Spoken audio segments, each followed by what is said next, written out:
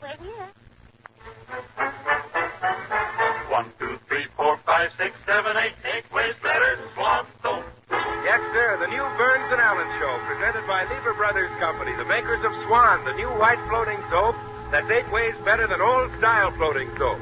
Here's Paul Whiteman. Your Swanee announcer, Bill Goodwin. Our singer, Jimmy Cash. And the Swan Quartet singing Gay Ranchero. A gay ranchero, a caballero, can always find someone to pet. A senorita, a sweet pepita, her other loves will soon forget. If he's insistent, and she's not distant, the senorita will confess. Her gay ranchero, her caballero, need only ask and she'll say yes. And on his rancho, Queen of my pancho, with his pepita by his side. He thinks he's handsome, worth any ransom. To him she's still a blushing bride. Our gay ranchero, our caballero, still tells the world of how they met. This gay ranchero, this caballero, says he has nothing to regret. Now to end the story that I once was told, here's a little secret that I must unfold. For they found the promise that they had in store. Now they're really counting sheep by the score. A gay ranchero.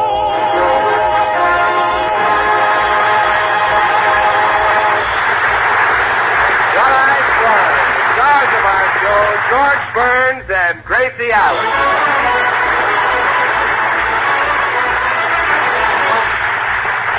Now we take you to their home, where we find Gracie in the kitchen having a talk with Martha, the new cook. I hope you like it here, Martha. George, that's my husband. He's very easy to please, and he says I'm very simple, too. I know I like it here, ma'am. Well, that's a good girl. How old are you, Martha? Just 17, ma'am. My, that's young. But, of course, when I was 17, I wasn't any older than you are. Well, I sure hope I'll give satisfaction, ma'am. You know, I ain't a very fancy cook. No, you're not. But I always say it's more important to have an honest face.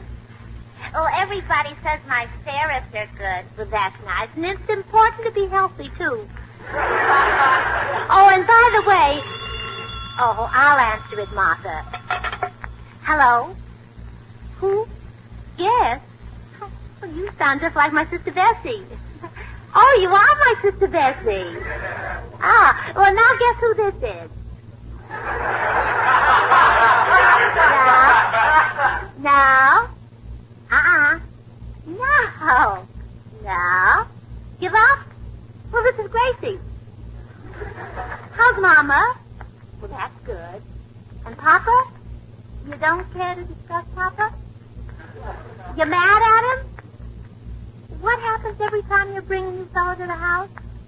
Oh, Papa gives him permission to marry you before the boy gets his hat off? Oh, well, that's Papa. You remember the first time George came to dinner at our house? Papa said to him, Mr. Burns, do you intend to remain single, or would you like another piece of roast beef? Oh, yeah. And George was so hungry, we announced our engagement immediately. What? Well, I know, Bessie, but you can't be so choosy. You'll be 26 for only a few more years. Honestly? Papa gave you 3 presents for Christmas? What were they? Oh, a hope chest, a bridal veil, and a bear trap. Oh, well, wear them in good health, Bessie. Oh, and thanks for calling. Goodbye. Mrs. Burns, this is my first day as your cook, and I'd like to know if Mr. Burns likes lots of seasoning in his food. Oh, by all means, Martha. So when you wash the vegetables, be sure to use plenty of bath salt. Yes, ma'am. Now you go right ahead with your work, Martha. I'm going in to see if Herman is through with his lunch. Here, I told George to oil that kitchen door. Hello, Herman. Oh, are you all finished with your lunch, Herman? That's good. Why, Herman Burns, you didn't eat my...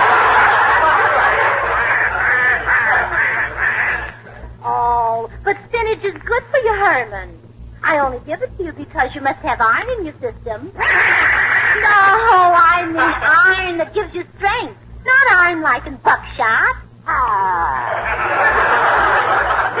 Spinach is what builds muscles, Herman. Have you ever seen Daddy George's muscles?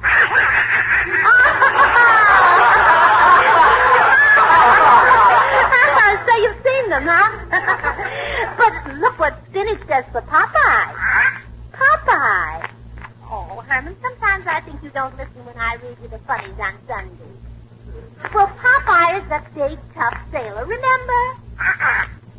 Popeye. When Popeye gets in trouble, he just eats a great big bowl of spinach. And then he beats up all the villains, and that's why his sweetheart loves him. And Herman, wouldn't you like to have a girl love you?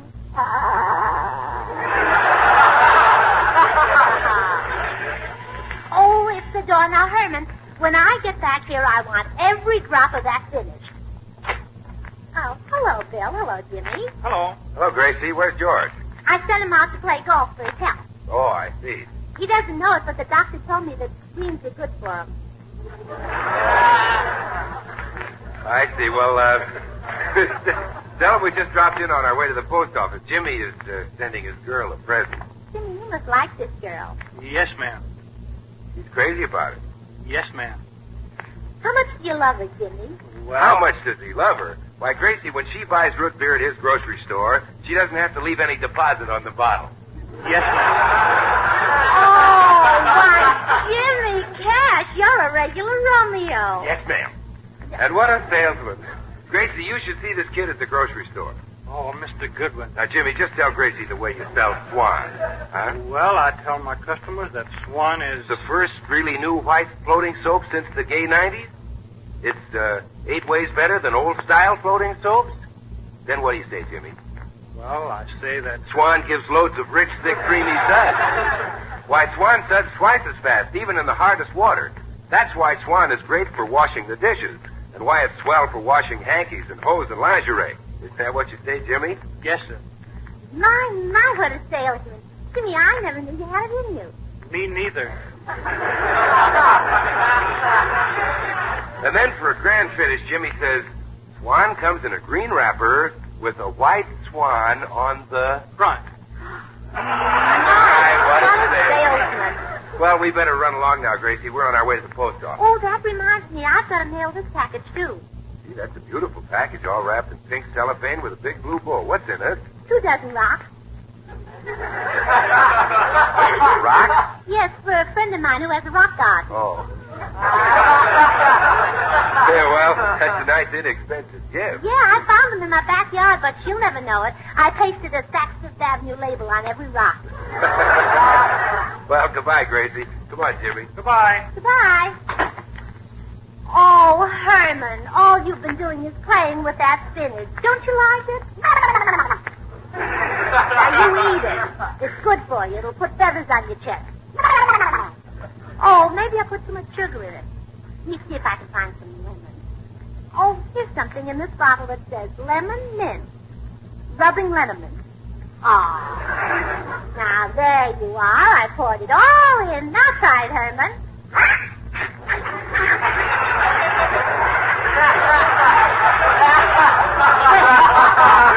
You're a very, very naughty boy, and you fly right up to your room and stay there.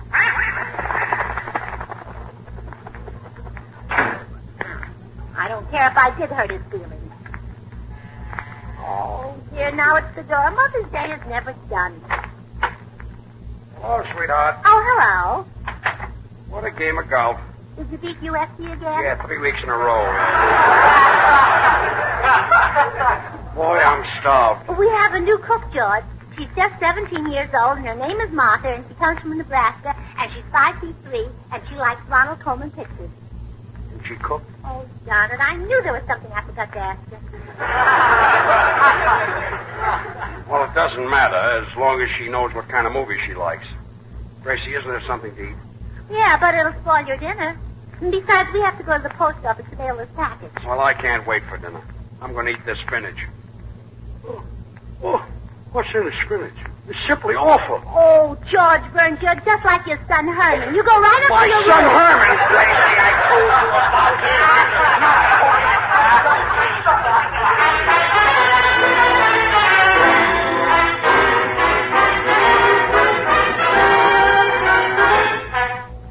Jimmy Cash singing My Foolish Heart and I. We're in love with you, my foolish heart and I. What a pair we two, my foolish heart and I say to my heart, you are not so smart to love one who doesn't love you. And my heart replies, I know it's not wise, but if I'm a fool, look at you. And I must confess, my foolish heart is right. When you won't say yes, why do we pray each night? Well, maybe someday we'll hear you say, darling, let's give love a try.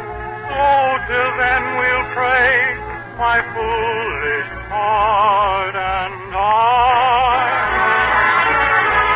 Well, maybe someday we'll hear you say, darling, let's give love a try. Oh, till then we'll pray, my foolish heart and I.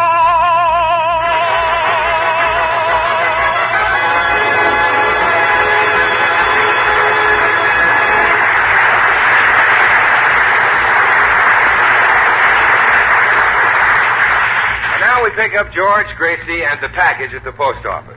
And if parcel post is 12 cents a pound, George has got a fortune on his hands. Gracie, both my arms are going to sleep. Honestly, this package feels like it has rocks in it. I wish this line would move a little faster. George Burns, don't you dare criticize the post office. Why, I honestly believe that if it wasn't for the post office, we wouldn't get half of our mail. Gracie, I'm not complaining about the post office. Well, you better not. Look up there on that wall. See what it says?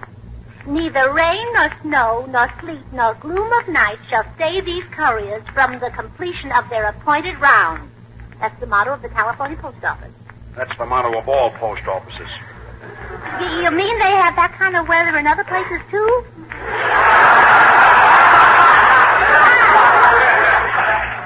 Well, let's forget it. The post office is a wonderful place, but this package weighs a ton, and there are still 8 people ahead of me in this line. Oh, look, that window over there is opening up. Hurry, George. We'll be the first in line. Come on, George. Who's first? I am. I'd like to mail this package. Oh, this one is for money orders. Next. I'd like to get a money Oh, order. fine. I better get back to that line again. Pardon me, miss. Wasn't I standing in this line? I wouldn't be surprised. Right in front of you?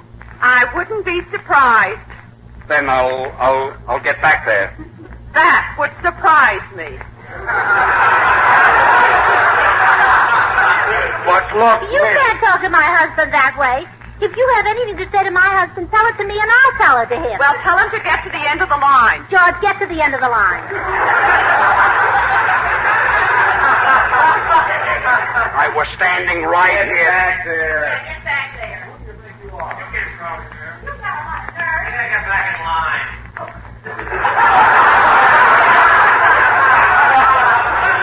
Well, I guess they want me to get back to the end of the line. Well, come on, Gracie. Come on. Well, don't worry, George. After I tell the superintendent what happened, he'll put that woman in her place. Then you can stand in front of her. Well, thanks. Oh, look out, George. You get hit by that mail truck. That isn't a mail truck. Oh, no. Oh, hello, Paul. Hello, kid. Well, kids, how'd you like to have some of these potato chips? Always carrying food. Paul, you don't happen to have a tuna fish on white. Oh, don't be silly, George. I don't carry everything with me. You'll have to take it on rye. Okay, put a little mayonnaise on it if you're wearing your vest. I'll see you later. I'm going over to buy $20 worth of stamps. Well, here I am at the end of this line with this package is weighing me down. It's breaking my back. Oh, I'm going to find the superintendent. I'll get you out of this line in 2 minutes if I have to talk to him all day. Gracie, come back here. Come back nothing. I'm going. Goodbye. Oh, Oh, pardon me. Oh, I'm sorry. I knocked your bundle down. Oh, that's all right. I guess I shouldn't be in the post office this time of the year.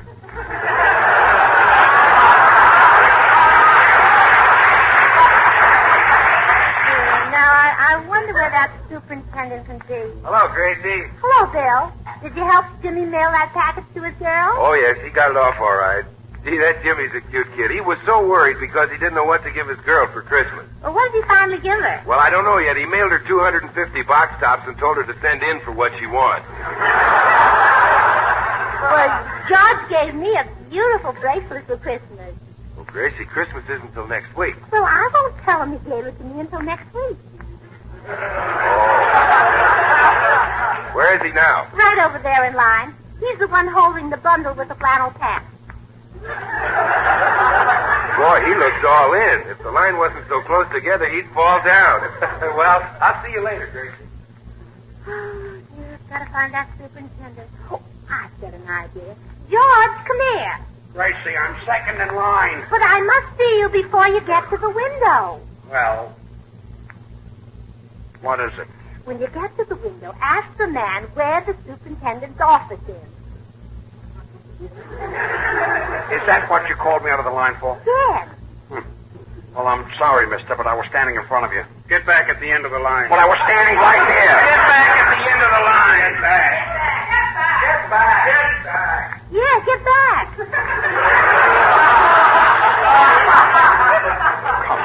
Come on. This bundle is so heavy it should be holding me. Well, here I am at the end of the line again. Oh, well, now don't worry. I'll find that superintendent. I'll tell him a thing or two. Oh, pardon me. Oh, I'm terribly sorry. I spilled your bundles again. Oh, that's all right. I shouldn't be mailing all these gifts. My relatives hate me anyway.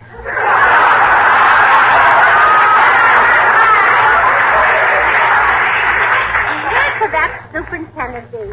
Oh, this must be his window. There's a big crowd here. Oh, would you let me in, please? Just for a second. Mister, are you the superintendent? No, I'm sorry. I can't help you. I'm busy selling defense stamps. Selling them? Selling them? Well, you ought to be buying them. Everybody ought to be buying them. Lady, you don't You should understand. be ashamed of yourself selling them. Don't you know how important defense stamps are and defense bonds? Madam, Well, every dime, every dollar counts. The government's got to have money. But are you buying stamps? Are you buying bonds? No, you're selling them. But, madam, I buy stamps. I buy bonds. My friends all buy them. Everybody is buying them. But are you? Yes, I am. Yes, I am. Oh, well, good. Well, that's all I wanted to know. Now, let me see. Oh, pardon me, madam, but do you know where the superintendent's office is? I'm afraid not. I'm a stranger here. Oh, really? Where are you from? I'm from Waterbury. Were you born there? Yes. Well, that's very interesting. Were you ever born in San Francisco? How could I be born in San Francisco? Well, it's easy. I was. I'm sorry, miss, but I must be off. Well, aren't we all?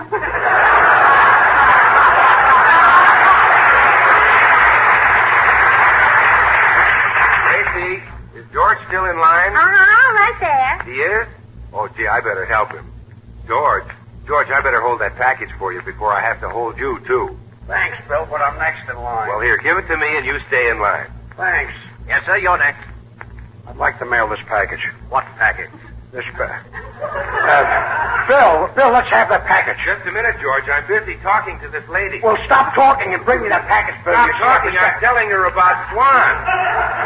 How Swan is the first really new white floating stove. 8 ways better than old-style floating stove. If you haven't got a package, will you step out of line? Bill, bring me that package. You see, I'm But George, I still got to tell her that Swan is pure and gentle, as mild as the finest imported cast steel stove. Perfect for bathing the baby. Easy on your hands when you wash the dishes. She knows that. Bring me that package. You see, Wait a minute. Wait a minute. Does she know that Swan is really a twin bar? You can break Swan in two and use 1/2 in the kitchen and 1/2 in the bathroom. Come on, step out of line, please. Next. Give me that package. I'm going to break you in two. Now I'm out of the line again. Oh. All right, here you are. Shucks. Didn't even get a chance to tell her that Swan comes in a green wrapper with a white swan on the Well, front. it's too bad. Gee whiz. Well, don't worry, George. I'll get your place back for you. Just let me talk to this fella. Hello, handsome. You mean me? Oh, yes. My, that's a pretty suit you have on. Oh, gosh, I'm glad you like it. And your hair is so nice and curly. Oh, shucks. In fact, I think you're awfully cute. Oh, gee, thanks. But if you think your husband's getting back in this line, you're nuts. But look here, mister. This was my place. Get back. Get back. Get back. Get back. Get back. Please, get back. Well, this is fine. There's a place for everything, and here I am again. Well, now, George, you just stay right here. I'll find that superintendent if I have to do it myself. Wait, lady. You don't have to bump into me again. I'll save you the trouble.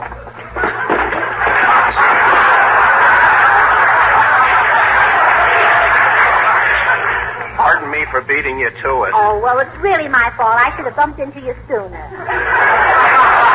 Say, mister, do you know where the superintendent is? Right there, the man in the light suit. Oh, thank you. George! George! I found the superintendent. Gracie! I'll be right back. Gracie, come back here. This thing is driving me crazy. I just can't... George, are you still in the same spot? Yeah, Paul. Well, see you later, kid. I gotta buy some stamps. But, Paul, you just bought $20 worth. I know, but when I started licking them, they tasted awful, so I put some orange marmalade on them. Oh, fine. Then they tasted so good that, well, I gotta go buy some more stamps. So long. Hope he doesn't get his tongue caught in the canceling machine. George, come here. I'm fourth in line, not me. But this is the superintendent. Yes, come here, Mr. Burns. Yes, sir? What's this about you getting me fired and suing the post office for damages? I never said And that. not only that, my husband will have you transferred to Glendale. Gracie, please. We'll see about that. Now, what's your complaint? I've got no complaint. I'd just like to mail this package. Then why aren't you in line? I was in line. You just called me. I didn't call you. You called me. Now get back to the end of the line. The end of the line? Yeah, get back. Get back. Get back. Get back. Get back. Get back. Oh, come on, Gracie. Come on! He's not going to get away with that. Well, this is fine. I'm at the end of the line again. Who does that superintendent think he is? I'm going to find the postmaster general. Postmaster General, he's in Washington. He is? Well, then you wait right here. I'll be right back. Gracie, He thinks will he you got away come with back it. here? I'll show him.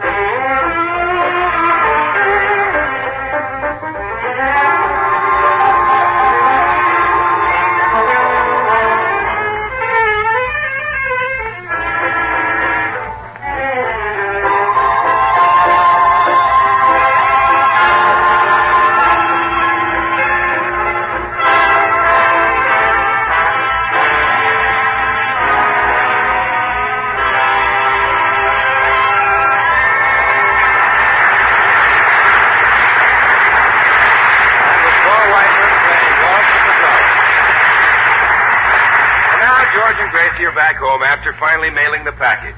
It cost $11 and 15 years off George's life. Senor Lee would get back with that liniment. Can't move my arms. Gracie, instead of just standing there, why don't you rub my muscles? Oh, George, I'm looking for them. They're right here. Oh, I'm going to sneeze. Quick, get my handkerchief out of my pocket. Well, you're sitting on it. Well, help me. Don't just stand there. Well, don't worry, I'll think of something. Oh, I thought of something. What? God bless you. Thanks. Ya llegué con el alimento para los músculos. Aquí traigo aquí. Well, it's about time you got back. Senor Lee, did you get the liniment? Sí, senor. Here you are. Well, I better run upstairs and get some flannels wrapped around your arms. Senor Lee, where's the change for my $10? Here it is, 30 cents. 30 cents? Liniment only cost a quarter. Sí, senor. Even I was surprised by the sales tax. Do you expect me to believe that the sales tax was $9.45? I would prefer it. Well, I don't believe it. Where's that money?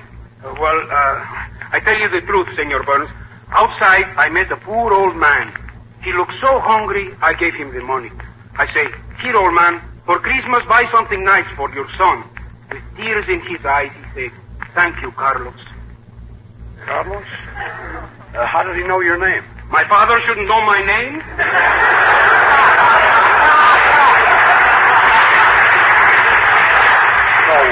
Go on, get out of here. Sí, cómo no, get out of here. Es lo único que dicen aquí. Gracie, come on down here. All right, get away from the banister. Here I come. Whee!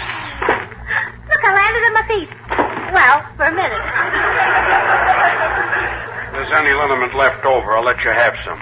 Oh, look. Here comes Ethel Wilcox up the front steps. You mean that absent-minded woman from across the street? Here she is. Oh, hello, Sandra. Sandra? My name is Gracie. Oh, yeah, I must remember that. Oh, my, your house looks pretty, Gracie. What a lovely old hat rack. Have you had it very long? I've been married to him for 15 years. Oh, fine. Say, I brought over a present for you, Gracie. Oh, now, where'd I put that thing? Oh, it's in your hand. Oh, yes, so it is. Well, here you are. And a Merry... Christmas. Oh, yeah, I must remember that. Well, thanks very much, Ethel. And I sent you a present today. I sent you some rocks for your rock garden. Oh, thanks. Rocks? Do you mean to say that I stood in the post office for hours with 40 pounds of rocks for somebody that lives across the street? Why couldn't I take them over myself? That's the postman's job. That's what he gets paid for. Why should I let you carry a heavy package like that? Give me the liniment. Give me that liniment.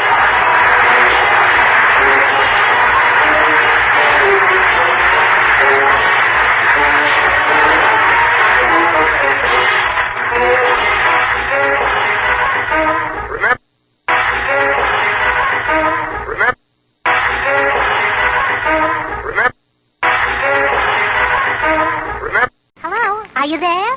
Well, we're here. And we've got Edna May Oliver with us. Yeah. 1, 2, 3, 4, 5, 6, 7, 8. 8 ways better. Swan soap. Yes, sir. Lever Brothers Company, the makers of Swan, the new white floating soap that's 8 ways better than old-style floating soaps, presents Paul Whiteman. Your Swanee announcer, Bill Goodwin. Our singer, Jimmy Cash. Well, hi, Swan. The stars of our show, George Burns and Gracie Allen.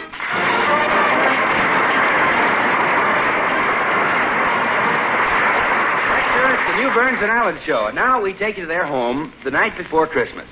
The tree has been decorated, and George has gone to bed. Only Gracie and Herman, their little duck, are still downstairs in front of the fireplace. Now, Herman, it's 11 o'clock, and it's time all good little ducks were fast asleep.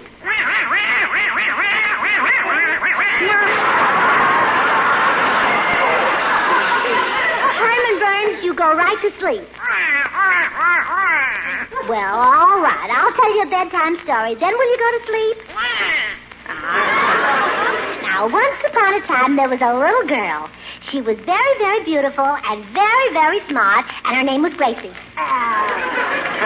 Well, one day she put on her red dress that she bought at Magnum's and took a short cut through the woods to visit her grandmother. And on the way, she met a valiant prince. The valiant prince. He was awful strong and handsome like your Daddy George. All right, he was awful strong. All right, so he was awful like your daddy. But when she got to her grandmother's, the Wicked Witch... Oh, remember the night we went to the movies and saw Edna May Oliver? That's right. Anyway, the Wicked Witch ate up little Gracie's grandmother and went to bed without even washing the dishes. Yes, she was very untidy. So they lived happily ever after. Now go to sleep. No, Herman, you're not going to get a double feature. Now go to sleep. And if you're a good little duck, your mama will take you way up to the North Pole to see Santa Claus. And the North Pole is way, way, way... Well, it's so far that you couldn't even get up there without a magic carpet.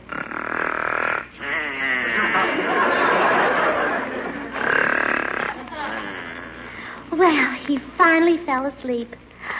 Oh, I'm getting sleepy myself.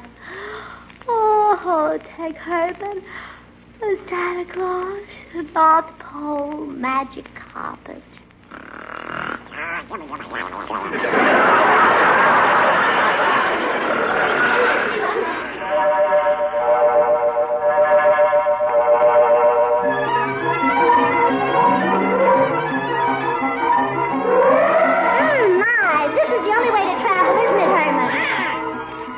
Magic carpets are a little hard to get these days.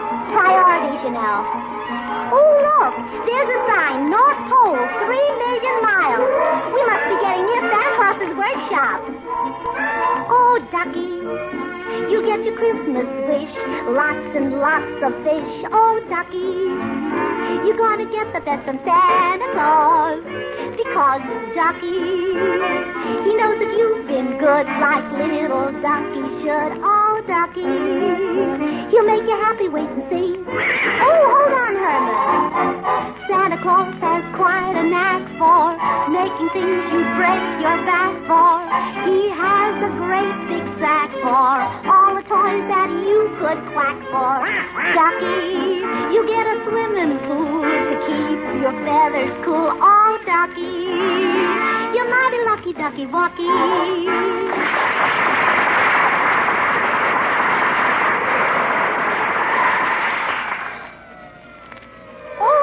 There's Santa's workshop.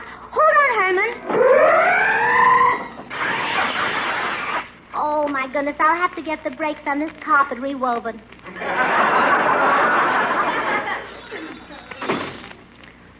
Oh, gee, it's quiet up here. Where's Santa Claus? Here I am.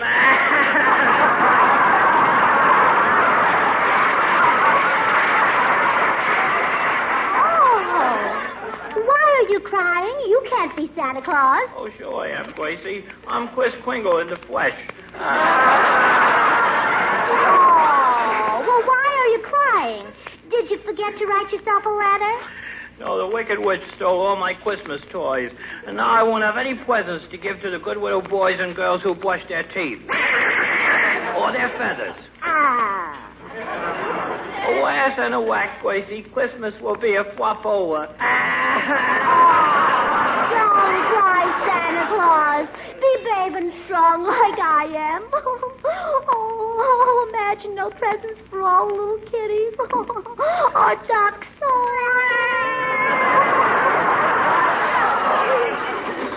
Oh, look, here comes Aladdin. Oh, Aladdin, good. All he's got to do is rub his magic lamp, and then he'll get us out of all this trouble. Santa, listen, I'm in a terrible mess. Hello, Gracie. Hello, Al. Listen, Santa, the Wicked Witch stole my lamp. She cast a spell and made herself look like Lana Turner. Then she offered to hold the lamp while I kissed her. Oh, that's awful. Well, that isn't the worst of it. When she got the lamp, she broke the spell. You should see the difference between what I started to kiss and what I got through kissing. Oh, poor Wadden. So the Wicked Witch tricked you and stole your magic lamp? Yes, Santa. And what a lamp. All you had to do was wish for anything you want and rub it. Yeah? And out came Swan soap. No genie? Genie? Who wants a genie when you can get Swan? Why, Swan is a brand new white floating soap that's 8 ways better than old-style floating soaps. If you rubbed the lamp and got Swan soap, what would you get if you rubbed the soap? Suds, suds, and more suds. Why, Swan gives loads of rich, creamy suds. And twice as fast, too, even in the hardest water. That's why Swan is not only great for washing the dishes, but it's also swell for hankies and hose and lingerie. Lingerie? What's that? Well, come here, Santa. A wheelie? Yeah. Well, up here we wear wet flannels. Yes, and Swan wears a green wrapper with a white swan on your flanks.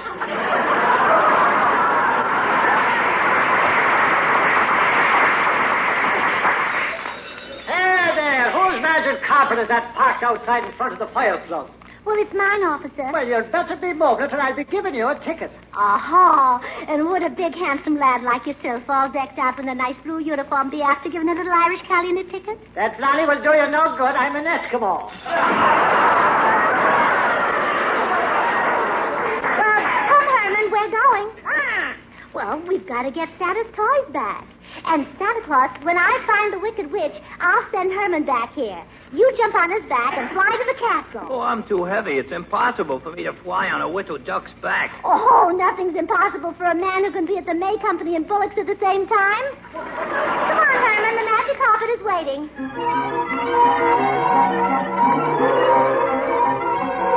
Well, we're off to find the witch. Hey there. How about a lift? Oh, now, who's that? Oh, it's a hitchhiker on top of that iceberg. I'll pull up and give him a ride. Well, hop on my magic carpet. We're in a big hurry. Thanks, lady. Well, I'm certainly glad you came along. What was that just passed us? Oh, a couple of those high school kids on a piece of linoleum.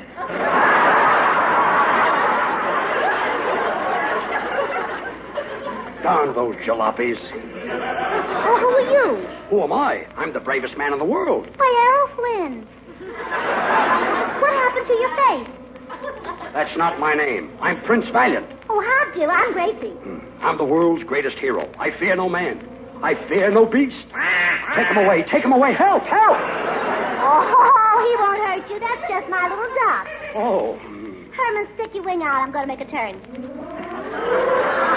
You know, Prince Valiant, there's something very familiar about your face. Were you ever in vaudeville? I still am. I just finished a split week at Lowe's North Pole. Oh. Well, I knew your face was familiar. Well, I'm thinking about a new act, and I'm looking for a leading lady. Maybe you'd like to support me. You know, there's something familiar about that, too.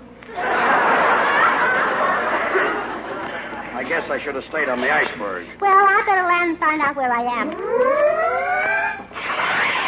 Oh, look. Here comes a little boy down the road. Hello. Hello. I'm very hungry. Have you some supper I can sing for? What's your name? Little Tommy Tucker. Oh. Well, here, have a Swiss cheese sandwich. You can eat it and sing through the holes at the same time.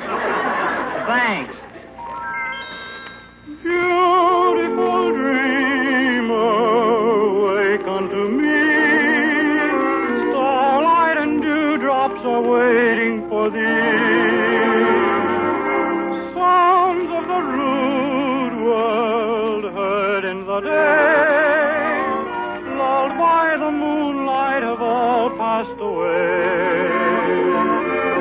Beautiful dreamer, queen of my song, list while I woo thee with soft melody. Gone are the cares of life's busy throng. Beautiful dreamer, awake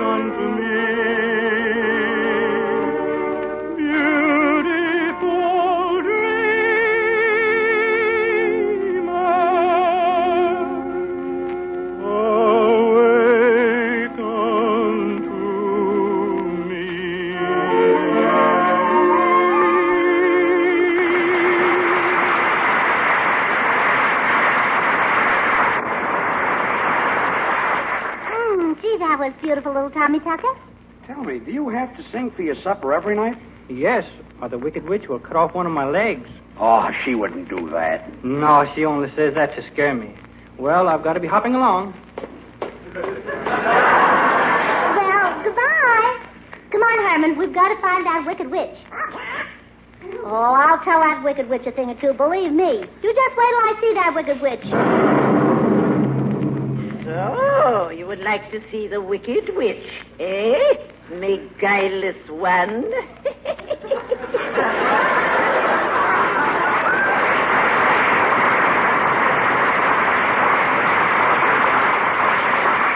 Oh, hello. Nice day, isn't it? It's beastly, but I'm hoping it will cloud up.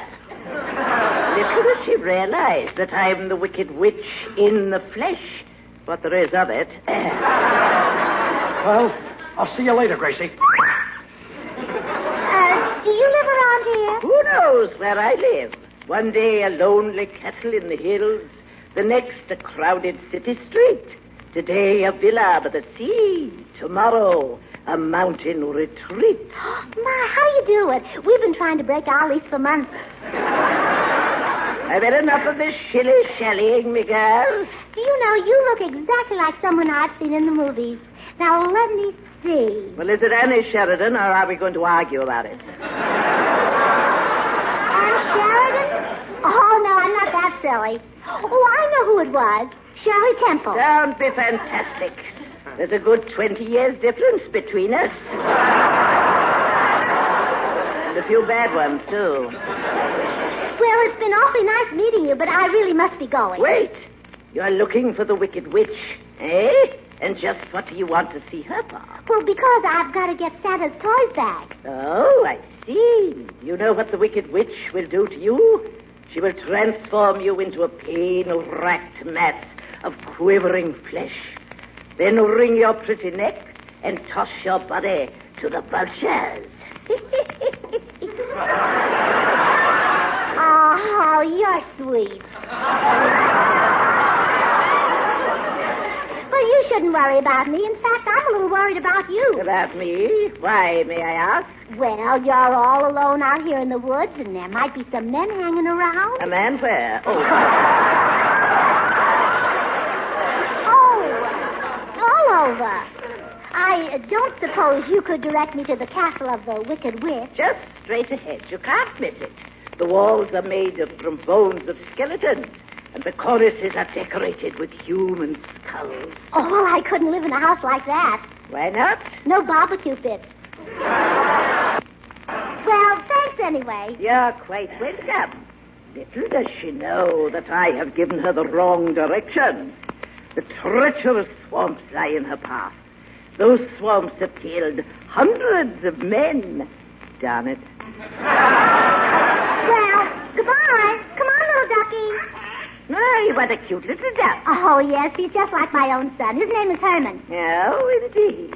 Little does she know that tonight I shall dine on roast Long Island Herman. Well, goodbye.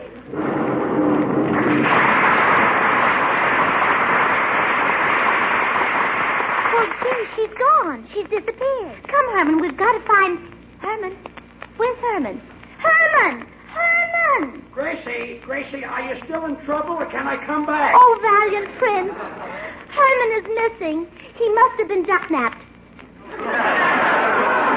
Duck-napped? Then the woman you were talking to must have been the Wicked Witch herself. Well, how do you like that? And she talks just like a Vassar girl. Look, there's a duck feather. Oh, and there's another one. Herman must be pulling out his tail feathers to leave a trail. Well, now we can find the Wicked Witch's castle. Come on, let's go. Look, there's another feather. Oh, I hope poor Herman isn't catching cold. Oh, look. Is that a blimp up there? Hello, kids. That's no blimp. That's Humpty Dumpty sitting on a wall. Oh, gee, isn't he big and round? He must be at least 65 cents a dozen. Say, Humpty Dumpty, we're looking for the Wicked Witch. Will you come and help us? I will, just as soon as I finish eating. Well, when will you be through? That's funny. Somebody asked me that same question 20 years ago. Didn't you ever do anything else but eat? I don't know. When I get home, I'll look in my diary. Oh, please help us, Humpty Dumpty. The Wicked Witch stole all of Santa's toys. Oh, then I'll go with you. And I'll take along this spaghetti to tie her up. Gosh, you don't need that much spaghetti. Don't worry, it won't go to waste. Oh. Well, I'll call all my eggs together. Wait, I'm going to blow on this lamb chop. Oh,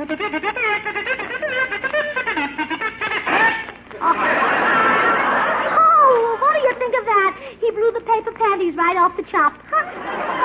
All right, eggs, we're off to get the witch. Keep your sunny sides up.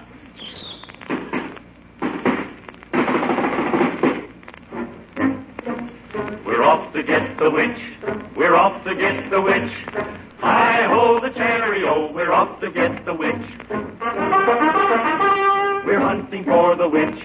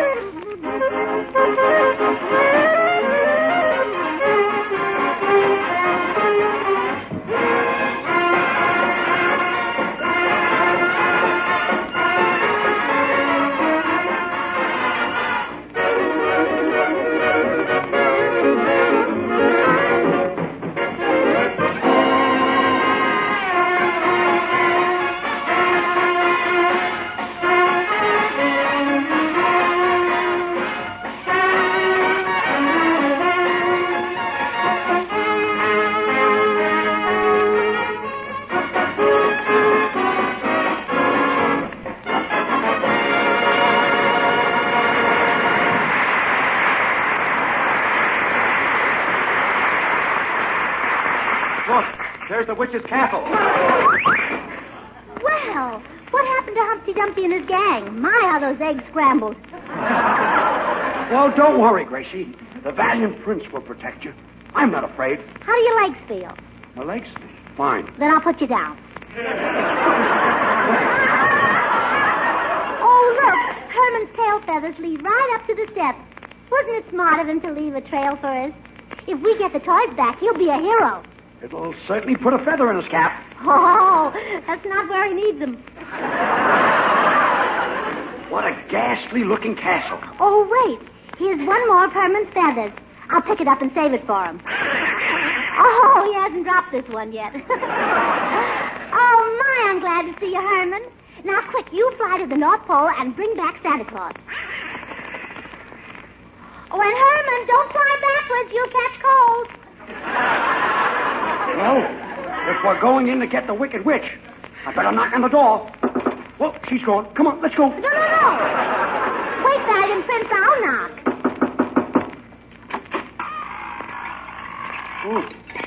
Oh, it's a skeleton. Sí, soy esqueleto y tengo mucho gusto de verlos por aquí. My goodness, Mr. Skeleton. You shouldn't walk around that way. You'll catch your death of cold. You want to get goose pimples? On me they would not show. I am the witch's butler. Come in. Oh, poor man. That witch must be a slave driver. Look, he's worked his fingers and everything else to the bone. Oh, no, señorita. The work here is very easy. Then how did you become a skeleton? I was a heavy loser in a street poker game. Well, come on, Gracie. The witch isn't home, I hope. Ah, she is expecting you. Step right into the torture chamber and make yourselves comfortable.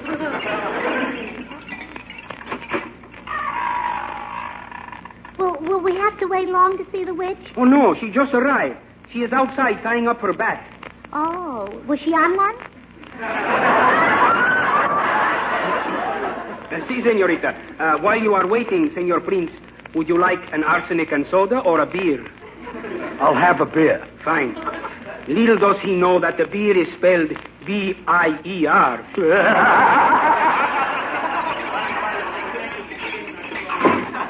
Oh, my, what an adorable torture room.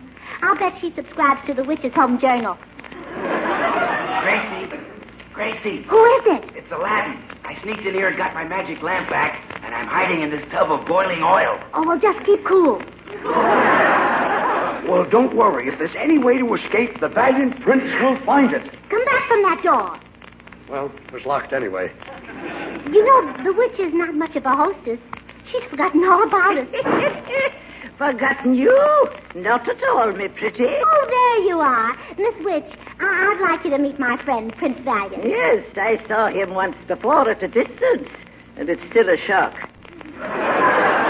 Well, we've come to get Santa Claus's toys back. May we have them? Patience, me pet. At the moment, I have other plans for you. Really? Oh, quite. For the next hour, I will twist the hair down the back of your neck. I will plaster hot mud on your face. I will pluck your eyebrows out one by one. Oh, what do you charge for a manicure? I always pay cash. Ah, I'll break your spirit yet. Perhaps it would be better to torture Prince Valiant first and show you how nasty I can be. No. Please don't hurt me. I will summon me ugly slaves. Yes, your wickedness. Put Prince Valiant on the stretching machine. Now watch closely, Gracie, while we stretch his body inch by inch. Come on. Aladdin, rub the magic lamp and get some help. I am rubbing it, but all I'm getting is Swan soap. Swan soap? What's that? What's that? Why, only the first really new white floating soap since the gay 90s, that's all. Why, Swan is 8 ways better than old-fashioned floating soap. Aladdin, will you rub the lamp and get some help? In a minute. Look, Witch. Witch, see how white Swan is? My, how good it smells. Come, Kruskin. Turn the screws. Aladdin, will you rub the lamp? She's going to stretch. In a minute. And Swan is pure and gentle. As mild as the finest imported Castile soaps. Just grand for bathing the baby. And so easy on your hands when you wash dishes. Aladdin, hurry. They're going to break me in two. They are. Swan is really a twin bar. Break it in two. And use one half in the kitchen and the other half in your bathroom for your tub or shower. Rub the lamp. And don't forget, Witchy, that Swan comes in a green wrapper with a white swan on the front. Help! Awfully noisy in here, don't you think? Would you like a cup of tea? Oh, I'd love some, Miss Witch. Come, let's go into my parlor, little fly. That Prince Valiant is really carrying on. Oh, probably growing pains. Yeah. Shall I pour the tea? Please. Oh, my. There's nothing like a cup of good hot tea. Don't you think so? You know, you're a most unusual person, Gracie. I may call you Gracie, may I not? Well, of course, Gwendolyn. Oh, of course, Gwen. As I was saying, you're a most unusual person. You make me feel a little ashamed of myself. Oh, really? Oh, I just knew you had a good side, Queen. I always say that there's so much worse in the bad of us and so much least in the good of us that it ill best to behoove us to say anything. That's what I always say. Yeah. And somebody understands you? Oh, yes. But tell me, how did you become such a wicked person? Naturally, a man was the cause of it all, my dear. What else can make a woman's heart feel as though it would burst? And alternately give her goose flesh and fever. Well, speaking personally, a Welsh rabbit. Perhaps. But I shall tell you, Miss Story, it begins some years ago at the turn of the century. Which century? I won't go into that. It was then that Christopher came into my life, Presently, the whole town was talking of Gwendolyn and Christopher. Yes, go on. Ah, what a man. He was like Tyrone Power, and just enough Weissmuller to make him interesting. Enter! Pardon my rattling, Senorita Witch, but there is a man outside to see you. He is wearing a red suit and a white beard. Oh, it's Santa Claus. Come in, Santa. Hello, Gracie. I got you. Gwendolyn. Christopher Kringle! You came back to me.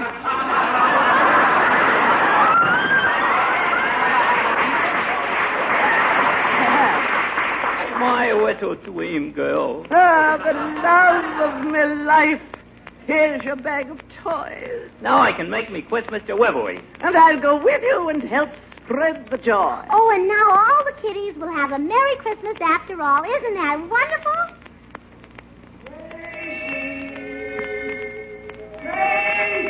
Oh, the Diamond Prince, I almost forgot him. Oh. Gracie, wake up. Wake up! Oh, my goodness, George. Oh, I've been asleep. I've just had the most wonderful dream.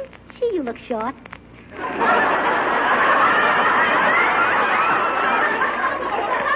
Well, come on, let's go up. It's 1 o'clock. Herman is still asleep. You'll wake him up.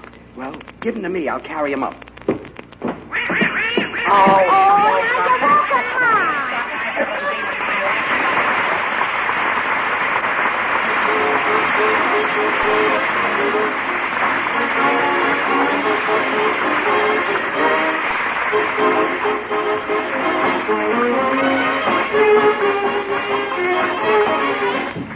Remember, folks, buy Swan, try Swan.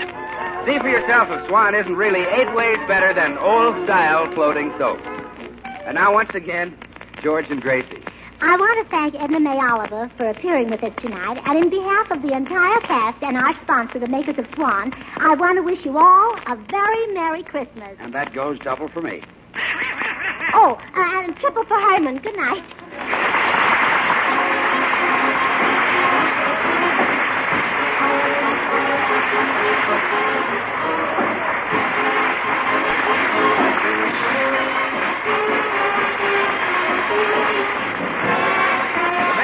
Swan, the new white floating soap, join George and Gracie in inviting you to tune in again next week, same time. Until then, this is Bill Goodwin saying, well, I, Swan, why don't you?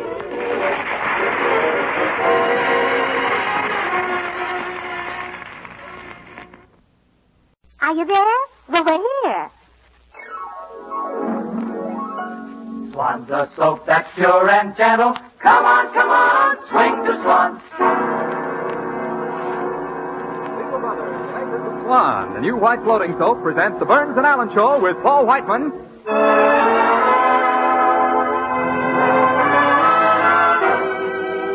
Our singer, Jimmy Cash, your old friend, Bill Goodwin, the 6 hits and a miss, and the stars of our show, George Burns and Gracie Allen.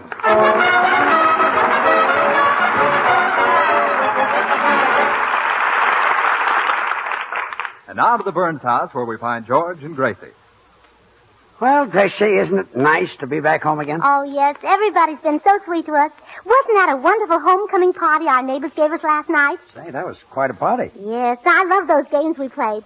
Wasn't it a ride when they blindfolded me and I tried to pin the tail on the donkey? Yeah, it's a panic. Oh, that reminds me, dear. Would you like another cushion under you?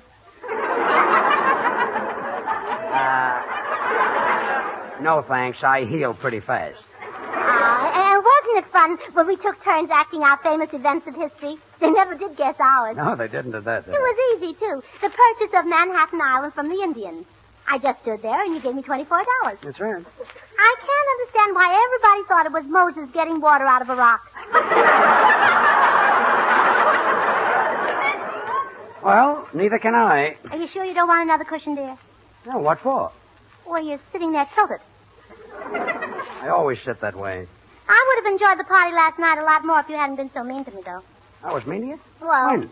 Remember when they wanted me to make a little speech because I was the guest of honor? Yeah? And I asked you to hold my plate of chicken salad and my cup of coffee? Well, I held them, didn't I? Well, yeah, but when I finished my speech, you were the only one who didn't applaud. Gee, I'm a dog. Oh, you never treated me that way before we were married. You used to be the sweetest, the most thoughtful man in the world. Every 10 minutes you tell me how beautiful I was. Oh, don't I still do that? No. And you don't realize that a woman loves to be told she's beautiful. Even women who aren't beautiful love to be told they are. Although there, of course, I'm only guessing. From now on, I'll tell you you're beautiful. Well, I should hope so. My goodness, it isn't as if I were asking you to lie to me. Of course not, of course not. Oh, now, you were cute when you courted me, though. You were so charming and so handsome. Of course, that was a long time ago. Naturally, yes. George. Yes? You remember our first date? Uh-huh. I was so excited. I was hoping you'd bring me flowers because Mama had such a lovely remembrance of her first date with Papa. He brought her flowers and she saved every one. She pressed them between the pages of a book. She did, huh? Uh-huh. You brought me chocolates, remember? Mm-hmm. My, I'd love to see them today. I wish I could get that book open.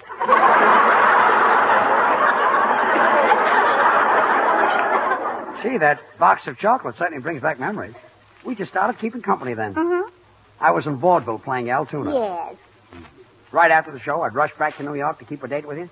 I'd tell you all the jokes in the show, and you'd laugh and laugh. Yeah. You said I was a lot different from the people in Altoona. Well, I didn't bring them any chocolates. Oh. Yes. Hey, every time I came to see you, that tall fellow would always be sitting there. What was his name? Oh, that was Joe Spencer, your rival. Yeah, Joe Spencer. What a rival. Flappy ears, big buck teeth, and no chin. Yeah. For the longest time, I didn't know which one of you to marry. It's a nice TL for me. Remember how shy and backward Joe was? He was so bashful. Mm-hmm. He's married now and got 6 children. Yeah, bashful, yeah. Oh, were you crazy about me in those days? Remember every time we went to a restaurant, you'd take your spoon and write, roses are red, violets are blue, Gracie Allen, I love you, and the mashed potatoes. Well, you got bigger helpings in those days. Ah, gee, we had so much fun when you used to take me out on dates. But now how do you treat me? Just like I was married to you. But we are married. A preacher conducted a legal ceremony and pronounced us man and wife. Well, he certainly killed a beautiful friendship. Yeah, we were buddies. Wouldn't it be wonderful if Playmates. all... Yes. We were, yes. Wouldn't it be wonderful if all... You are my very dear friend. Yes. Look, wouldn't it be wonderful if all married couples could recapture the thrill of their courtship? Well, it certainly would. Well, we can. How? Ask me for a date. Gracie, that's silly. Ah, please, George. After all, when you asked me to do something nice for you once I married you, didn't I? Gracie, married people don't ask for dates. Well, you're very mean, George. Look, I just asked you for a simple little thing. Well, not like I'm asking for a mink coat or a okay. or something like that. Okay, I'll ask you for a date. Oh, all right. But you, just like you used to, huh? Okay. Honey, what are you doing tonight? I'm busy.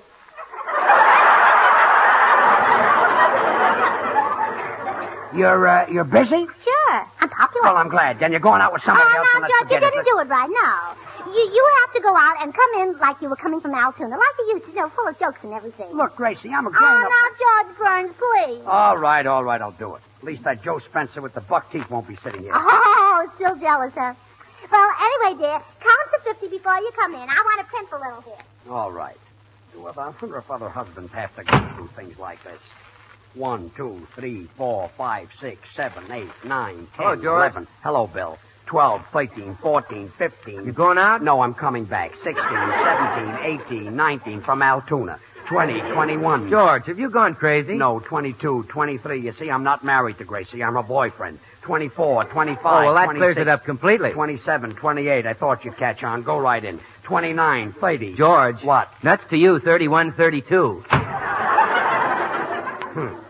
Wise guy. 33, 34, 35, 36. Oh, well, 49, 50. Let her sue me. Why, look who's here, George Burns. Well, here I am. Back from Altoona, full of jokes and full of pep. Well, come on in. And just look who's sitting on the sofa. I know, it's Bill Goodman. No, it's Joe Spencer. Oh, no. Say, what's going on? Gracie told me I'm supposed to be Joe Spencer, but who's he? Well, Joe Spencer and I used to be rivals for Gracie's hand. I guess you know who lost. Yeah, Gracie.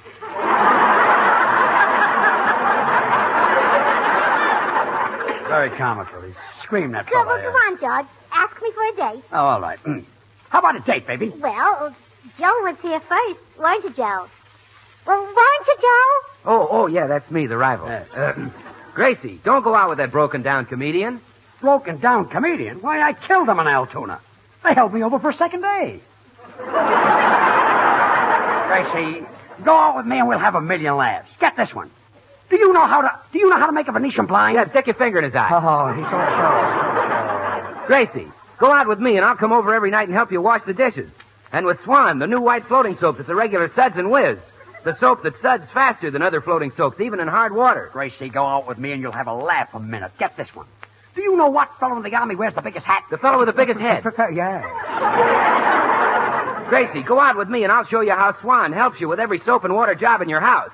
And you'll find that Swan will help keep your hands beautiful, too, because it's as mild as the finest Castile soap, pure as an angel. Look, Gracie, I know a million gags. Get this for a buck. Did you hear the one about the absent-minded professor who got into his car, stepped on his wife, and kissed the starter goodbye? He's a screaming out.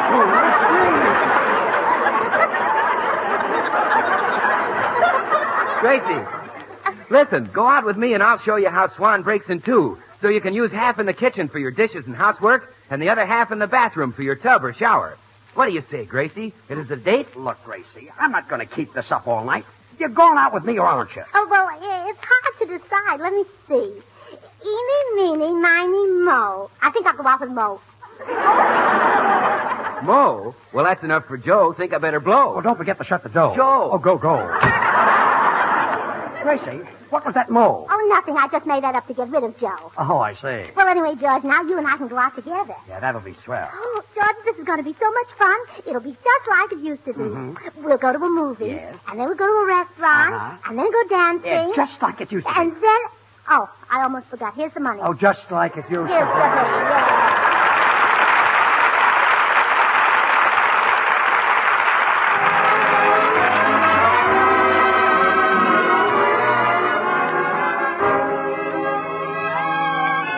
This is Paul Whiteman. The boys and I have cooked up what we consider a rather tasty arrangement of Serenade in Blue. And it features the fine singing of Jimmy Cash. Jimmy, it's kind of up to you. When I hear that serenade in blue, I'm somewhere in another world alone with you, sharing all the joys we used to know many moons ago. Once again your face comes back to me, just like the theme of some forgotten melody in the album of my memory, Serenade in Blue. It seems like only yesterday, a small cafe, a crowded floor, and as we dance the night away, I hear you say forevermore. And then the song became a sigh, forevermore became goodbye, but you remained in my heart. Oh, tell me, darling, is there still a spark, or only lonely ashes of the flame we knew? Should I go on whistling in the dark?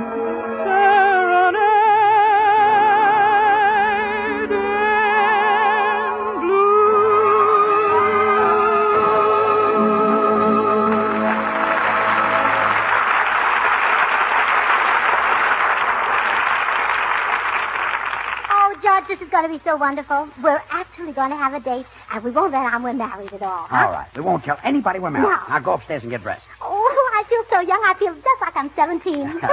Gracie, you look like you're 17. And I feel like I'm 19. How do I look? Well, I'm going up to get dressed.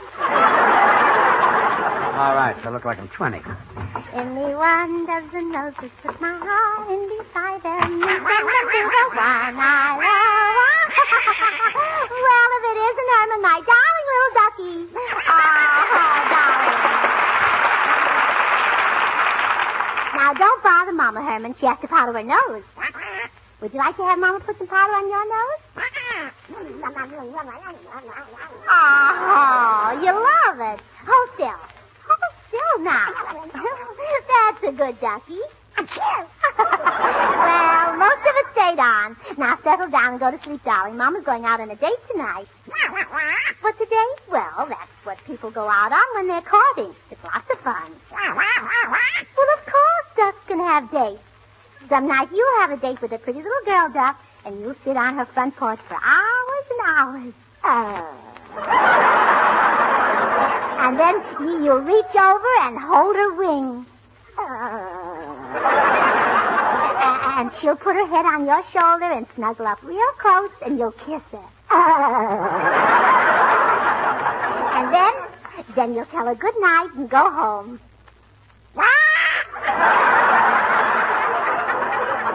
You'll say good night and go home. Oh, honestly, Herman, there are times when I worry about you. Gracie, aren't you ready yet? Coming, dear. Good night, Herman. Well, how do I look? Swell. But the seam in your stocking is crooked. George, you mustn't look at my ankles. We're not married, you know. All right, we're not married. Let's go. Well, where do you want to go? Oh, well, now that's your problem. Mother always told me that when I had a date with a man, I should let him make all the decisions. I see. And she told me that I should do the same thing when I had a date with you. Well, fine. All right, let's go bowling. We'll go to a movie. The man makes all the decisions. Yes. Yes. Oh, you, Gracie. Oh, it's Mrs. Fowler. Hello, Francis. Oh, darling, I have the most amazing thing to tell you about Clara Bagley you ever heard in your life. You'll die. You'll absolutely perish. Really? You know George, don't you, Francis? Oh, yes, I met your husband. Well, now, you know, I'm the last one in the world to talk about anybody, Gracie. Oh, but George isn't my husband. We're not married, you know. But Clara Bagley's brother-in-law was in town last week, and without a doubt, You're not married. Now, wait a minute, Mrs. Fowler. You see, you don't understand. Well, I think I'm beginning to. Oh, well, you see, we're waiting for George to become of age. Well, for heaven's sake, what age are you waiting for him to become? You see, we're only pretending. Pretending? All these years? Well, we're in no hurry. You know what I always say, rush in without fear and fools will tread on you, Angel. Yeah, that's what she always says. Look, Mrs. Fowler, this was all Gracie's idea. That's right. Blame the woman, you cad. Well, goodbye. Cad? Now you've done it. Now that whole club of yours, they'll be going around and saying we're not married. I never believe anything they say anyway. Well, okay, come on, let's go to the movies. All right, dear. Well, what do you want to do? Want to take a bus or want to walk? Oh, well, I'm your date judge. That's your problem. Oh, taxi! Oh, taxi! Fine. Taxi. What an idea this Cab was. lady? Oh, yes. The Paramount Theater, please. Get in, dear. All the silly things. Well, we're off. Isn't it thrilling, George? Yes. Oh, George. Yes? Don't sit so far away. Come on, let's cuddle. Gracie, let's not be silly. Oh, well, darling, you don't think young couples drive in taxis just to go places, do you? No, I suppose not. Well, you can hold my hand if you like. Gee, thanks, kid. Oh, don't squeeze it too hard. Remember, I hardly know you. All right, here's your hand back. Oh, I didn't want you to do that. George, would you like to kiss me? Oh, now, Gracie, please, this is... Well, I think if you wanted to, I'd let you. Look, Gracie, this Say, is... Mac, you know something? What, driver? I've been in this racket 17 years, and this is the first time I ever seen a man put up the battle.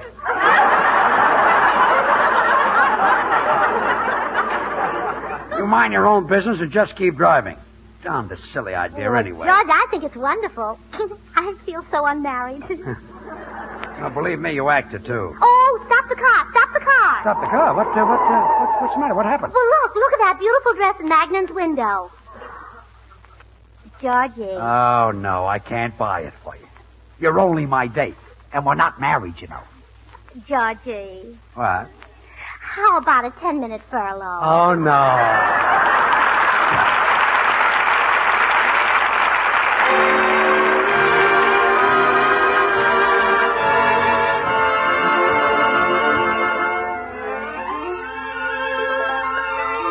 With Six Hits and a Miss, we've made an arrangement of one of the most charming of the currently popular tunes, Be Careful, It's My Heart.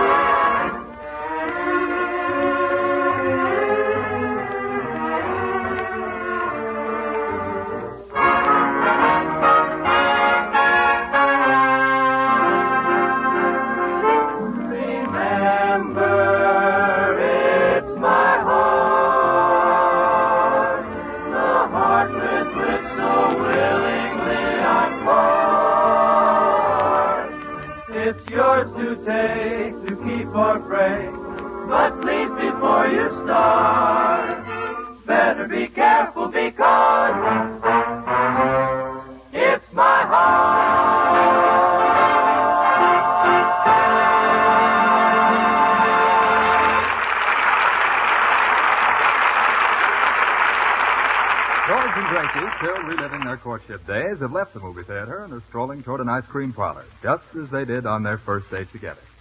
George, when we go in, will you order the same thing tonight you ordered for us on our first date? No. Oh, my, what a thrill I got when you said to the man, 1 vanilla soda with 2 straws, please.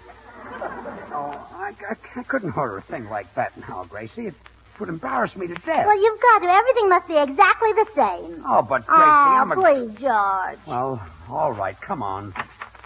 Hello, folks. Sit right down here. Thanks. A very funny thing. 2 of those silly high school kids were just sitting there. What do you think they ordered? 1 soda with 2 straws. Did you ever hear of anything sillier? Oh, the whole time they were in here, I was trying to guess whether it was love or the 15 cents. Yes. Well, what would you folks like? Who? Us? Sure. Well, tell him what we like, George. Yeah, what do you want? Bring us a vanilla soda and 2 straws. Well, anyhow, with you, Bud, I don't have to do any guessing. Oh, just get the soda, Bud, and never mind the conversation. Okay, that was vanilla, wasn't it? Yeah, vanilla. Oh, you know, we serve a scoop of ice cream in our sodas. So what? So would you like 2 spoons, or will you wrestle her for that? Why, for 2 cents, I'd jump over that counter and certainly Oh, now, give you... George, remember, this is our first date. This is a wonderful idea of mine, isn't it? Sensational.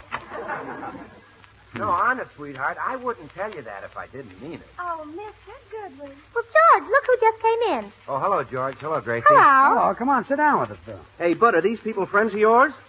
Well, what if they are? Just a minute. I'll get you 2 more straws. Oh, go. George, Gracie, I want you to meet my fiancée. What'd you say your name was, dear? Nancy Byers. Fiancé? Why, Joe Spencer, I'm ashamed of you. Joe Spencer? Oh, you must be mistaken. Oh, no, I'm not. I know him. I know his wife, and I know his 6 children. His wife and his 6 children? Well, now, wait a minute, honey. I can explain. Never mind explaining. Joe Spencer, Why, this wolf here told me he was Bill Goodwin from the Swan Show. Well, but I am, honey, honest. Look, Swan is the new white floating soap that's a baby gentle whiz for suds. See? Oh, everybody knows that. Well, now, wait, honey. I can tell you something about Swan that everybody doesn't know. Do you know that the Swan people will send you a swell encyclopedia, complete in 1 volume for only 25 cents in a Swan wrapper? They will? Yes. And not only that, this encyclopedia has exactly 832 pages, plus 8 pages of maps in color. And do they know that Swan's encyclopedia covers 15,000 subjects? Why, that's more than 1 million words on everything from A to Z, including art, science, history, and geography. Would I know that if I weren't Bill Goodwin? Oh, I know that, and I'm not Bill Goodwin. Oh, yeah? But do you know that this encyclopedia contains a special March of Events section? A complete discussion of world events right up to September of this year. Hey, Bud, how can you get this book? Well, just send your 25 cents in a Swan wrapper to Swan, Box 25, Racine, Wisconsin. Can anybody get one? Sure. Anybody who sends a quarter in a Swan wrapper to Swan, Box 25, Racine, Wisconsin. Can your wife and 6 children get one? Oh, sure they can. All they have to do... My wife? Now, wait a minute. Look, Nancy, let's leave it to George Burns. He'll tell you I'm Bill Goodwin. Well, I'd rather not get mixed up in this, Joe. You see, I... Joe! Don't you ever speak to me again. Now look what you've done. Oh, so what, Bill? There are plenty of girls. Not like Nancy, George. She's different. She's the only girl I've met who isn't a riveter.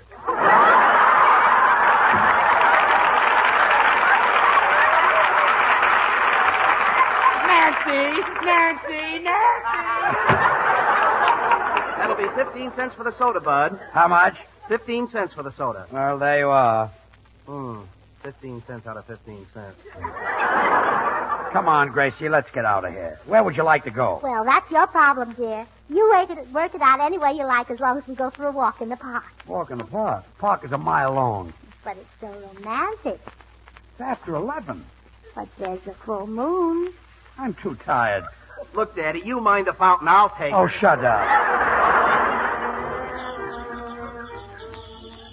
Gracie, we've been walking through this park for hours. Here come a boy and girl with their arm around each other. Isn't that sweet? Emily, the time has come when I must speak. I know I'm not worthy of you, Emily. Oh, I know I'm less than the dirt beneath your feet, but I can no longer remain silent. Tell me, Emily. I must know. Will you marry me? Will you, Emily? Will you, Emily? Oh, wasn't that a beautiful proposal, George?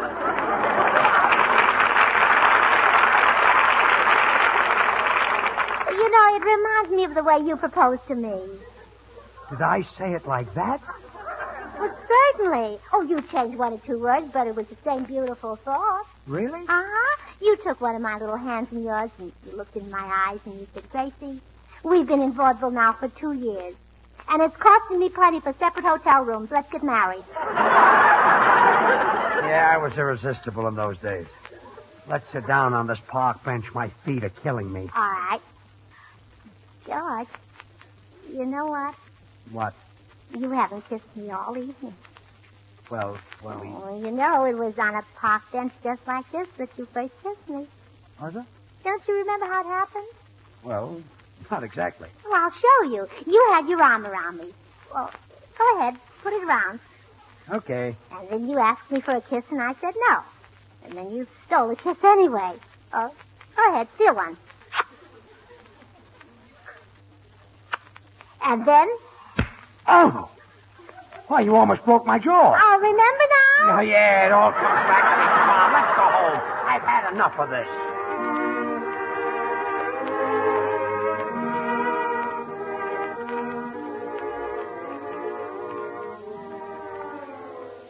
Gracie, I'm tired. Well, home at last. Uh-huh. It's been a most enjoyable evening, Mr. Burns. Or may I call you George? Call me George, call me Sam, call me anything. Let's go in the house. I'm tired. Well, good night. Good night. Oh, now you can't come in. It's after 12. But, Gracie, I live here. Are you forgetting, dear? This is just a date. Well, where am I going to sleep? You made the date, George. That's your problem. Good night. Well, I just hope, folks, that you won't forget to send for your encyclopedia. On the level, it's the biggest quarter's worth I ever saw. And say, if your children have school homework to do, they'll find this encyclopedia a real help. So why not send for one tonight? Just send your quarter and Swan wrapper to Swan, Box 25, Racine, Wisconsin. That's Swan, Box 25, Racine, Wisconsin. Do it tonight, huh? Remember, Swan now brings you two of radio's top shows, George Burns and Gracie Allen every Tuesday night, and Tommy Riggs and Betty Lou every Friday night on another network. And now till next week, this is Bill Goodwin saying, well, I, Swan, how about you? Good night.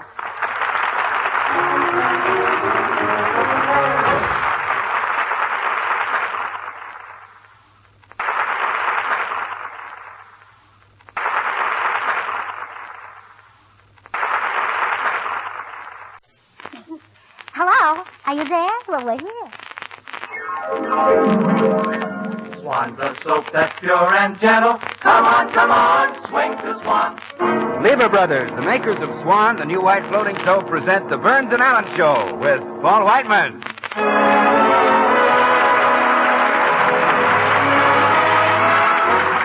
Our singers, Jimmy Cash, yours truly, Bill Goodwin, the Six Hits and a Miss, and George Burns and Gracie Allen.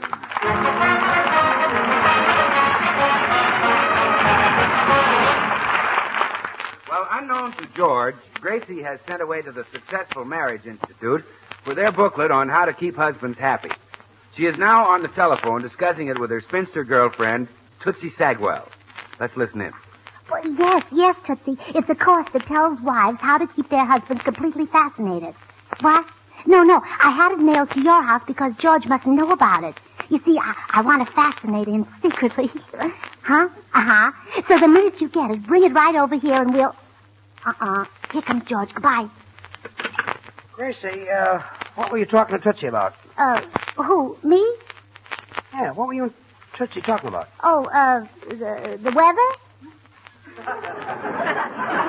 Are you asking me or telling me? No, I'm telling you. We were talking about the weather.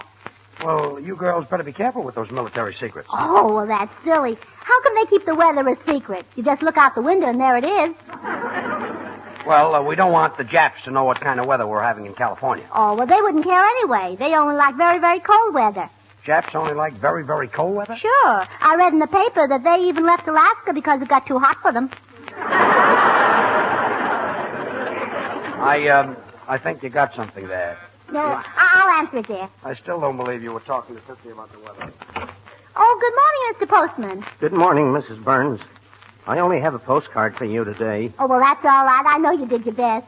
How are you feeling, Mr. Postman? Oh, wonderful, Mrs. Burns. See, I get plenty of exercise. That's what keeps me in this marvelous shape. I see. Yes, you take my brother Jim now. He's a mailman back east, and he gets plenty of exercise, too. I'd say Jim's in even better health than I am, if such a thing is possible. Well, I don't see how it could be. You know what Jim did just recently?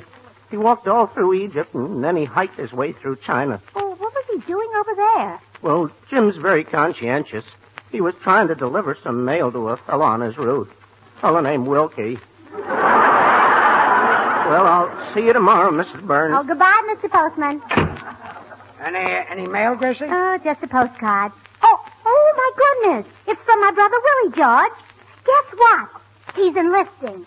Your brother Willie? Yes. Well, if everybody will just buckle down and kind of do their jobs, I think we can win the war anyway. What branch of service is he going into? The Navy? Oh, no. He couldn't wear those sailor pants. Where they're wide, he's narrow, and where they're narrow, he's wide. Well, what about the Army? For instance, the artillery? Oh, no. Too much noise. His ears are very delicate. What about the cavalry? Oh, no. Willie's delicate all over. Well, that's too bad. Of course, he'd really like to be in a submarine, but he wouldn't be much good there. Why not? He can't open his eyes underwater. Well, that would be bad. Why doesn't he get into the tank car? Tanks are too stuffy for him. When he rides, he likes to put the top down. Well, I've got it. How about being an anti-aircraft gunner? Oh, that would be wonderful. Well, hooray. Except for one thing. I was afraid of that. He couldn't be an anti-aircraft gunner because he's too stoop-shouldered to look up. Well, can't he lie down on his back? Yeah, but when he lies on his back, he's so round-shouldered he rocks himself to sleep. Well, I give up. You know, Gracie, your brother is the... come in. Gracie, darling! Tootsie! Sagwell! Oh, no. Look, I'm going out for a walk. Oh, well, how long will you be gone, dear? How long will you be here, Tootsie? 15 minutes, George. 16 minutes, Gracie. Oh, isn't that strange, Gracie? Men don't like me, and neither does your husband. Don't mind George, Tootsie. Did my successful marriage booklet arrive? Yes, here it is. Oh, gee, I wish I had a husband to fascinate. Well, at least you've still got your war work. No, Gracie, I don't do that now, either. You quit selling bonds in Hollywood Boulevard? Yes. You see, I was sitting there in my booth yesterday with a lovely new uniform on, and the handsomest young man came along. Yes? He bought a bond, and then he said, "Gee, Mr. Don Levy, you certainly were swell in Wake Island." Well, come on, Tootsie. Let's look at this book together. Maybe you'll get a few pointers. Let's hurry before George gets back. All right. Chapter 1. Don't let marriage break up your home. The Successful Marriage Institute believes... Hi, girls. Where's George? Oh, he just went out, Bill. You wait here. Tootsie and I are going into the library. We have to read something confidential. Come on, Tootsie. Oh, Mr. Goodwin. Oh, you look just as handsome as ever. Well, thanks, Tootsie. You haven't changed much either. Oh, thank you. Come on, Tootsie. Bill, what are you doing Saturday night? Saturday? Oh, well, Tootsie, that's the night I'm going to read my new encyclopedia. You know, the one the Swan people send you for a quarter in a Swan wrapper. It's a great book. Got more than 1 million words on over 15,000 subjects, so I'm going to read up on a little art, science, and history. So let's make it some other time. Goodbye. Goodbye, Bill. Come on, Tootsie. Bill, what about Sunday? Sunday? Oh, well, I'll still be reading my encyclopedia. Has 832 pages, you know. Well, goodbye. Goodbye. Come on, Tootsie. How about Monday? Oh. Well, Monday I look at the maps in my new Swan encyclopedia. It has 8 full pages of maps in color. Great book. Greatest 1-volume encyclopedia I ever saw. Well, goodbye. Goodbye. Tuesday? Oh, well, Tootsie, that's the night I want to study the special March of Events section in the encyclopedia. It covers world events right up to this September. Bill, why don't you get me one of those encyclopedias and bring it over to my house Wednesday night? We can turn the lights down low and read it. I'm awfully sorry, Tootsie. The only way to get one is to send a quarter and a Swan wrapper to Swan, Box 25, Racine, Wisconsin. Yeah, come on, Tootsie. Yes, you just send your 25 cents and a Swan wrapper to Swan, Box 25, Racine, Wisconsin, and you'll get your book. Well, that only leaves Thursday, and I've got a dinner date Thursday with a handsome... Oh, gosh, Tootsie, that's too bad. You know, that's the one night I'm free. Really? Oh, yes, I always stay home and cook my own dinner on Thursdays because it's the maid's night out. On second thought, I'll break my date. On second thought, I'll go out with the maid. Well, Tootsie, we better read this.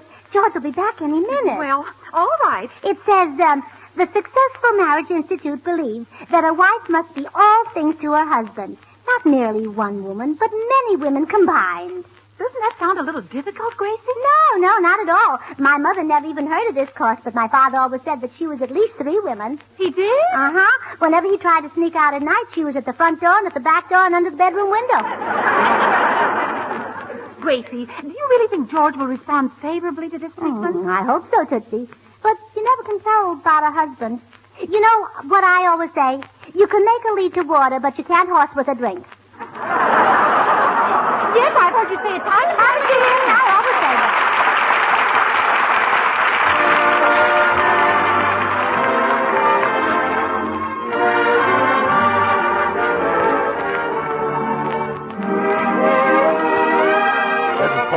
Jimmy Cash and the boys and I have fixed up an arrangement of a song that means a lot to the boys going into the service and the gals they left behind. It's I Came Here to Talk for Joe. All right, Jimmy. I came here to talk for Joe. He wants me to let you know he can't keep that date with you tonight. I came here to talk for Joe. He, that kid, sure loves you so. And when he gets the chance, he said he'd ride. That boy has so much courage.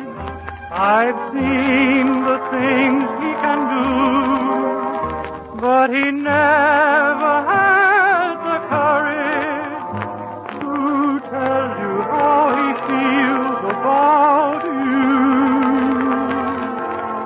He's got a perfect alibi.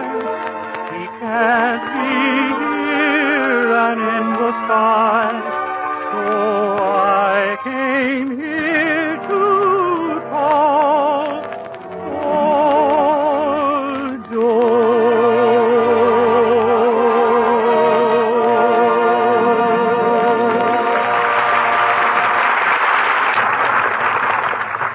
Chapter 2. The clever wife who wishes to keep her husband safe from the clutches of a siren must make herself more alluring than any siren could possibly be. Oh, dear. Tootsie, that's the one I'll try on George. You're going to make yourself a siren? Uh-huh, like that vampy Sally Brown. Who's Sally Brown? Oh, you see her at the meat market whenever you're taking your strained kitchen fat. You know, the government needs to waste kitchen fats for explosives and munitions. I know, but who's Sally Brown? Well, she's the man who collects the kitchen fat wife. Oh, but she knows...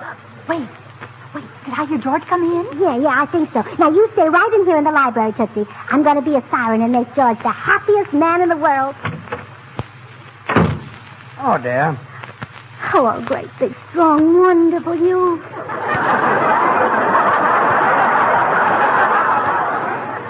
Huh? How's about a big kiss for your ever-loving little baby? Kiddo? I fascinate you, don't I? What's this anyway? What's going on here? Oh, that's the way I like him. Rough, tough, and raucous. Oh. Kiss me, kiddo. Kiss me, kiddo? Say, what's come over you anyway? Kiss me, kiddo.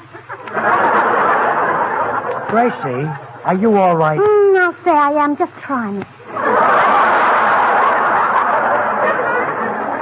Oh, stop it. You sound like Shanghai Lil or somebody. Shanghai Lil. Oh, no, there's an alluring name. That's what I need. From now on, I think I'll call myself Beverly Hills Grace. Beverly Hills Grace? Kiss me, Oh, kiddo. stop it. Stop it. Oh, you know I'm fascinating. Come on, let's fast.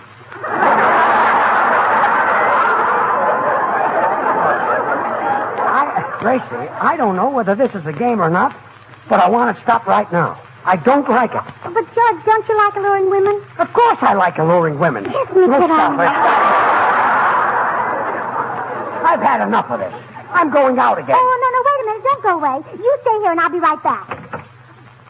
Did it work, Gracie? Oh, no, it didn't, darn it. I don't know whether I over-allured him or I under-allured him. Maybe a sweater would help. Oh, no, George doesn't look good in a sweater. Well, Gracie, why don't you try chapter 3, the motherly approach? It says, the successful wife knows when to mother her man, for every husband is a small boy at heart. Well, I'll try to be his mother. I'll make believe George is young. No, it'll be easy to make believe I'm old. Well, here we go again. Oh, come away. It's time for Mama to give you a bath. A bath? Now, Gracie, this is too much. Let me tell you something. Back already? Yeah, motherhood didn't seem to mean a thing to him. Maybe he was an incubator baby. Oh, no, Tootsie, he must have had a mother. I don't think his father would have been happy with the things like that.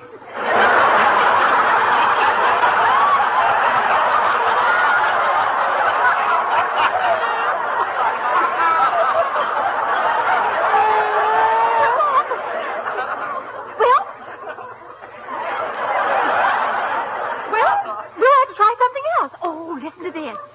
Chapter 4. There are times when your husband will desire the companionship of another man. It is then that you must be a chum to him, a pal. In short, be another man. Well, it won't be easy.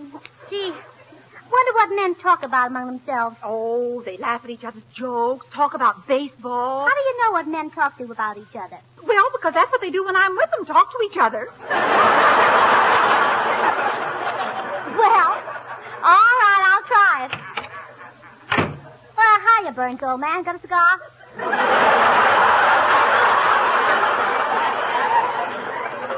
A cigar? Yep, I always say there's nothing like a good kimono. Kimono? What's gotten into you today? What is this? Say, how's about a cigarette, pal? Gracie, you know you don't smoke. What's the matter with you? Why do you keep running into the library? How's about a stick of gum? Well, okay. Oh. Here's a stick of gum. Thanks, buddy. Well, down the hatch. Well, I give up. This is the limit. Care to shoot a little crops? Shoot a little crops? Well, sure. It's a game, you know. Wham! Little Joe needs a new pair of snake eyes. Look, Gracie, are you sure that you feel all right? Sure, I'm sure. Got another stick of gum, Mac? Oh, sure. Anything you say, dear. Here you are. Thanks. Well, bottoms up. Well, this is murder.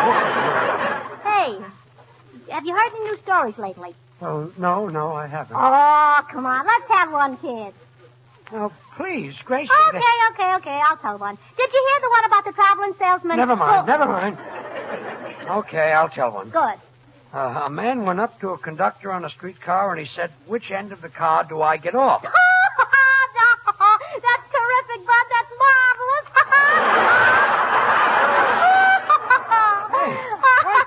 Wait a minute. Oh, boy, what a sense of humor. Nobody can tell a joke the way you tell it, brother. But I haven't finished. You got more to tell? Well, sure. The conductor said to the man, "You can get off at either end. Both ends stop." Well, that's cute, but I like the first one much better.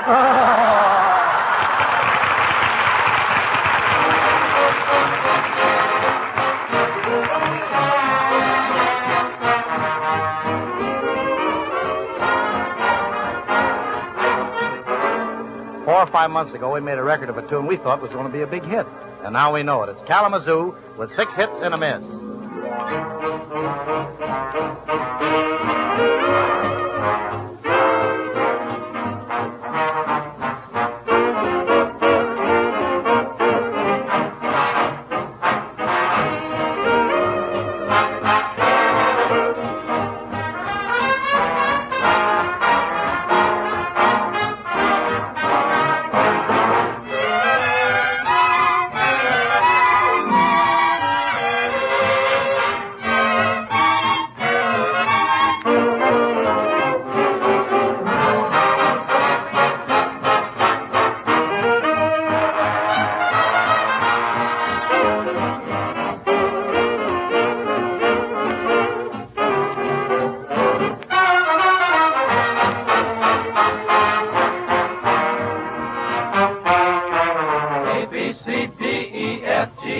I got a gal in Kalamazoo. Don't want to boast, but I know she's a toast of Kalamazoo. Zoo, zoo, zoo, zoo, zoo. Years have gone by. My, how she grew. I like her looks when I carry her books in Kalamazoo. Zoo, zoo, zoo. I'm going to send a wire, hopping on a flyer, leaving today. Am I dreaming? I can hear her screaming. Hiya, Mr. Jackson. Everything is still okay. Hey, hell, hey, him, hey, gee, oh, what a gal. A real pipperoo. I'll make my bid for that freckle-faced kid. I'm hurrying too. I'm going to Michigan to see the sweetest gal in Kalamazoo.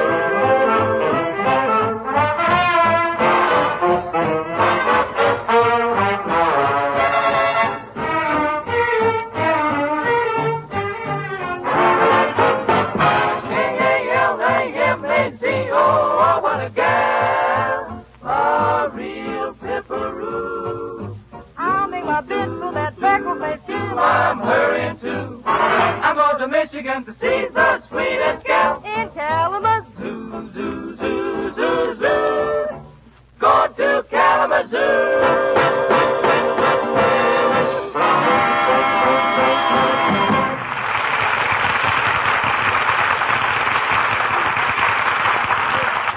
Tootsie, I'm beginning to get a little discouraged.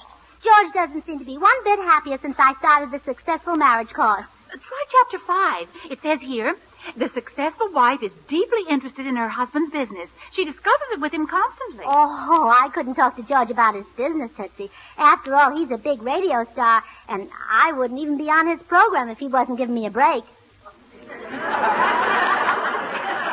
Boy, what a talker that guy must be. Oh, I think George is very sweet to let me be on his show. Gracie, do you know how much money George would be making this year if he hadn't met you? No, how much? Well, if they wanted to freeze his salary, they'd have to warm it up first. Well, all right, I'll try chapter 5. I'll act interested in his business. Certainly hope this one works. Gracie, once and for all, I would like to know why you keep running in and out of the library. George? Yes? How's business? How's business? Yes, I understand you're in the radio game. You understand I'm in the radio game? Yes, it sounds like such an exciting business. I'll bet you're mighty tired when you come home from a hard day's work, all covered with static and kilocycles. Yes, I'm worn out. Tell me, do you get nervous when you start talking into the aerial? Gracie, stop being silly. You know very well you're on the radio program with me. Oh, we're not discussing my business, dear. We're talking about yours. Oh, I see. Have you a big program? Yes, I have a very big program. How many tubes? Gracie, I don't know what's the matter with you today. You've been acting silly, and I'm worried about you, honestly. Hello, people. Hello, Bill. Honestly, Gracie, I think I ought to send for a doctor. What's the matter? Something up? Well, we've been having a silly discussion about the work I do. Bill, does that sound like a silly discussion? Well, no, but it sounds like a short one. Well, it's very funny, Bill. Here I am worried to death about Gracie because she's asking me a lot of silly questions about my work, and you have... You're worried because she asked questions about your work? Why, George, it must be wonderful to have a woman interested in your work. Well, I'm interested in your work, Bill. What business are you in? Gracie, are you kidding? I'm with Swan. Swan? That's a soap, isn't it? See what I mean, Bill? Well, Gracie, you know it's a soap. And what a soap. Pure, mild, gentle. Oh, well, tell me all about it. Well, you know, it's the new white floating soap that gives you suds faster than you can say, well, anything. And you get those fast suds even in hard water. Well, tell me more. I better send for a doctor. But, Gracie, you know, Swan's great for washing dishes or helping you get your housework done. Those long-lasting suds go after dirt like crazy. And when you use Swan, Gracie, you don't have to worry about your hands. Swan is so kind to your skin. Well, tell me more. Poor Gracie. Well, there goes my radio program. Well, gee, Gracie, you know, Swan's the soap you can break in two with a flick of your wrist, so you get 2 cakes of soap. One for the kitchen to do dishes and cleaning, and the other for your bath, for your tub or shower. More. At my age, I gotta break in a new girl. Swan comes in a cool green wrapper. More. With a white swan on the front. More. It's a great soap. More. Yes. I want to know every tiny little bit of a thing about it. Well, Gracie, you wait right here. I'll tell you more when I come back. You going? Yes. Where? Nuts.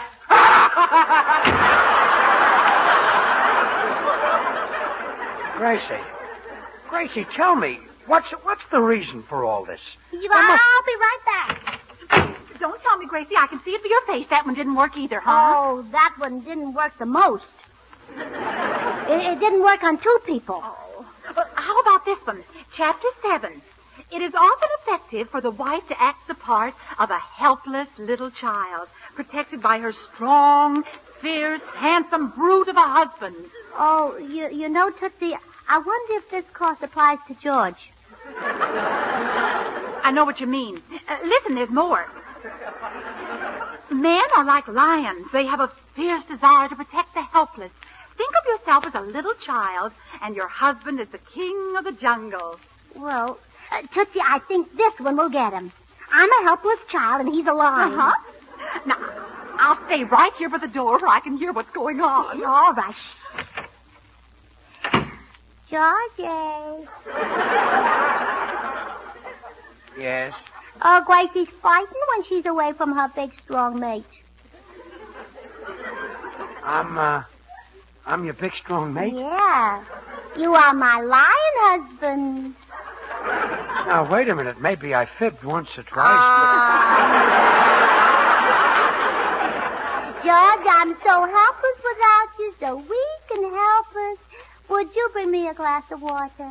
Oh, yes, of course.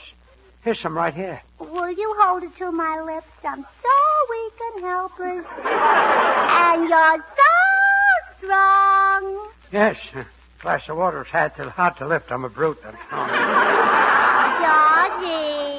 Georgie, growl at me.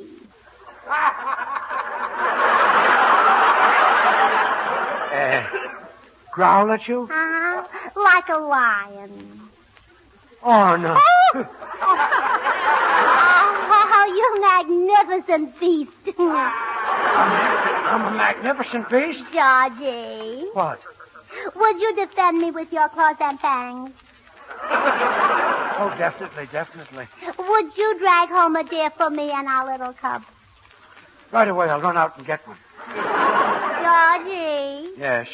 Ruffle up your mane and wag your tail.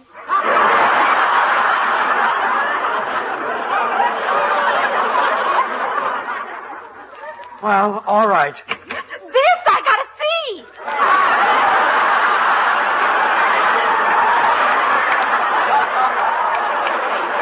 Gracie, what's she doing here? Well, come on, Tootsie. Okay. I'll see you to the door. Goodbye, Georgie. I'll be right back, dear. What's been going on in this library anyway? Well, everything looks the same. Oh, wait a minute. What's this? The Successful Marriage Institute. Take an interest in your husband's work. Act like a helpless child. Why, that sweet kid. And I thought Gracie was nuts, and here she was trying to be the perfect wife. Oh, George, you're not supposed Oh, that's all right, dear. I'm sorry for the way I acted. And, sweetheart, you know that compact you wanted? And I wouldn't let you spend the $10. Well, go out and get it. Oh, no, George. I couldn't possibly spend $10. We've got to economize now. Economize what? Well, because I just paid $500 for this course. Some economy,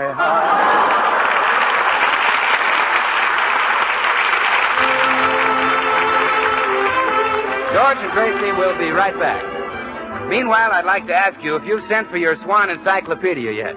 Believe me, it's really swell. Your children especially will find it a great help in doing their school homework. And you'll find it a handy reference for thousands of things. It's a terrific bargain, too. All you do to get one is send your quarter and Swan wrapper to Swan, Box 25, Racine, Wisconsin. That's Swan, Box 25, Racine, R-A-C-I-N-E, Racine, Wisconsin. They'll send your encyclopedia along immediately. Act now, because this offer may have to be withdrawn at any time. Now, here are George and Gracie. George, aren't you glad I took the Successful Marriage course? Well, you really didn't need it, sweetheart. You don't have to be a siren with me. I love you just the way you are. Oh, really? Certainly. Kiss me, kiddo.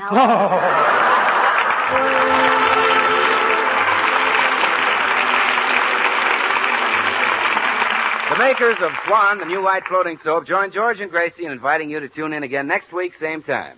These programs are shortwave to our armed forces everywhere. Remember, Swan now brings you two of radio's top shows. George Burns and Gracie Allen every Tuesday night, and Tommy Riggs and Betty Lou every Friday night over another network. And now till next week, at the same time, this is Bill Goodwin saying, well, I, Swan, how about you? Good night.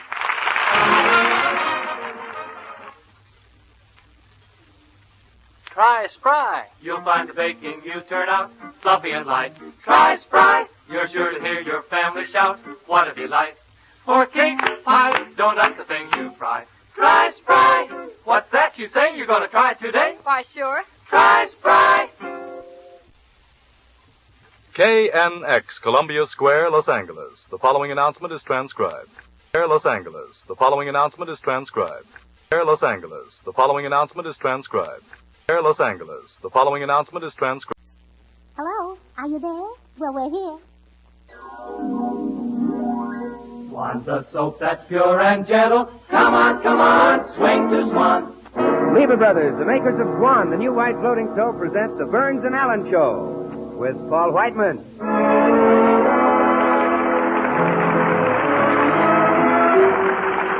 Our singer, Jimmy Cash, yours truly, Bill Goodwin, the 6 hits and a miss, and George Burns and Gracie Allen.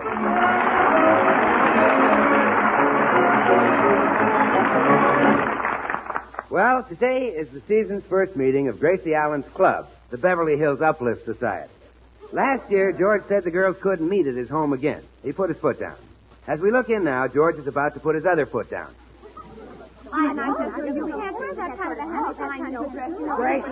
Gracie, will you come out of there a minute? Look, Gracie, I'm starved. I haven't had any breakfast.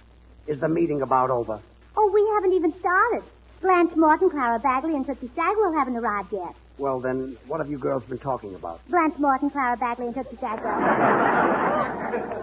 Look, I've got to get some food. I'm going into that other room and break that meeting up. Change your mind, dear? Yes, no man can face that on an empty stomach. What are they laughing at? Well, they can't wait for Blanche Morton to come in with one of those idiotic hats of hers. Fine way to talk about a club member. But, George, you should see Blanche's new hat. It's the silliest thing. It has a big bunch of grapes on one side, and 3 sunflowers on the other side, and a stuffed seagull sticking up in the front, and ribbons hanging down the back. Well, that sounds pretty silly. Sure, nobody's wearing ribbons. Well, get these gals out of here. I'll see you later. I'm going out to eat. Oh, wait, George. Yes? On your way back, will you buy a present for my brother Willie? He's going in the army, you know. All right. What do you want me to get him? Well, he said they might send him to Iceland, so you better get him a nightshirt. Oh, no, in fact, buy him 3 nightshirts. I'll sew them together. You're going to sew 3 nightshirts together? Mm-hmm. The nights are much longer up in Iceland. Yes, and I'll get him 2,000 sleeping pills, too. Come in. Hello, Gracie, dear. Why, Blanche Morton, how are you, Blanche? Oh, wonderful. There's no use asking how you are, Gracie. You look simply radiant. Oh, it's so nice seeing you again. Hello, Mrs. Martin. How do? Are the girls here yet, Gracie? Well, yes, most of them, Blanche. They're in the library. Go right in. All right. I was telling her about it. Why, Blanche, what a perfectly adorable hat. Sweet bunch of girls. If you serve them milk, be sure to put it in the saucer. Well, Gracie, I've got to go. Oh, wait, George. Yeah? Don't get Willie a nightshirt for Iceland. That's silly. Oh, yeah, sure. It's ridiculous. Yeah, get him a yo-yo. They might send him to Egypt. A yo-yo? Uh-huh. He's always wanted one, but he's too lazy to make it go up and down. Well? Well, in Egypt they ride on camels, so Willie just sits and holds the yo-yo, and the camel goes up and down. It's silly of me not to figure that out. I certainly am. Come in. Why, Clara Bagley. Oh, Gracie, I'm sorry I'm late. Oh, that's all right. We can't start the meeting until Tootsie Sagwell gets here. Oh, I've got the most miserable headache.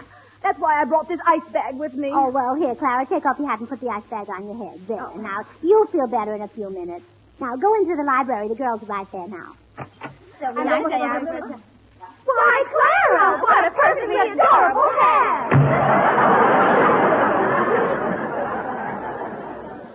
With these dames, Harper Bazaar must fold up. Gracie, if you can break up this hen party, I'm going out and Hi, George. Hello, Gracie. Oh, good morning, Bill. Hello, Bill. Well, what's wrong with you, George? You look about as happy as General von Bach with a calendar in one hand and a thermometer in the other. I'll tell you what's wrong. On account of Gracie, I'm starving. Oh, brother, are you confused?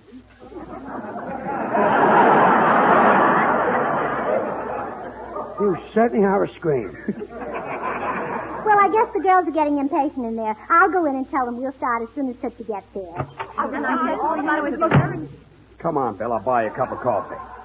The house is overrun with a bunch of gabby women. Well, you know, I sympathize with you, George. If there's one thing that gets on your nerves, it's a gabby dame. Yeah, it's murder. Come on, let's go. You know, one of them collared me on a street corner just now and almost talked me to death, George. All I said was good morning. And, brother, that did it. She comes right back with, what's new? Well, I had to answer, so I told her that Swan is new. The new white floating soap that's great for washing dishes because it gives you suds faster than other floating soaps, even in hard water. The Gabby woman. Oh, brother. Well, I tell you, I tried to tear myself away from her, George, but quick as a flash, she shoots another question at me. Is that so, she said. Oh, yes, very talkative, very talkative. Come on, I'm starved. I've got to eat. Well, George, I couldn't walk away without saying yes, so I said it. Yes, I said. Swan is the mild, pure soap that not only gives you suds for dishes, but suds for every soap and water job in the house. Baby, gentle suds that are so easy on your hands. Yeah, by now she's talked your ear off. Oh, both of them. Yeah, 2 ears, yes. Well, I thought sure I'd cut the conversation short, Steve, but oh, no. Just as I'm tearing myself away, what do you think she said? Goodbye. Oh, what a tongue lashing. Goodbye, I says. Well, Swan is more than a goodbye. It's terrific. Why, you can break each bar of Swan in 2 and get 2 swell cakes of soap. One to use in the kitchen for dishes and cleaning, and the other to use in the bathroom for your hands and face or for your tub or shower. Bill, please, breakfast. I'll order Swan soap on toast. Oh, well, okay, that's all anyway. I finally tore myself away. Well, fine. Come on, I'm stopped. Say, Bill, what's that you're holding in your hand? Well, what do you know? It's the lapel off that woman's coat.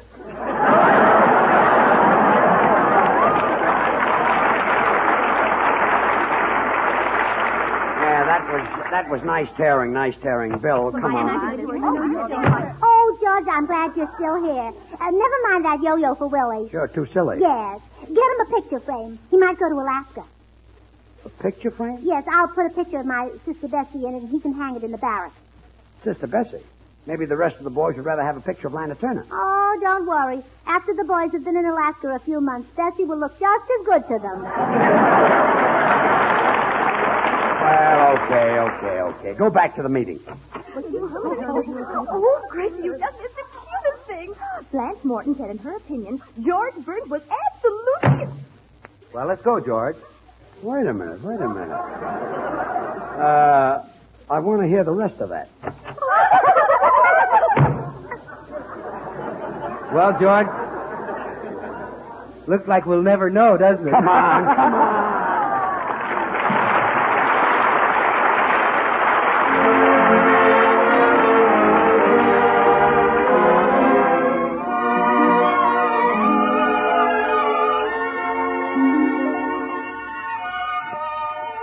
This is Paul Whiten. Jimmy Cash has picked a mighty popular tune for his song tonight.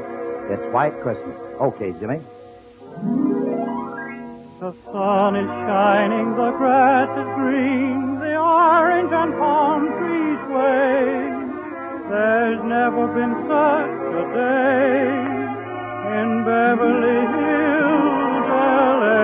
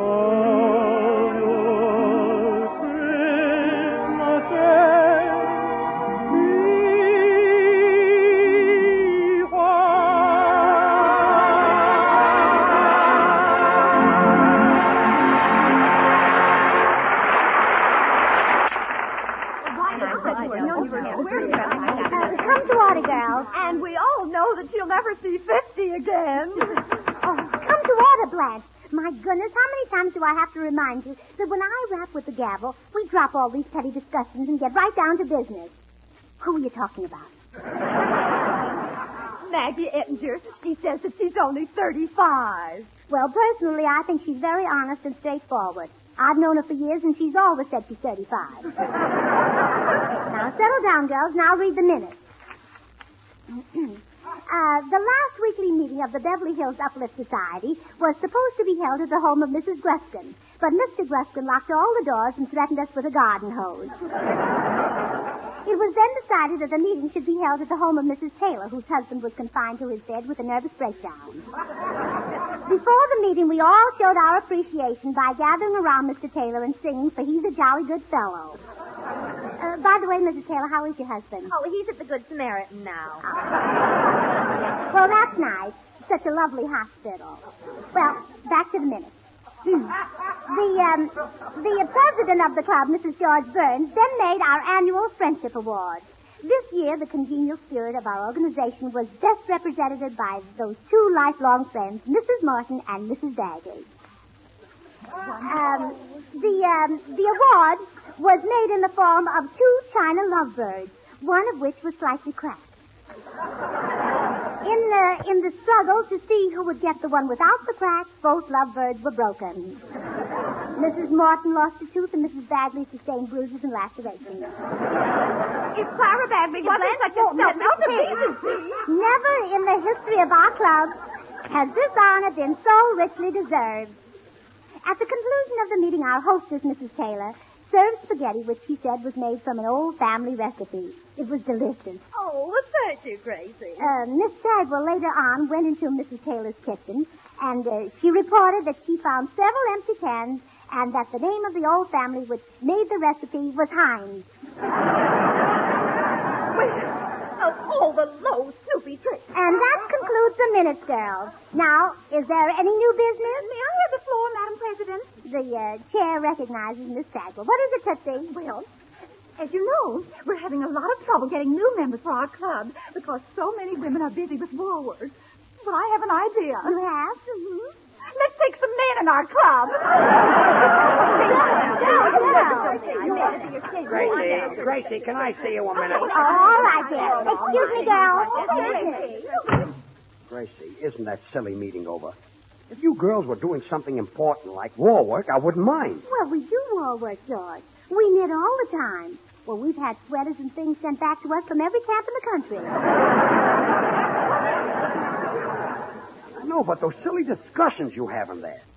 Why don't you discuss something important like the shortage of meat or the... Oh, all right, dear. Now, don't get excited. We can talk it over quietly. Sit down. Sit down, dear. Calm yourself. Okay. I'll sit down. Oh, darn that silly duck. He's always underfoot. He wasn't that time. Well, okay. I'm sorry I sat on him. Oh, now hush, Herman. Herman, Daddy and I are discussing the meat situation. What's that? Well, you see, Herman, there's a shortage of meat in this country. That's because we ship a lot of it abroad to our brave allies and our boys fighting all over the world. See? So, people on the home front like your mommy and your daddy must eat less meat. After all, we don't want our fighting men to go hungry, do we? Now, what would you do to anybody who tried to take the meat away from our soldiers?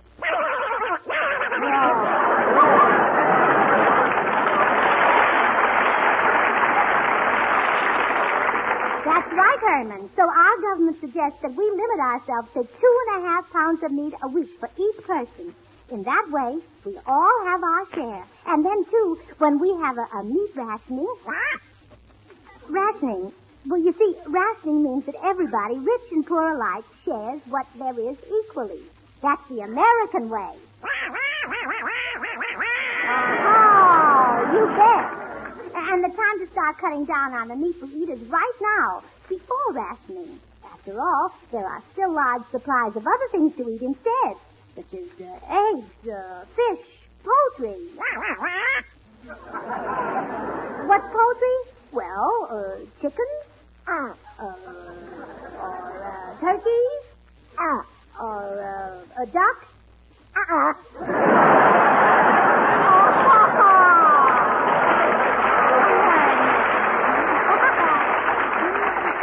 I don't mean you, dear, but poultry is delicious.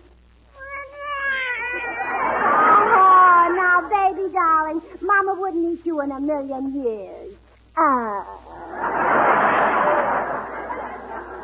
Yes, but Papa might. Go on. Now go on, Herman. Off to your room.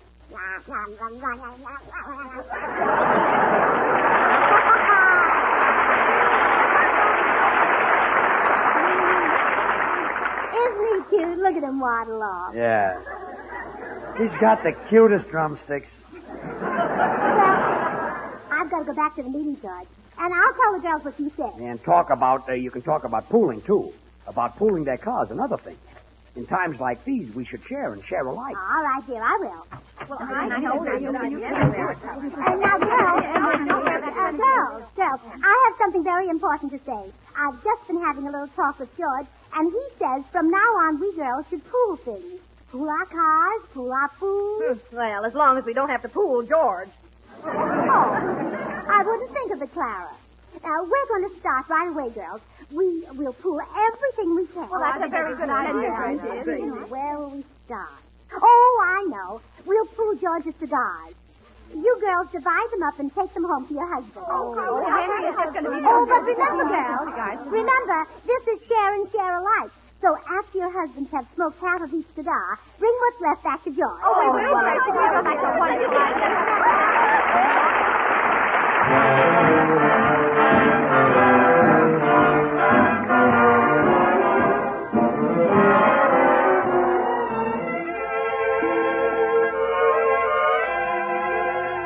Many years ago, we recorded a miniature classic called Manhattan Serenade.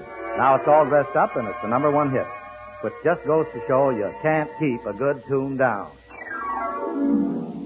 That night in Manhattan was the start of it.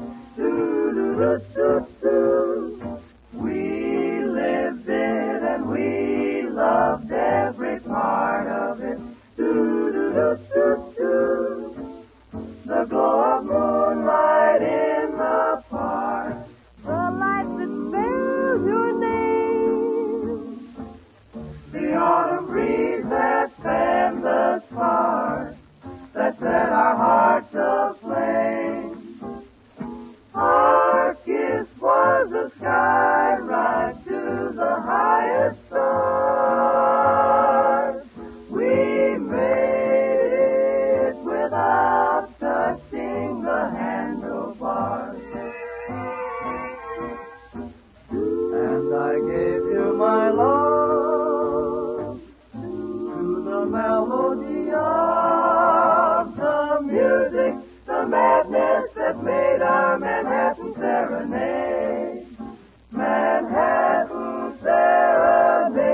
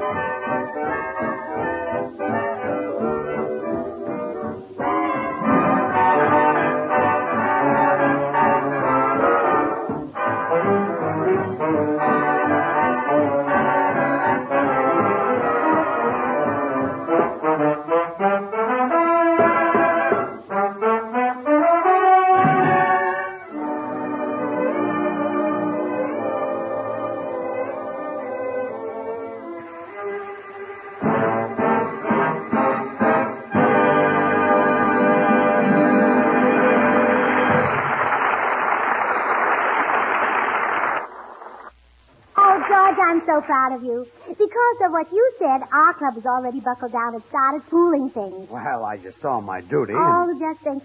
Your speech made us better Americans. Oh, was nothing a fireside chat couldn't have done. Oh, you know, dear, I think you're just as good a speaker as the president. Now, Gracie, let's not be silly. Me as good as the president. That's ridiculous.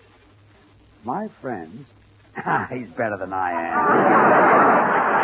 Well, anyway, I'm proud of you. If I had my choice of all the husbands in the world, I'd still take you. Well, thanks. Let people say I'm crazy. Hush. What do we care? I mean every word of it. I think you're a great man, George. And you know what I always say? Great men in the stand remind us footprints make our lives sublime. And if in time we are departing, we can leave ourselves behind. Yes. That's what I always say. Yeah, that's one of my favorites, too. Well, I think I'll make myself comfortable and finish that story in the Saturday Evening Post. Where are my slippers? Harry Morton has them. Harry Morton? Well, I told you we already buckled down and started pooling things here. You're in a slipper pool.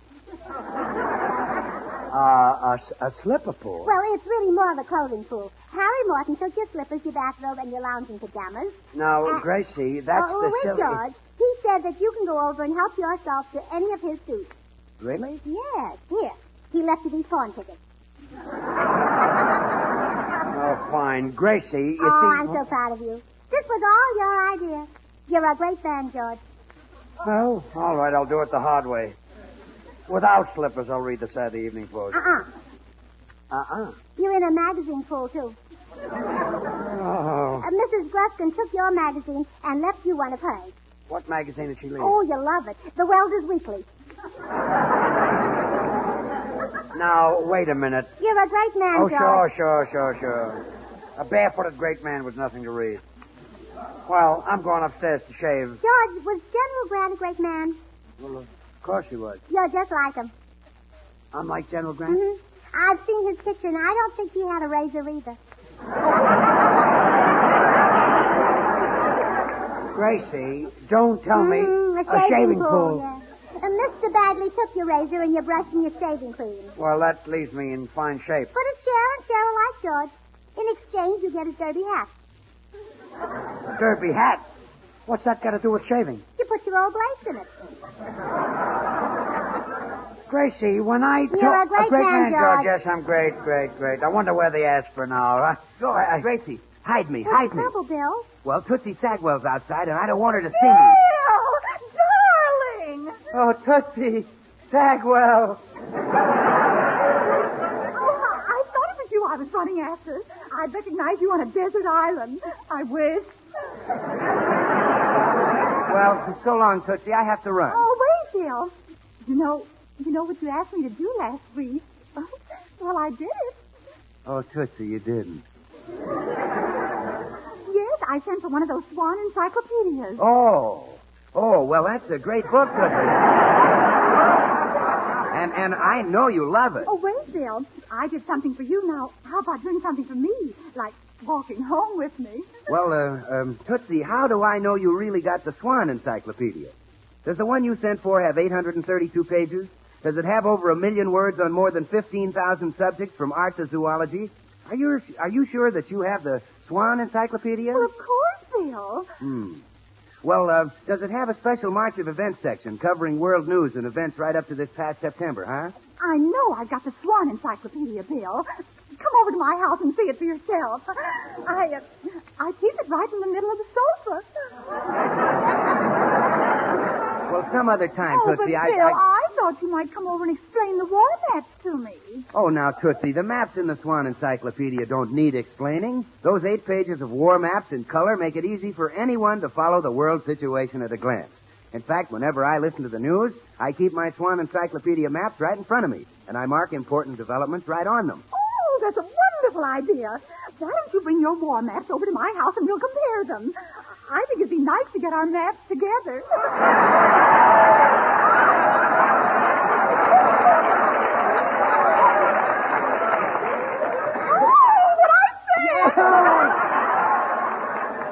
Now, Tootsie, listen to reason.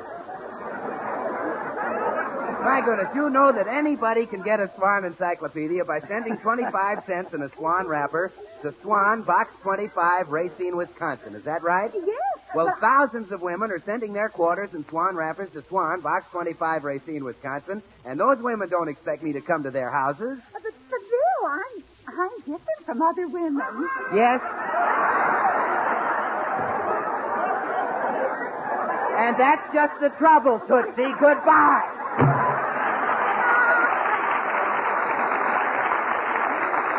Well, Tootsie, it seems as if you and Bill just never get together. Oh, well, maybe I'm just as smart to keep him guessing. Goodbye. What a day. Gracie, where are the aspirin? I've got a terrible headache. Oh, that's too bad. Why don't you take some cod liver oil or some citronella? Well, what's wrong with aspirin? Well, you're in a medicine pool.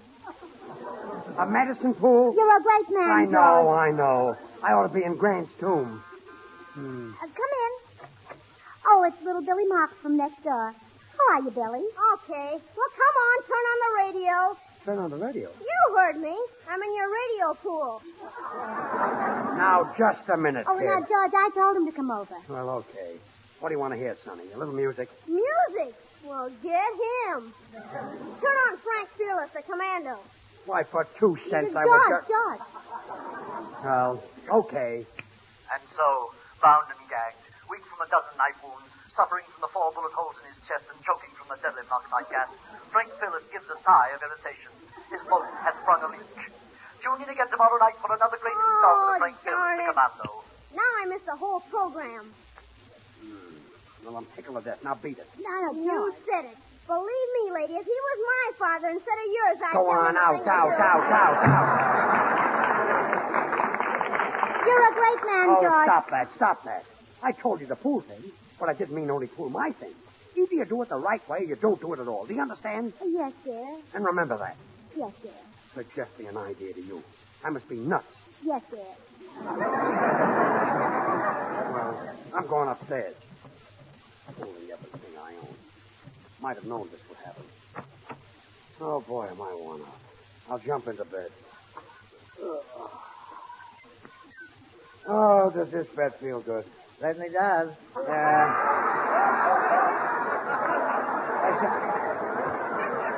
Why, Harry Morton! Yeah, I'm in your bed pool.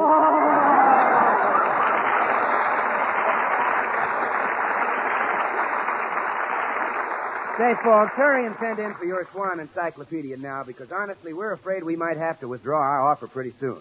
It's a great buy, the kind of book everyone can use, especially children who have homework to do. So send your quarter and Swan wrapper in tonight. Send them to Swan, Box 25, Racine, Wisconsin. That's Swan, Box 25, Racine, Wisconsin. We'll send your big 832-page encyclopedia to you immediately. Remember, Swan now brings you 2 of radio's top shows. George Burns and Gracie Allen every Tuesday night, and Tommy Riggs and Betty Lou every Friday night over another network. And now till next week, this is Bill Goodwin for George and Gracie saying, well, I, Swan, how about you? Good night.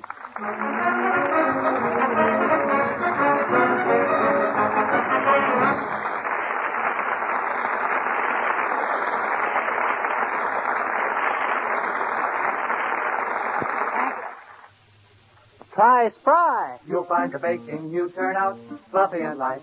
Try Spry. You're sure to hear your family shout what a delight. For cake, pies, donuts, the things you fry. Try Spry. What's that you say? You're going to try it today? Why, sure. Try Spry. This is the Columbia Broadcasting System. This is the Columbia Broadcasting System. This is the Columbia Broadcasting System. This is the Columbia Broadcast. We're here.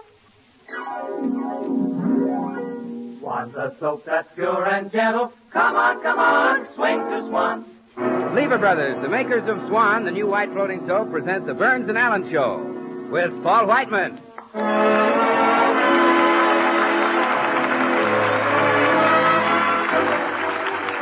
Our singer, Jimmy Cash. Yours truly, Bill Goodwin, the 6 hits and a miss. And George Burns and Gracie Allen.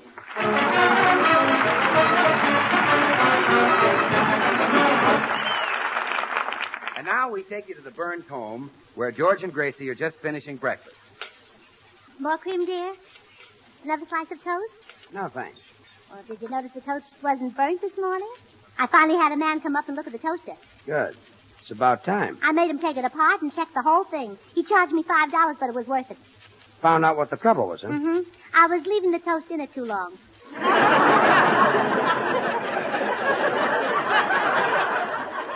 Oh, fine. For another $5, you could probably tell you why the waffle line doesn't make coffee. Oh, George. Everybody knows that. There's a shortage of coffee. Let's just drop the whole thing. Oh, look there. Look out of the window. Where? What? There's Mr. Morton leaving for his office. Oh, thrill divine. Mrs. Morton is walking out to the gate with him. Now she's kissing him goodbye. George, have they been married to each other the same length of time? Of course they have. Why? Well, she kisses like they were just married, and he kisses like they've been married 8 years. Gracie, you shouldn't watch your neighbors. It's not nice, you Oh, know. you're right there. Oh, look, across the street, there's Fred Pomtag leaving for his office.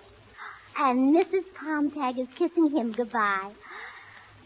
It must be heavenly. Stop being silly. George, I wish you didn't work at home. If you had an office, I could kiss you every morning. Well, I do kiss you every morning. I know, but you never give me the pleasure of kissing you goodbye. Look, I don't need an office. Well, we're just missing the best part of married life, that's all. Darling, I have no use for an office, and believe me, we're not missing the best part of married life. But in the movies, whenever Melvin Douglas is married, he always leaves for the office in the morning and kisses Irene Dunn goodbye. Gracie, do I have to remind you that I'm not Melvin Douglas? No, George, you don't have to remind me. We've been married for years, and this is the first time you ever mentioned an office. But I've thought about it. Yesterday, I thought of make believe that you were leaving for the office. I actually stood in front of the house and waved for 5 minutes. Just waved to no one? Well, not as it turned out, but they all finally left and went over to the USO. Smart piece of waving. Good. All the husbands of the girls in the club have offices downtown. For the last time, sweetheart, I don't need an office downtown just to do our radio program. That little rumpus room we fixed up for me is fine. Well, no, it isn't at all. At night, Blanche Morton can ask her husband if he had a hard day at the office. But how does it sound when I say, did you have a hard day in the rumpus room, dear? Gracie, let's drop the discussion now. But, George. Now. Oh, it's my darling little duck. I'm awfully glad you're here, Herman. Mama wants to ask you a question. Now, you're not very proud of your daddy, George, are you? But suppose your daddy had a great big swanky office. Then you'd be proud of him, wouldn't you? I wonder if they'll ever draft ducks. But, Herman, if your daddy has an office, he'll be a big, important man like those men who control the railroad. And then he'll take you on the choo-choo.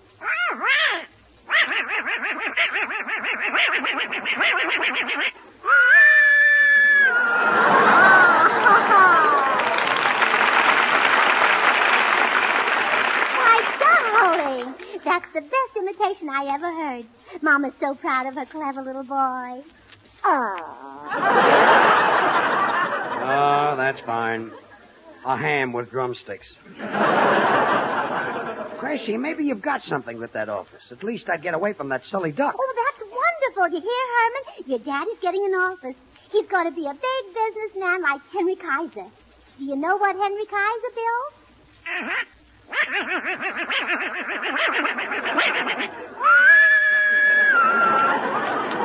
Herman, I'd just like to remind you one thing. The government needs fat. They need it for bullets and bombs, and they want us to take it to our meat dealers right now. Herman, what are you doing this evening? Go on. George. Beat it. George, I'm going to run up and get my hat. What did you say, dear? I'm going to get my hat and we'll go right out and pick out an office. Okay, dear. Hi, George. Hello, Gracie. Oh, hello, Bill. I'll be right back, George. What's going on, George? Oh, nothing. I'm going to work in an office. Work in an office? George. What? If I catch you sitting on the boss's lap, I want my ring back. Stop being funny. I'm going to rent an office for myself. Oh, well, you're lucky I came over. I know a girl who's a great secretary. Her name is Gwendolyn. Well, I don't want a secretary. Oh, but Bill. she's great, George. Her shorthand is sensational. Listen, the other day I dictated a letter this fast. Now, get this. Dear Madam, in case you haven't heard about it, Swan is the new pure white floating soap that's great for washing the dishes. Because Swan gives you suds faster than any other floating soap, and that's true even in hard water. Yeah, but I don't want a secretary. And George, you see, Gwendolyn read that letter right back to me. She read it back to me in shorthand. She said, Dear Ma, Swa e nu white floso, da e gray for what the Forget it. Look, I don't need a secretary. I'm just George, Gwendolyn. Gwendolyn is the Toscanini of the keyboard. Oh, really? Yes, Well, she types 160 words a minute. You ought to see those beautiful white hands flying over the keys. And why do you think she has beautiful white hands, George?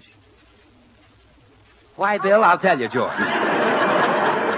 Well, sir, she uses Baby Gentle Swan for every soap and water job in the house. And no matter what you use Swan for, whether it's washing the dishes or some hankies, hose, and undies or anything, Swan is kind to your hands. That's why, George, and I'm glad you asked me. Bill, I don't care if Gwendolyn uses Swan to play her mandolin. But, George... You see, I'm not using a George, secretary. who will write your letters, answer your phone, and remind you of things you mustn't forget? Like the fact that Swan saves you money. Because with Swan in the house, you don't have to buy easily wasted package soap. Okay. Stop talking. I'll hire her. Hire her? You can't hire Gwendolyn. She's got a job. And she's crazy about her work. Why did you do all that talking? Well, George, I don't exactly hate my work either. Goodbye.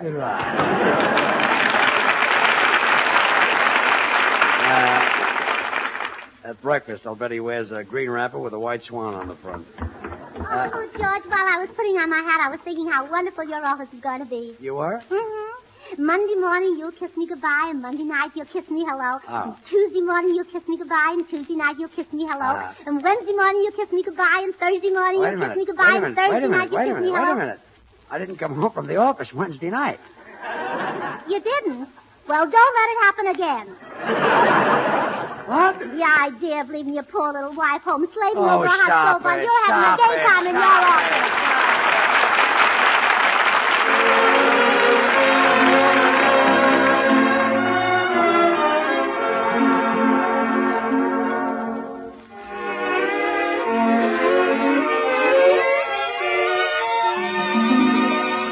This is Paul Whiteman.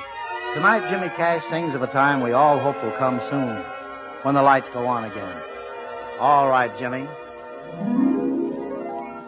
When the lights go on again, all over the world,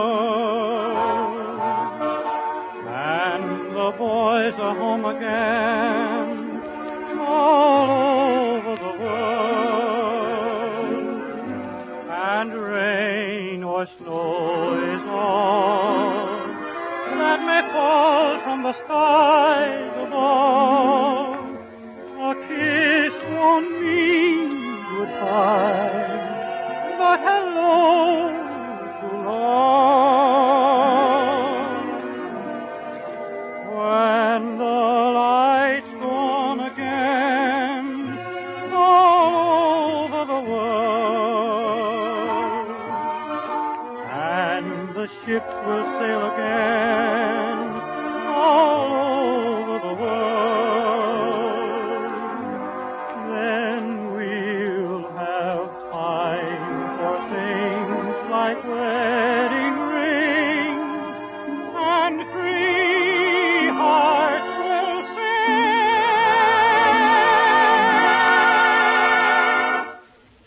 When the lights go on again, all over the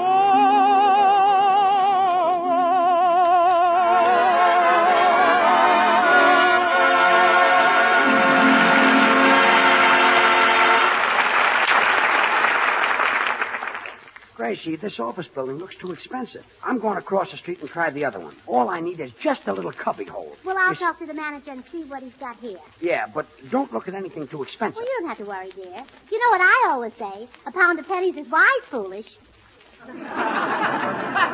Well, I know you always say that, but all I want is just a little cubby hole. I'll be right back. Oh, all right. Oh, let's see now. Oh, here's the manager's office. Are you the manager? Yes, indeed, little lady. Well, my husband would like to rent one of your offices. Oh. Just a small cubby hole. Oh. Well, not too small, of course. Sort of a medium-sized cubby hole. Oh. You know, like an office, like a large office. Oh. He'd like a big suite with 3 big rooms. Oh! Oh, well, I have the very thing you're looking for. Now, if you'll just sign this lease. Oh, now, wait a minute. I'm much too careful to rush into anything that quickly. Oh, I see. Has this suite got windows? Yes, indeed. Oh, good. Where do I sign? Right on that dotted line, little lady. Here's a pen. Thank you. Gracie Allen Burns. There you... Oh, my goodness. This lease is for 99 years. Is something wrong? Well, you see, my husband is a very healthy man, and he'd be upset if the lease expired before he did. Oh.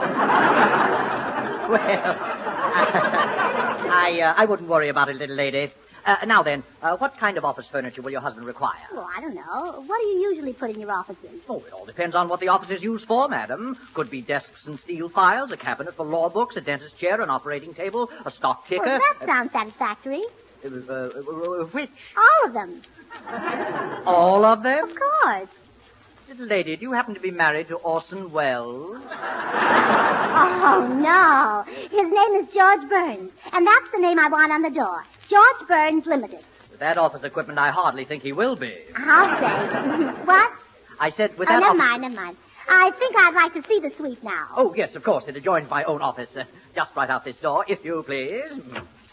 Oh, here's my husband. Now we can see together. Gracie, I saw the cutest place across the street for only $25 a month, just exactly Oh, no, what I wait, wanted. wait. I want you to see the little place I picked out. You picked out? Uh-huh. All right, Mr. Manager, open it up. Gladly. There. Isn't it snug? Isn't it cozy? Snug? Cozy? Yes. And just think, it's yours for 99 years. Oh.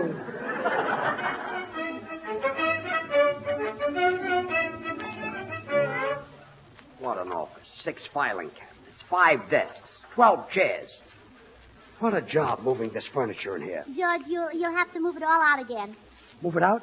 Why? It spoils the echo. Look.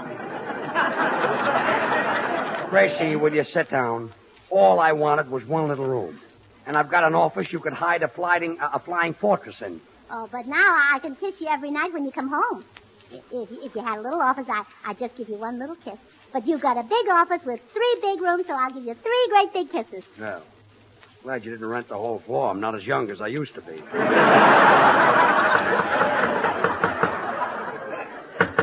That's funny.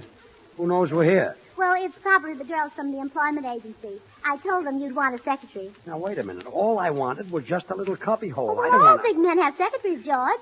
You can take one of these girls temporarily, and then later on you can hire somebody more experienced, like Secretary Morgenthau or Secretary Hull. Look, Gracie... Come in. We're from the Acme Agency. Are you the party who's looking for a secretary? Oh, yes, I'll interview you both. Your name is? Lucille Helt. I'm very good. I'd still be working if my last boss hadn't been drafted. Before he was drafted, he was in women's dresses. Well, I suppose it takes all kinds to make an army. Lucille, what would your salary be? Well, 20 a week. 20 a week? Oh, that's not enough. You should get at least 35. Oh, that'd be wonderful. Well, in fact, for a girl who's really a good secretary, I don't think $50 is too much, do you? Oh, no, $50 would be fine. Well, I'm sure you're capable, Lucille, but that's a little more than my husband can afford. Next girl. Gracie, she said she'd work for... Please. What's your name, miss? Geraldine Bojo. And I'm very good at taking shorthand. Well, I'll try you out. I'll dictate a short business letter to you. Ready? Mm-hmm. George Burns Limited. Dear Limited, we received your contents, and the 15th inch was duly noted. Thanking you in the past for advanced favors, we are. Now, read it back. George Burns Limited. Dear Limited, We received your contents, and the 15th inch was duly noted. Thanking you in the past for advanced favors, we are. Oh, I'm sorry, Geraldine, but that letter doesn't make a bit of sense. Next girl. Next girl. No. Oh, dear. She was the last one. Well, good. Forget the secretary. Oh, no, George. I'm going to keep trying until I find you a girl who is intelligent and capable and clever and... Well, I know just the girl. Well, all right. Send her around next week. Oh, why wait? I can start right now. Go ahead and dictate. You? Yeah, me. Oh.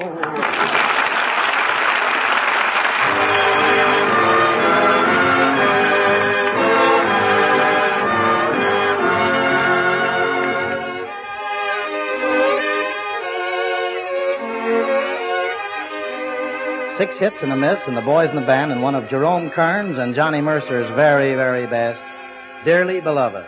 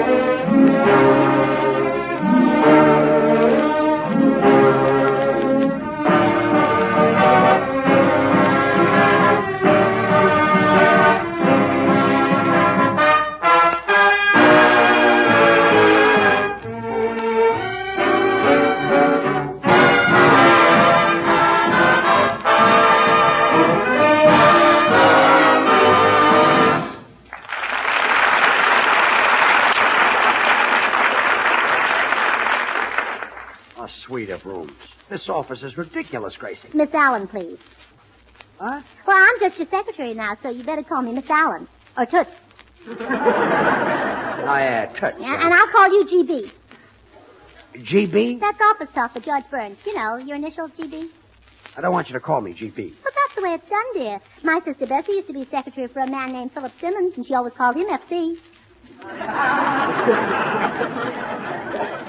I don't care what your sister Bessie did. All I wanted was a little cubbyhole. It's fun being a secretary. I hope I don't make a great big fool of myself and fall in love with the boss. Oh, stop. I'll be the laughing stock of all my friends. Oh, don't you worry, dear. They laughed at all great men. They even laughed at Lincoln, but he went right ahead and invented the highway.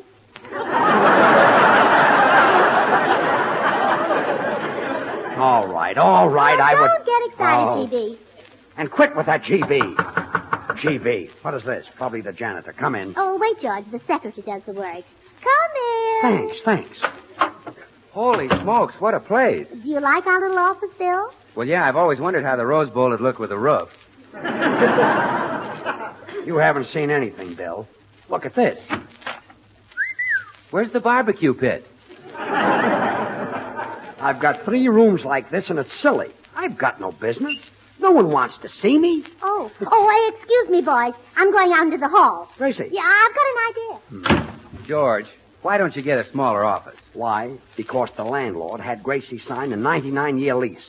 A 99-year lease? Why, he can't do that, George. Give me that phone. I'll break that lease for you. Bill, how can you break the lease? Listen, I didn't go to law school 2 months for nothing. Hello, landlord. I'm calling for George Burns. Now listen, you unethical, money-grabbing old... Me? I'm Bill Goodwin, and I'm telling you that if... You do? But gee, it is a wonderful soap, isn't it? Bill, the lease. You said something about breaking the Yes, lease. sir, landlord. That's exactly what I always say. Swan is the new, pure, white floating soap that's a honey for suds. Yes, sir, I never saw such suds in all my life. Fast, too. Look, Bill, you came in, you said you had an Oh, idea your wife, about, too, huh? Well, why shouldn't she be? Especially since there's a little baby in the house. Swan's perfect for bathing the baby. It's as mild and pure as the finest Castile soap. That's what makes it so swell for your face and hands. Yeah, like peaches and cream. The lease, Bill. Break it. Break it, yes. Break it. Oh, landlord, Mr. Burns suggests you break it. Break it. Yeah, break Swan in two. Yes, Use half in the kitchen for dishes and housework and put the other half in your bathroom for your shower or tub. Look, Bill, you brought this on yourself. Oh, You see, I that's was great. minding Just great. A cake of Swan in every office? Oh, thank you. Goodbye. Well, that's a fine way to break a lease. Now, wait a minute. You want to break the lease with a landlord who's going to give Swan soap to all his tenants? Why, shame on you. It's men like you who cause bottlenecks. Are leaving so soon, Bill? Well, yes. Gracie, your husband is without a doubt. Who's your friend? Oh, him? Well, he's the gentleman I found out here in the hall. What'd you say your name was? William Murray? Mr. Murray is going in to see George. Oh, well, chins up, Mr. Murray.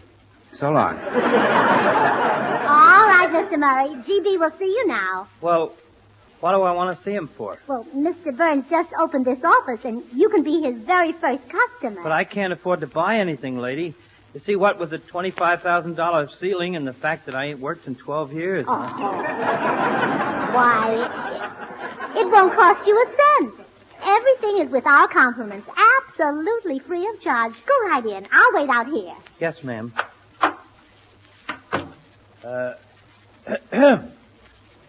Yes?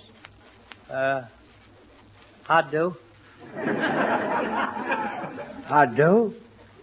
Nice office you have here. Thanks. Big. Yeah. Mighty big. Mighty big. Who are you anyway, and what do you want? I'm your first customer. Customer? Yeah, I'm kind of in a hurry, so if you don't mind, I'll just take one and go. Take one what? I don't know. What business are you in? Radio programs. Well, you better give me just a small one. I don't use them very often. Look, Bud, you must be in the wrong office. I don't give away any samples. Now, there's the door right there. Yes, sir. I'm sorry I took up your time. That's all right. Goodbye. In case I don't see you again, I'd like to wish you a very Merry Christmas. Well, did you enjoy your visit with GB, Mr. Murray? He gave me a brush. Oh, well, that's nice. Take care of it. You never know what they'll ration next. Come again. Pardon me, miss. I'm looking for the office of Rubicam and Young, attorneys at law. Well, go right in. GB will be glad to see you. Oh, is GB Rubicam or Young? Well, he's not young. Well, then he must be Rubicam. I'll go right in. Good afternoon. Yes, what is it? I'd like to divorce my husband. Well, what's that got to do with me? You're the man I want. Who, me? Yes. I want you to go to Reno with me. What? I'll pay all your expenses. Well, gee, this is very flattering, lady, but you see... Then you go? Well, look, I'm a married man. What difference does that make? You're a lawyer, aren't you? A lawyer? I'm no lawyer. Oh, so you just wanted to hear my troubles, huh? Curious, huh? Out! Hereafter, you can listen to Mr. Anthony. What's going on around here? This way, Mr. Davis. Another customer, GB. So you've been sending in these people? Lady, I'm sort of in a hurry. Oh, well, GB will take care of you right away, Mr. Davis. Gee, lady, I don't know. What is this? What does this guy want? Well, if it's all the same to you, I'm sort of in a hurry. Oh, your worries are over, Mr. Davis. Just ask my husband about whatever's on your mind. Go on, ask him.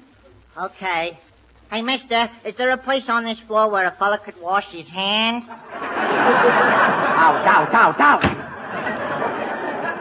You and your ideas. This office will drive me crazy. And I'm stuck with a 99-year lease. Oh, you're worried about the lease? Well, I'll break it, that's all. That's all, huh? Well, where's the phone? Just break it, that's all. Hello? Oh, boy. Hello, is this the manager? Well, this is Mrs. Burns. I'd like to break my lease, please. You will? What? Oh, all right. Well, thank you very much. Goodbye. Well, it's all settled, dear. Come on home. You mean you got me out of the lease? Well, sure. All you have to do is pay him for 98 years. 98 years? Mm-hmm. He's given us the last year free to keep our friendship. Oh.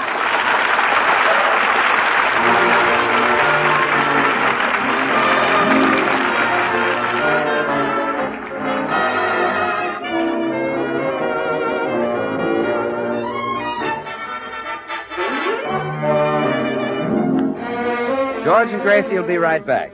So I'm just going to say this. One thing you can be sure of about Swan soap, it agrees with your skin. And while it's just common sense, if you've got to keep your hands in water dozens of times a day, you might as well be using a soap you know will be kind to your hands. Remember that about Swan, huh? Well, now here are George and Gracie. Oh, well, after a day like that, it's sure nice to be home in bed. Thank goodness that fella finally tore up the lease. Good night, sweetheart. Good night, GB. I'll stop with that GB. From now on, that office talk is out. All right, George. Well, PD. PD? That's office talk for pleasant dreams. Oh.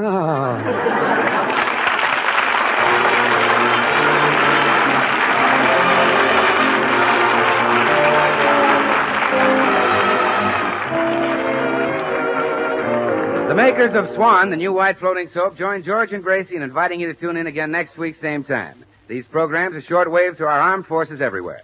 Remember, Swan now brings you 2 of radio's top shows. George Burns and Gracie Allen every Tuesday night, and Tommy Riggs and Betty Lou every Friday night over another network. And now till next week, this is Bill Goodwin saying, well, I, Swan, how about you? Well, I, Swan, how about you? Well, I, Swan, how about you? Well, I, Swan, how about you? Hello? Are you there? Well, we're here. Swan's the soap that's pure and gentle. Come on, swing to Swan. Lever Brothers, the makers of Swan, the new white floating soap, present the Burns and Allen Show with Paul Whiteman.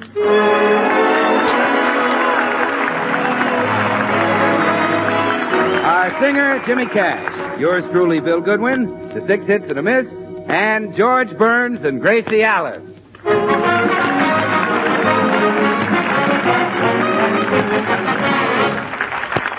Well, now it's late afternoon, and we find George on his way home to Gracie. He has stopped in for a moment at the corner cigar store. Oh, good afternoon, Mr. Burns. Hello. 3 cigars, please. The usual kind? Uh-huh. All right, here you are. Thanks. Here's your quarter. Thank you. Here's your 20 cents change.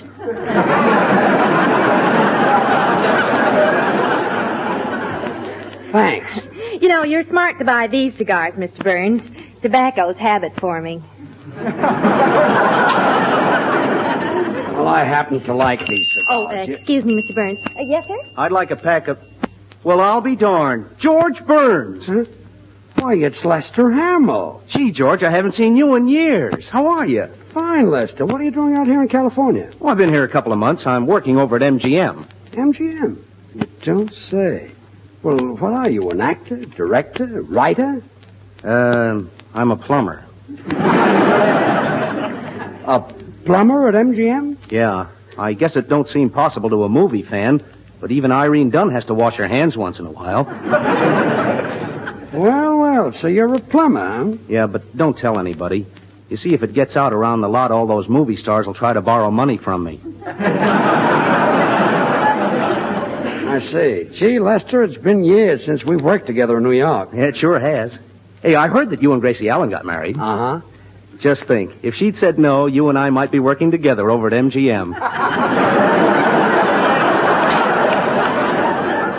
Yeah, who knows? Say, Les, how would you like to have dinner with Gracie and me over at the house tonight? Well, I'd love to, Oh, but... come on. We'll talk over old times. Well, I'll come on one condition. That you don't tell Gracie what I do at MGM. Well, Gracie wouldn't mind. Oh, it isn't exactly that. You see, I mean, with things the way they are now, every time I'm invited to somebody's house, I wind up fixing the sink. Oh. Well, don't worry. Our sink is okay. And if it'll make you feel better, I won't mention that you're a plumber even to Gracie. You promise, George? I promise. Okay. See you in about an hour. Okay. Wait, Les. How would you like a cigar? Oh, don't mind if I do. Well, here, try one of mine. Mr. Burns, Yes. you two are friends, aren't you? Yes. Well, why not keep it that way? Thanks, kid.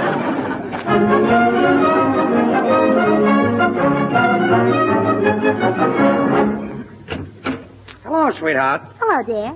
Say, I just met an old friend of mine down at the corner, and I invited him for dinner tonight. Is it all right? Oh, dear, you would have to invite company the one night our sink is stopped up. What? Oh, I've been trying to get a plumber all day. Well, never mind. I'll fix it. Oh, all right. Who did you invite? Oh, an old friend of mine, Lester Hamill. You don't know him. He's with MGM. MGM? You mean he's in the movie business? Well, in a way. Is he a big executive? Well, he's not exactly an executive. Go on. I'll bet he's in the president's office. Well, as a matter of fact, he's in and out of all the offices. Oh. Well, George, I'll be right back. Well, where are you going? Oh, I've got to call Tootsie Sagwell. Oh, my, I hope she's home. Hello? Hello? Hello, Tootsie? Oh, dear. Always a soprano, never a baritone. Who's this? Well, it's Gracie. Oh, Tootsie, I have the most exciting news. A big movie magnate is coming to my house for dinner. Really? You mean... Yes, it's our big chance, Tootsie. What we've been talking about for months. A chance to get you into the movie. Oh, I'll be right over. What'll I wear? Let me see. I'd better wear something to show my legs off to the best advantage. That's a good idea. How about your new corduroy slacks? Don't worry. I'll think of something. Oh, all right. Goodbye. Oh, George, I'm so thrilled about Mr. Hamill coming over. Now I'll be able to get Tootsie in pictures. Gracie, Lester can't get Tootsie in pictures. Oh, why not? Just last week she won a beauty prize. Tootsie Sagwell won a beauty prize? Uh-huh. Well, didn't you read in the paper how hundreds of girls were helping to pick the tomato crop? High school girls, society debutantes, and even movie stars? Yes. Well, they had a beauty contest, and Tootsie won it. Really? Yes. Of all those girls, she picked the most beautiful tomato.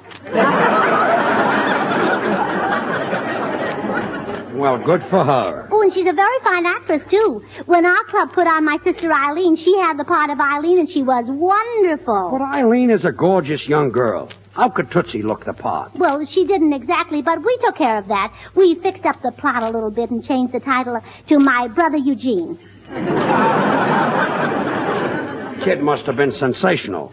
Hi, George. Hello, Gracie. Oh, hello, Bill. You stay here and talk to George while I run into the kitchen. I want to see if there's enough for a big dinner. Having company, George? Yeah, you're invited if you'd like to come, Bill. Oh, well, thanks, George, but I have to pick up a girl at Hollywood and Vine at 6 o'clock. Who is she? Well, how do I know who's going to be at Hollywood and Vine at 6 o'clock?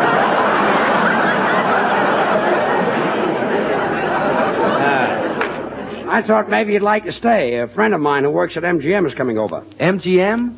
Oh, well, maybe I'd rather take potluck here. You know, George, I almost signed with MGM before Paramount grabbed me.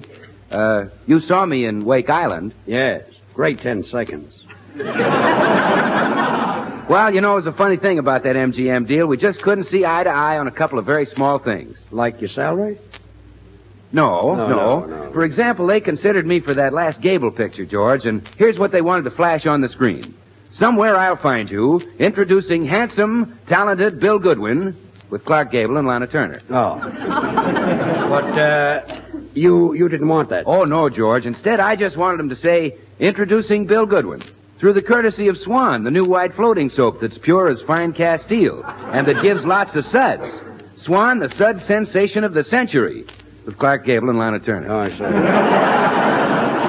But they wouldn't put that on the screen, huh? No. Very unreasonable, yeah. Well, then they wanted me to play a scene where I grab Lana Turner in my arms and kiss her and kiss her and kiss her. But that wouldn't do. Oh, of course not. I'd rather do a scene where I talk to her. Yeah, oh, brother. And you played a Marine in Wake Island. Well, George, I wanted to say, Lana, darling, have you washed your dishes lately with Swan? Win the award. Swan, you know, is great for doing the dishes, or for that matter, any soap and water job, because Swan not only gives you long-lasting, hard-working suds, but you can be sure that Swan is going to be kind to your hands. It's so pure and gentle, Lana. Yes. But they wouldn't let you do that scene in the picture. No. You must have a very bad agent. Well, then, George, then I wanted to make one more little change. Yes, I suppose you wanted to change the title of the picture to, Somewhere I'll Find You Breaking Swan in Two so you can use half in the kitchen for your dishes and cleaning and the other half in the bathroom for your hands and face. No. The change I wanted to make was a very small one. You know the lion they flash on the screen at the start of every MGM picture? Yes. I'm out of pages. Well, take mine. Yes. You know the lion that they flash on the screen at MGM pictures? Yes. Well, the idea of them saying a swan can't roar. That's good, Bill, but I'm not deaf. Don't holler so loud. George, I'm coming back later and take it up with that friend of yours from MGM. Now, Bill, wait. That couldn't... You see, what... No, sir. I won't rest till I put swan prints in the cement at Grauman's Chinese. Gracie, don't go to too much trouble about Lester. But, George, he's a big movie man. Did you say he was a director or a producer? Well, Lester handles lots of jobs at MGM. He's sort of a handyman, to have around. Oh, men like that lead such glamorous lives, George. Oh, what a thrill it must be when he finishes a job and they put a big sign on it. This is a Lester Hamill production. Oh, yes.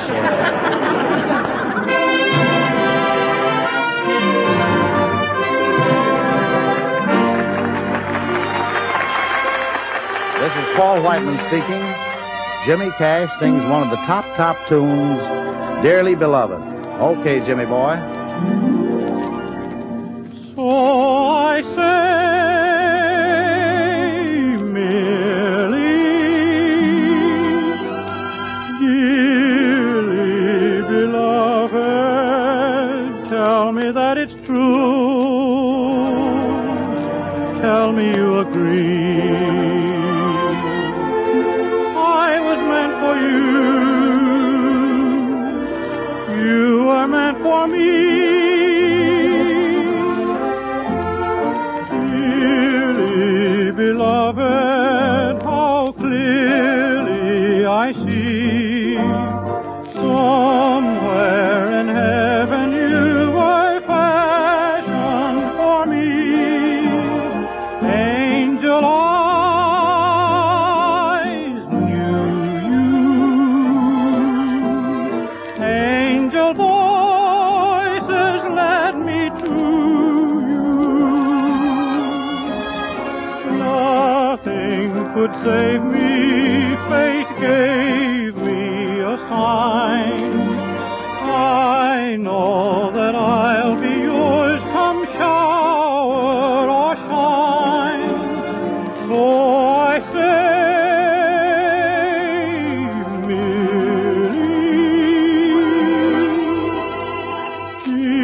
dearly beloved, be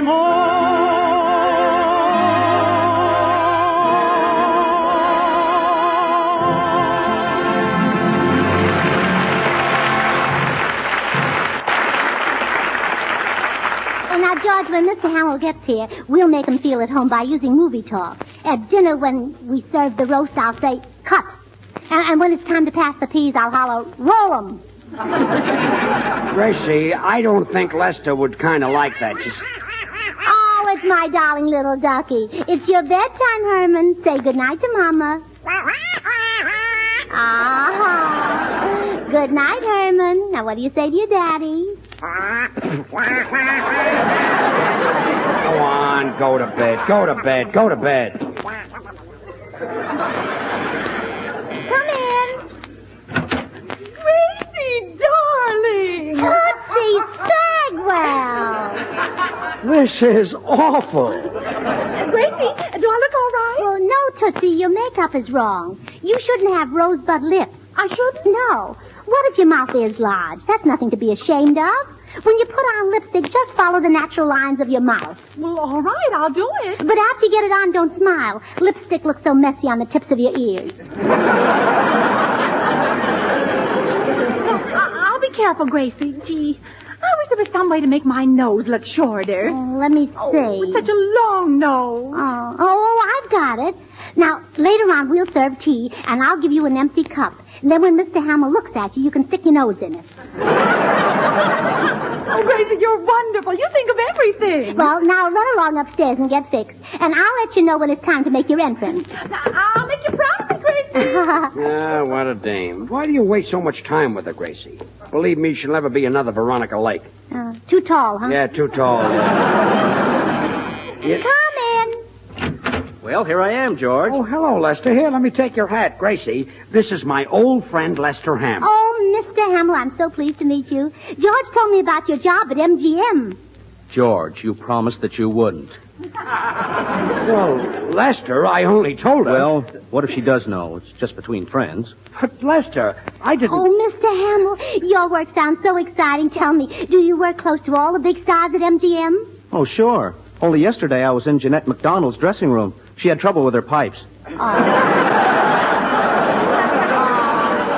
Hamill, that's too bad. I love her voice. And so do I. What did you do? Oh, I just stuck a monkey wrench down as far as I could, gave it a couple of turns. Oh, my goodness. Well, tell me, Mr. Hamill, what happened? Nothing. She just smiled and thanked me. Oh, my. She must have an iron constitution. Huh? Gracie, I'm pretty sure Lester doesn't want to talk shop. Oh, all right. We'll talk about us. You knew George even before I did, Mr. Hamill. What was he like in those days? Well, he was quite a dresser, and nobody on Avenue A looked any better in peg-top pants. Hey, remember what they called you, George? Yeah, Bo Burns. Yeah, remember that pair of tan kid shoes you had with 6 pearl buttons up the sides? Oh, that reminds me, dear. I found that bottom pearl button and sewed it back on. Well, thanks. Oh, I'll bet you're surprised to see how domestic George is, aren't you, Mr. Hamill? I guess having a wife and a little son made him... A son? Why, George Burns, you old son of a gun. You never told me. I didn't know you had a little boy. Well, Lester, he isn't really... Gee, I'd like to see the little fella. Oh, well, he's taking a nap. He got sleepy after dinner. I guess he ate too many fish heads. He eats fish heads? Oh, yes, he loves them. They're so full of vitamins. Now, if you're very quiet, I'll open the kitchen door. He's sleeping under the stove. Mr. Hamill, would you like to see him? I'll say I would. All right.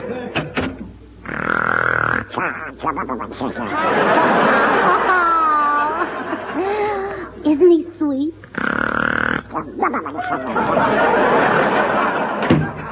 Isn't he cute, Mr. Hamill? Yeah. You know, funny thing, the light was kind of dim in there, and for a minute I thought he was a duck. Yes,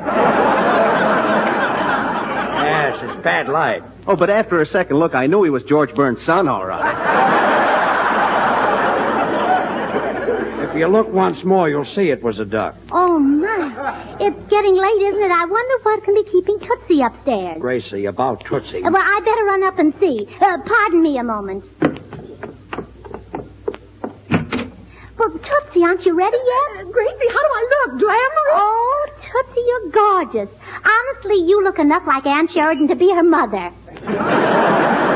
Oh, that's wonderful. I'll be right down, Gracie, as soon as I finish powdering my nose. Oh, good. And remember to make a grand entrance. We've got to impress Mr. Hamill with your poise and grace. I know. I'm so nervous. I just hope at the last minute my oomph doesn't turn to blah.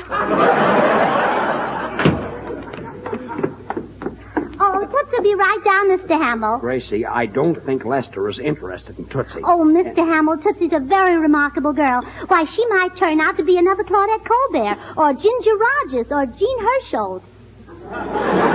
Gracie, Jean Hersholt is a man. Oh, well, you see what a remarkable girl Tootsie is? She does sound like one. Oh, she is. Oh, look, there's Tootsie at the head of the stairs now. Ah, good evening, ladies and gentlemen. May I join you? Well, by all means, come right down, Tootsie. All right, here I come.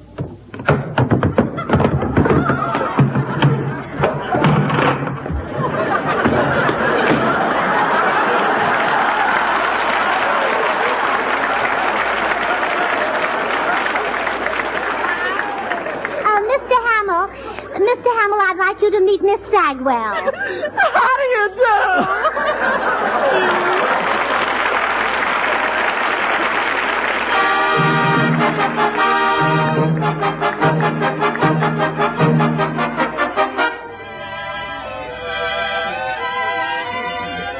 We've had a lot of war songs, but it looks like this is really it.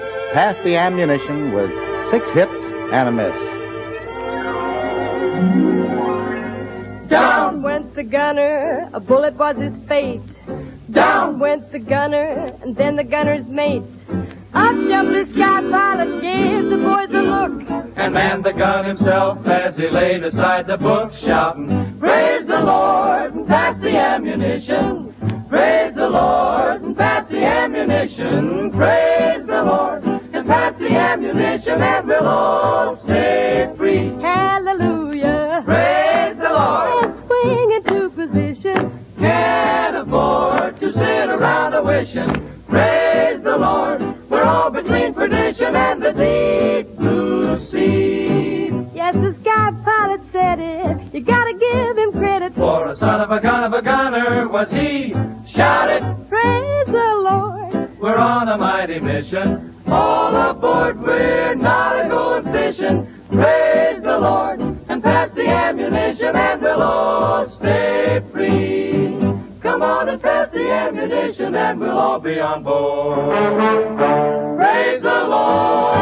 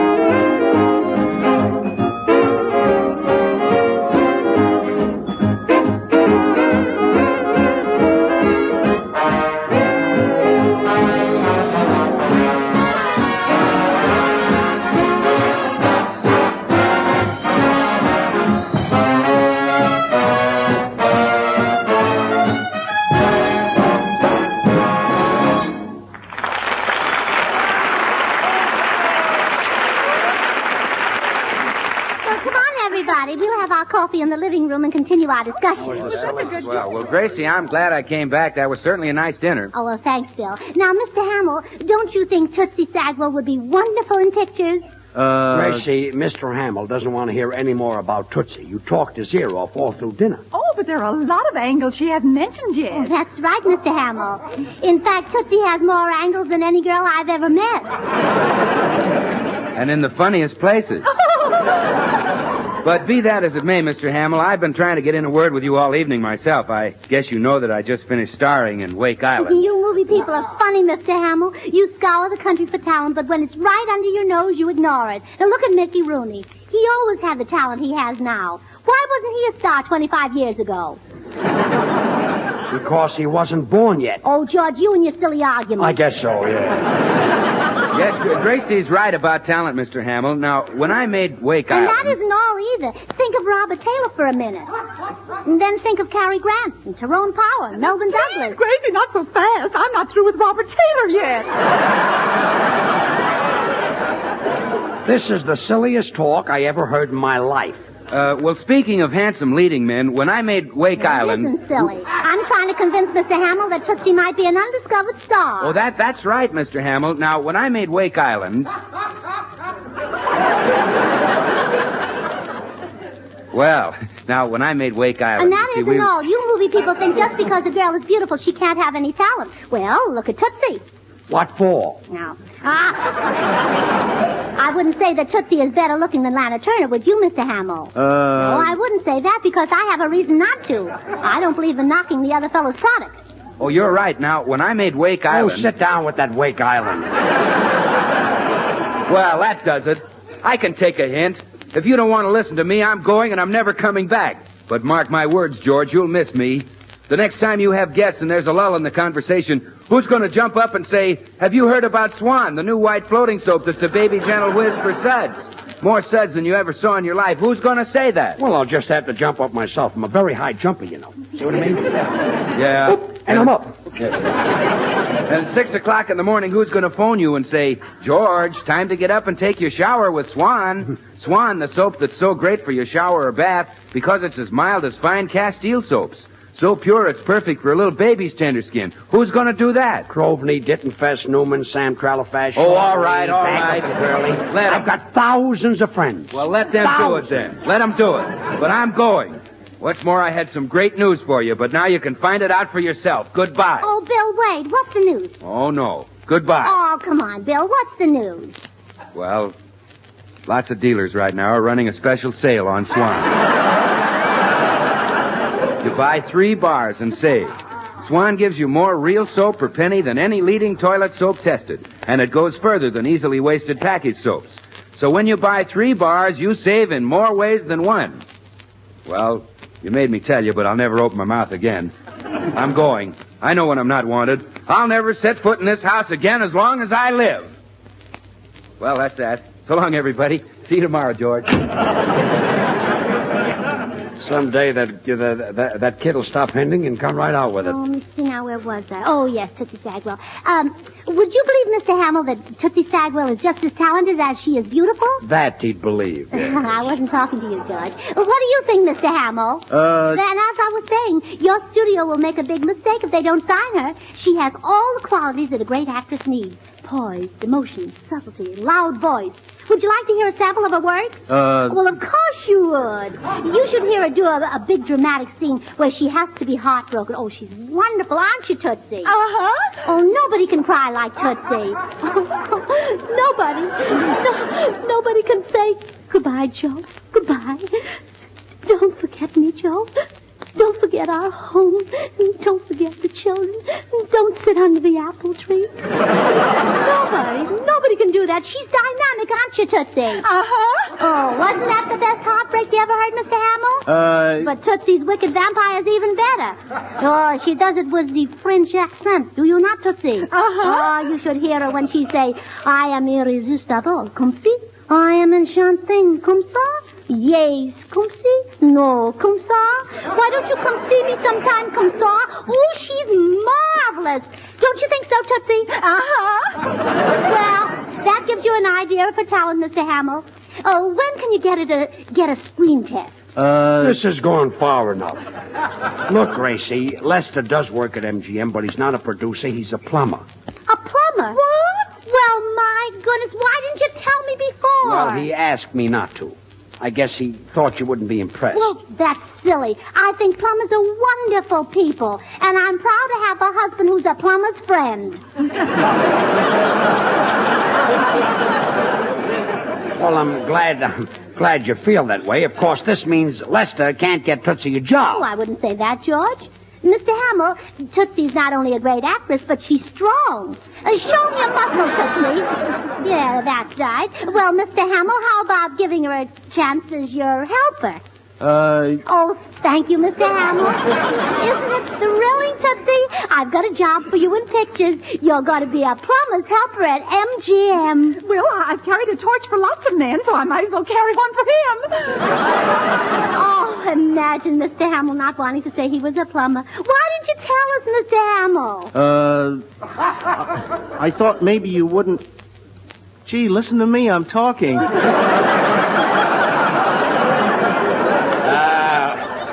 Go on.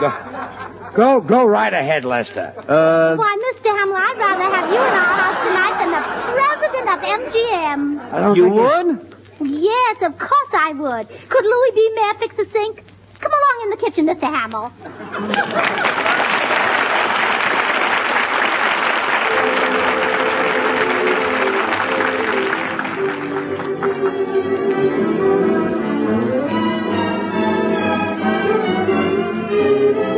Well, George and Gracie will be right back. Meanwhile, I'd like to remind you to stop in where you see a dealer displaying the Swan sign that says, buy 3 bars and save. If you haven't yet tried Swan, now's a swell time to do it. See if you don't find that Swan always saves you money, sale or no sale. Saves because it takes the place of expensive toilet soaps. And saves because Swan also does away with the need for easily wasted package soaps. So now's the time to swing to Swan. Now, when you can buy 3 bars and save. And now here's George and Gracie. Boy, this sink is really stopped up. Look, it's overflowing. And what'd you do, Mrs. Burns? Pour grease down the drain? Oh, no, Mr. Hamill. I save all our bacon grease and waste kitchen fats and take them to my meat dealer. Everybody should do that, you know. The government needs waste fats for bombs and bullets, so it can't be grease in the sink. Well, there's water all over the floor. Something must be clogging up the sink. I wonder what it could be. Well, I don't know. Let's pull out the stopper and look.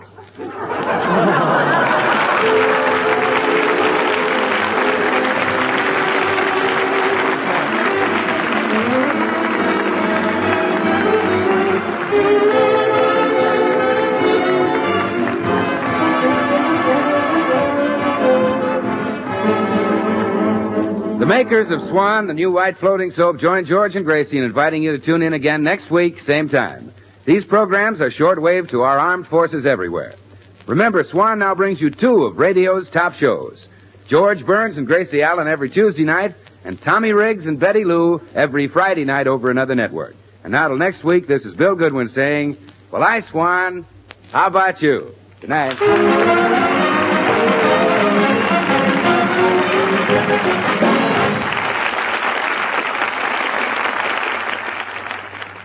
Try Spry. You'll find the baking you turn out fluffy and light. Try Spry. You're sure to hear your family shout, what a delight. For cakes, pies, donuts, the things you fry. Try Spry. What's that you say you're going to try today? Why, sure. Try Spry. This is the Columbia Broadcasting System. The Columbia Broadcasting System. The Columbia Broadcasting System. The Columbia Broadcasting System. Hello, are you there? Well, we're here at Camp Elliott with Marines. Yeah. Swan, the soap that's pure and gentle. Come on, swing this one. Lever Brothers, the makers of Swan, the new white floating soap, present the Burns and Allen Show with Paul Whiteman.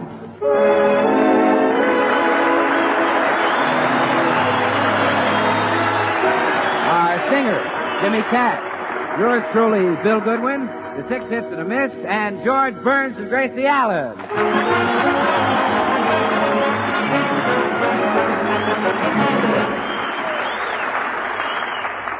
Well, now let's look in and see what's doing at the Burns home.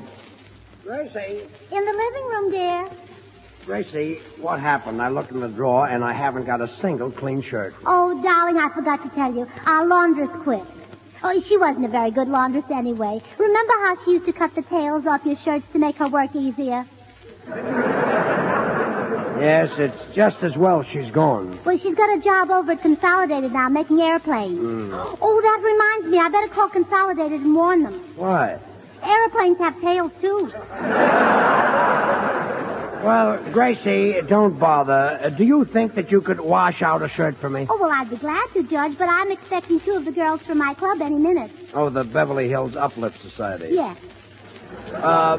What are those hens going to cackle about today? Well, George, that's no way to talk about your wife and your wife's friends. Oh, I didn't mean you, dear. Well, it's no way to talk about those other hens either. Believe me, honey, washing a few shirts wouldn't hurt any of those dames. But, George, we work hard. We have to in times like these. We even do jobs for each other if they're the same amount of work.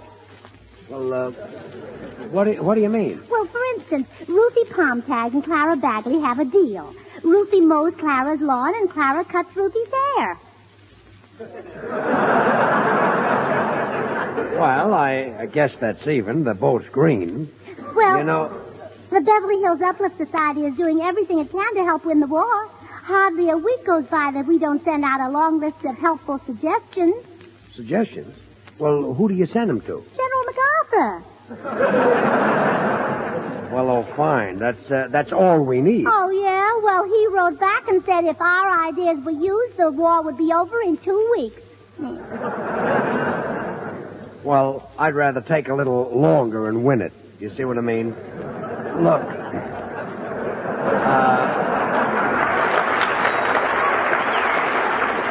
Why don't you girls do something constructive Well, we do. We save all our waste kitchen fat and take it to our butcher. The government uses it to make bombs and bullets. Well, now you're doing something. Why, Blanche Morton alone has turned in 11 pounds of fat this week. Well,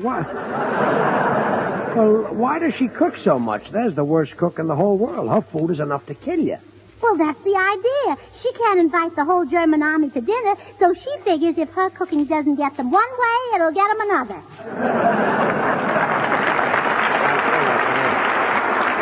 And, of course, we must drop a few of our biscuits on the Japs, too. Yes. Remind me to do that. Oh, that must be the girls now. Come in.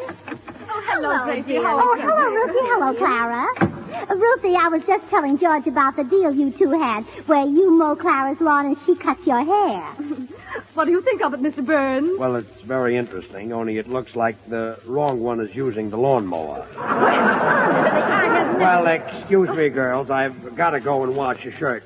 I'll be in the kitchen, dear. Oh, all right. Honestly, Gracie, sometimes I wonder why you married that man. Oh, it was love. I didn't have much choice. Well, obviously not. Well, look, Gracie, what we came to talk to you about, we want to help the war workers. Now, there are lots of mothers who have babies in defense class. My goodness, the hospitals must be crowded. No, Gracie. Now, you see, while these mothers are working, they need someone to take care of the children. Can we count on you to help? Oh, yes, I love babies. I practically raised my little nephew, John Cachu Allen.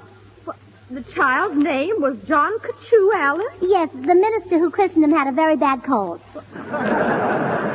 But, Gracie, the child we're leaving with you isn't exactly... Oh, I adore babies. I still have little Johnny's first pair of shoes. Wait, I'll show them to you. I'll be right back. Oh, poor Gracie. I hope she won't be too disappointed when she finds out the baby we're leaving with her is 10 years old. Yes, Bobby Ross. He's tough as nails. Here comes Gracie. Well, here they are, girls. Look, little Johnny's first shoes. I had them gilded. Aren't they sweet? Sweet? Why, my husband could wear these. Were those his first shoes? Yes. He didn't move into town until he was 24.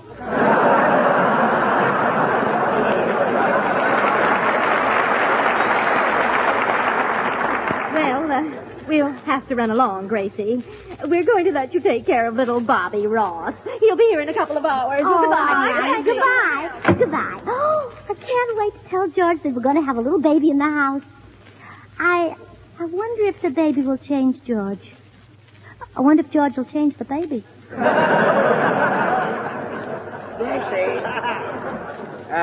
Gracie, have those club women left? Yes, dear. Well, thank goodness. What were you talking about? The baby. Well, who's going to have a baby? We are. Oh, we are. Well, if one of... We are? Yes.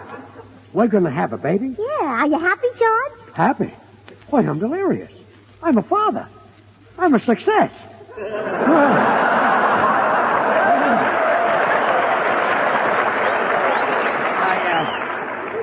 I may have been late getting started, but look out, CANTOR. Oh, I'm so glad you're taking it like this. Oh, boy. I'm going to run down the corner and get cigars for the fella. Now, you just lie down, honey. I'll be right back. Just think. I'm going to have a cigar. I mean, a baby. Oh, I'm sorry. Hey, watch where you...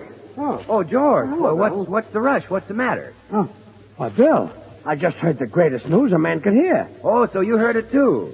True. I'm the only one who knows. Oh, now, don't be silly, George. It's all over town. All over town? Why, of course. It's even on a billboard at the corner. Oh, no.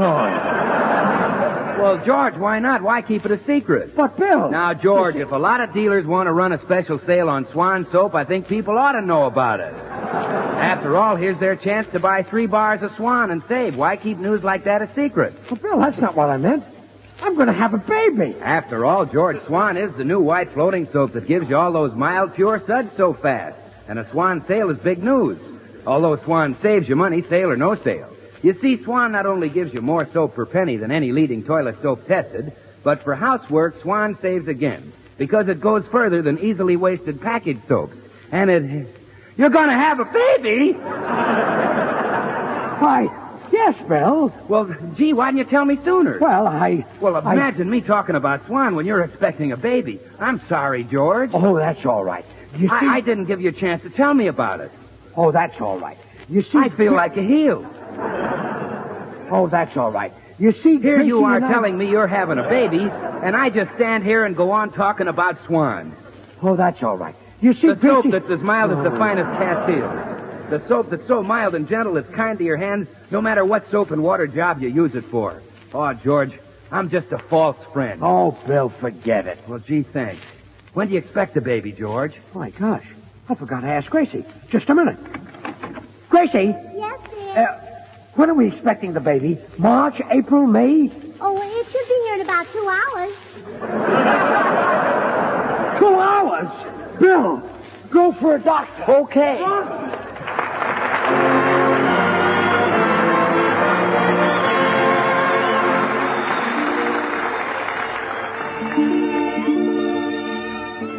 This is Paul Whiteman, and here's Jimmy Cash to sing one of the country's most popular love songs, Starlight Sonata. Okay, Jimmy. You're my song from a world way up high. You are my starlight sonata out of the midnight sky. There's no melody sung by a lark sweet as my starlight sonata after the sky grows dark. Your arms are such a thrilling place when we embrace like this. The promise of eternal love is trembling in your kiss. Twilight sings of a heaven to be, bringing my starlight sonata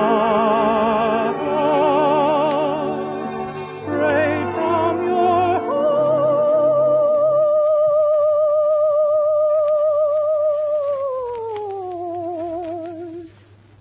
to me.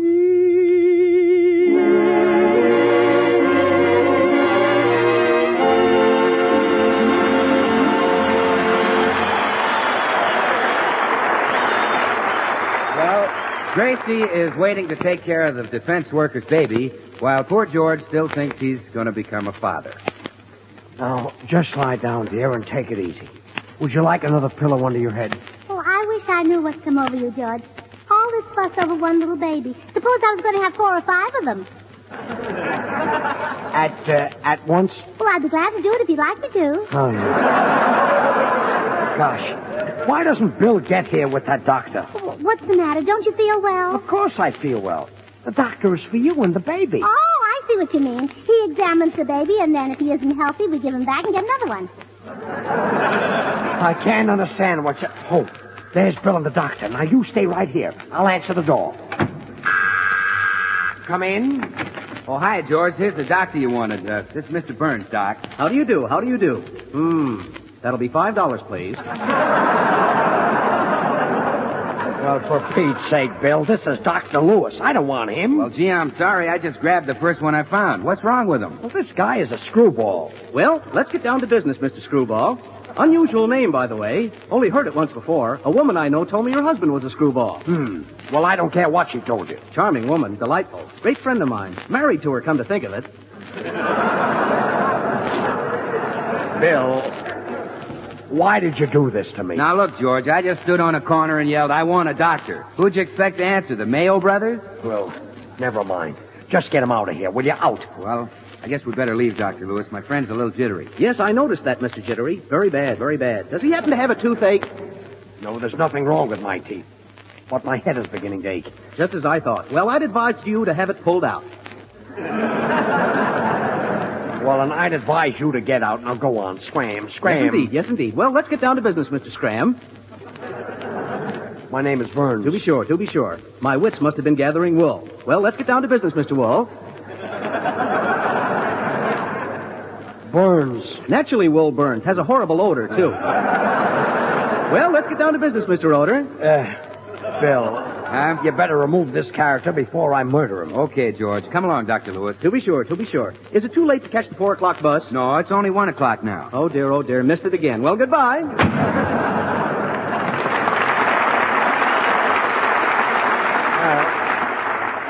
Of all the silly, idiotic things he had... Doctor, did he leave? Well, don't worry. Now, I'll get another one. Now, you just lie down, and I'll go in the kitchen and fix you a nice glass of warm milk. And don't move until I get back. All right, dear. My, he's sweet today. I wonder if he's been playing poker again. Come in.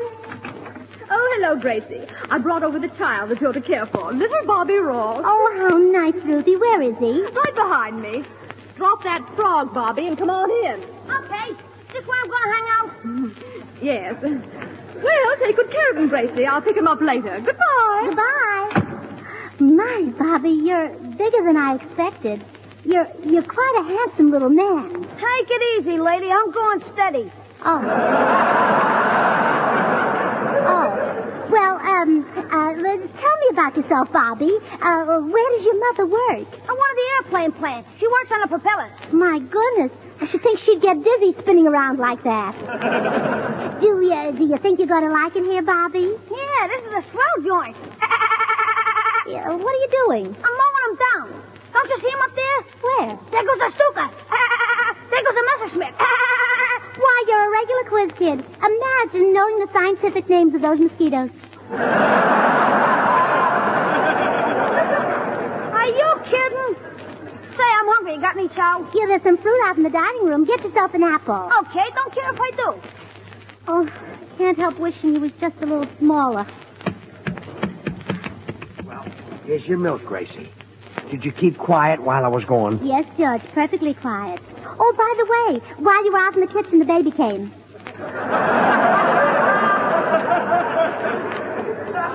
The baby? Yes, but he's just a little bit... Where is he? Well, in the dining room. He's getting an apple. Getting an apple? Yeah, he's a little older than I expected, George, but I'm glad to care for any child whose mother works in the defense plan. I don't get it. You mean the baby isn't out? No, dear, we're taking care of Mrs. Ross's boy while she's working at Consolidated. Gee, I'm not a father. Well, what'll I say to the boys? What about all those cigars? I feel terrible. Oh, buck up, George. Remember that inspiring poem of Kipling's that I always quote? If you can lose your head and never keep the common touch, if you can walk with kings while the dawn comes up like thunder, and which is more, you'll be a man, my son. Now I feel better, yeah.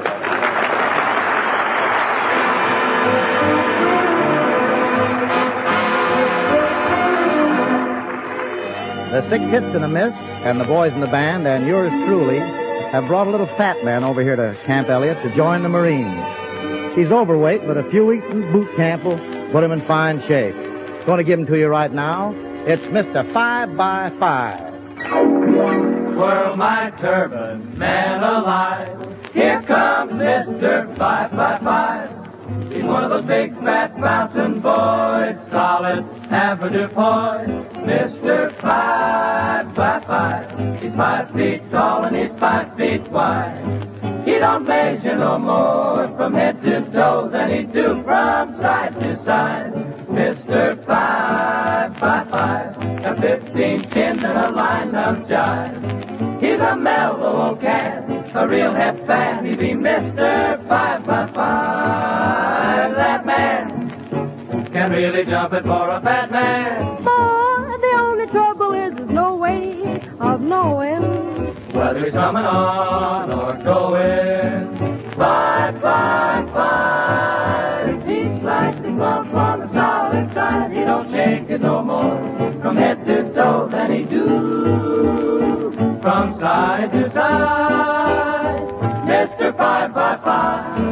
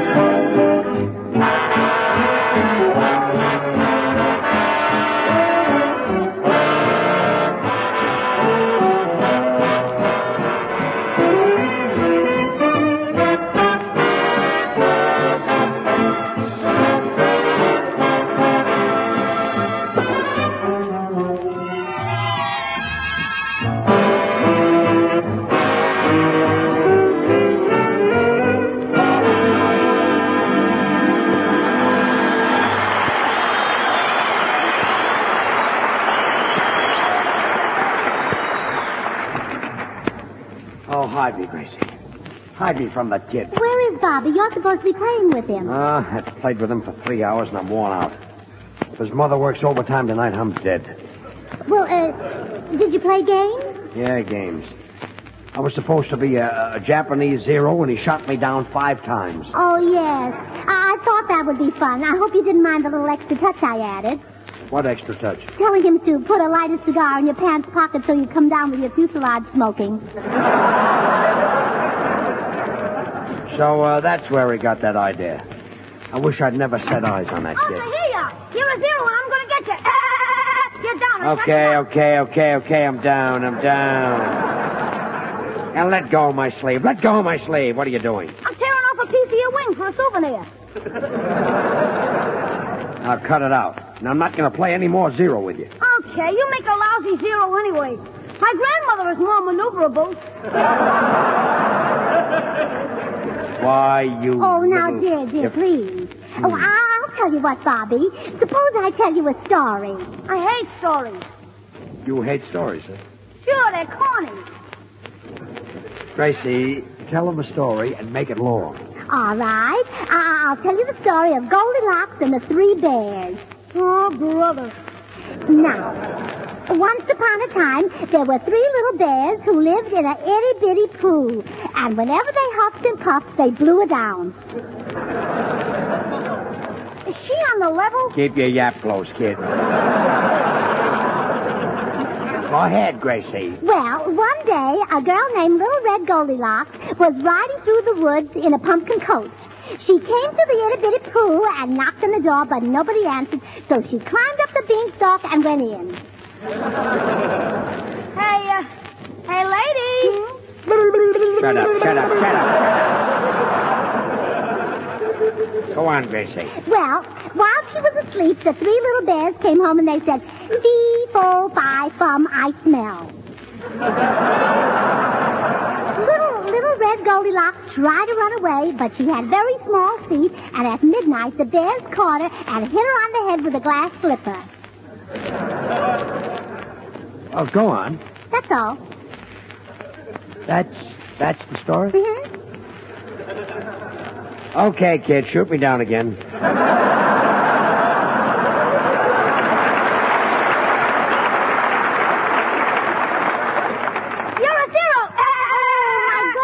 There must be some way to entertain you that's not quite so noisy. Oh, I have it. I'll get my little duck Herman. Now, don't go away now. Now, listen, son. You're a zero. Oh, stop it. Is the Air Force the only branch of the service? It's the loudest. Well, ground yourself. Hiya, George. Is the baby here yet? Yeah, this is it, Bill. This? Yeah. It was all a mistake. We're just keeping this kid while his mother is at work. I'm not going to be a father. Oh, well, gee, that's too bad. I'm sorry, old man. Fine time to call me old man. What else can he call you? Keep quiet before I give you a hit in the head. George, never tell a child you're going to give him a hit in the head. Never. Bill, believe me, it wouldn't do any harm to this kid. But George, you don't understand child psychology. You've got to talk the kid's language. Treat him as your pal, your chum. You can do that, huh? Why, of course. Watch this. Hello, Bobby, little pal. Let's you and I smear dirt all over our faces and play commando. What do you say, little chum? Commando? You said it, pal. Let's go. Okay. And when we get through, we'll go upstairs and wash our little face and hands with Swan, huh? You know. You know Swan, the new white floating soap that gives you all that swell baby gentle lather so fast. What do you say, little chum? Are you trying to make a stooge out of me? That psychology is great. I wouldn't be without it more, Bill. More psychology. Well, I can see that Bobby Right likes up, to Bill. talk straight from the shoulder. Man to man, eh, little chum? You shut up, wavy wig. Yeah, go right ahead, Wavy Wig. Give him that man-to-man stuff. Well, I will, George. Little pal, man to man, you can't buy a purer soap than Swan. Swan's as mild as the finest Castiles. So mild it's swell for even a baby's tender skin. So naturally it's great for your bath or shower. What say you go upstairs and try it, huh, little pal? Just a minute, Bright Eyes. Are you trying to little pal me into a bathtub? psychology, Bill. Psych him, Bill. Psychology. Okay. Psych him. All right, Bobby. Give him a big psych. I'll psych him. I promise not to mention Swan Soap again unless you ask me about it. How's that? It's a deal. Okay, little chum. Now, you ever seen one of those big Catalina flying boats? A fella your size could crawl right into one of those floats on the wings. What floats? Swan floats, and thanks for asking.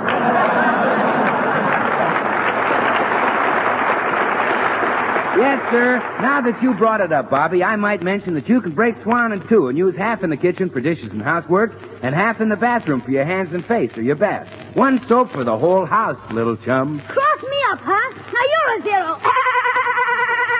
George, do me a favor. What? Give that kid a hit in the head. Goodbye.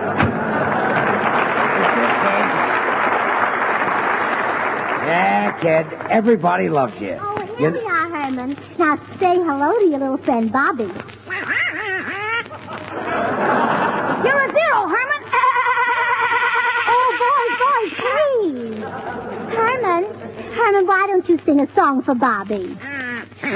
Oh, come on. I'll tell you what. We'll sing Three Blind Mice like we always do, all right? Good. Now you start it off and then I come in. Go. Three blind mice.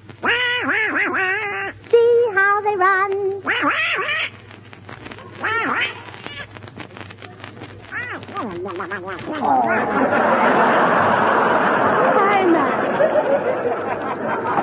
Don't you remember the rest of it, sweetheart? Oh, come on, try again. Three blind mice. See how they run.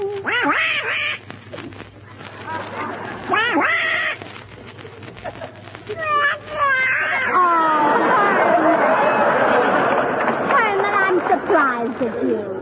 Even a baby could remember that song. Now, I'll start this time, and you follow me. Three blind mice. See how they run. Let's play something else. You're a zero, Bobby. Quiet. I wish somebody would fire a real machine gun at me, full loaded with aspirin. Come in. Oh, good evening, Gracie. Well, Bobby's mother has finished work, and I've come to take him home. Well, I never thought I'd say that, Mrs. Plumtag, but bless your heart. Now I can get some rest. Okay, Bobby, out. Oh, by the way, in Bobby's place, I'm leaving another child to spend the night with you. Oh, no. Oh, isn't that wonderful, George? We're going to be parents on the swing shift. Yes, it's really wonderful. Well, come in, Jenny, and say hello to Mr. and Mrs. Burns. Hello. Oh, a little girl. Oh, George, isn't she the sweetest thing you ever saw? Yeah, she's cute. Yeah, but if we have to have a kid around here, I'm glad it's a little girl. Hiya, Jenny. What's the good word? You're a zero. Oh, no!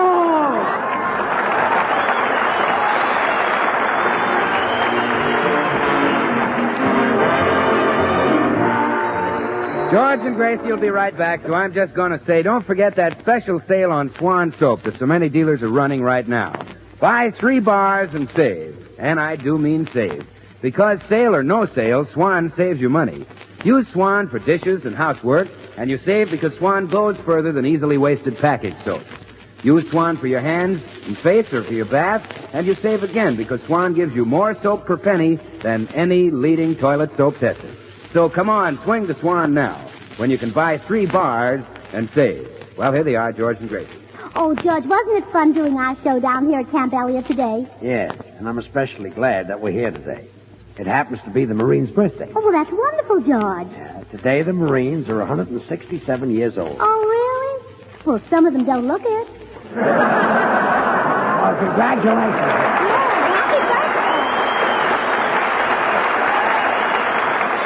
The makers of Swan, the new white floating soap, join George and Gracie in inviting you to tune in again next week, same time. These programs are shortwave to our armed forces everywhere. Remember, Swan now brings you 2 of radio's top shows. George Burns and Gracie Allen every Tuesday night, and Tommy Riggs and Betty Lou every Friday night over another network. And now till next week, this is Bill Goodwin saying, well, I Swan, how about you? Good night.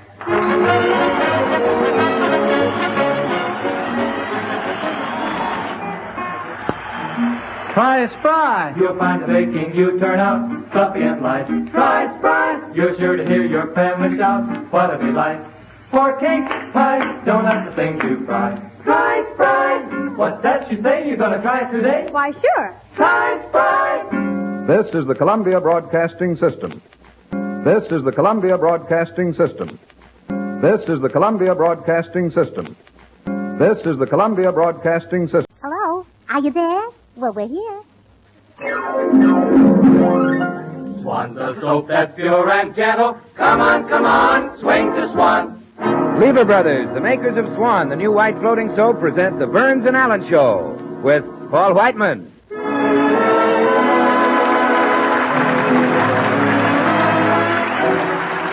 Our singer, Jimmy Cash. Yours truly, Bill Goodwin, the 6 hits and a miss. And George Burns and Gracie Allen. Here they are.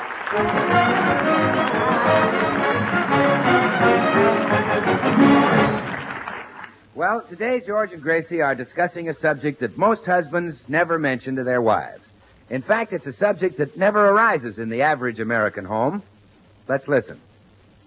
Gracie, you've been spending too much money. Look at this budget for November. Well, it balances. We're not spending any more than we make. I know, but that's the trouble. Some of the items in this budget are ridiculous. Milk for cats, $2? We haven't got any cats.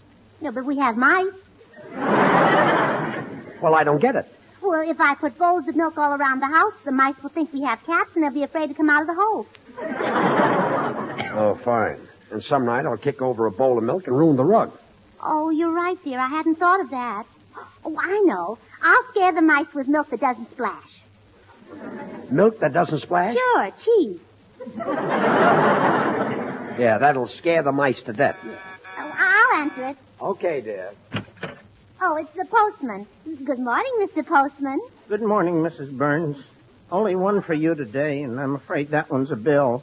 Oh, well, that's all right, Mr. Postman. I realize the post office only sends us what they get. How are you feeling? Oh, simply marvelous. I took a nice cold shower. Ice cold shower this morning and then ran around the reservoir a couple of times in my shorts.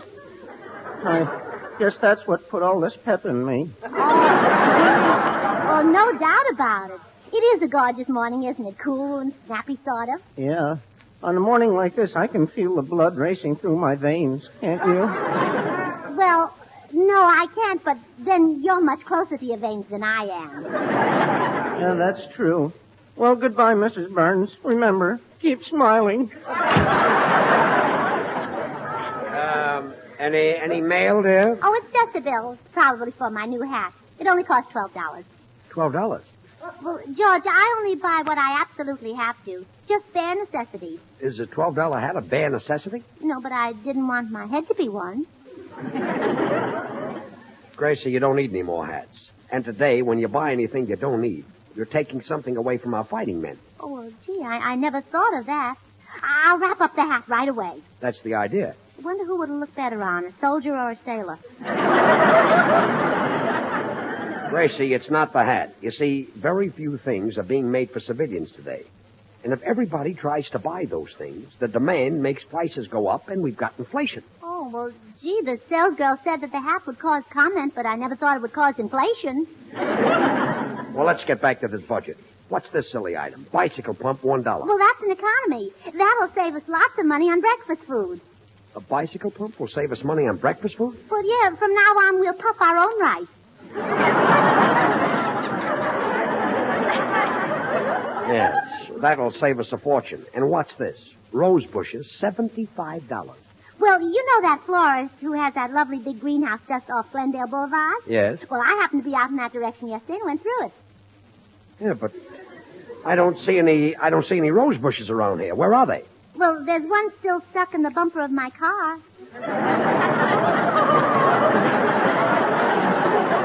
You really went through Yeah, it? Yeah, but I'll save enough money to make up for it. I'm going to buy one of those things that conductors punch tickets with. What's that for? Well, then we won't have to pay the cleaner to take the spots out of your neckties. I see. We just punch them out. Yeah. Look, Sweetheart, from now on, we only buy what we absolutely need. The rest of the money goes for war bonds. But we do buy war bonds every month. Yes, but if we cut out these silly things, we can really buy more. And not only that, we get $4 back for every $3 we put in. We help prevent inflation, and we help win the war. Oh, you're right there. Everybody should cut down on their spending and put that money into war bonds. That's the idea. So let's throw the silly budget right out of the window. Well, but don't you want to look at the items for our Thanksgiving dinner? We'll cut that, too. Oh. The turkey we had last year should have had a pilot and a bombardier. Well, this year we're only getting a 12-pound turkey, 3 pounds for each of us. Well, I don't follow that arithmetic. Well, Blanche and Harry Morton are going to eat with us. Not again. Those sponges have had Thanksgiving dinner at our house 5 years in a row. They're not sponges, George. They contribute their share. Every year, Blanche brings over a jar of her homemade pickled peaches. I know. And every year, Harry helps you clean the walls when the jar explodes. Sure, they're absolutely wonderful people. Hi, George. Hello, Gracie. What's cooking? I am. Burnt up about Harry Morton. That guy's a sponge. He's not a sponge. He is, too. We'll leave it to Bill. Now, wait a minute, George. I'd rather not get in the middle of a family quarrel. Bill, I'm trying to prove to Gracie that Morton is a sponge. Now, you know him. What do you say? Well, George, of course, there's only one way to tell a sponge. That is, a real sponge. You rub soap on it, and if you get loads and loads of pure baby gentle suds, you've got Swan, the new white floating soap. What's Harry Morton got to do with Swan soap? Well, now, look, George, I don't want to get involved in a family argument. Yeah, but just answer me one question. Have you ever known Morton to reach for a check? Well, Oh, come on, admit it, have you? Well, maybe you don't notice his hand when he reaches across the white tablecloth to pick up a check because his hands are so soft and white. You know, he washes his wife's dishes with Swan soap, George. Oh, brother. That's Swan for you, George. So kind to your hands. Mild as the finest Castile soaps. So mild you should use it not only for washing the dishes, but for every soap and water job in the house. In fact, Swan is great for everything. Bill, I'm going to get you to agree that Harry Morton is a moocher if it's the last thing I do. What about the other day when the three of us went into a drugstore for sodas? Who paid the check? Oh, you mean the drugstore that's having the sale on Swan soap? Yeah. How about that? Oh, it's going great. Lots of dealers are now running a big sale on Swan. Bill, I'm talking about Harry Morton. Oh, well, he bought 3 bars. Oh. You know, you buy 3 bars and save. Yes, sir, you save in more ways than one. Well, I give up. There's a guy invites himself to my house for Thanksgiving dinner, and nobody agrees with me that he's a chiseler. Well, now, wait a minute. Did he do that? Yes. Well, anyone who invites himself to your house for Thanksgiving dinner without being asked certainly is a chiseler. There. You see, Gracie? Oh, George, that reminds me why I dropped in. Why? Shake hands with another chiseler. So long. See you Thanksgiving. Well, I'm glad his salary is frozen. It'll be easier to break off.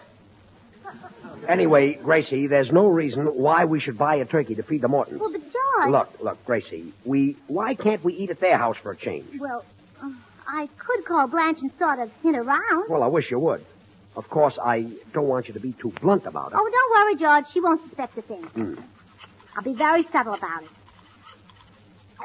Hello? Hello, Blanche. This is Gracie. How about inviting us for Thanksgiving dinner this year? That's very subtle. What did you say, Blanche? Oh, I see. Your mother and father are coming for Thanksgiving. What? Oh, no, that's all right. Yeah, we understand. And goodbye, Blanche. Well, George, Blanche's mother and father are going to be in town. I know, I heard. So we won't need to get a turkey for 4 people. Oh, good. We'll get one for 6.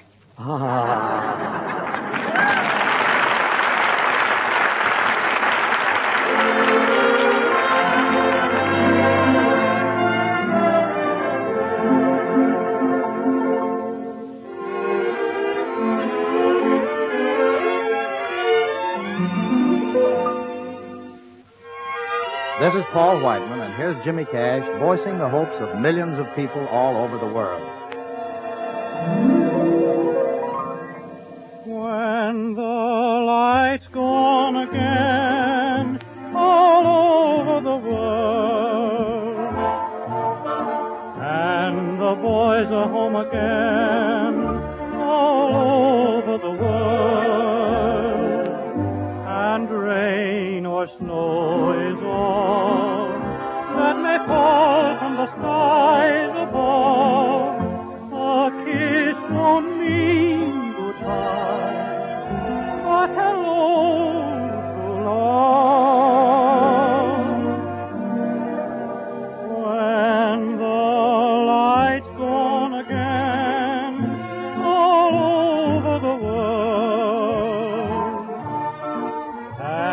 the ships will sail again all over the world. Then we'll have time for things like wedding rings, and free hearts will sing.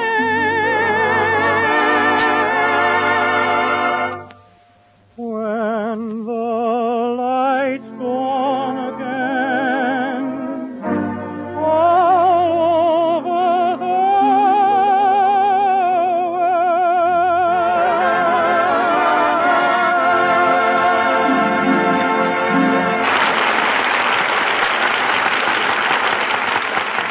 Well, George didn't say positively that the Mortons couldn't come for Thanksgiving dinner. He just gave Gracie $1.50 and told her to buy the turkey. So now we pick up Gracie at Myers Market. Hello, Mr. Myers. Oh, good afternoon, Mrs. Burns. Well, now, I'm in sort of a hurry. Can you wait on me right away? Why, of course I can. What would you like? Well, I'd like to place an order for... Gracie, darling! Tootsie Sagwell. Oh, my, it's good to see you again, Gracie. Where have you been keeping yourself? Oh, around. Where have you been? Oh, here and there. Oh, hell, no wonder we haven't seen each other.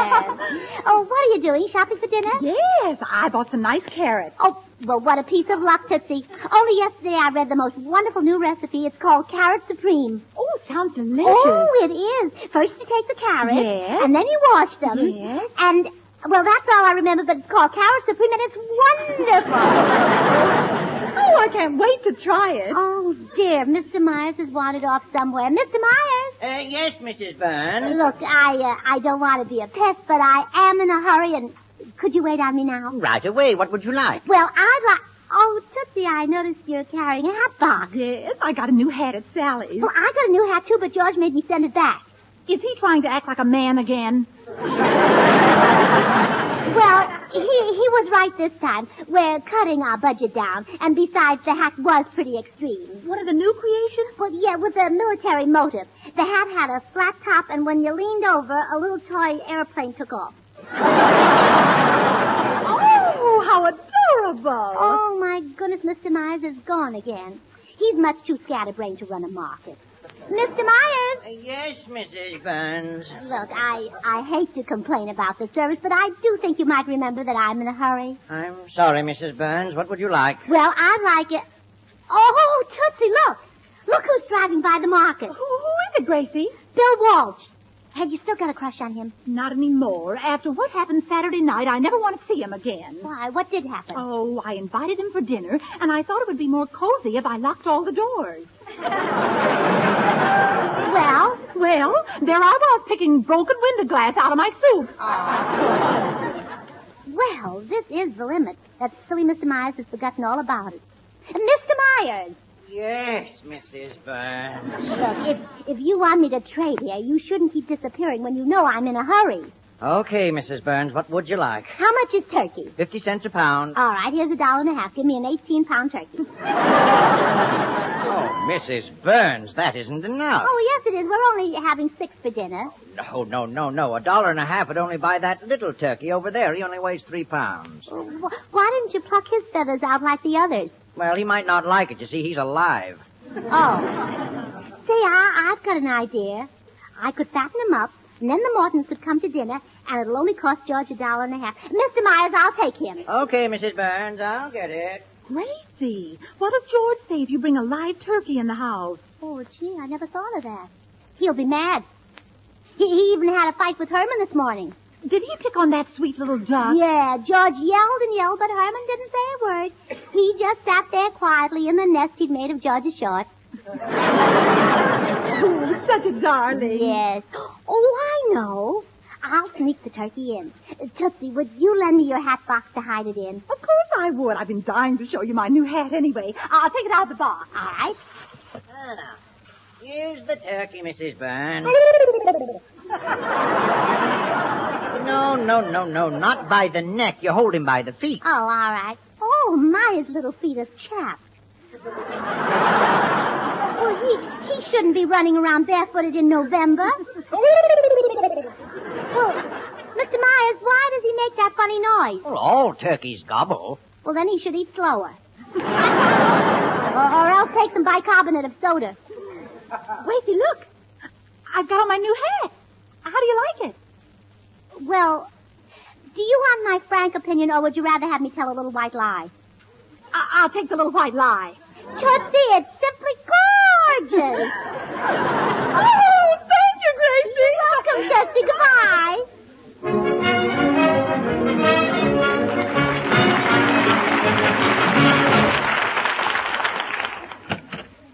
Hello, dear. Oh, back so soon. Gracie, did you buy another hat? Uh-uh. And what's in the box? What box? The box you have under your arm. What arm? What arm? Well, you That mean arm. this arm? The one attached to my shoulder? Yes, what's in it?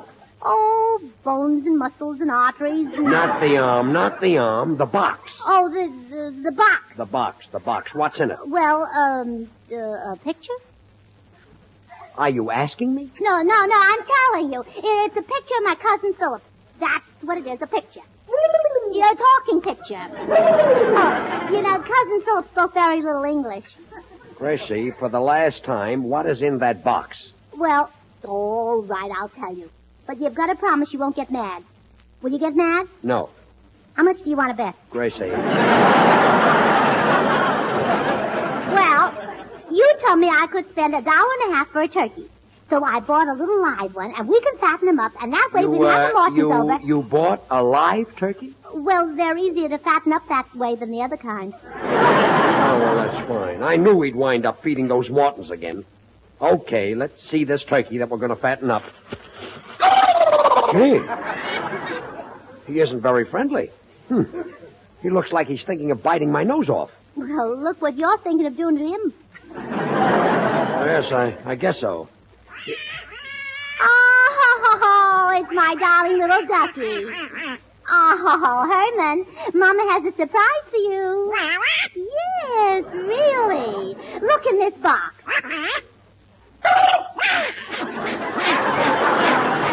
Oh, Herman, don't be frightened. It's only a little turkey. And he's got to live with us for a while, Herman. Oh, why, Herman Burns, you're jealous. This is the happiest moment of my life.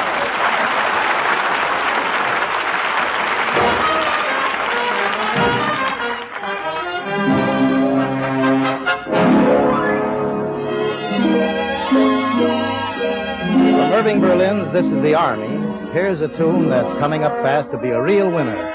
The Boys and 6 Hits and a Miss in I'm Getting Tired So I Can Sleep.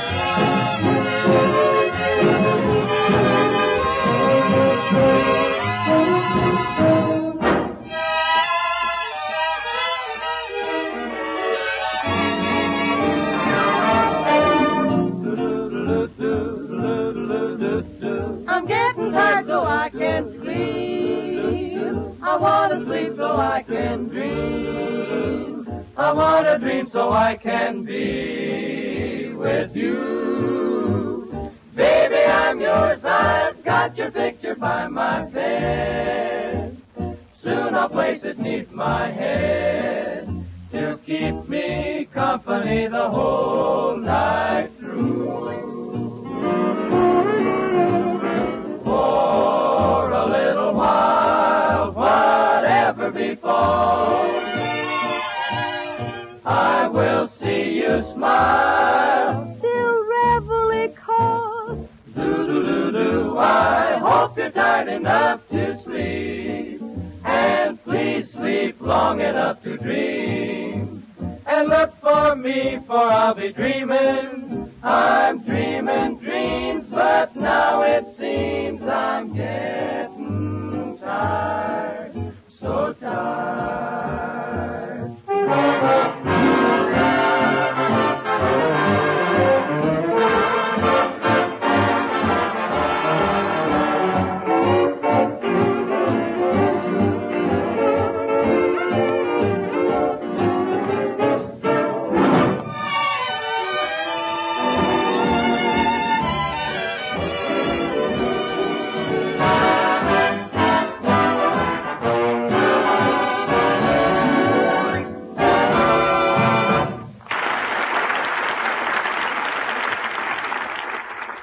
Gracie, are Herman and that Tux and that Duck still fighting in the pantry? Well, I'll look and see.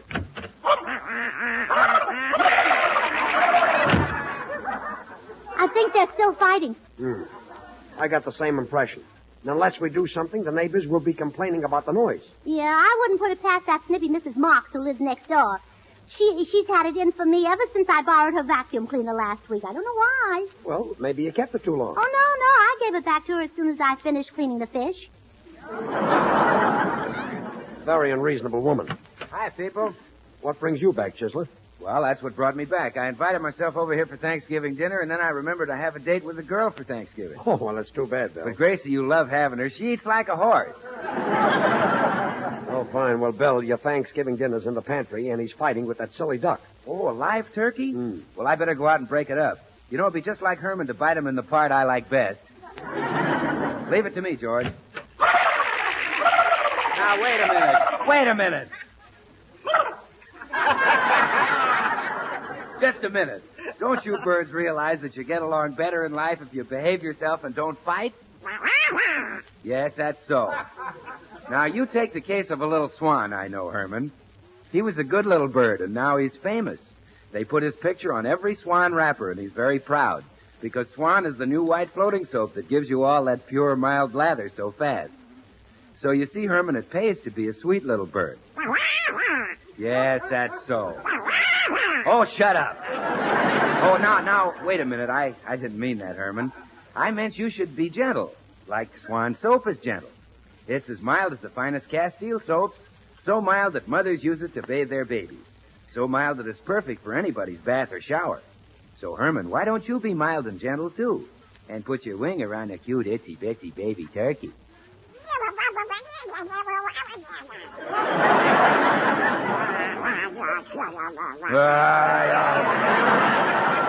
Why, listen, you little ducky. There's plenty of room for both of you.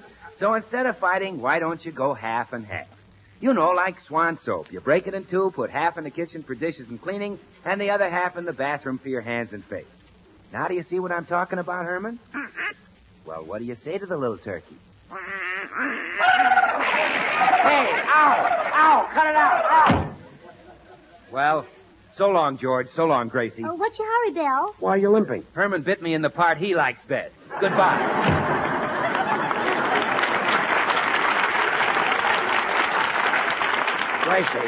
Gracie, go in the pantry and stop that fighting or we'll be thrown out of the neighborhood. All right, dear. Oh, now, stop that right now. Stop it. Why, shame on you, Herman Burns. That's no way to treat a little girl turkey. Yes, a girl. Herman, isn't she cute? Yes.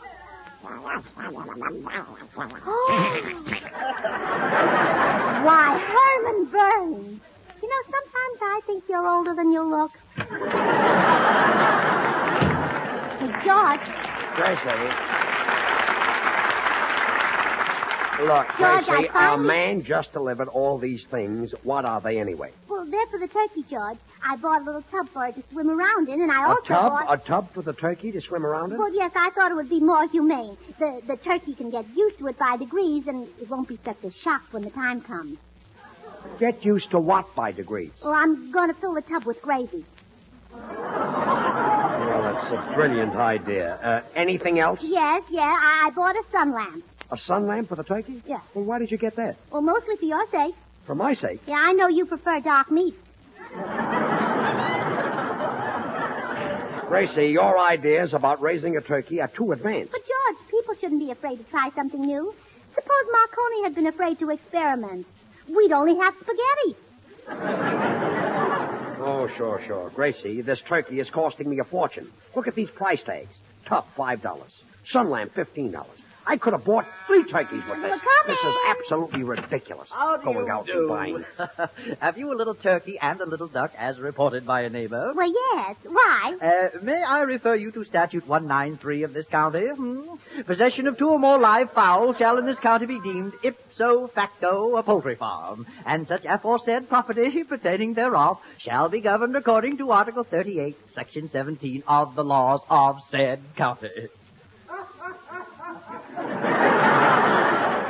What does that mean? Cough up $10 for a poultry license. Well, that does it. I'm going into that pantry, and the next time you see that turkey, he'll have parsley where his feathers used to be. Oh, but dear.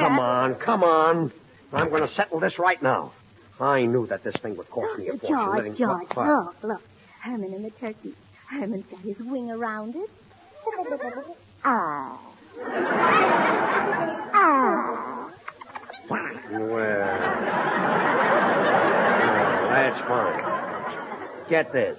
Love comes to Herman Burns. George, come inside a minute. What? George, I won't let you touch that turkey. It would be inhuman, that's what it would be. What would be inhuman? To eat our son's fiancée for Thanksgiving dinner.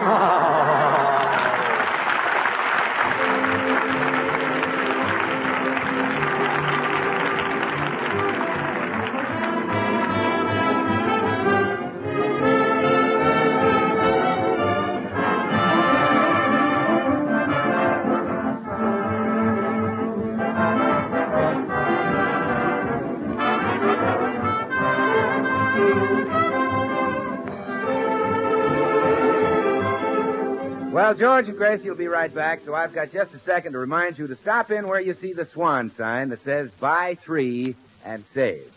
Take advantage of the big sale on Swan that so many dealers are now running. And don't forget, sale or no sale, you save with Swan. You save because Swan gives you more soap per penny than any leading toilet soap tested. And you save because Swan goes further than easily wasted packaged soaps. No matter what you use Swan for, it saves you money. So buy 3 bars and save. Well, here they are again, George and Gracie. Gracie's on the phone. Hello? Is this Harry Morton? Hello, Harry. Harry, will you tell Blanche George is on his way over with a little turkey? He wouldn't let me keep it. It's pretty small, but you can fatten him up. How? Well, just feed it chocolate fudge sundae. Well, sure, it'll work. Look at your wife.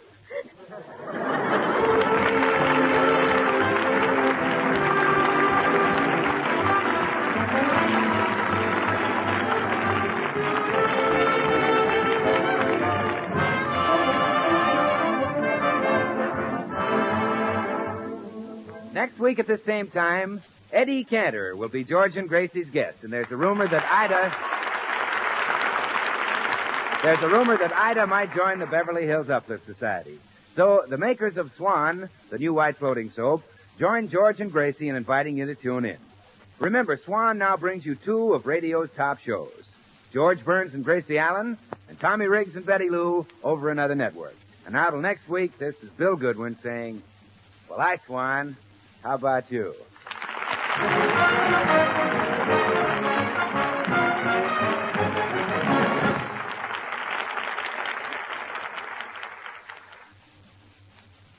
Try Spry. You'll find the baking you turn out fluffy and light. Try Spry. You're sure to hear your family shout, what a delight. For cake, pie, donuts, the things you fry. Try Spry. What's that you say you're going to try today? Why, sure. Try Spry. This is the Columbia Broadcasting System. This is the Columbia Broadcasting System. This is the Columbia Broadcasting System.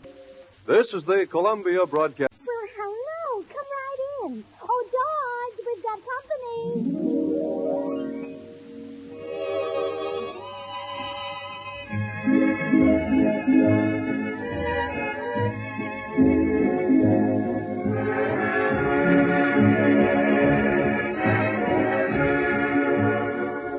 Well, this is Bill Goodwin speaking for Lever Brothers, ladies and gentlemen, the makers of Swan, the new white floating soap.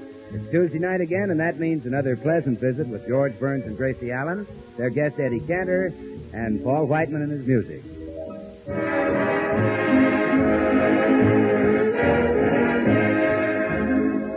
meet the people who live in the Burns house, George and Gracie.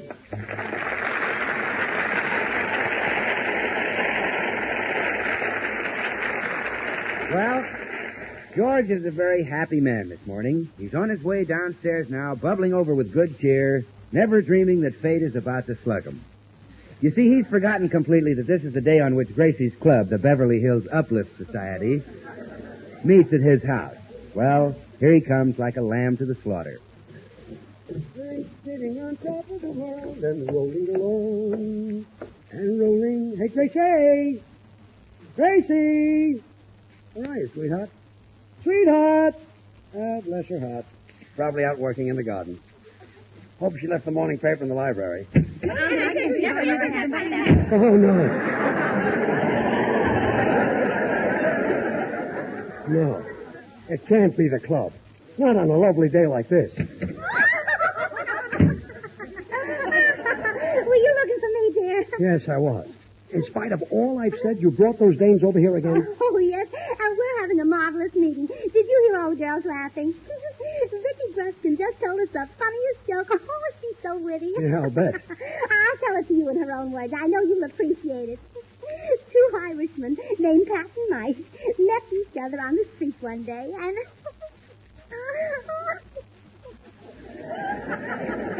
Well, go on.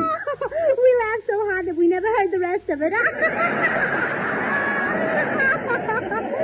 Oh, honestly, George, she ought to be on the stage. Oh, sure. Gracie, all I ask is this. Today, please make the meeting short. Yes, dear. All right, girls, all right. Girls, come to order, please. The Beverly Hills Uplift Society's third semi-annual meeting of this month will now continue. Our charming secretary will read the minutes of the last meeting. Girls, our secretary. Thank you, girls. The last meeting of the Beverly Hills Uplift Society was held on the sidewalk outside of Mrs. Bagley's house at the request of Mr. Bagley. Mrs. Bagley refused for quite some time to grant his request, but in the end, Mr. Bagley convinced her. By the time the meeting was over, she felt much better, and the swelling had practically disappeared. By the way, Clara, is your husband still annoyed with you? I don't know, Gracie. He won't be allowed visitors until tomorrow. Oh, I see. The society then voted on its officers for the coming year, and Mrs. George Burns was re-elected our president. Thank you, girls. The election was very close. In fact, it was a tie. And your president pro tem, Mrs. George Burns, had to cast another vote to break the tie. The final score, Mrs. George Burns received 2 votes, and all you other girls 1 vote apiece. Now, girls, did you all bring in your waste kitchen fats today? You know the government needs the waste fats to make bombs and bullets. Oh, yes, I just want to. Oh, that's fine. Now, turn it over to Tootsie, and she'll take it over to Louie, the butcher. Well, Tootsie, why do you give us 2 cents a pound more than the butcher does? Aren't you losing money on it? Yes, but Louis is so handsome. And he says that as soon as I brought in 40,000 pounds, he'll take me to see Gentleman Jim. That's nice. Now, girls, I have a wonderful surprise for you. I found a woman who's just dying to join our club. Oh, what is that? Well, she's a lovely woman, and her name is Ida Cantor. Is she married? I think so. I believe her husband's name is Teddy or Freddie or something like that. Now, Gracie, you know it's the rule of our club never to take in a new member unless we know something about her husband. Oh, we'll investigate him all right. I'll tell you what. I'll ask George if he knows anything about him.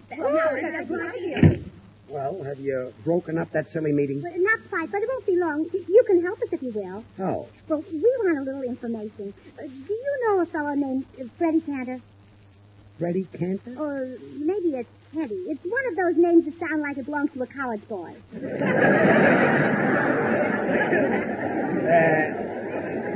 Do you by any chance mean Eddie Cantor? Yeah, it could be that. Do you know him? Know him, of course I know him. Well, what do you know about him? Well, he's a very swell guy. He has 5 lovely daughters and... 5 daughters? Yes. How many sons? No sons. Oh, just 5 daughters? That's right. Wouldn't you think he'd try taking from a different doctor?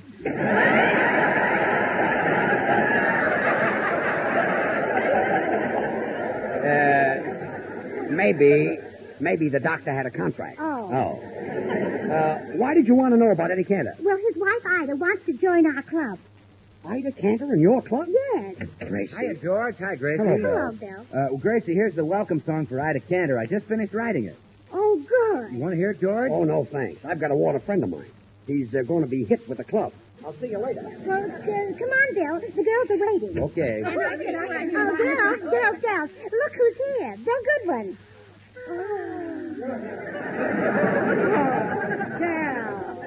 Girls, that's not much of a reception. Come on. Give them a real Beverly Hills Uplift Club welcome. Gosh, Gracie, I've always wondered, and now I know. Know what, Bill? How Betty Grable would feel on a battleship. I don't get it. Well, never mind. Girls, I have that song you wanted, the one to sing in honor of Ida Cantor. Would you like to try it out? Oh, yes. Okay, well, come on. Gather around the piano. Now, quiet, everybody. Here we go. Ida, sweet apple. Swan's the new white floating soap that gives you mild, pure suds. Takes one swish to wash a dish, and it's great for washing duds.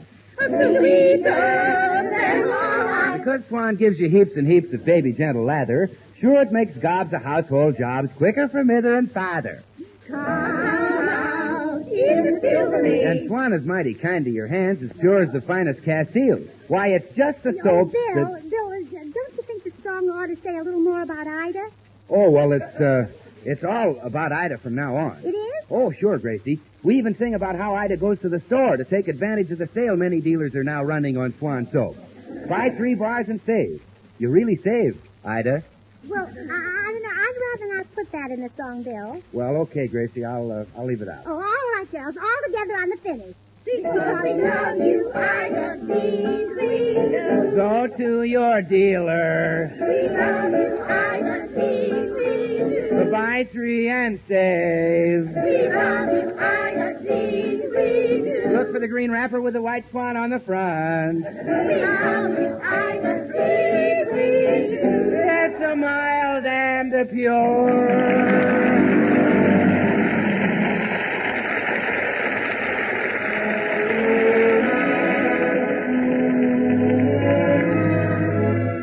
This is Paul Whiten. 17 years ago, I commissioned Freddie Grove to write the Mississippi Suite. And from it comes one of our newest song hits, Daybreak. Here it is, with the 6 hits and a miss.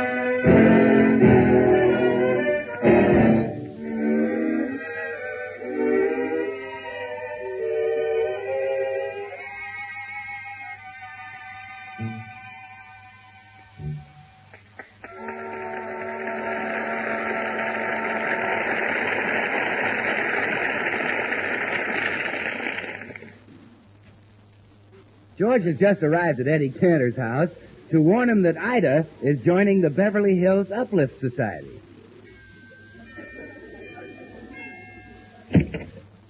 Yes? Oh, hello, George. Oh, hi, Eddie.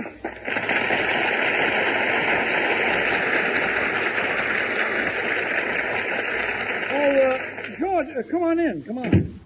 Sit down, George. What's on your mind? Well, I'll tell you. There's a club. Oh, by the way, is Ida here? No, she hasn't been home for 4 days. 4 days? Oh, it's all right. She's just out shopping for a pound of bacon. Go ahead, George. What were you saying? Well, you know, Gracie belongs to this club called the Beverly Hills Uplift Society. Does Gracie belong to that outfit? Yes, yes. You poor sucker. Any man who'd let his wife join that organization ought to have his head examined. You know, Eddie, that's why I came over to see you. Your wife. I know. My wife is different.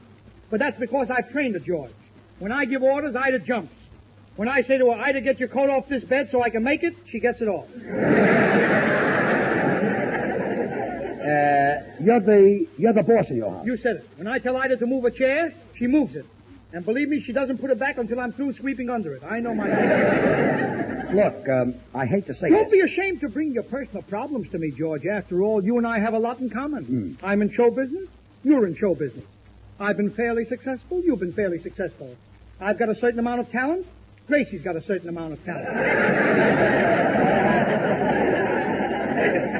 Eddie, I'm going to try once more. That's the spirit, son. And let me give you a little tip about why.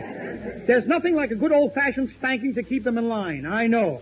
You spank Ida? You bet your life I spank her. Of course, not so much anymore. Not so much anymore. My bones don't knit like they used to. Eddie, for the last time, Gracie's club... George, you're a dope to let Gracie belong to that club. You, Daddy. Yeah, Janet? Daddy, did my welding tools come? They're in the closet. That's daughters for you, George. She's a welder. One's a whack. Another's a wave. One's studying to be a doctor. The other's working in a law office. Now do you see why I'd like a son? I want somebody around to help with the housework. Where were we, George? What were we saying, George? Well, you were saying I was a dope. Oh, yes. Now, if I were married to Gracie, I'd have her eating out of my hand. And what's more, I'd throw those club members right out of the house. Eddie, it just happens that the club is meeting at my house right now. Would you like to come over and show me how you'd get Gracie to eat out of your hand and how you'd get rid of the club women? You bet I would. I'll turn those girls out in 2 minutes and say that'll be a new record for me. What do you mean? It took me 30 years to turn out the last 5 girls.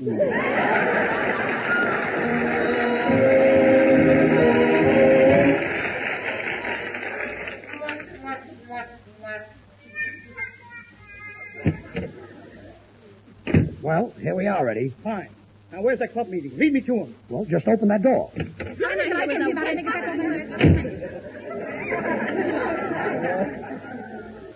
Sounds like breakfast at my house. Well, go on, Eddie. Break it up. Don't rush me. Don't rush me.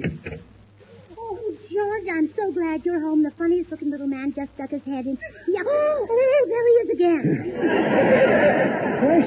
Gracie, this is Eddie Cantor. Who? I am Eddie Cantor. Oh, I'm sorry. Then you do know who I am. Well, of course, you're Ida Cantor's husband. Well, look, most people say that Ida is my wife. Well, naturally, if you're her husband, how could she avoid it?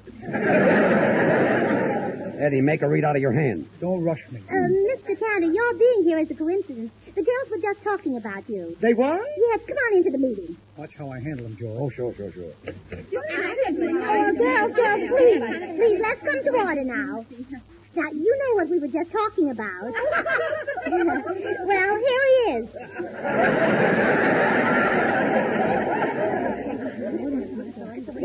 What are they whispering? What are they saying about me? Well, now, girls, it isn't right to whisper things like that about our guests. Speak right up. Gracie? Yes, Clara?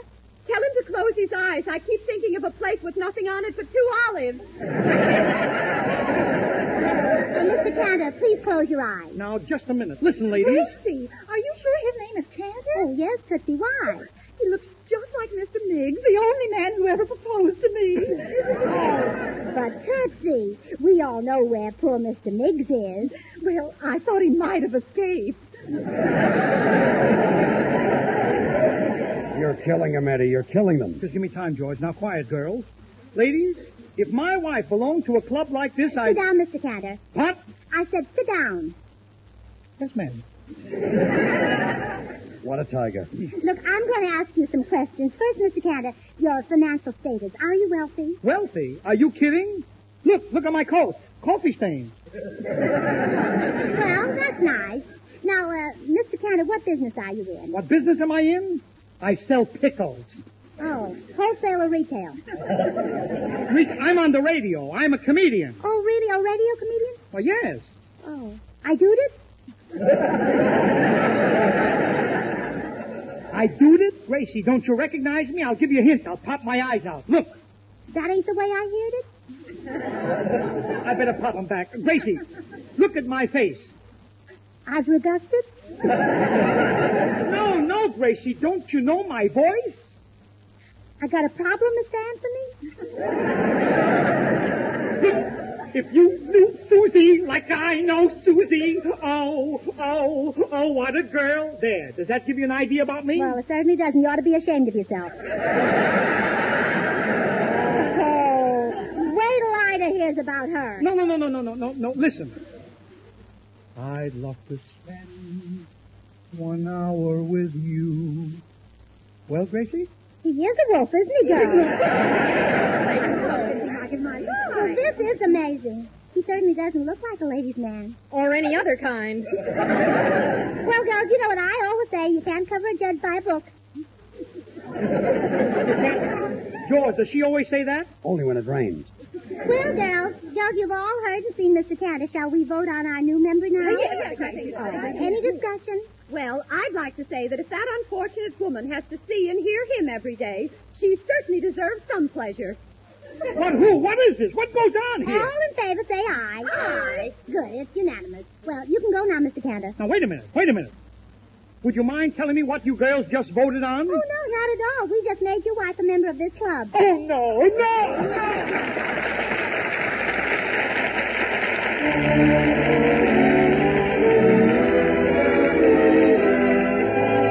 And now here is Jimmy Cash singing There Will Never Be Another You.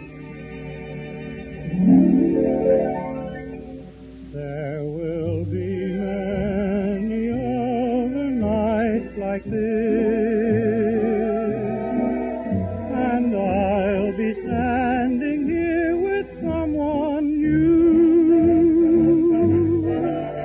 There will be other songs to sing, another fall, another spring, but there will never be another you. There will be other lips that I may kiss, but they won't thrill me like yours used to do. Yes, I may dream a million dreams, but how can they come true if there will never, ever be another you?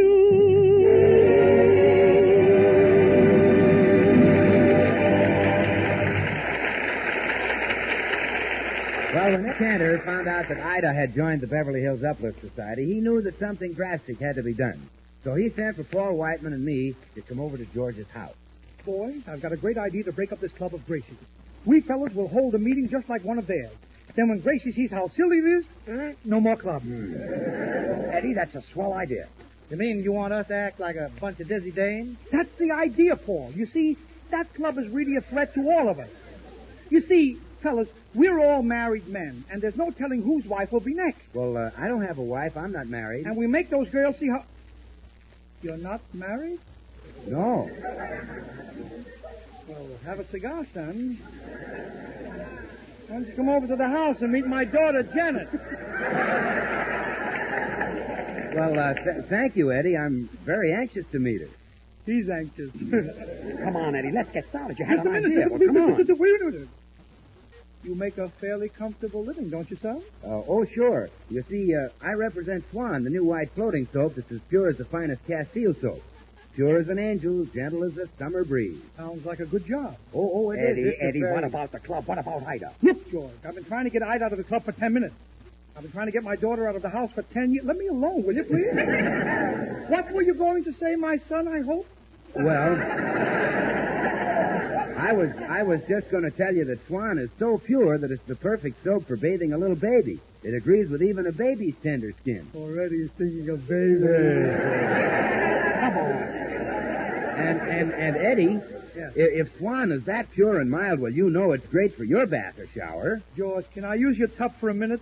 This boy is so persuasive, I feel very... Look, Eddie, this is going far enough. We got to get busy. Gracie may come down any minute. Just one thing. Bill, my son, if you sell lots of Swan soap, maybe the sponsor gives you a raise. They do that, you know. Well, maybe. And Janet needs a new hat. Sell it. Go ahead, sell it. Well, always remember that you can break Swan in two with a flick of the wrist. Then you can use half in the kitchen for dishes and housework, and the other half in the bathroom for your hands and face. Well, that's Hey, break it up. Here comes Gracie. All right, I'll talk to you later, son. Now, remember, boys, we've got to be a bunch of daffy dames. We've got to make Gracie break up that club. Okay, start gabbing. Okay. Well, I was on my way to the grocery store. I walked in for potatoes. What do you think? Well, hello, Gracie. Hello, girls. I thought you'd... Oh, hello, boys. Boys, you all know my wife. Let's give her a real big club welcome. Oh, thank you, boys. What are you all doing here? We're about to hold our club meeting, and we're delighted to have you as our guest. And Gracie, you watch. We conduct our meetings exactly the way you do yours. Don't we, boys? Oh, yes, we do. I love going down to the store the other day. And boys, please come to order. Paul Whiteman, you're always whispering. What is it now? What do you want? Well, if you must know.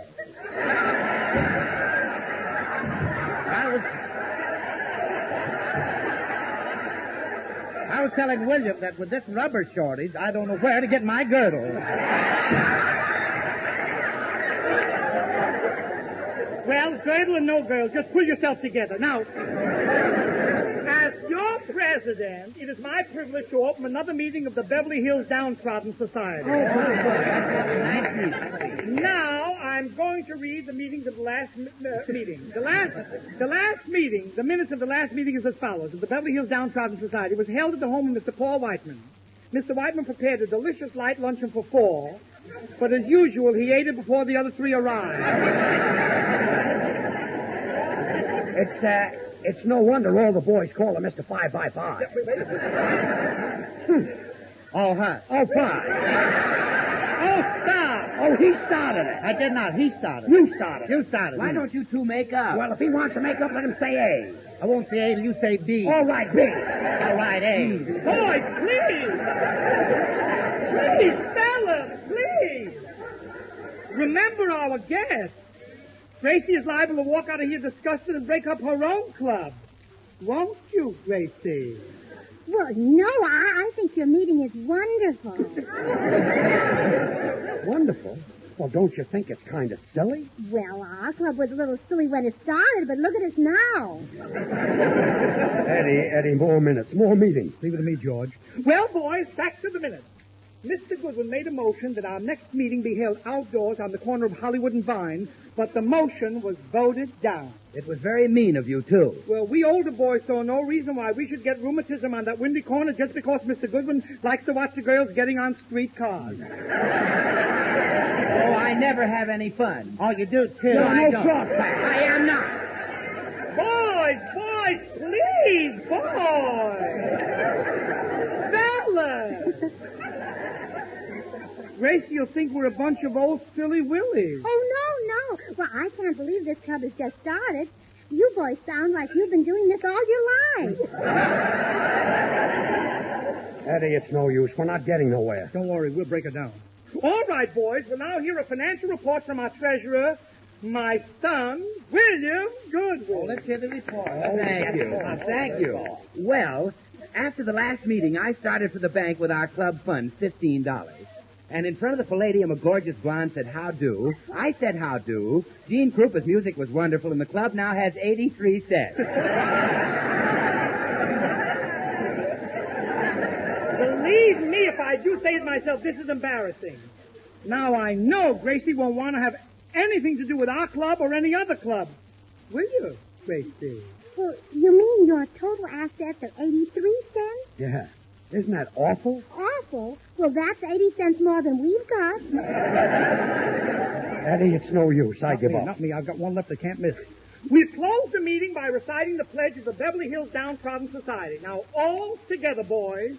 Oh, downtrodden society of Beverly Hills, we are thy sons, Eddie, Paul, George, and Bill. When business is good or when business is rotten, we'll always be faithful and true and downtrodden. Gracie, what are you crying about? Oh, George, that was the most beautiful thing I ever heard. Well, that does it. All right, Gracie, stop crying. Stop crying. Look, Gracie, we staged this whole thing for you. This club is silly. We don't know how to run a club, so we're breaking this one up. Does that give you an idea what we want you to do with your club? Well, it certainly does. You see, George? Thanks, Eddie. We girls will be glad to make you boys members of our club. Wait a minute, you can't do that. We're men. Well, don't worry about it. We'll make you all honorary women.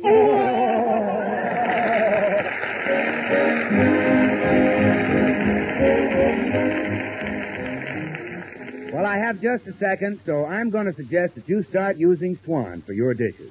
Use it because it gives you all the suds you could ask for faster than you'll get them from any floating soap. Sure, but use it, too, because Swan is so easy on your hands. Gotta be. It's purer than the finest Castiles. Believe me, money can't buy a purer soap than Swan. And that's a proved fact. And now, Gracie? Oh, well, Bill, I'm sorry we're a little late, but good night, everybody, and thanks, Eddie. The makers of Swan, the new white floating soap, join George and Gracie in inviting you to tune in again next week, same time. Remember, Swan now brings you two of radio's top shows. George Burns and Gracie Allen every Tuesday night, and Tommy Riggs and Betty Lou over another network. Now till next week, this is Bill Goodwin saying, well, I, Swan, how about you?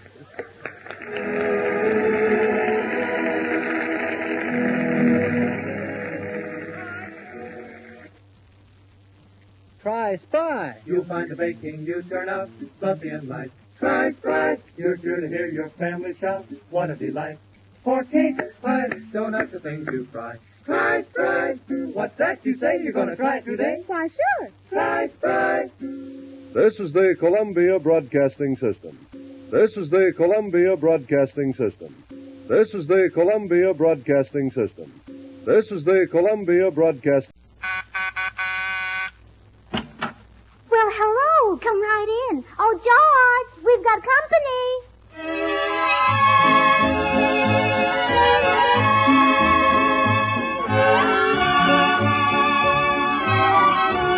This is Bill Goodwin speaking for Lever Brothers, makers of Swan, the new white floating soap. Well, it's Tuesday night again, and that means another pleasant visit with George Burns and Gracie Allen and Paul Whiteman and his music. And now meet the people who live in the Burns house, George and Gracie.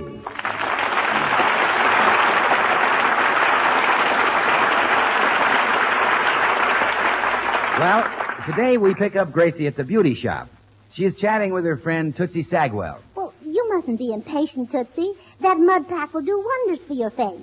Do you really think so, Gracie? Well, I'm sure it will. I remember I came home one rainy day and George had tracked mud all over the carpet. Well, after I scraped the mud off, the carpet looked much better. Gee, I'm so encouraged. I wonder how much longer I'll have to leave it on. Well, we'll ask Madame Yvette. Madame Yvette? Oh, oui, madame. Miss Sagwell would like to know when she can take the mud pack off. Oh, that will not be possible for 10 more minutes, madame. Oh, dear, 10 whole minutes? That is what I've said, madame. Oh, but couldn't we do something to hurry it up a little? Look, I'm telling you it's going to take 10 minutes. There ain't nothing we can do about it, madame. Well, Madame Yvette, we understand and thanks. Parlez-vous, madame? Oh, isn't she charming, Gracie? So continental. Oh, yes, a real daughter of France. I must invite her over for camembert sometime. Oh, do you like camembert? Bill? Oh, yes. Of course, I never drink much. The bubbles get in my nose. How cute. The French have a quality that no other people have. You know what I always say? Only soir qui malipons. I wish I knew what it meant. Oh, what do you care? It sounds marvelous. Gracie, if I ask you a question, will you promise to give me an absolutely honest answer? Oh, yeah, I promise, Tootsie. Go ahead. Well, I spend lots of time and money in this shop, and I really want to know now. Do you think I'll ever be beautiful? Well... do you think I'll ever be pretty? Well... do you think I'll ever be just a little above average? Well... Do you think I'll ever be just a little below average? Of course you will, Tootsie. Oh, thank you, Gracie. Oh, I'll bet I know why you're having all these treatments today. You've got a new beau, haven't you? That's right. Oh, he's divine. You know, I'm taking a course at night school now, and he's my instructor. What kind of a course? Automobile mechanic. Why, that's wonderful. I'm taking my third lesson tonight, and I simply must look my best. He and I are going to crawl under a truck together.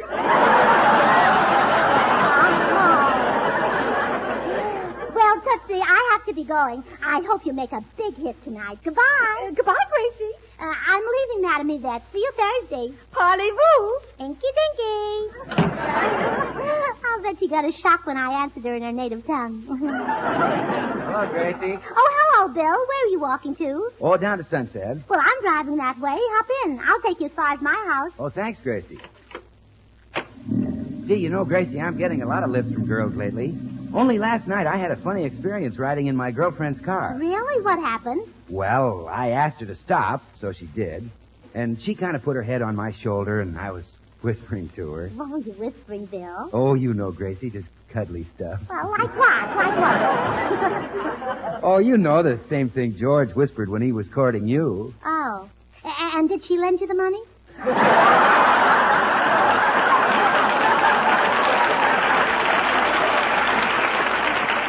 No, that wasn't it, Gracie. I said to her, Gertrude, would you give me a kiss? And she said no. And I said, would you for a big red apple? And she said no. And I said, would you for a bar of Swan soap? And she said, yes, because Swan is the new white floating soap that's purer than the finest Castile soap. Pure as an angel, mild as a warm spring rain. So then you kissed her? Well, I started to, but she slapped me. Oh, well, you were naughty. Oh, I'll say I was naughty. I interrupted her before she could finish saying that Swan is so pure it's always kind to your hands. No matter what soap and water job you use it for. Washing the dishes, washing hankies, hose, and undies. Any job that calls for loads and loads of mild, pure suds. Well, what did you do after she slapped you, Bill? Well, I decided to use caveman tactics. I grabbed Gertrude in my arms. Oh? I crushed her to me. Yes? A light came into my eyes. You did? Yes, it was a cop with a flashlight. Well, he said, all right, you two, break it up, break it up. What did you do? Well, we broke it up. She took half the bar of Swan, and I took the other half. You know that's easy to do with Swan, Gracie. Just a flick of the wrist, and you get 2 swell cakes of soap. One for the kitchen for dishes and cleaning, and one for the bathroom for your hands and face. Well, what finally happened, Bill? Oh, I'd rather not tell you. Oh, come on, tell me. What did Gertrude say? Oh, Gracie, I'd rather not tell you. Well, you'll have to get out now, Bill. You can walk home from here. You guessed it, Gracie. That's just what Gertrude said. Well, goodbye. Tell George I'll see him later. All right, goodbye. Oh, I wish George would take Bill aside and have a little talk with him. I bet George could learn plenty. Are you, George? I'm home. Oh, dear. Did you have to drive the car today? The very first day? What do you mean? This is December 1st. Don't you know what started today? George Washington slept here? Not a movie. Oh, of course. How could I forget? December 1st. Well, sure. The lingerie sale at the May Company. Gracie, today is the start of gasoline rationing. Oh, really? Honey, don't you remember a couple of weeks ago I went to that school and came home with an A card? Oh, yeah, and I was very proud of you.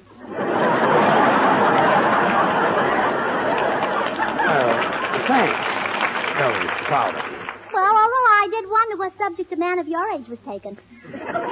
Gracie. Oh, I laughed at that dumb Harry Morton. He came home with a B card. Yeah, very dumb. It should happen to me. Gracie, that A card was for gasoline. That means that we only get 4 gallons a week.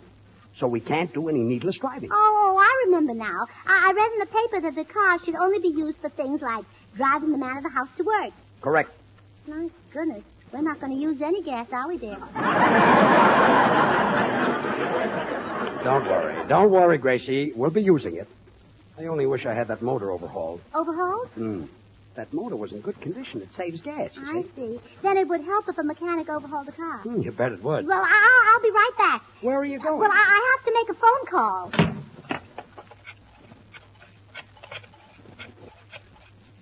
Hello, Tootsie? Tootsie, this is Gracie. Tootsie, how many lessons did you say you'd had at that mechanic school? 2? Well, come right over. I want you to overhaul George's car. No, wait. First, I'll have to test you to see if you really know anything about automobiles. Tell me quickly, where is a car's radiator? Oh, is it? Oh, I thought it was underneath. Well, hurry, Tootsie. We've got work to do.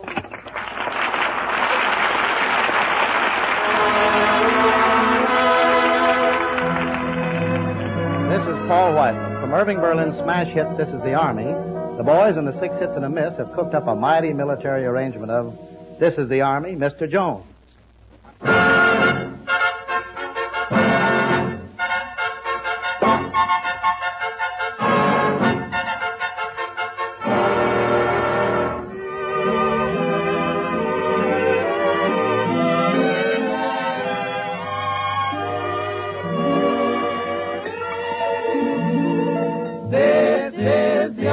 Mr. Jones. No private rooms or telephone. You had your breakfast in bed before, but you won't have it there anymore. This is the Army, Mr. Green. We like the barracks nice and clean. You had a housemaid to clean your floor, but she won't help you out anymore. Do what the bugler commands. They're in the Army and not in a band. This is the Army, Mr. Brown. And you and your baby went to town. Oh, she had you worried, but this is war, and she won't worry you anymore.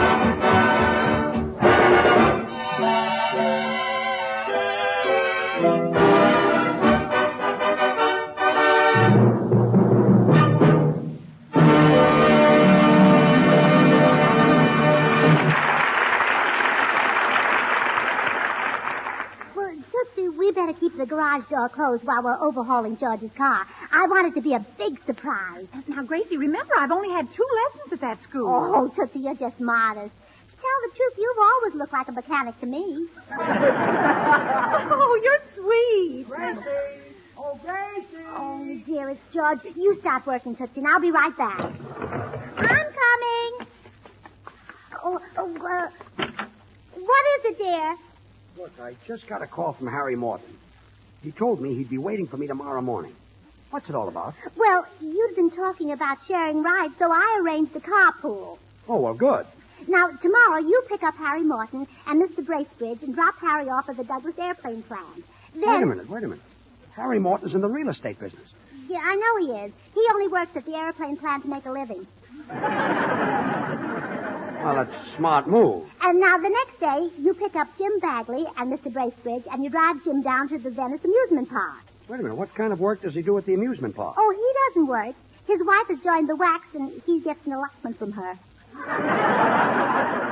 Well, good for him. Now, the following day, you pick up Harvey Fowler and Mr. Bracebridge. Hold and it just a minute. That Bracebridge has been with me now for 3 days.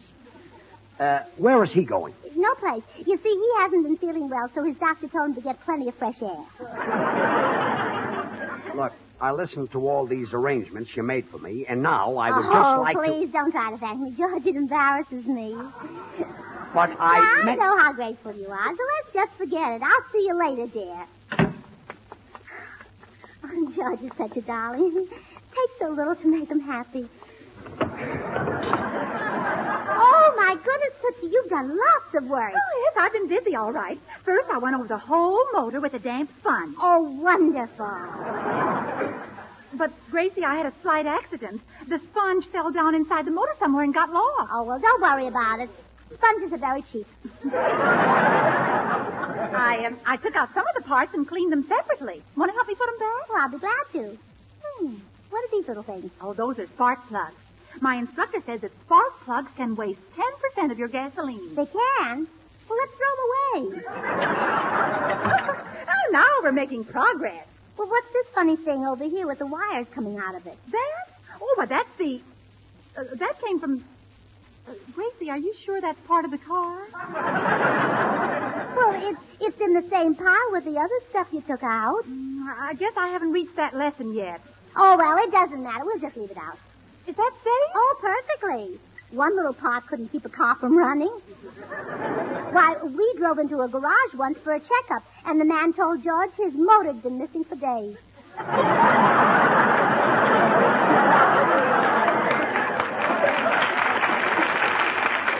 Imagine that. Tootsie, I've heard repairmen talk, and I know there's one thing they always do.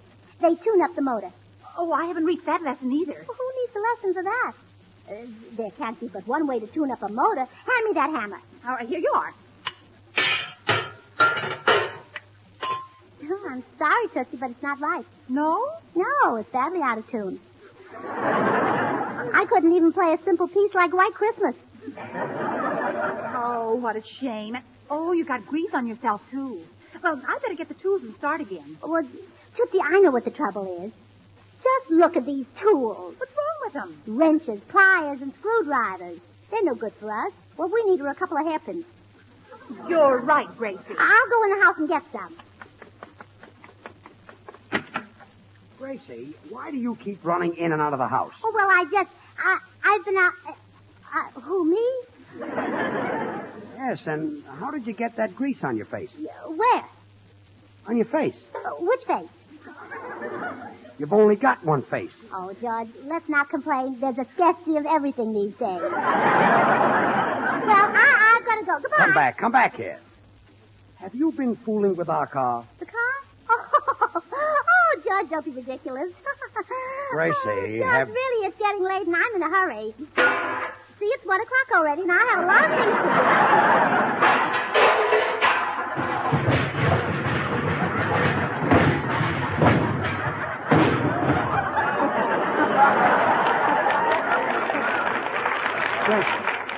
Gracie.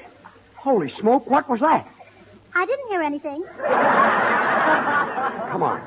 We're going out to that garage. Oh, now, George, please, keep calm. Remember your appendix. I had my appendix out 3 years ago. Well, I know, but it isn't right to forget it so soon. After all, it's part of you, George. Come on. Tootsie Sagwell, what's going on here? Goodbye, Gracie. My car. What's happened to my car? Oh, now, George, don't get excited. Your car's all right. See, there it is right there. And there's some more of it over there, and some more of it my right car. there. Oh, my car. What's happened to my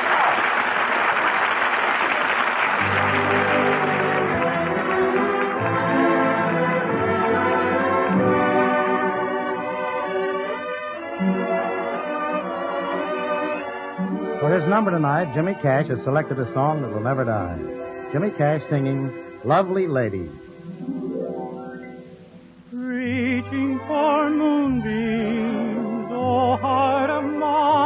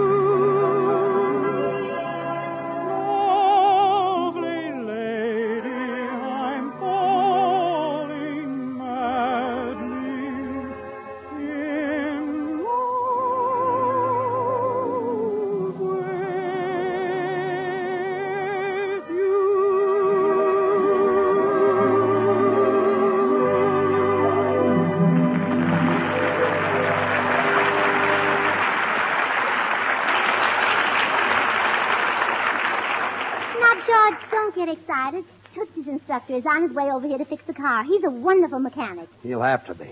Look at this mess. Parts of the car scattered all over the garage. But they're in order, George. Tootsie and I put little tags on each part to tell where it goes. Some help, that is. Well, of course it is. See, the tag on this part says UN. That means underneath. Underneath what? Underneath the part that's marked OT. That means on top. Gracie, you and Tootsie are geniuses. That was sheer inspiration. Oh, well, it takes more than inspiration to be a genius. You have to work hard. Look at J. Edgar Hoover. If he hadn't worked hard, he never would have invented the vacuum cleaner. Well, this is probably the worst thing you've ever done to me. Well, our troubles are over now, George. Here comes the mechanic. Right this way, Mr. Mechanic. Greetings, little lady. Are you the people whose car broke down? It didn't break down. Your prize pupil, Tootsie Sagwell, tore it apart. Oh, gracious me, I'm awfully sorry. I'd make her stay after school if she wasn't so ugly. Well, can you fix the car? Why, certainly. I'll have it ready to roll in no time, and my name isn't Llewellyn Ross. Well, okay, Llewellyn, get to work. Yes, sir. Gee, this car's really a wreck. A wreck? Why, the upholstery is clean. I cleaned it myself. That's great. All I do is sit on the nice, clean upholstery, step on the gas, and stay in the garage for 22 years. Now, come on, Llewellyn, get started. Yes, sir. Well. So you're Llewellyn, Tootsie Sagwell's boyfriend. I'll bet you're crazy about her. No, ma'am. Well, you could do a lot worse than Tootsie. Possibly, ma'am. After all, I haven't met everybody. But Tootsie... Gracie, will you let the man alone? Go on and fix the car. Righto. Llewellyn, Tootsie will make some nice man a wonderful wife. Not this nice man. Gracie, will you let the man... Tootsie's a very sweet girl. What if she is a little bow-legged? If she were not neat, she'd wear out 3 or 4 pairs of stockings a week. Gracie, will you let... Stockings cost a lot of money, Gracie, you know. will you let this man alone? I want my car fixed. Yes, dear. And you must admit that Tootsie's features are well balanced. What if her eyes are too small? Her ears are too big? Llewellyn, don't pay any attention to her. Finish the car. Yes, sir. Remember, Llewellyn, beauty is only skin deep. The girl you marry has to do more than just appeal to your eyes. Well, if it'll help any, I'll concede that Miss Sagwell smells very nice. Llewellyn. Yes, sir. Now, my mother wasn't the most beautiful woman who ever lived either, but she had something that no other woman had. And I had to marry it.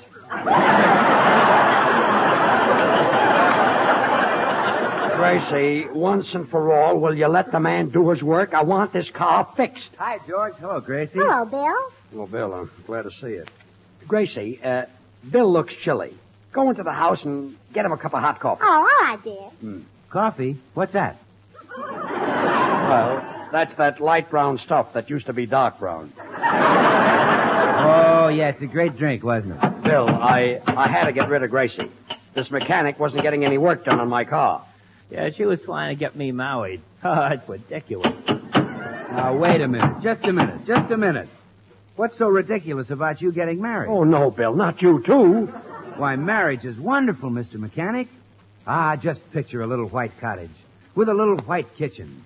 And by, a little white nursery. Oh, please, you embarrass me. Bill, I had enough trouble with Gracie. And picture this. You peek into the nursery, and what do you think you see? Does it start with a B? Why, sure.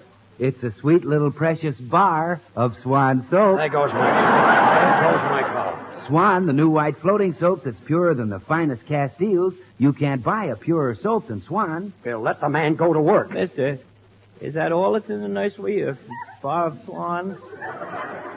Isn't there something else? Oh, yes. A little baby? A little baby.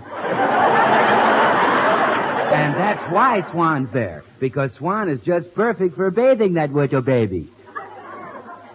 You're right. That does it. Come on, Bill. Outside. Hey, outside. George, let go of my arm. arm. Outside. And Llewellyn, don't you open this door until this car is finished. But, George, I didn't get to tell him that Swan's mild, pure lather is kind to even a baby's tender skin. And if it's good for baby, well, it's good for anybody's hands and face, tub or shower. And he ought to know it, so I'm going in and tell him. Bill, he's fixing my car. Tell me about Swan soap. Oh, George, you use it every day. I've told you about Swan dozens of times. I know, Bill, but there was always somebody listening. Look, now the two of us are all alone. Yeah?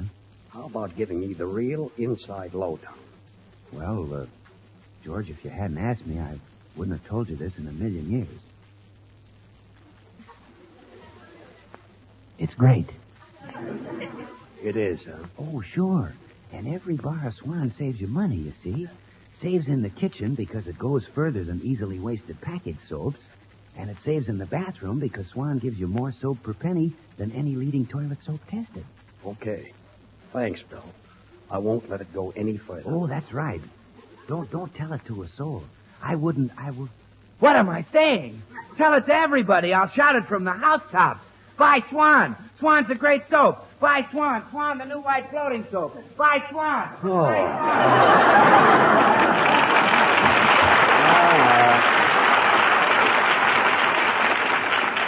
That's really a guy. Oh, George, where is Bill going? He left without his cup of coffee.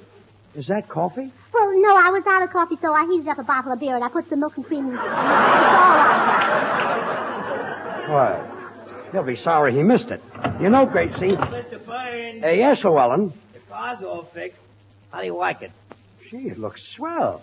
Say, you really did a great job. It'll run like a scared wabbit now. Well, I'll get in and start the motor and see how it sounds. Now, be careful of the upholstery, George. It took me hours to clean it. I know. That's funny. It won't start. Sounds to me like you're out of gasoline. Oh, that's impossible. I had it filled last night just before the deadline. I've got a full tank. Not now, George. What do you mean? There must be gasoline in the car. I can smell it. Yeah, isn't the upholstery nice and clean? You didn't. Yes, I did.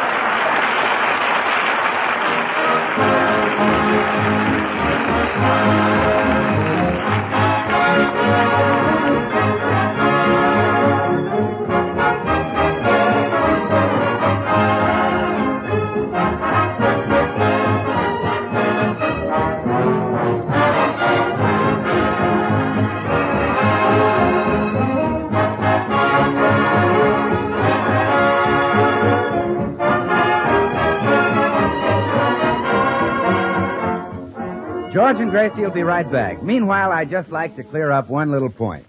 Many of you women have long considered Castile soaps the standard of purity. So if a soap is pure as Castile, you naturally feel that that's really something. And you're right.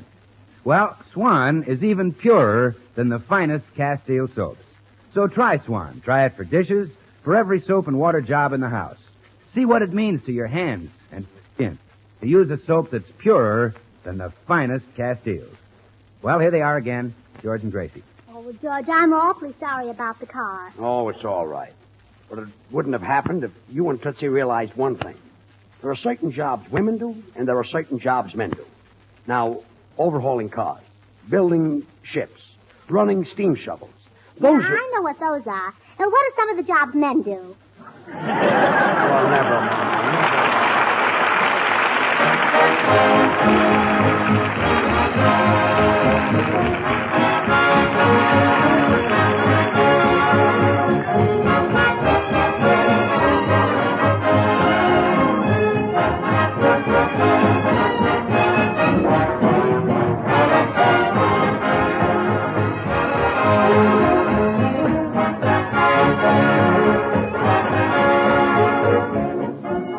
The makers of Swan, the new white floating soap, join George and Gracie in inviting you to tune in again next week, same time. Remember, Swan also brings you Tommy Riggs and Betty Lou, Another Night Over Another Network. And now, till next week, this is Bill Goodwin saying, well, I, Swan, how about you? Good night.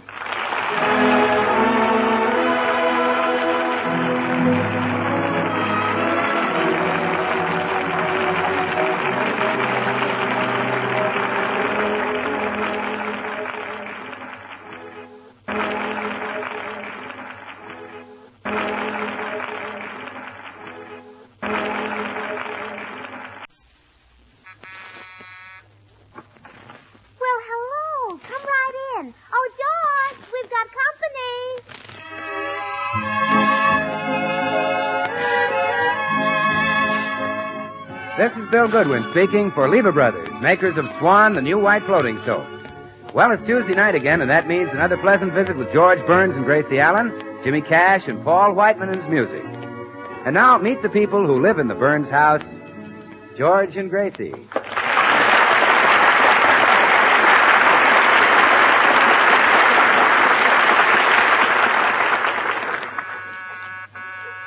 Will you answer the door, Gracie? I haven't finished shaving. All right, dear. Oh, good morning, Mr. Postman. Good morning, Mrs. Burns. No letters for you this trip. Just that magazine your husband subscribes to. Oh, how wonderful. George! Yes, dear. Your copy of Cowboy Love Tales is here. Gee, that's great. Oh, I'm so glad you brought it, Mr. Postman. It's 3 days late, and he's having a fit. I know just how he felt, Mrs. Burns, because I read Cowboy Love Tales myself. It appeals to all us virile, red-blooded men. Yes. Now we can finish that serial. Love Comes to Oklahoma Tex and find out if Tex marries the school mom. Yes, that's been preying on my mind, too. Oh, poor George dreams about it. And it's very embarrassing for me. In the middle of the night, he shakes me and he says, "Ma'am, will you and me ever get hitched?" I never dream much, Mrs. Burns. I sleep very soundly, and that's one of the things that keeps me in such robust health. Well, Mr. Postman, you're lucky. Well, goodbye. Goodbye, Mrs. Burns. Remember, keep smiling. Gee, I'm glad Cowboy Love Tales came. Oklahoma, Texas in a bad spot. I'll read it right after dinner. Gee, I'm dying to see that magazine. Say, you know, dear, Yes? now that we're staying home nights on account of gas rationing, wouldn't it be nice to make friends with our neighbors? Well, maybe you've got something there. They really should get to know their neighbors. Well, I should say, why, before I got married, a man lived next door to our house for 10 years. And not one of us even said hello to him in all that time. Well, that wasn't right. Oh, no, it wasn't. And we were mighty sorry we couldn't say we knew him later when he murdered his wife. Yes, a big celebrity. I hope our neighbors are just plain folks. Oh, well, all of ours seem like lovely people. Funny how little we know about them. Yeah, the only neighbors I know anything about are the ones who just moved in next door. Well, what do you know about them? Well, they sleep in twin beds. He exercises with Indian clubs, and she keeps goldfish. Oh, you met them? Oh, no, I watched them unload the moving van. I say. You could tell all that by the stuff they own, huh? Oh, sure. For instance, I know they have a daughter they're trying to marry off. How do you know that? Well, their sofa has a built-in light switch. Well, you could be right about that. What else do you know? Oh, lots of things. I know he's a hair tonic salesman because I saw his samples. I also know the hair tonic's no good. It's no good. No, one of the bureau drawers came open and his toupee fell out. Next time I move, it's going to be at night. And I know he's very tall because this morning when she hung out the wash, I had to close the dining room window. Why? The legs of his long underwear kept blowing in. You know, Gracie, I don't think it's nice Hi, for you. George. Hello, Gracie. Oh, hello, Bill. Glad you dropped in, Bill. Gracie and I were just discussing how to make friends with our neighbors. Yeah, you know, I'm interested, Bill. How did you and George get to be friends? Well, Gracie, I was playing golf. I hit a ball in the rough. A fella picked it up. I ran after him, knocked him down, took the ball away. We've been friends ever since. It never happened. And you didn't knock me down. I stumbled. Of course, there are better ways of making friends, Gracie. I have one surefire method. Oh, yeah, what is it, Bill? Well, you and George go over to a neighbor's house and ring the bell, see? When he answers the door, you say, "Hello, we're Mr. and Mrs. Burns," and you hold out your hand. Now, he reaches out to take it, and suddenly he gasps. "Ah, why, your hand is beautiful. Tell me quickly, what kind of soap do you use?" Yeah, they always ask that. Oh, it never fails. Yes. But you don't tell them, you see. You don't say that you use Swan, the new white floating soap, the soap that's purer than even the finest Castile soaps, pure as the morning dew. We don't tell them. Oh, no, not a word. No. Now, George, you've got his curiosity aroused. Oh, sure. Well, he says, "Please tell me what kind of soap you use." Now we tell them. No, not a word. Oh, suspense. Yes. Yes. Don't even hint to them that because Swan is purer than the finest Castiles, it's bound to be kind to your hands and skin. And that's swell to know, because those pure Swan suds are great for washing dishes and for every soap and water job in the house. But mind you, don't tell him this. Don't say a word. Just look mysterious. Are you sure this is the way to make him like us? Oh, positive. Now, he begs you to tell him what kind of soap it is. I see. He pleads with you. I see. He gets down on his knees. But you still don't tell him. Oh, please, Bill. Let me tell him. No, Gracie. You don't even tell him that he can break Swan in two with an easy twist of the wrist and use half in the kitchen for dishes and cleaning and the other half in the bathroom for his hands and face. Instead, you start to walk away. We're going to leave. Oh, well, that's what he thinks. Oh, we stay. Yes. I see, He follows you down the walk, George. He throws himself across your path. He beats his head on the sidewalk. He tears his hair. Tears stream down his face. Oh, please, he cries. Please tell me what kind of soap you use.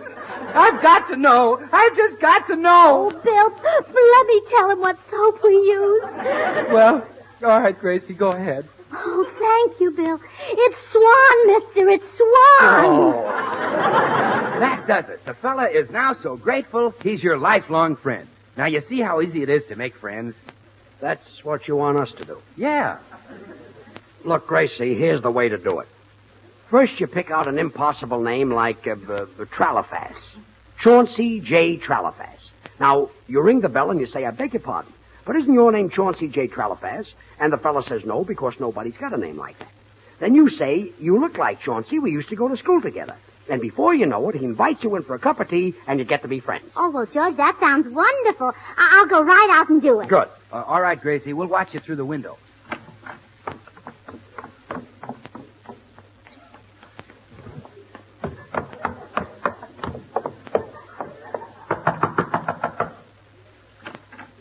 Hello, what can I do for you? I beg your pardon, but isn't your name Chauncey J. Tralafas? Yes.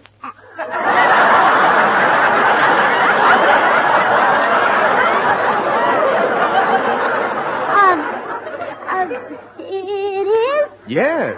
George, what do I do now?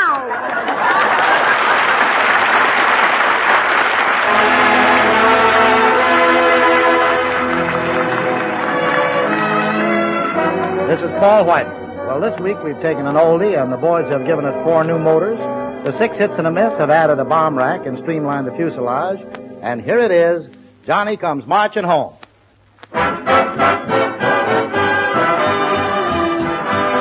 When Johnny comes marching home again, hurrah, hurrah, the people are gonna gather round from near and far. The ladies' hearts will be in a whirl. You wind up stealing the sergeant's girl. How they'll carry on when Johnny comes marching home. The bugles play. I hear those marching feet. I hear the drum. He's coming down the street.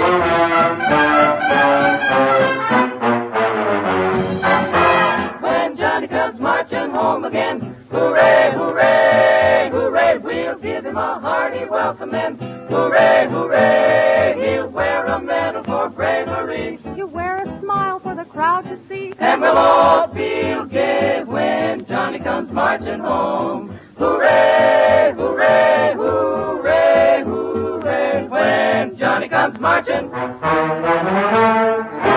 Marching home.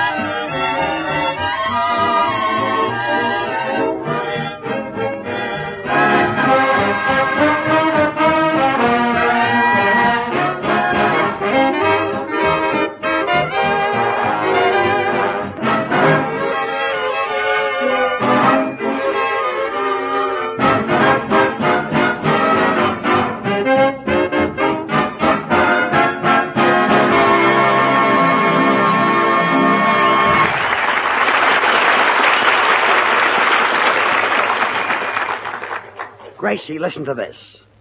Come to Mom's, gal cried Oklahoma Tex. I'm a-gonna press... George, put down that magazine. But, Gracie, I want to see what he's a-gonna. Look, we started out to make friends with our neighbors, and we're going to call on them right now. But, Gracie, Texas... Put it down, put it down. And we won't go calling empty-handed either. We'll take a cup of sugar and 2 eggs to each neighbor. Each neighbor? I was looking forward to a little omelet for dinner. George, have you forgotten this is Meatless Tuesday? Eggs aren't meat. Well, they grow up to be meat. Gracie, chickens and fowl... George, don't you want to call on our neighbors and make friends? Of course, sweetheart. But we don't have to go disguised like an A&P market. Oh, that reminds me. I have a can of waste kitchen fat ready to take to the market. You know, the government needs grease and fats to make bombs and bullets. Uh-huh. George, isn't it wonderful that fat will explode? My goodness, Paul Whiteman would make a blockbuster, wouldn't he? Oh, George Burns, you're not even listening to me. What'd you all say, gal? Put down that magazine. Oh, Texas in trouble, We're going to call on the neighbors. Texas in such Here, trouble. Look, I'll carry the sugar and you carry the egg. Do we have to take this stuff? Well, I can't start breaking my family customs now. My father never went to a neighbor's house empty-handed. Or was it the return trip he was always loaded down? Well, anyway, come on. Gee, I feel silly. A man shouldn't go around leaving eggs at people's houses. Well, don't think of yourself as a man, George. Think of yourself as an Easter bunny. Thanks. Now I don't feel silly. Well, here we are. George, ring the bell. Now, when they open the door, let me do the talking. Okay. Yeah? Well, how do you do? We're your neighbors. Everybody is short of eggs and sugar these days, so we thought we'd bring you some of ours. Oh, a couple of hoarders, huh? Hoarders? I'll bet you have an icebox full of bacon and butter. Well, sure we have. Gracie, we haven't got any bacon or butter. Yeah, I know. I'm just showing off. On your way, hoarder, before I call the cops. Hey, how dare you talk like that to my husband? He's just as honest as you are, you big crook. Come on, Gracie, come on. You better watch what you say. My husband doesn't care if you are twice as big as he is. Gracie, come on. He'll give you a good thrashing. From there? Well, I hope you're satisfied. Well, don't worry, dear. We'll try it on another neighbor. Where are the eggs? Oh, gosh, I dropped them. When I thought I might have to fight that fellow, I reached for my glasses. Yeah, I know. You just got them on in time, too. Yeah. Well, here's the next house, George. Let's try here. Oh, no. I'm delivering no more groceries to neighbors. I want to see how Oklahoma, Texas George! made out. Oklahoma, Texas in trouble, George! you know. Oh, all right. Now, at this house, I'm going to try something entirely different. Yes? How do you do? We're your neighbors. We'd like to borrow a few pounds of coffee, please. A few pounds of what? Well, maybe I better explain. You keep quiet. I knew you were a moocher the minute I set eyes on you. But you don't understand. I understand, all right. A few pounds of coffee. Why don't you ask for a few gallons of gasoline or a few pints of blood?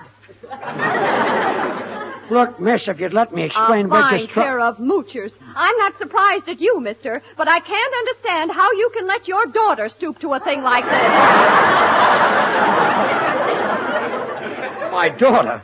Listen, I wouldn't borrow coffee from you if I lived to be 100. That gives you about 3 months to look around. She's sweet, isn't she, George? Sweet? She called you a moocher. Yeah, I know, but a young moocher. Gracie, you're trying to do this the hard way. If you want to make friends with somebody, just walk right in and be friendly, that's all. Now you run on home. I'll handle the next one myself. Oh, all right, dear. Yeah? Well, hello there, neighbor. I'm George Burns. I live across the street.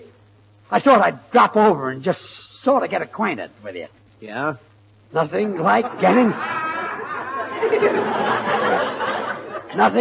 to know your neighbors, I always say. Huh, neighbor?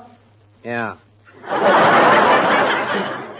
That reminds me, I heard a very funny story today. It seems that 2 fellas met at a bar, and one fellow said, I live on Elm Street, and the other fellow said, I live on Elm Street, too. And one guy is the other guy's father.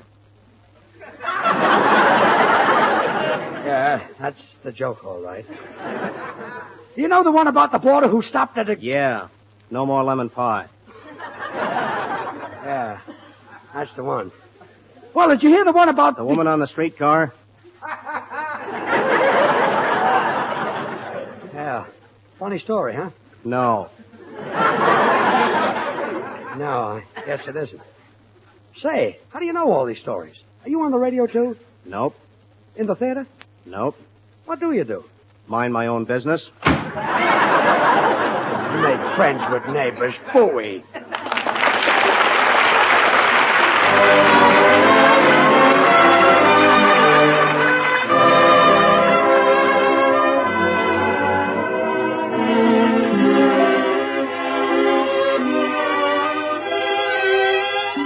And now Jimmy Cash gets in the Christmas spirit with I Sent a Letter to Santa. I sent a letter to Santa. I mailed it carefully. And here's what I'm asking of Santa. Watch over Daddy for me. Maybe he's in Londonderry or on the Western Sea. But if you would make Christmas merry, watch over Daddy for me. Like all girls and boys, I like pretty toys, especially this time of year. But I don't want trains when Daddy needs planes to help Uncle Sam keep the things we hold dear. I'll buy some stamps in the meantime so we can all stay free.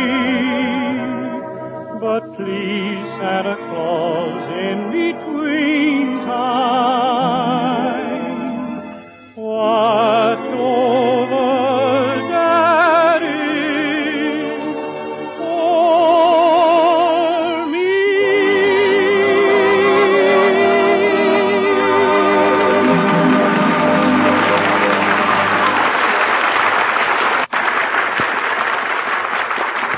Did Gracie give up? Oh, no. She phoned the neighbors and finally got the Baylesses and the Gibsons over that night for a little get-together. The party is now in full swing and has reached its peak of mirth and merriment. Oh, you and me both, Ethel. I just can't help it, Gregory. This is the dullest party I was ever at. Yeah. And what time is it? 12, 1? It's 9:26. Oh, murder. Oh, isn't this a wonderful party, folks? Aren't you glad you came over, Mr. Gibson? Oh, sure. Oh, and such fun and so neighborly. Aren't you having a marvelous time, Mrs. Gibson? Uh-huh. Oh, I knew you would.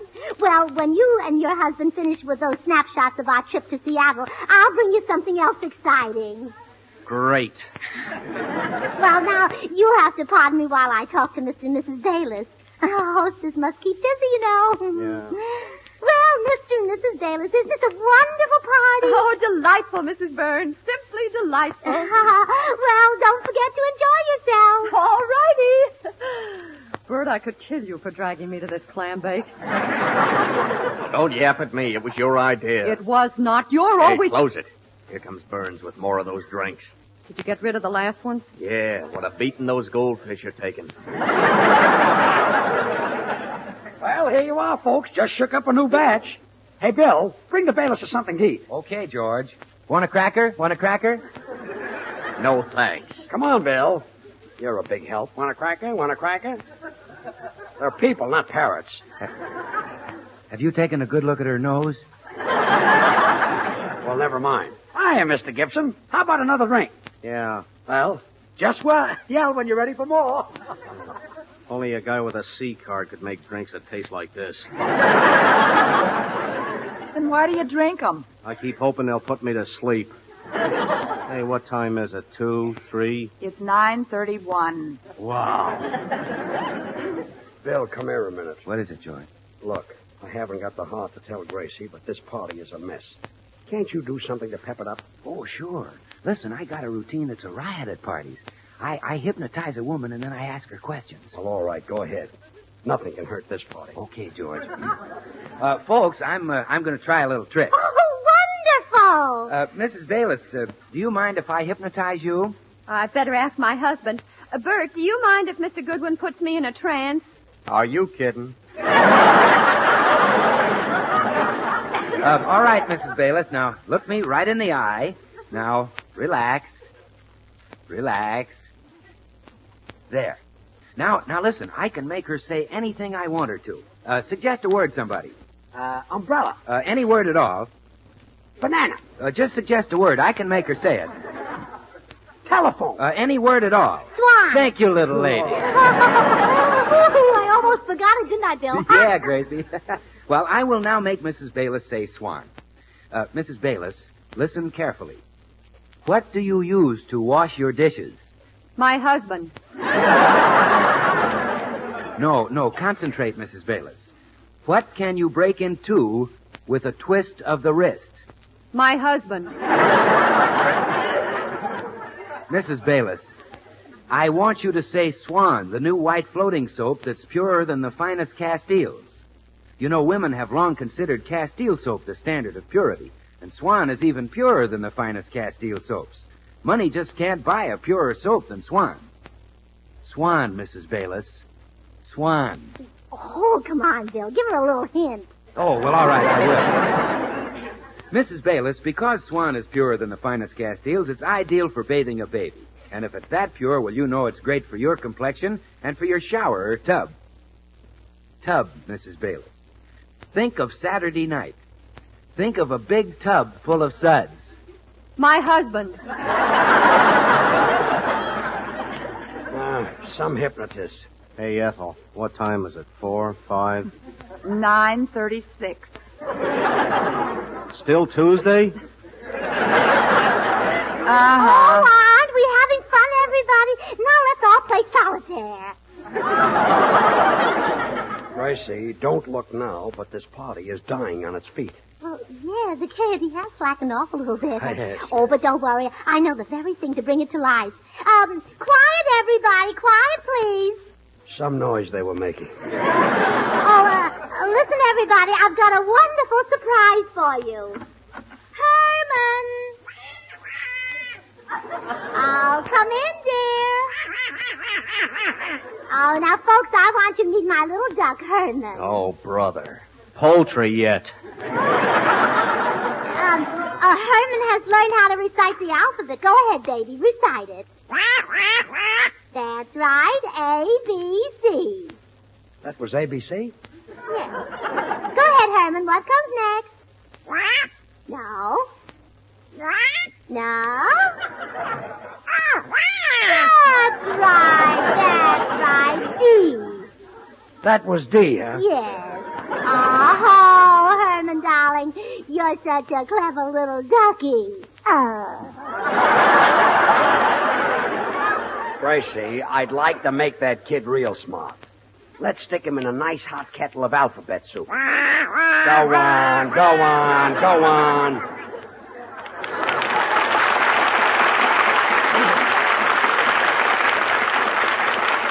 Well, folks, how did you like my little ducky?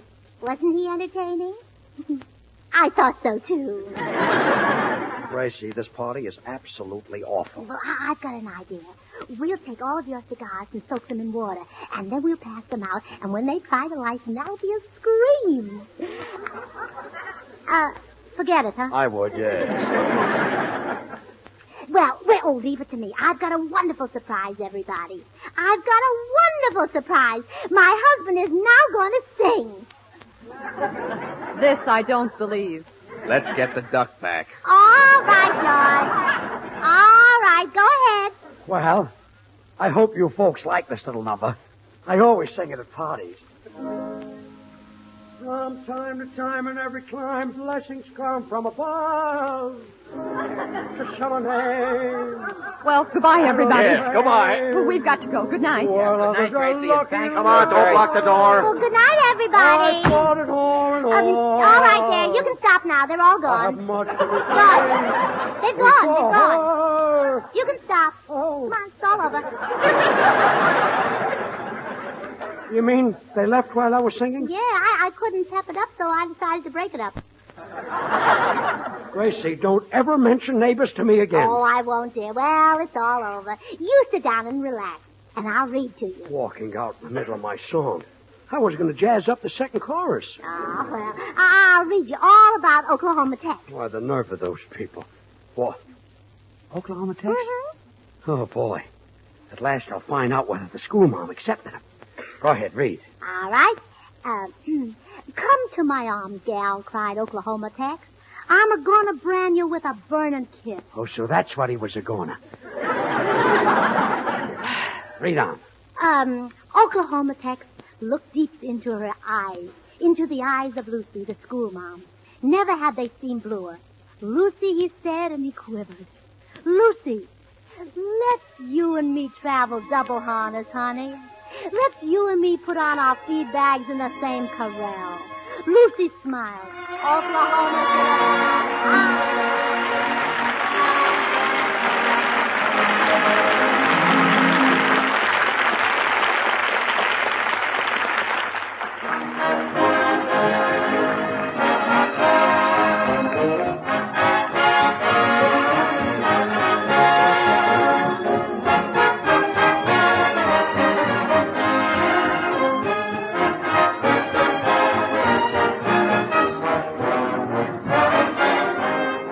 George and Gracie will be back in a second, so I'm just going to remind you that even though Swan is purer than the finest Castile soaps, it's not expensive.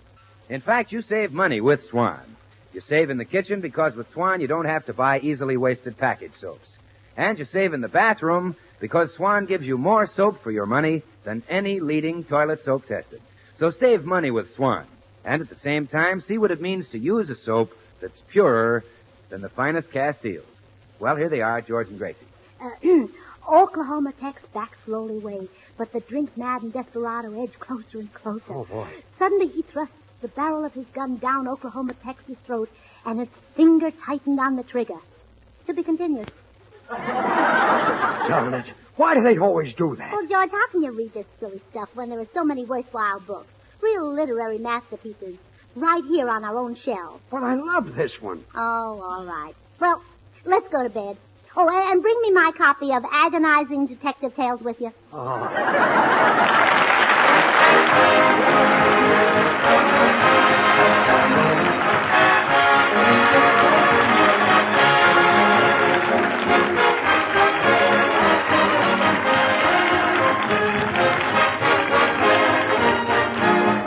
The makers of Swan, the new white floating soap, join George and Gracie in inviting you to tune in again next week, same time, when you'll meet a special guest at the Burns home, one of your favorite movie stars, Herbert Marshall. And don't forget, Swan also brings you Tommy Riggs and Betty Lou over another network. And now till next week, this is Bill Goodwin saying, well, I, Swan, how about you? Good night.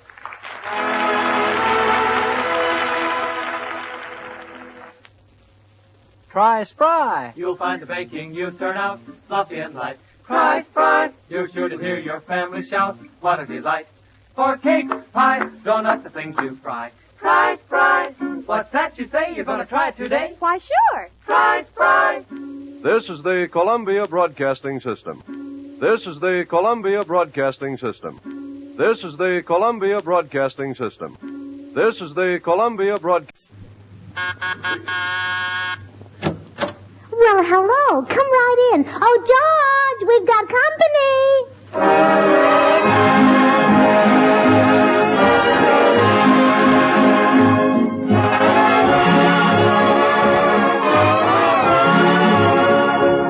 This is Bill Goodwin speaking for Lever Brothers, makers of Swan, the new white floating soap.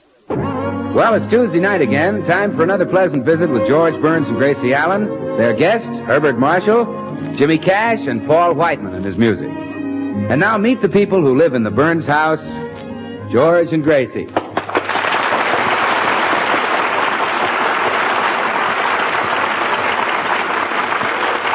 Well, today, Gracie has a luncheon date with her girlfriend, Tootsie Sagwell. We find them now at the Romney Village Gypsy Tea Room. Special luncheon, 45 cents. Tea leaves red.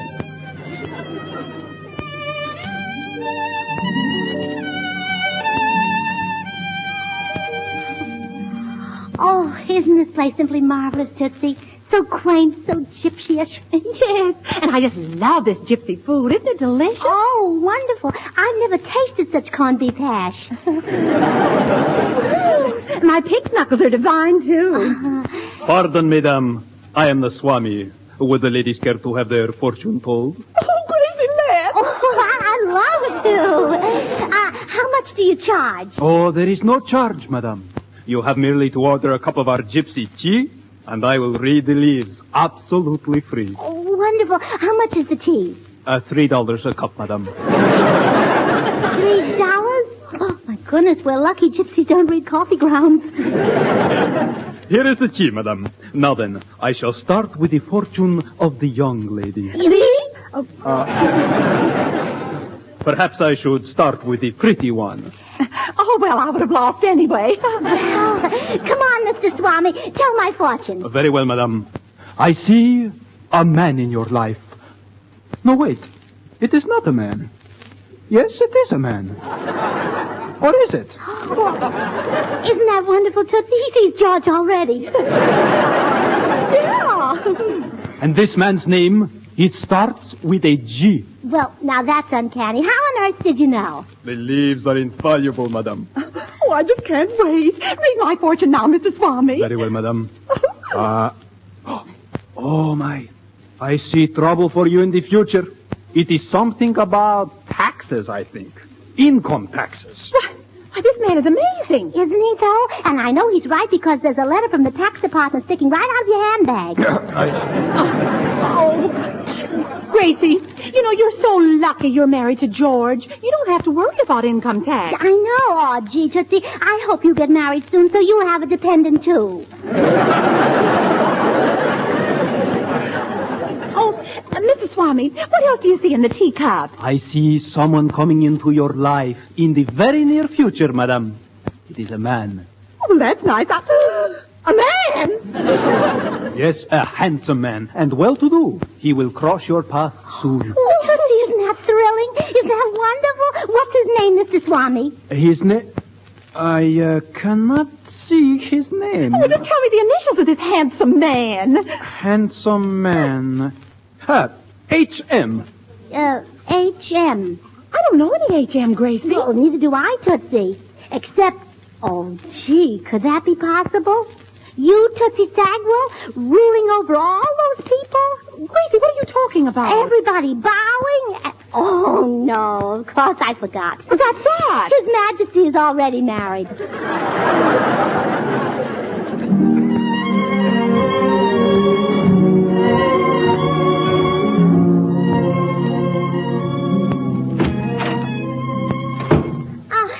I'm home. George, put down that Western magazine and answer me. I said hello. Oh, howdy, gal. Come into the corral and set a spell. I wish you'd stop reading cowboy love tales. But, sweetheart, it's the best magazine on the market. Well, maybe so, but it's doing awful things to our married life. Gee, I'll never forget when I stopped at that perfume counter at the May Company. You said, "You don't need that there stuff, gal. You already smell like a newborn calf to me." Well, that's a compliment. Oklahoma Tex always says that to Lucy. Oh, forget Oklahoma Tex. Forget Oklahoma Tex. Forget him. I'm crazy about him. You know, Tootsie Sagwell and I had our fortunes told, and a dream man is coming into her life. Isn't that exciting? George, put down that magazine. Yeah? Okay, I was listening. Well, what did I say? That you bought a new hat. That's not what I said. Well, it never missed before. I said I'd been to a fortune teller. Well, that's nice. Say, George, do you know any wealthy, glamorous, fascinating man whose initials are H.M.? Yes. Who? Harpo Marx. Oh, George, he wouldn't do. A girl couldn't be happy with a man who just sits there and honks at her. Anybody else? H.M. Well, Herbert Marshall. Herbert Marshall. Yeah, he's wealthy, glamorous, and fascinating. Yeah, that's he. Oh, thank you, George. Gracie, what's this all Oh, about? he must be the H.M. the fortune teller was talking about. The lover chosen by fate, the dream man. He told you about a lover? A dream man? Gracie, I always thought that I was your... Only a man like Herbert Marshall could make up for all those dull, monotonous years.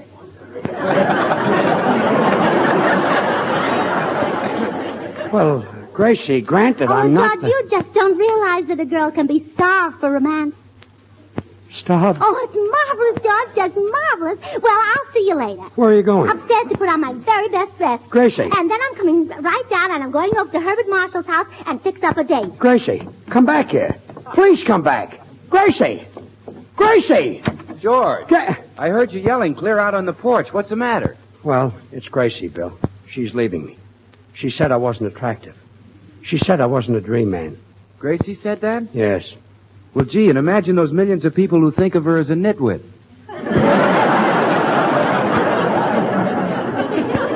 Don't be funny. My wife is leaving me for Herbert Marshall. Step aside. I'm going upstairs to break this up. Oh, no, George. That's exactly the wrong thing to do. It is? Oh, sure. Now, let me tell you how a friend of mine handled the situation when his wife left him. How? Well, he put a notice in the personal column of every newspaper, and it said, "Darling wife, all is forgiven.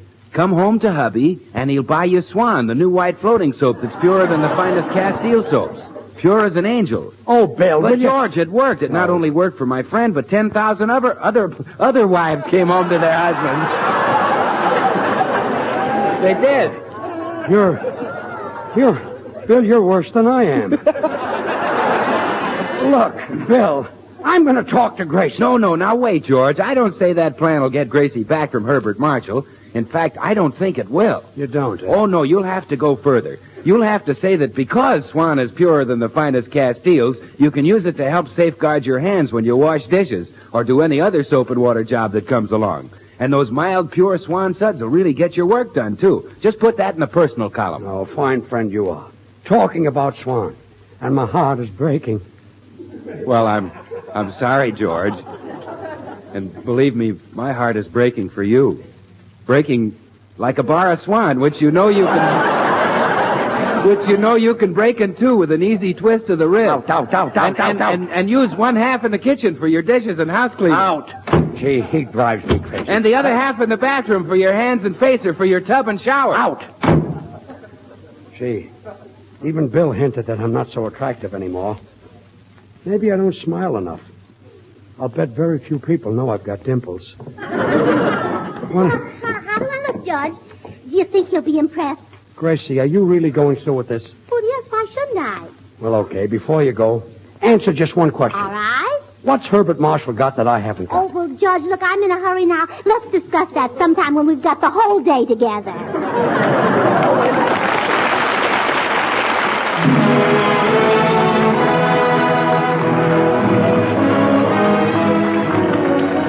Whiteman, the boys, and the Six Hits and a Miss woke up singing this morning, and what do you think they had in their mind?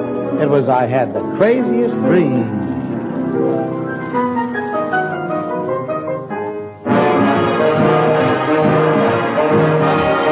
In my dreams, the strangest things appear. Do-do-do-do-do-do-do.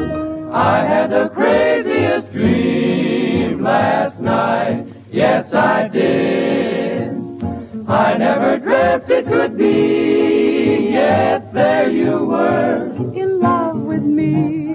I found your lips close to mine, so I kissed you, and you didn't mind it at all.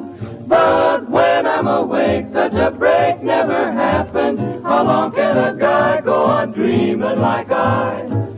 If there's a chance that you care, then please say you do. Baby, say it and make my craziest dreams come true.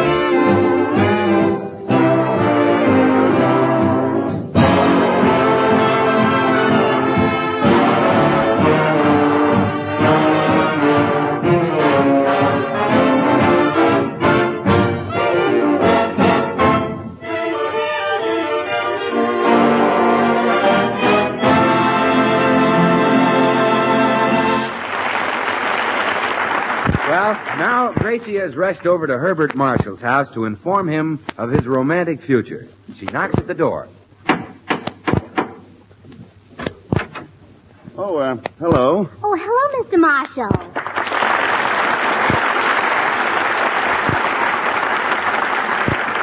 Mr. Marshall, do you remember me? Of course I do. You're Gracie Allen. How's, oh, isn't that annoying? I know your husband very well, but I can't recall his first name. Well, it's George. Yes, so it is. Imagine me forgetting good old George Allen.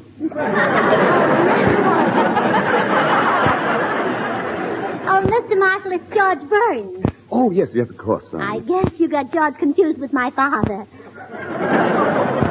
Well, that is a possibility. Won't you, sit down? Well, thank you. I'm glad you remember me, Mr. Marshall. I don't like to ask favors of strangers unless I know them. I see. You have a favor to ask? Well, yes. I went to a fortune teller today, and he said you're Tootsie Sagwell's dream man. Tootsie Sagwell? Uh-huh. Is that a woman? It certainly is. Here, this is her picture. I repeat, is that a woman? Well, just think, out of 100 million men, the fortune teller picked you for Tootsie. Isn't that thrilling? Blood-curdling. But, Gracie, fortunately for me, I do not believe in fortune tellers. Well, how can you say that? Why, a fortune teller once told my mother that she was going to take a trip across water. And did she? The very next day. She was scrubbing the kitchen floor and she fell over the pail. Amazing. But, Mr. Marshall, you were meant for Tootsie. It's fake. No, but Gracie. Oh, you and Tootsie have so much in common. She's an actress, too. Really? Oh, really? At our club last week, she did an impersonation of Gypsy Rose Lee. Oh, please. Oh, it was so exciting. The orchestra played the strip polka, and Tootsie came out, and all the men in the audience yelled, "Keep it on! Keep it on!"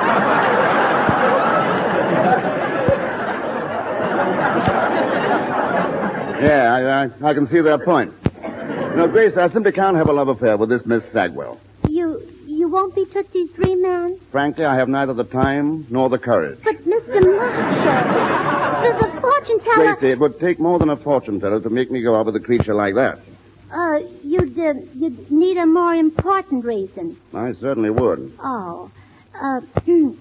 Well, then I guess I'll have to tell you the truth. The truth? Yes. I'll bear my shame. I hoped I'd never have to tell this to anybody. Good heavens, what is it? Well, I want you to take Tootsie away from George. What? You mean George and this Tootsie? Yes. Oh, please don't tell anybody, especially George. Well, I can't believe it. Oh, well, don't blame Tootsie. It's not her fault. George pursues her. The bounder. How can you live with a man? He's a cad. Yeah, I know. But he's the cad I'm used to. No, don't cry, Gracie. Oh, dear. Nobody will help me. Wait, Gracie, I'll help you. I'll do it. I'll make love to this Sagwell person if it'll save your home. Oh, thank you. I'll arrange everything. Now, goodbye, child. That beast doesn't deserve a sweet, innocent girl like you. Yeah, I know. Goodbye. Gracie! Why, George, what are you doing here? I followed you. What were you doing in Herbert Marshall's house? Well, it's a short cut to the market. A short cut to the market? Well, you get me so nervous. Gracie! Well, all right, I'll tell you. We just arranged a little date for tonight. Well, that settles it. I'm going in there and tell that wolf a thing or two. George! Yes? Oh, it's you. You're darn right it's me. My wife was just here. Do you deny it? Deny it? Why, of course not. And do you deny you just arranged a date? No. But, as one friend to another, what's your opinion of a man who'd break up a home? George, let's face it. You're a complete and utter stinker.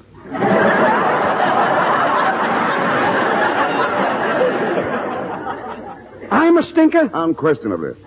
I've seen the woman who's involved in this affair, George. Is she worth all this? She is to me. Why, there isn't another one like her in the whole world. That I will guarantee. Don't be a fool, George. Give her up. Never. But look at it from Gracie's side a moment. She's too nice to have her life ruined. She deserves only the best there is. Brother, are you conceited? Now, George, what do you see in this Tootsie Sagwell? Tootsie Sagwell? What's she got to do with it? Well, aren't you in love with Tootsie? In love with Tootsie? No. I go steady with Boris Karloff. No, but Gracie said she wanted me to take Tootsie away from you. That's why she arranged a date for us. Gracie arranged a date for you and Tootsie? Yes. Oh, now I get it. This is another scheme of Gracie's to help Tootsie. You see, Tootsie is dying to get a husband. Well, she's insane to ask for volunteers. She ought to try selective service. Anyway, this lets me out of the date. Now, wait a minute, Bart. I can't spoil this date for Gracie. She'll never forgive me. You've got to go through with it. But, George, look at that picture. Bart, it's only one night out of your life, and it'll save my neck. Oh, well, if it means that much to you. Oh, thanks, Bart. I knew you'd do it. See you tonight. You don't suppose Tootsie will make love to me, do you? Well, she might. Oh, murder. Now I know what a commando has to go through.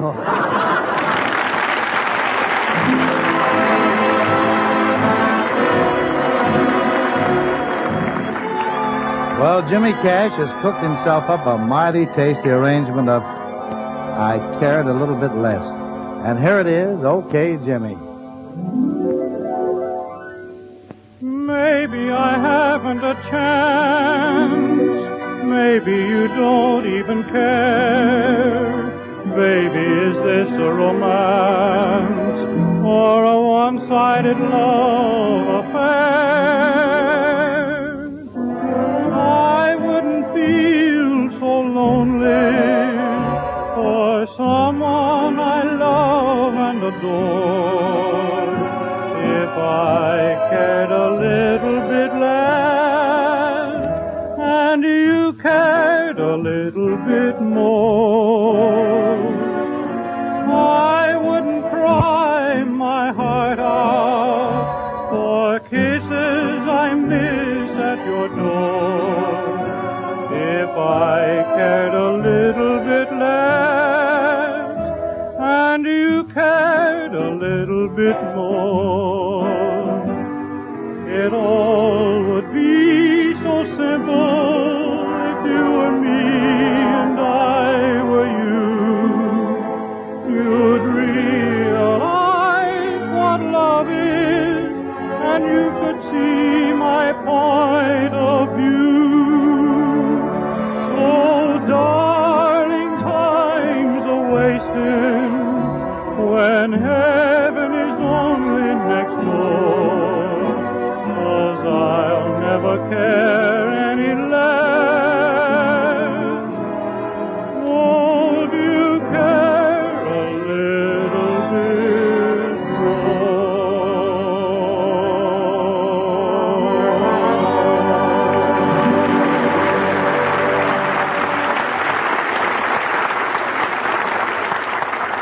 Well, Tootsie ought to be here any minute, Mr. Marshall. Aren't you thrilled? I've got goose pimples, if that's what you mean. Oh, I hear footsteps on the walk. She's here. Now, Bart, act like you're glad to see her.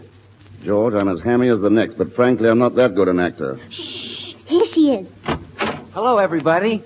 Hello. Well, I must say you're better looking than your picture, Tootsie. Huh? Oh, no, that isn't Tootsie. That's Bill Goodwin. You can tell them apart easily, Mr. Marshall. Tootsie's taller. Oh, I see. Bill, this is Mr. Herbert Marshall. Oh, how do you do? Herbert Marshall? George, isn't this the wolf who's trying to wreck your home? Well, Bill, it's all now, right. Quiet, George. Well, this is what friends are for, to handle these affairs of honor. Mr. Marshall, I challenge you to a duel with pistols. Well, I better warn you, I'm the best pistol shot in the state. Oh, well, I challenge you with swords. I happen to be an expert swordsman. Oh. Well, I challenge you to find a purer soap than Swan. Women have long considered Castile soaps the standard of purity, and Swan is even purer than the finest Castiles. Money can't buy a purer soap. Look, Bill, you don't have to worry about Herbert Marshall taking Gracie away from me. Oh, You see, George, the whole I'm thing- not thinking of you. Oh. You can find another woman, possibly. I'm thinking of the babies. Babies? What babies? All babies, Mr. Marshall. Swan's great for bathing them. Because after all, if Swan is purer than the finest Castiles, well, it's bound to be kind to even a baby's tender skin. Bill, Herbert Marshall bathes very few babies. Well, all right. Probably doesn't bathe over 3 or 4 babies a year. Well, all right, He George, and Ronald Coleman put together. Well, all right. And you can throw in Lawton. But remember, if Swan is kind to a baby's tender skin, then it must be swell for anybody's hands and face, anybody's complexion, anybody's bath or shower. Mr. Goodwin, a few moments ago you were talking about a duel. What happened? Duel? Oh, yes, forget it. I accept your apology. Well, goodbye, Mr. Marshall. Ah, eccentric fellow, isn't he? Yes, we love him, too. Oh, goodness, I wish Tootsie would get here. You must be all on edge, Mr. Marshall. I definitely am. She's probably having trouble with the new makeup I suggested for her nose. Blue, green, yellow crayon. On her nose? Well, yes. I got the idea from an article on camouflage. Those colors will make a 16-inch gun fade into the background. Believe me, Bart, it'll be an improvement. This must be Tootsie now. Come in. Gracie, darling. Tootsie Sagwell. Oh, Gracie, you said you had a surprise for me. What is it? Well, here it is. Your dream man, H.M., Herbert Marshall. Herbert Marshall? Oh, he's beautiful. George, I think I'm about to faint. Buck up, kid. Oh, how do you do, Mr. Marshall? I'm so glad you're mine, you lovely, lovely man. Miss Sagwell, please put me down. Do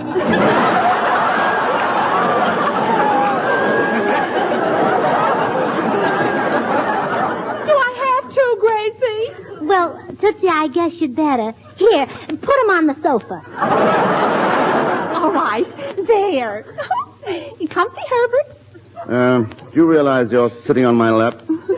Oh, sure. Well, George, turn out all the lights. I just know they want to snuggle. No. I beg of you, don't turn them off.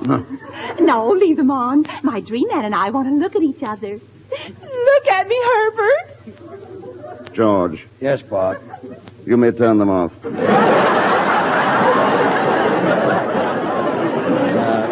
You're safer this way. Miss Sagwell, you realize you're squeezing me very hard. Oh, sure. Well, I wish you wouldn't. It's rather warm in this room, isn't it? Kiss me, Herbert. I'm getting warmer.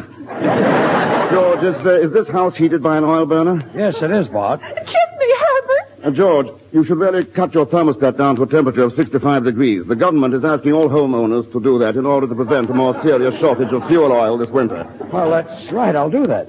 Anything else you'd like to mention? No, that's all. Kiss me, Herbert. As I was saying, you should put the thermostat as low as possible at night and leave it there until morning. Kiss me, Herbert. And keep it low in the daytime if the family is going to be out. Kiss her, Herbert. And never heat any bedrooms. Kiss me, Herbert. And you can save 10% of your fuel by drawing all your window shades and drapes at sundown.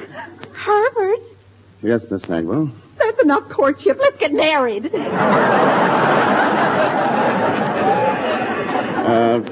George, may I see you a moment, old man? Sure, Bart. What is it? George, you've simply got to get me out of this. That woman, and I use the term loosely, has a gleam in her eye that I don't like. Well, gee, Bart, you're an actor. Make up an exit. Well, I'll try. Oh, Miss Sagwell. Yes, Angel Pie. Oh, me. Miss Sagwell, before we go any further, there is something you must know about me. What? I have a past, Miss Sagwell. I have lived. Is that all? Oh, it should happen to me. No, you don't understand. It all happened when I was but a lad. What did I know of the city or its evil ways? Then she came into my life. Who? She. Oh, her. Yes. It wasn't my fault, I swear it.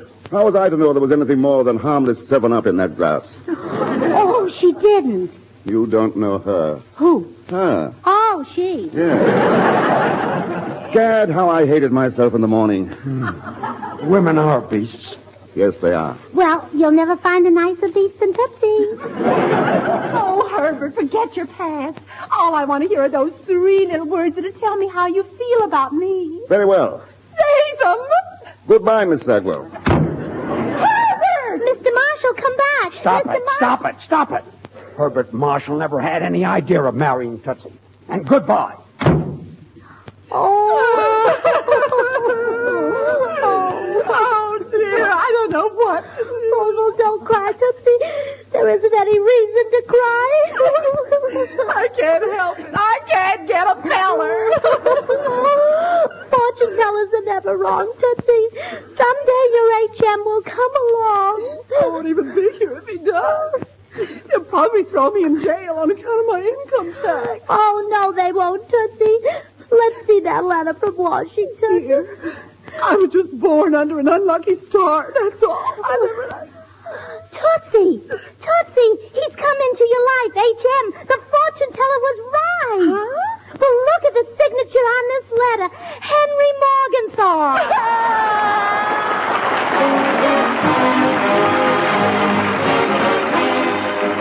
George and Gracie will be back in just a second.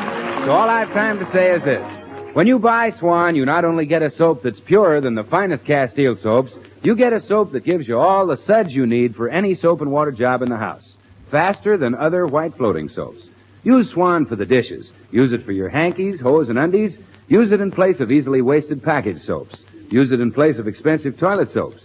Yes, and use Swan knowing that it really is purer than the finest Castiles. Well, here they are, George and Gracie. Gracie, this is no time of the night to bother Herbert Marshall. But this is important. Hello. Oh, no, not again.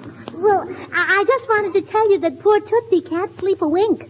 Well, surely I'm not responsible for that. Oh, yes, you are. You left our house in such a hurry you forgot your derby hat. Well? Well, Tootsie's keeping it under her pillow. Come on.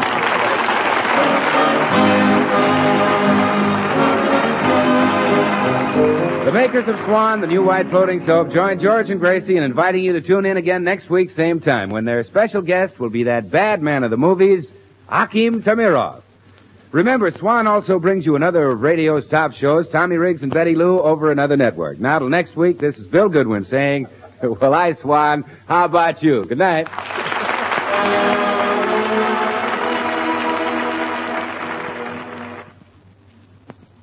Try Spry. You'll find the baking you turn out fluffy and light. Try Spry. You're sure to hear your family shout, what a delight.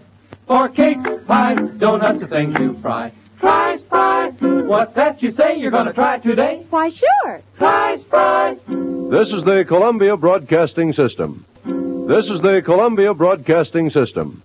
This is the Columbia Broadcasting System. This is the Columbia Broadcasting System. Well, hello. Come right in. Oh, George, we've got company.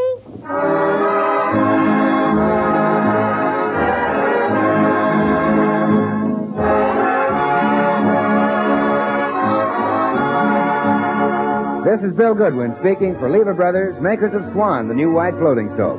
Well, it's Tuesday night again. Time for another pleasant visit with George Burns and Gracie Allen. Their guests, Akim Tamirov, Jimmy Cash, and Paul Whiteman and his music. And now here are the 6 hits and a miss, singing Santa Claus is Coming to Town. You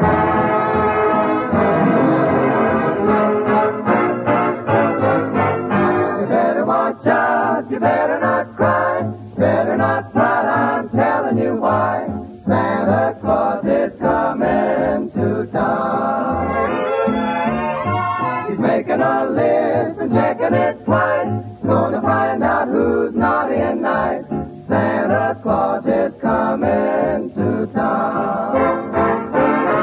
He sees you when you're sleeping. He knows when you're awake. He knows if you've been bad or good, so be good for goodness sake. You better watch out, you better not cry, better not pout, I'm telling you why. Santa Claus is coming to town.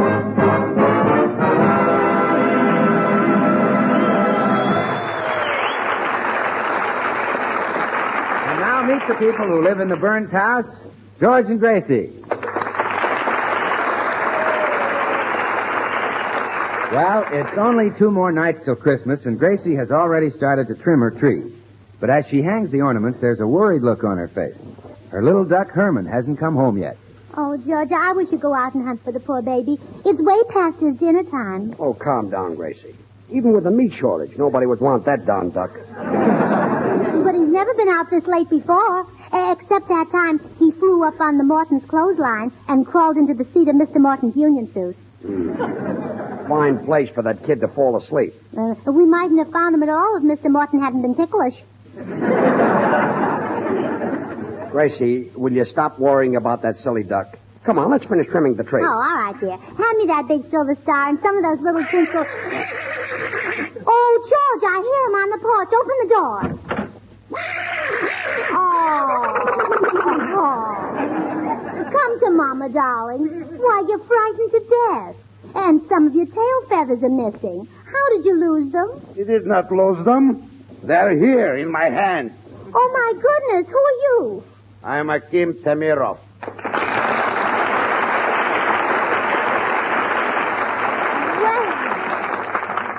What are you doing with Herman's tail feathers? It was a mistake. I was reaching for his neck. That's awful. My husband will take care of you. George, throw him out. But, Gracie, it's Christmas and This broken down excuse for a man is your husband? Don't you say that. I happen to love this broken down excuse for a man. Well, thanks. Now look, I'm sneering at your husband. Hey, you can't do that.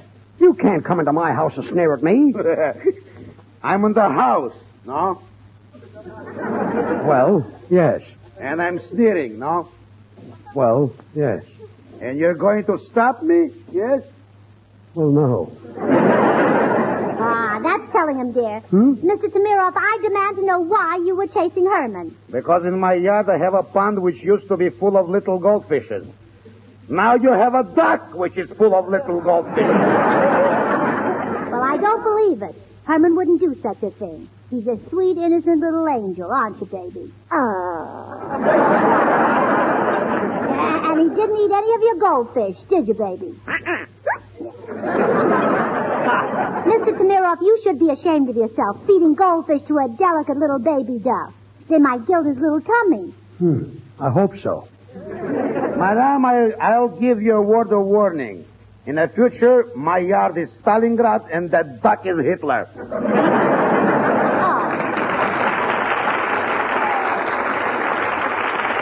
Is that so? It is so. If I ever catch him, we shall see if a duck can swim in sour cream. Oh, yeah? Well, you're just a mean man, and I hope you fall in your goldfish pond and catch cold and drown. Gracie, it's Christmas. Oh, yeah. And Merry Christmas. Oh, fine. Now, just remember, if that bird comes near my house again, я эту паршивую утку схвачу за горло и задушу своими руками. Well, George, what did he say? Well, I don't know. He's a Russian. I suppose that's what a Russian says when he's mad. Oh, no, it isn't. When a Russian's mad, he says, how do you do? Eating the neighbor's goldfish. Why don't we trade that silly duck in for a pound of pork chops? Go on. You finish the tree yourself. I'm going into the den where I won't have to look at that web-footed goldfish bowl. Now, baby, don't mind your daddy. He's this way every year. Just before Christmas, he tries to pick a fight with everyone on his gift list. Here, climb up in Mama's lap, Herman, and I'll tell you a little story. That's a good boy. Now, would you like to hear about Santa Claus? Santa Claus. He's the man who brings toys to all the children. The night before Christmas, Santa Claus comes down the chimney and leaves lots of things in your stocking. This year, Mom'd be happy if he just leaves some stockings. Oh, just sing, Herman. Right now, Santa is getting his presents ready to deliver to all the good little boys and girls. Wouldn't it be wonderful if you could see Santa's workshop way up in the North Pole? Oh, Oh, the poor baby has fallen asleep. Oh, no wonder. He's had a hard day. Oh, dear. I think I'll take a little nap myself. So nice in front of the fire. When I wake up, I'll tell him more about Santa Claus. And the North Pole. And the toys. And Santa Claus. George! Oh, George! Are you ready to leave for the North Pole? Yes, sweetheart. But how will we get up there to the North Pole? Well, we'll fly up on Herman's back. On Herman's back? Oh, sure, he's all ready. I just put 4 gallons of goldfish in his tank. Well, good. I'll call him. Oh, Herman! Herman Burns! Ah, there you are. Is you Daddy's precious little itty-bitty ducky-wucky Herman? Well, you're a sweet little ducky-wucky, and your daddy loves you. Oh, gee, I must be dreaming. Well, come on, Gracie. On the duck's back. All right. Boop, I'm on. Well, where am I going to sit? You have to sit on his rumble seat. Gee, am I going to get that pot again for Christmas? All right, I'm ready. Okay, Herman, take off. Gee, he can't make it. Oh, no wonder he can't take off. His rudder is dragging. Oh, here we go.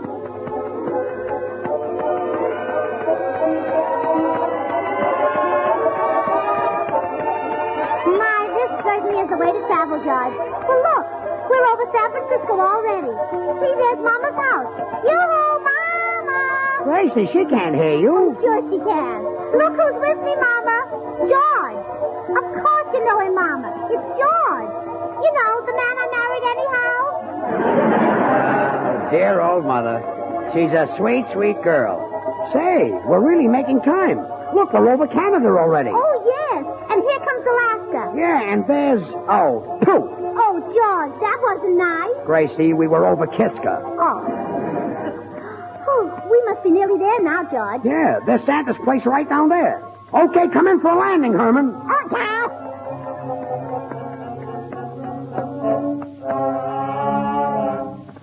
Well, that was perfect, Herman. We're right in front of Santa's workshop. Now we'll all go in and see good old Kris Kringle himself, huh? Oh, you love him, Herman. He's so gay and so jolly. Why, Santa Claus. Greetings, little Whitey.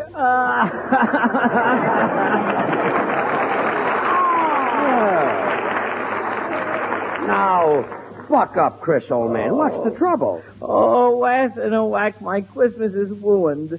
This year it will be a complete flop over.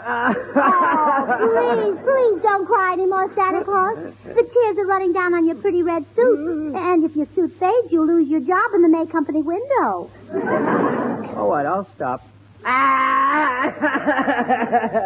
But I have no toys for the little ones this Christmas. Oh, dear.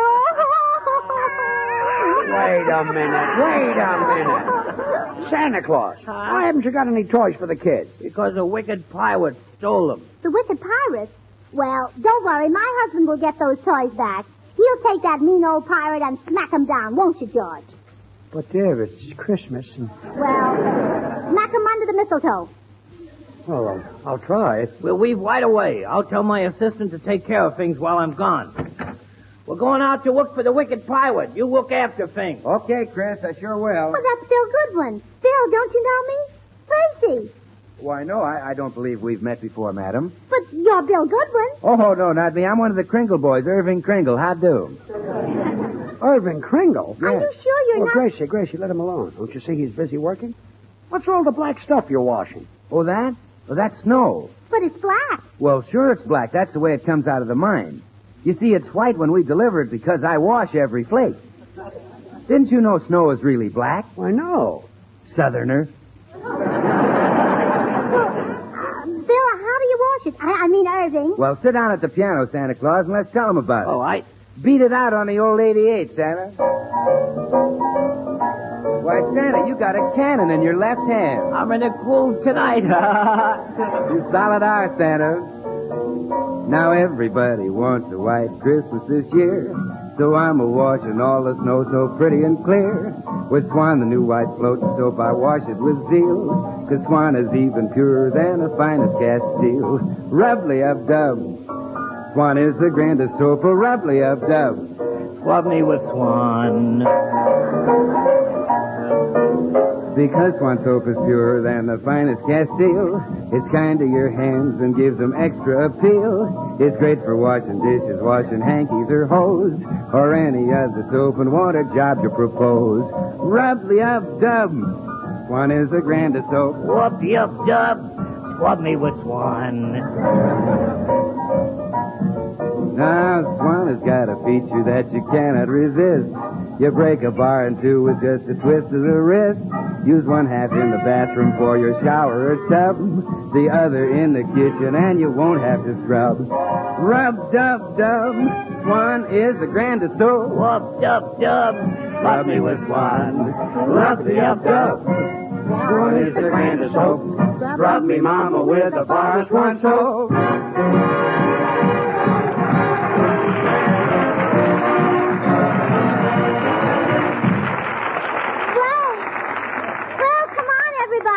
We're off to get the toys back from the wicked pirate. Oh, hope we catch him. He's probably planned his escape pretty carefully. Oh, don't worry about that, Santa. You know what I always say?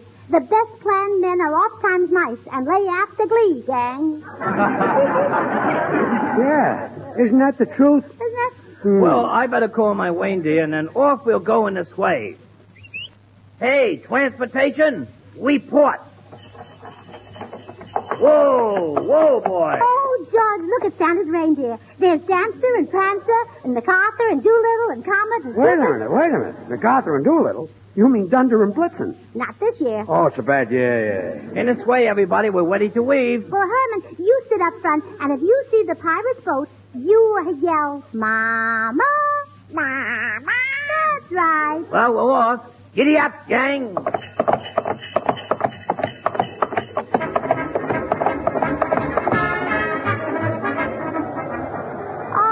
Wonderful.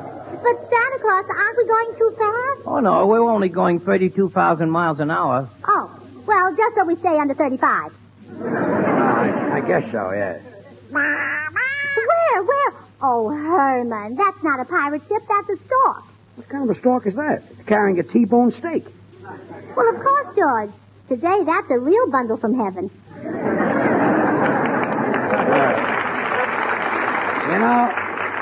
I kind of knew steak was high, but I didn't think it was up here. Now, Herman, don't say Mama until you see the pirate ship. Okay. So just keep a good watch, and then... Oh, what was that? It's the pirate ship. They're firing rockets at us. Yeah, we're right over it. Look out! Here comes another one. Oh, they almost got us that time. We say it. Well, he can't frighten us. We'll go down and get him with my machine gun.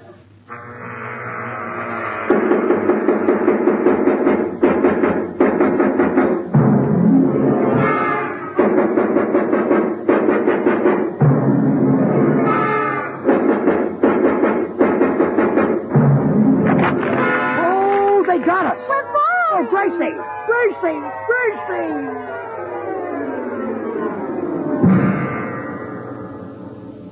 We landed right in the middle of the pirate ship. Come on, you swabs. Up on your feet. Oh, George, look who the wicked pirate is. It's Mr. Tamirov. Yes, better known as Tamirov the Terrible. They call me that because I am. Listen to me, Walk the Terrible. I'm Santa Claus, and I want my toy. such a funny fat man. Hey, Spanish Jaw. Sure, then what would you be on after now? Tamirov the Terrible, sir. Is that skinny prisoner? Is that skinny prisoner still complaining because his cell is too small? Yes, and that he is. Well, take him out and shoot him. And put the fat man in. Oh, please. A plump little bird. Put him in a cell with the fat man, Spanish Jaw. Tonight I will have pressed duck. Hey, you're mean, aren't you? Well, my friend, I do not like to boast, but I'm the meanest, the nastiest, the dirtiest, the most low-down man who ever lived. Oh, you just say that. Oh, no, it's the truth. Never, even in the mill picture, was there such a wicked pirate. Oh, what about Captain Kidd? Oh, a cream puff. What about Blackbeard? Who? Shoe salesman. Now, do you know why I stole the toys from Santa Claus?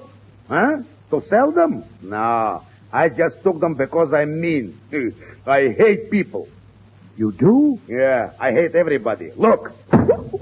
Ouch. Why? You stepped on your own toe. Yeah, I even hate myself. Oh, you're not so mean. In fact, you pirates are a bunch of sissies. What's that? Well, you're all wearing earrings and bloomers. Lady, you don't appreciate what a mess I am.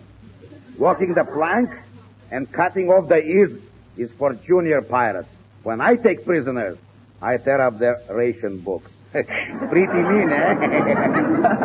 Say, what are you going to do with us? Don't forget it's Christmas. You, my friend, I shall have beaten to a pulp.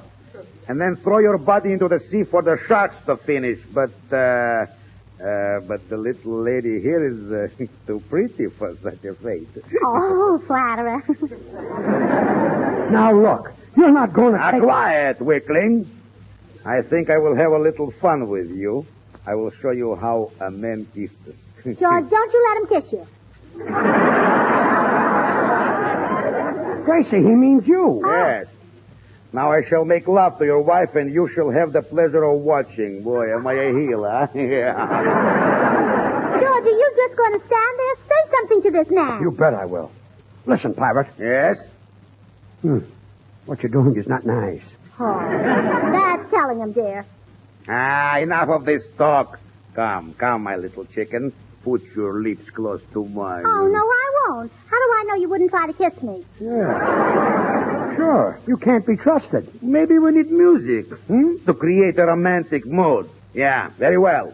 Your husband shall serenade us with a love song. Me? You heard me. Sing. Oh, sure. Lovely lady, I'm falling madly in love with you. Now, stop it, now. Stop it. When that. That's romantic? It sounds like you're gargling with hot borscht. Well, what you said is not nice. Now, wait. I will cast a magic spell. Now, wait a minute. Hocus, pocus, abracadabra. There, now sing. Okay. Lovely lady, I'm falling madly in love. Gee, that's wonderful. I sound just like Jimmy Cash. Now, go ahead. Go, sing some more. Play, pirate. Lovely lady, I'm falling madly in love with you. It's a feeling beyond concealing. What can I do? Take my heart, it's yours alone to keep forever.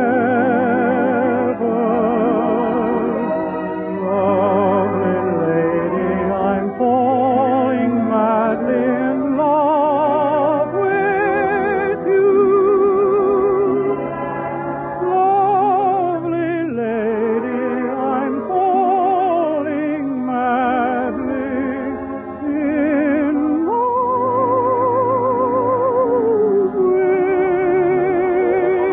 with you.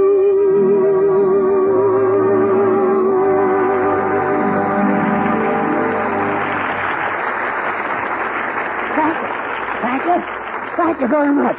Would you care for another number? Thank you. What a ham. Now, don't forget it was my magic spell that gave you that voice. What? That was my natural singing voice. Oh, is it? All right. Hocus, pocus, abracadabra. Now, let's hear you now. Okay.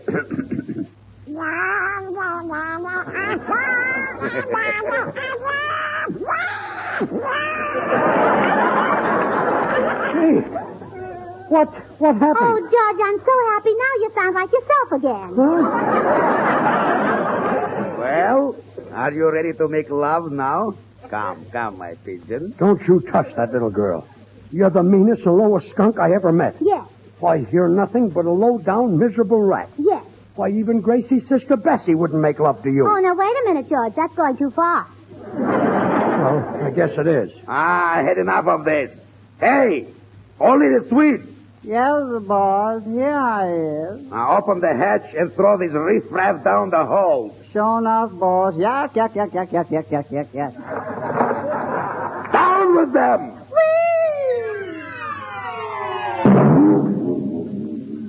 Oh, George, we landed on a big bass drum. Please, get off my stomach.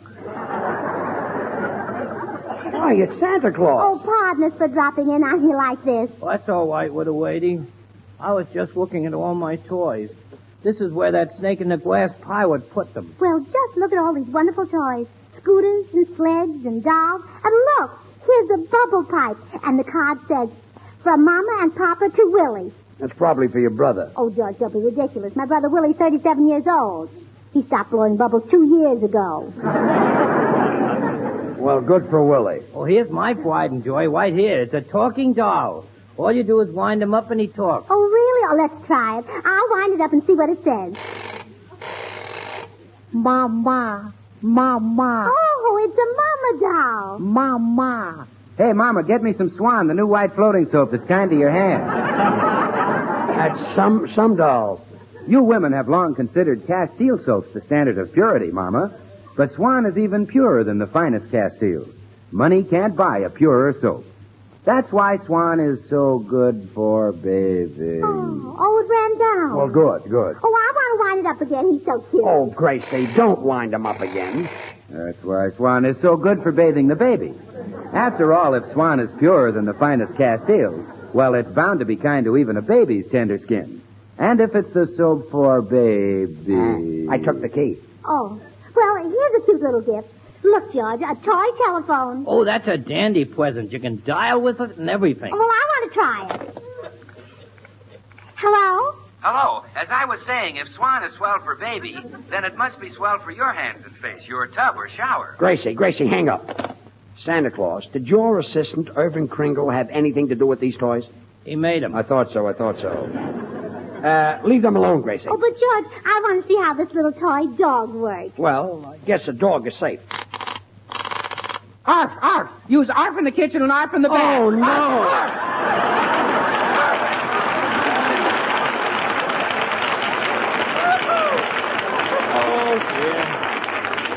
Oh, dear. All these beautiful toys, and it looks like the little kiddies will never get them. Roller skates, tin soldiers, bicycles, electric trains. Wait a minute. That old pirate can't have these. What's that you're saying? Who can't have what? Well, you can't have these toys. Santa Claus has to deliver them right away. Why, those skates are needed in North Africa. And those scooters go to New Guinea. And those toy trains have to go to Guadalcanal. What's that? Marines play choo-choo? Oh, no. They won't go as skates and scooters and toy trains. But the metal in them will go as guns and tanks and planes for our boys to fight with. But won't the little children miss the toys? Oh, well, give them toys, Santa Claus, but not toys made of metal and rubber. And I'll tell you something else all the boys and girls want for Christmas this year. They want war stamps. So, Santa, you load up your bag with all the war stamps you can carry. Because when the children get war stamps, they know they're helping their fathers and brothers and cousins and uncles and friends in the service to do the fighting job that has to be done. Take the toys. Take the toys. I give them all back to you. Oh, thank you, Mr. Pirate. Santa George, isn't that wonderful? That's swell. I'm so disgusted with myself. Oh, well, don't cry, Mr. Pirate. You're not a mean man at all. You've got a heart of gold. Yeah, I know. Isn't that disgusting? Gracie. Oh, Gracie. Gracie, wake up. Oh. What? Oh, George, we're home. Oh, of course we're home. Oh, well, then I must have been dreaming. You and I were up at the North Pole, and we were captured by a pirate, and this pirate made love to me, and... A pirate? Uh-huh. Who was he? Tyrone Power? No, it was... Say, that's an idea. Good night, George. I'm going back to... Oh, fine.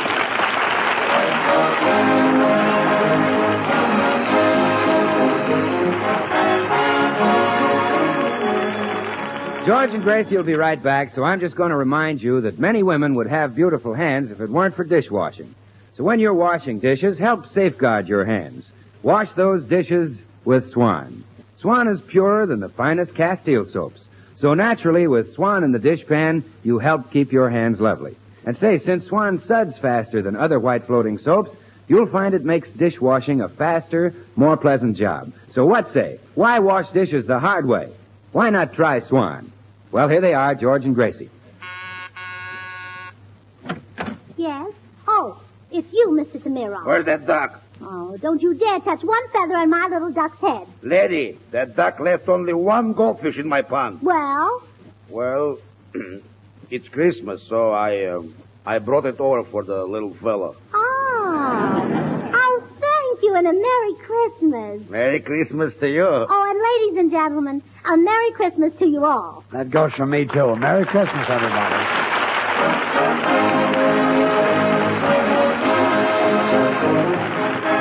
The makers of Swan, the new white floating soap, join George and Gracie in inviting you to tune in again next week, same time, when their special guest will be one of your favorite movie stars, the glamorous Rita Hayworth. So remember, Swan also brings you another of radio's top shows, Tommy Riggs and Betty Lou over another network. Now till next week, this is Bill Goodwin saying, well, I, Swan, how about you? Good night. Merry Christmas.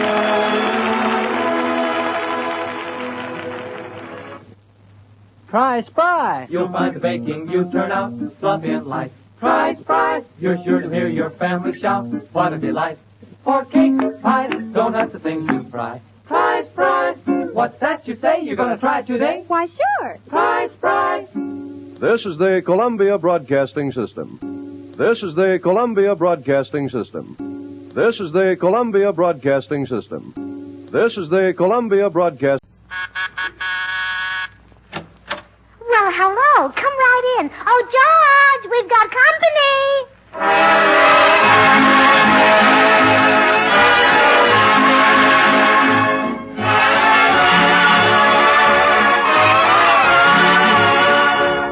This is Bill Goodwin speaking for Lever Brothers, makers of Swan, the new white floating soap. Well, it's Tuesday night again, and that means another pleasant visit with George Burns and Gracie Allen, their guest, Rita Hayworth, Jimmy Cash, and Paul Whiteman and his music. And now meet the people who live in the Burns house, George and Gracie.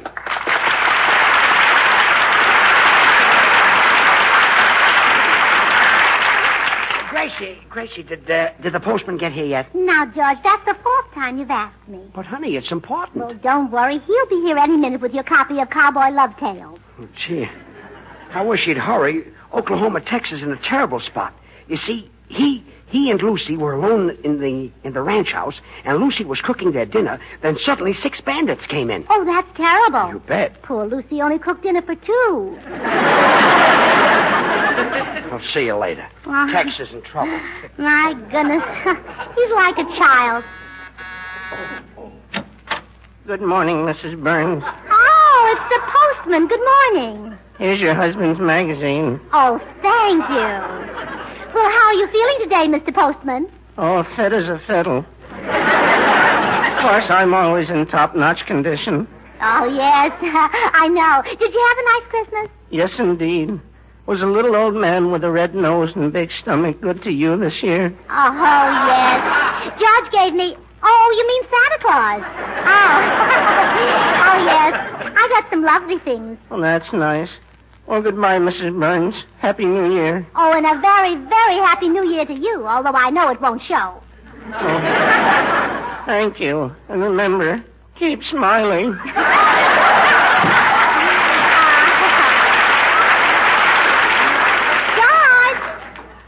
Yes? Cowboy Love Tales is here. Where is it? Where is it? Oh, boy, let's see it. Texas in a terrible spot. I've got to... Hey, there's been a mistake. What? Look at this cover. It's Harper's Bazaar. Oh, Oh, I wondered why Oklahoma Tex was wearing a backless evening gown. I'm going to sue the post office for every cent they've got. Oh, now, George, They calm can't down. do that to Calm me. down. They Hey. just delivered it to the wrong address. And the other people must have gotten your magazine. I'll go and get it. Yeah, well, hurry back. Let me Why, see Tex the is in address. trouble. Oh, it's just down the street. Yeah, that's it. Rita Hayworth's house. I'll be right back. Yeah, you go right. Whose house? Rita Hayworth. Rita?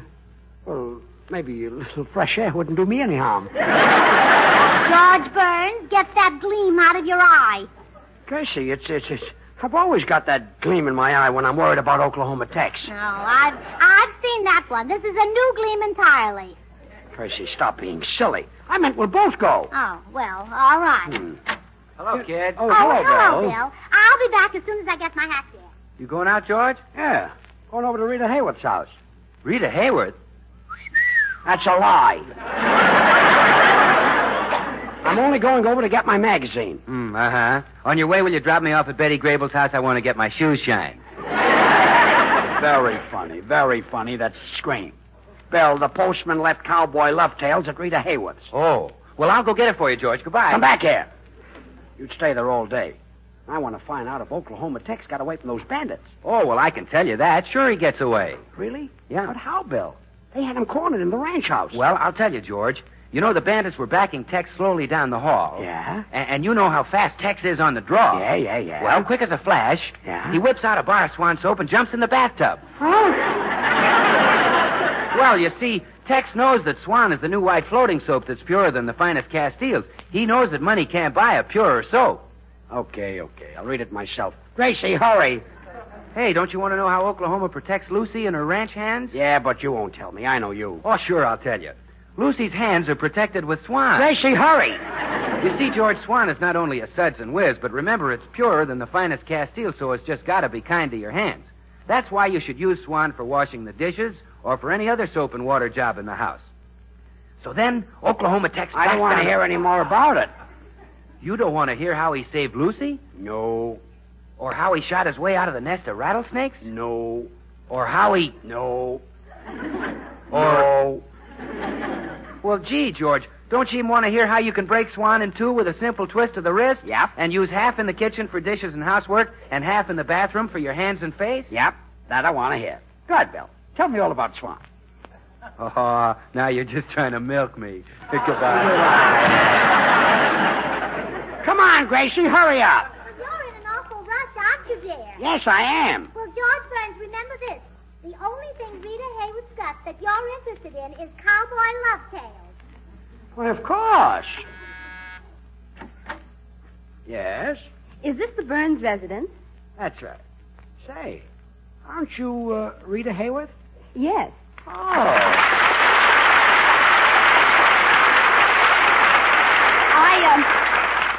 I came over to give little Georgie Burns his magazine. Little Georgie Burns? Yes, the postman left it at my house. It's called Cowboy Love Tales. The trash those kids will read. Those kids, they read trash, yes. I knew he must be a very small boy. You know, these stories naturally appeal to an undeveloped mind. Oh, sure. Is little Georgie here? Little Georgie. Oh, little Georgie, yes. He's a very smart little fellow. He's just 6 years old last month. Oh, how nice. Do you have any other grandchildren? No, he's my son, George Burns, Jr. We call him Georgie Boy. Georgie boy. Oh, that's a sweet name. Is he cute? Looks like me. Well. Well, anyway. All right, dear. I'm ready. Oh, we Gracie. have company. Yes, Gracie. This is Rita Hayworth. She came over to swap the magazines. I'll go and get her copy of Harper. Oh, well, it was sweet of you to save us a trip, Miss Hayworth. Oh, not at all. You know, I knew Georgie boy must be dying to read his cowboy love tales. Did you say Georgie boy? Yes. Mm-hmm. Tell me, does he really look like his father? Well, it's hard for me to say. You see, his father and I aren't very intimate. Well, I can understand that. But tell me more about Georgie boy. Does he bathe himself? Well, certainly. Of course, once in a while I scrub his back. Oh, how adorable. I'd love to come over and watch him splash around. Well, he wouldn't like that. He's kind of bashful. Oh, well, do you think Georgie would like to come over to my house one day and play? Well, he might like to, but he won't. But don't you think I could amuse him? Miss Hayworth, if you don't mind, I prefer to amuse my husband myself. Oh, your husband? I thought Georgie was your son. Well, how could he be my son? I'm married to him, and that would make me my own mother-in-law. Why, this is wonderful. You know, he pretended to have a son because he didn't want to admit he reads cowboy love tales himself. Oh, so that's it. Okay, Miss Hayworth, there's your... Hey. What's the joke? Hello, little Georgie boy. So you had to tell her. Well, all right, so I read cowboy love tales. I happen to love Oklahoma Tex. He's a square shooter, and he's very brave. Oh, isn't he cute? Whoa.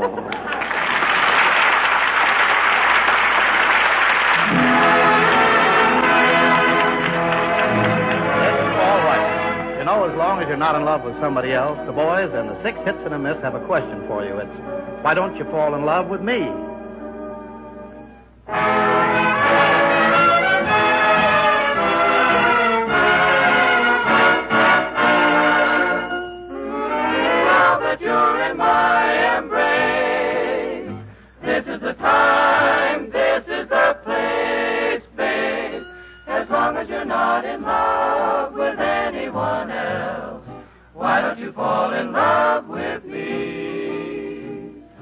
Driving me crazy, baby, trying to guess. Will you tell me no or will you tell me yes? You gotta go overboard for someone someday. Believe it or not, it's bound to be. As long as you're not in love with anyone else, why don't you fall in love with me?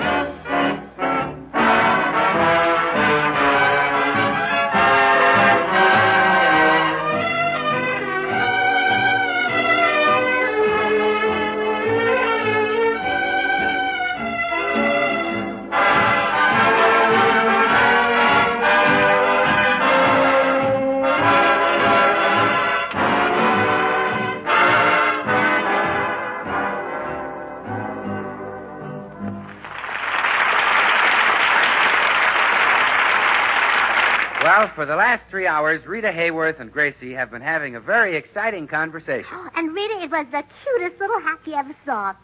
Well, I know it must have been darling, Gracie.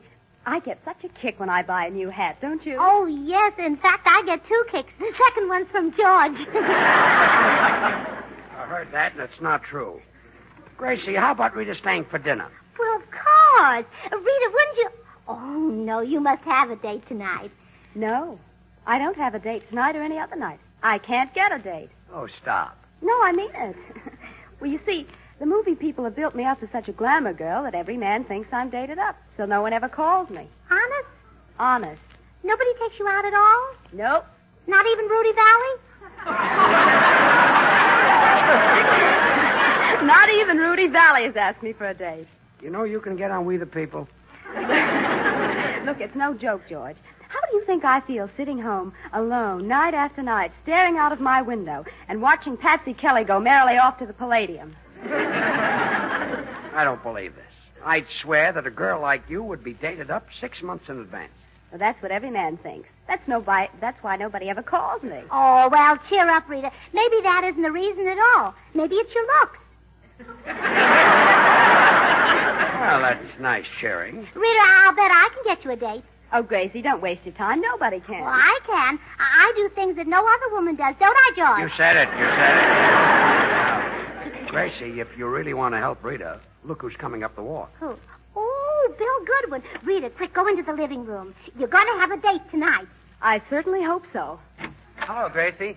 Hi, George. Still mad at me? Yeah, mad. Oh, Bill, there's a surprise for you in the living room.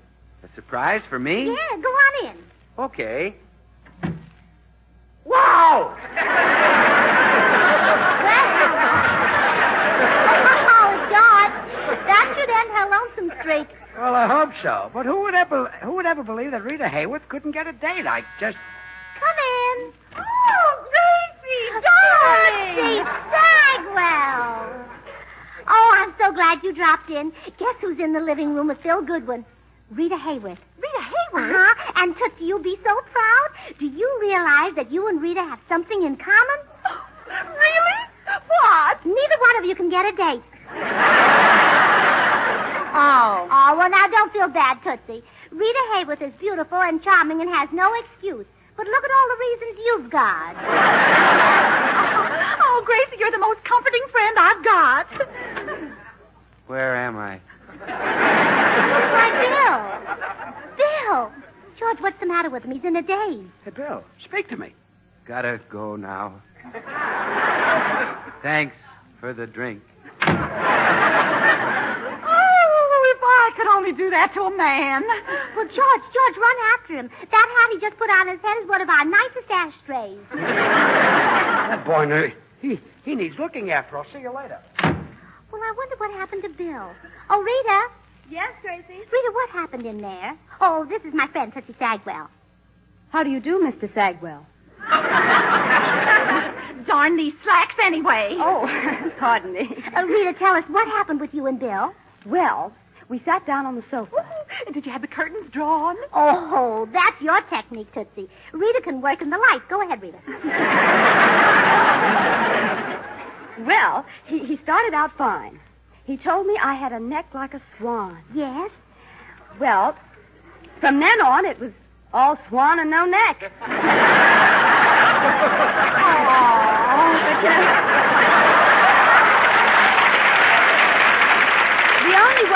the only way I could change the subject was to grab him and kiss him. Well, what happened after you kissed him? Nothing. He just crawled to the door and left. Well, you see, Gracie, it's just impossible for me to get a date. Oh, well, now don't give up, Rita. I'll get you a date yet.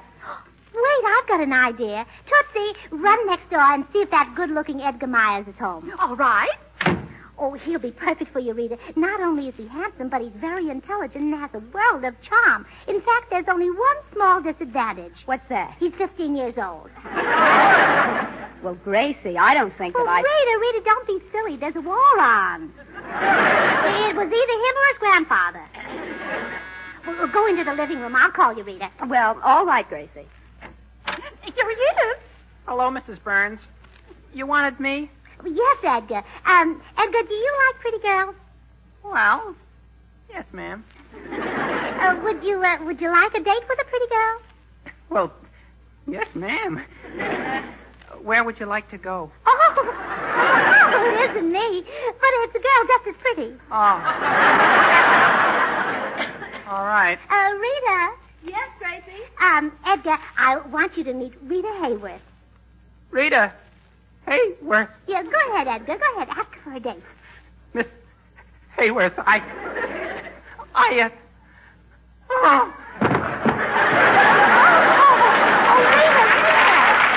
Oh, do something. Keep him up. Oh, dear, I'll get you a date.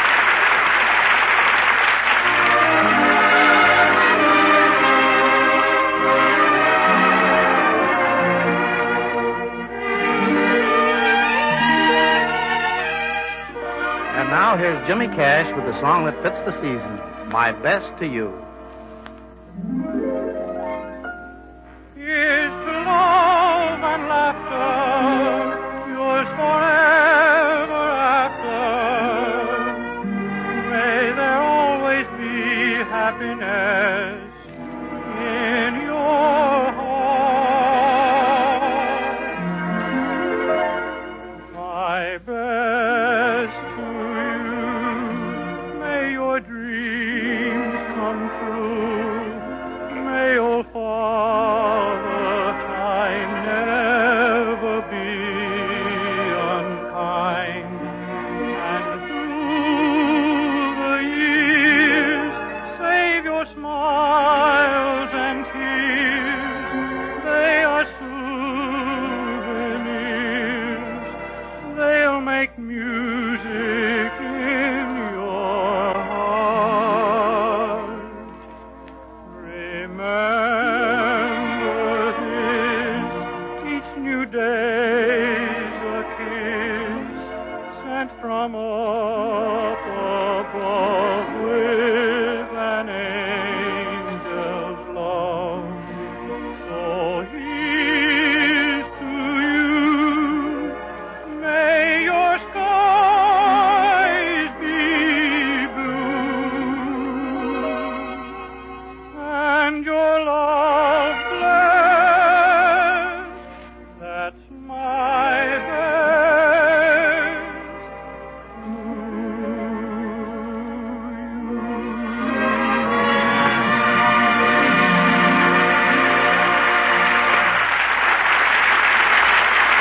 Rita, this time I know I've got you a date.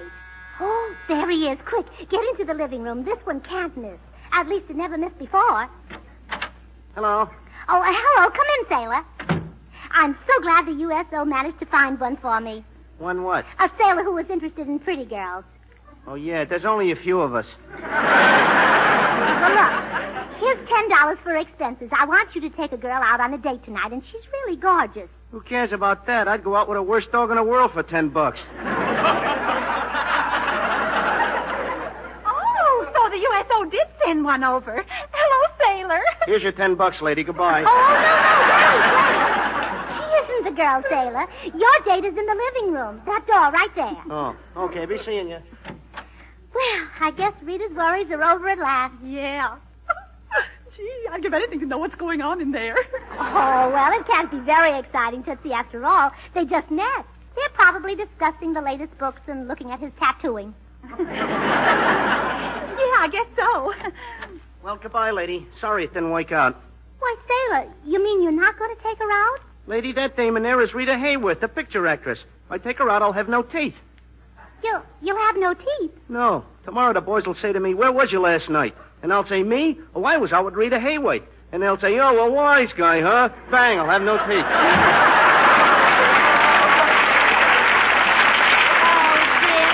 Rita, even the sailor walked out. I knew he would. Say, how'd you get your hair mussed up? Well, until the sailor recognized me, we were going steady. Oh! I'd better go up and fix it. Gracie, I don't care what you say. Rita isn't giving them enough romantic atmosphere. I'm going in that living room and pull down all the blinds and spray some perfume around. Oh, all right, Tootsie. Well, I never would have believed that there'd be such a thing as too much glamour. Still, it never hurt me any. Can't understand it. Hello, sweetheart. I brought Bill back. Hello, Gracie. Here's your ashtray. Well, thanks, Bill. Well, I'm going in the living room and apologize to Miss Hayward. Oh, but Bill, Rita isn't... Bill! Gee, it's dark in here. Where are you, beautiful? Huh? Oh, I hear you now. On the sofa, huh? Mind if I sit down?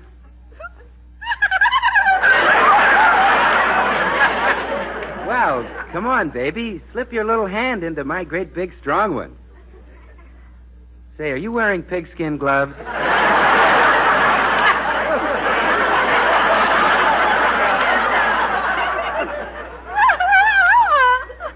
Gee, gorgeous, if I didn't know better, I'd swear I just shook hands with Maxie Rosenblum.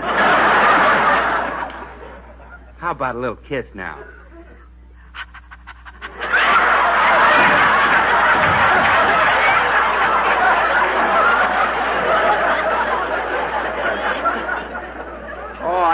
Say, that's not fair. Every time I get close to your face, you push me away with your finger. That's not my finger, that's my nose. Wait a minute. I know that voice. You're Tootsie Sagwell. Well, goodbye, and my apologies to Rosenblum. Gracie, that's Tootsie in there. Well, I know, Bill. I tried to tell you, but you were in too much of a hurry. I certainly was. Well, you know what I always say. Haste makes, well, whatever it makes, you wouldn't want it. I guess not. Where's Rita Hayworth? She's in the library. Well, I'm going in there and sweep her off her feet. Oh, hello. Oh, hello, Miss Hayworth. I guess I kind of acted like a stoop before. Well, Mr. Goodwin, Oh, not Mr. Goodwin. Girls who like me lots call me, Billy. Oh. Well, Mr. Goodwin, Oh, now, don't be angry, Rita. I was sort of in a daze. Just what did I say to you? Well, you asked me to pucker up, so I did. Then you puckered up. Yes? Then you said, Swan is a new white floating soap that's purer than the finest Castiles. Oh, murder, that wasn't a thing to tell you. It certainly wasn't. Oh, no, you knew that. I should have told you that because Swan is purer than the finest Castile, it's grand for even a baby's tender skin. You know, Rita, women have long considered Castile soaps the standard of purity, but Swan is purer than the finest Castiles. Well, don't you ever forget Swan soap. Well, I guess not. I get sort of carried away. Well, I'll bet I can make you forget Swan. Gee, I'll bet you can't. But I wish you'd try. Come here, Billy. Put your arms around me. That's it. Now look into my eyes. There. Now, isn't there something else you'd like to say? Yes? Well? Well, if Swan is kind to a baby's tender skin, then it must be great for anybody's hands and complexion, shower or tub, if you'll pardon the expression. Bill. What? Oh.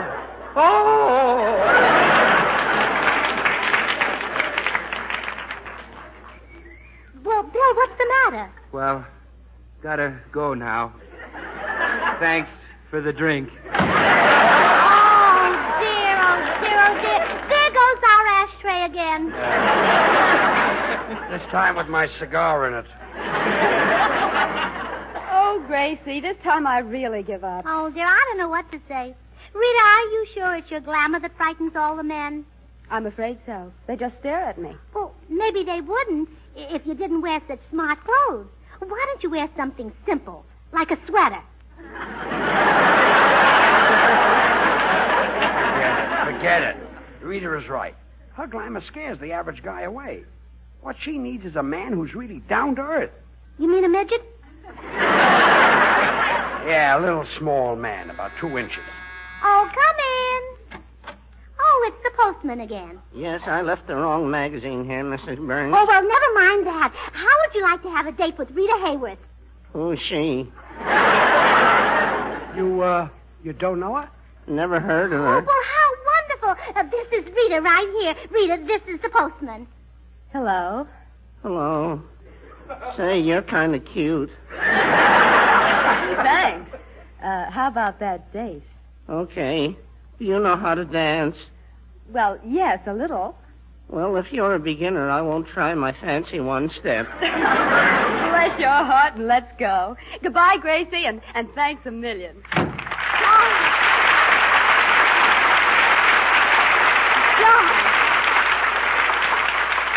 George, isn't that wonderful? I brought some sunshine into Rita Hayworth's life. Sunshine.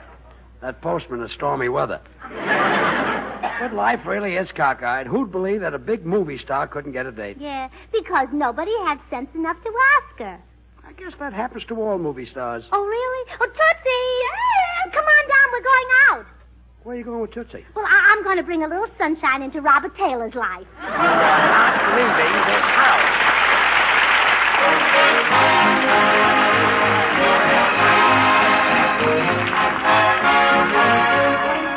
George and Gracie will be right back, so I just want to take these few seconds to get across one thing.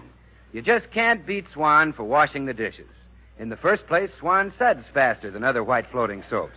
And you need loads of fast, hard-working suds in the dishpan. In the second place, Swan helps keep your hands lovely. And you know why. It's purer than the finest Castiles. So what do you say? Get Hub. Get Swan. Well, here they are, George and Gracie. Oh, gee. Tootsie left without taking my waste kitchen fat to the butcher. Well, we can turn it in ourselves. The government can still make bombs and bullets out of it. Oh, well, that isn't it. Every time Tootsie turns in a can of fat, Louis the butcher lets her kiss him. Well, now, there is a patriotic man. Oh, yes, he's in Washington right now. They're giving him the Congressional Medal for bravery beyond the call of duty. Well, I don't blame The makers of Swan, the new white floating soap, join George and Gracie in inviting you to tune in again next week, same time. Remember, Swan also brings you another of radio's top shows. Tommy Riggs and Betty Lou over another network. And now till next week, this is Bill Goodwin saying, well, I, Swan, how about you? Good night.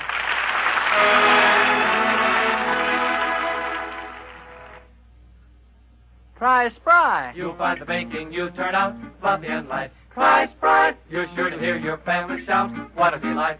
For cakes, pies, donuts, the things you fry. Try Spry. What's that you say? You're going to try it today? Why, sure. Try Spry. This is the Columbia Broadcasting System. This is the Columbia Broadcasting System. This is the Columbia Broadcasting System. This is the Columbia Broadcasting. Well, hello. Come right in. Oh, George, we've got company.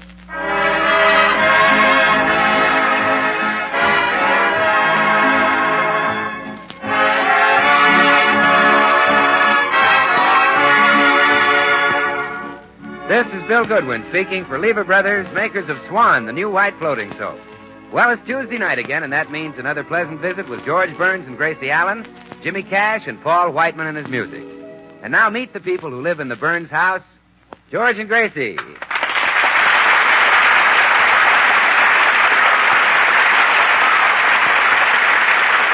Well, George Burns has made 2 New Year's resolutions. First, resolve that Gracie's club, the Beverly Hills Uplift Society, shall never hold another meeting in his house. And second, resolve that this year he'll be more romantic and greet Gracie each morning with a kiss. Oh, sweetie pie. Oh, love bundle. Here's your daddy with a great big kiss. Oh, sugar baby. The little rascal is probably hiding. I wonder if my little doll could be in the living room. Oh, no. No. Oh. And I felt so romantic. Gracie, I'd like to see you alone, please. Oh, I'll be right out. Well, hurry up. Oh, girls, you know, every morning since the new year, George tries to kiss me like Charles Boyer. He calls me his beautiful Gracie. Isn't it clever? He knows how to say my name in French. Gracie. Oh, I'll be right there. I'll be right back, girls. Well, all right, dear. I'm ready for my morning kiss. I'm out of the mood. Gracie, since New Year's, how many times have I told you I didn't want that club of yours meeting in this house? 11. Why? Because I don't want them here, that's why. I made a New Year's resolution that they couldn't meet here again. Now it's broken. Well, if it'll make you feel any better, I'll break one of my resolutions, too. Well, thanks. Let me see now. Which one shall I break? Don't peel vegetables with your electric razor? No. I broke that yesterday. The razor, too. Look, just get those women out of here. But, George, today's meeting is so important. We have to figure some way to raise money. Raise money? For what? Well, to get all the birds to stay in Beverly Hills this winter instead of flying south. Well, how do you do that? Well, we're going to fill the bird baths with mint juleps. A great idea and very sound. Oh, yes. We even took it up with the mayor. What did he say? Oh, never mind what he said. But I wish there was somebody higher than the mayor so I could report him. Report him to Gary Cooper. He's very high, 6 feet 4. Oh, George. Yes. Well, I better get back to the meeting. What have I done to deserve this? What have I done? Why can't those Hiya, women... George. Hello, Bill. Well, gee, what's the matter, George? You look about as happy as a butcher. The Uplift Society is meeting here again. I just can't get rid of those dames. You know, George, when women come here, you should put on a very long coat. Why should I put on a long coat? Because in this house you certainly don't wear the pants.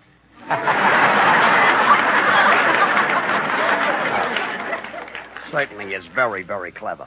I suppose you could break up that meeting. Sure, easy. There are two ways to handle women, George. A, the caveman method, and B, flattery. Use A. If I ever saw dames who belonged in a cave, those do.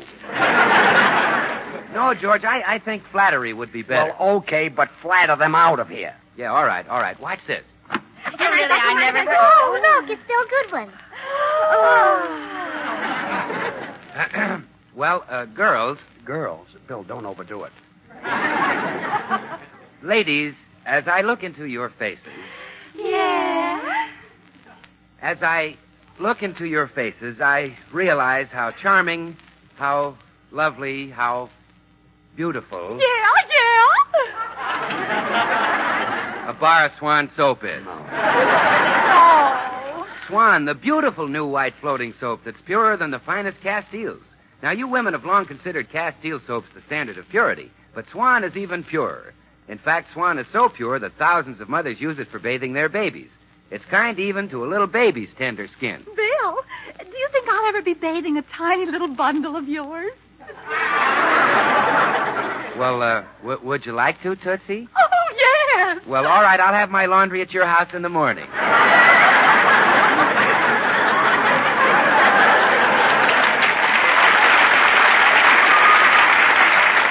Now, remember, ladies, if Swan is kind to a baby's tender skin, then you know it's going to be kind to your hands and help keep them lovely when you use it for washing the dishes or for any other soap and water job around the house. Well, I'll be going now. Just a minute, Bill. You're supposed to flatter those women out of here. Do you call that flattery? Do you call those women? All right, Bill's gone, Tootsie. Stop quivering. Oh. Now, let's get on with the meeting, girls. We still haven't decided on any way to raise money. Oh, I've got it, Gracie. Why don't we give a lawn party like we did for the Russian war relief and sell punch? Well, I'm afraid not, Clara. You know, too many people remember that party, the last one, and it was all my fault. Oh, now you mustn't blame yourself. We all helped mix the punch. Well, yes, but I'm the one who thought that vodka was the Russian name for 7-Up. Well, what about this, Gracie? Why don't we put on a play? Why, Blanche, that's marvelous. A play is just the thing. I'm just sure there's enough talent in this club. You know, they say any woman can be a great actress if she suffered, and we're all married. I'm not married, Gracie. Oh, I know, Tootsie, and we may not be able to use you. You've suffered too much. What sort of a play should we do, Gracie? Well, I think a horror play would be nice. There's a lovely one about a doctor who takes a drink and fangs come out of his mouth. Dr. Jekyll and Mr. Hyde? Yeah, that's the one. I had a colored cook once, and her club put it on. Only they called it Dr. Amos and Mr. Andy. We'd need someone really hideous to take the leading part, wouldn't we? Yes, we would. Well, stop looking at me. It makes me nervous. Oh, well, I think we should get a man to play that part. Maybe one of our husbands can be the monster. It's a wonderful part. Really? Well, my Harry's just the type for it. Oh, now I don't know. I think my Frank is much uglier than your Harry. Well, it may sound like personal pride, girls, but I'm sure my George is more repulsive than either of them. How can you say such a thing, Gracie? My Harry is knock-kneed. My George is pigeon-toed. Well, my Frank has exactly one hair on his chest. Well, my George hardly has a chest. Well, I hate to be stubborn, but when my mother first saw Harry, she cried for 3 days. Well, when my mother saw George, she laughed for a week. It might interest you to know that my Frank was turned down by 20 girls before I accepted him. Well, it might interest you to know that Tootsie Sagwell said she wouldn't marry my George if she had the chance. Did you say that, Tootsie? Yes, I certainly did. You see? Well, that settles it, Gracie. Your George certainly gets the part. Oh, thank you.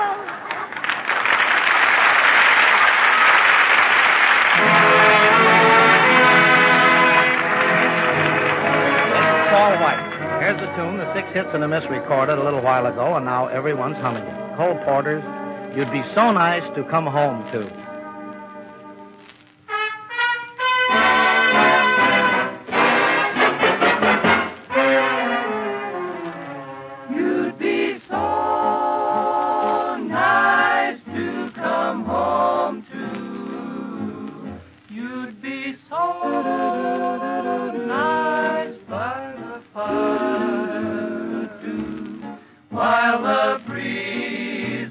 on high sang a lullaby. You'd be all that I could desire. Do-do-do-do-do. Under stars that are chilled by the winter. Under an August moon burning above. You'd be so nice, you'd be paradise to come home to and to love.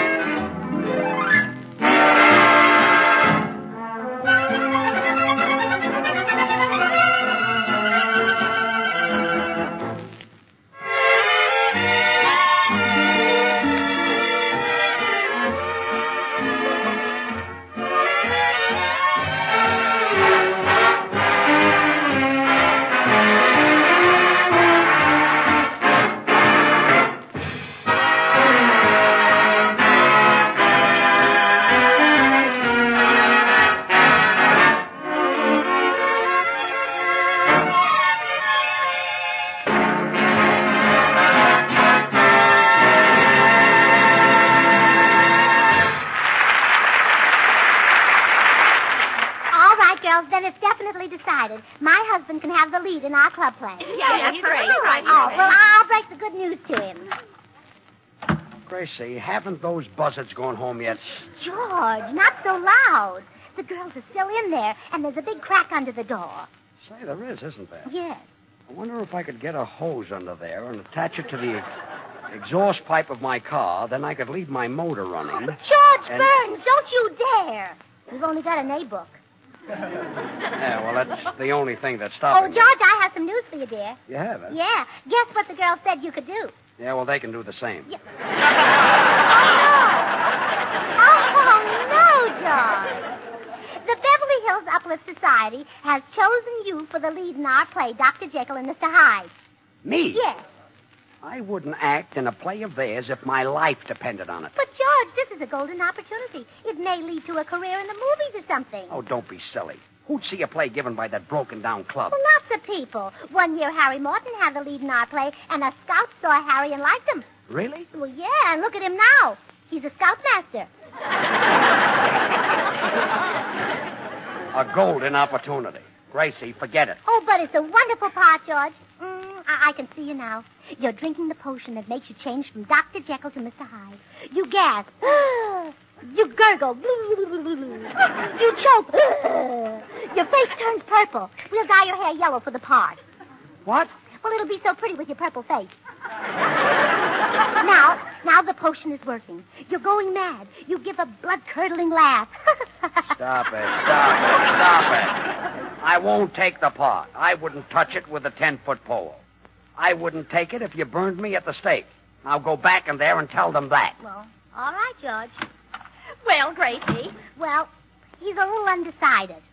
Now, let's see who gets the female lead. The part Lana Turner played in the picture. Gracie, I'd make a perfect Lana Turner. Oh, Tootsie, don't be silly. Lana Turner's a blonde. Oh, yes, there is that one drawback. Now, the only way to decide will be for me to audition everyone for the part. Now, all you have to do is give a terrifying scream and then say, help, help, he's choking me. Now, who wants to be first? Please. We'll have to settle this some way. Oh, I know. We'll let the oldest one start first. Now, who's first? Well, it looks like I'll have to decide who gets the part myself. Oh, Gracie, I'm the last one in the world to try to influence you, but before you give out the Lana Turner part, I just want you to know that I have a dozen eggs. Why, Clara Bagley. Shame on you, Clara, for trying to bribe me. You haven't got any butter, have you? No. Well, shame on you trying to bribe me. You have to audition like everybody else, Clara. Now, let me hear you scream and then read the line. Okay. Oh, Tootsie! Tootsie, stop at this instant. Oh, gee, I'm awfully sorry, Gracie. It sounded like a mating call, and I answered automatically.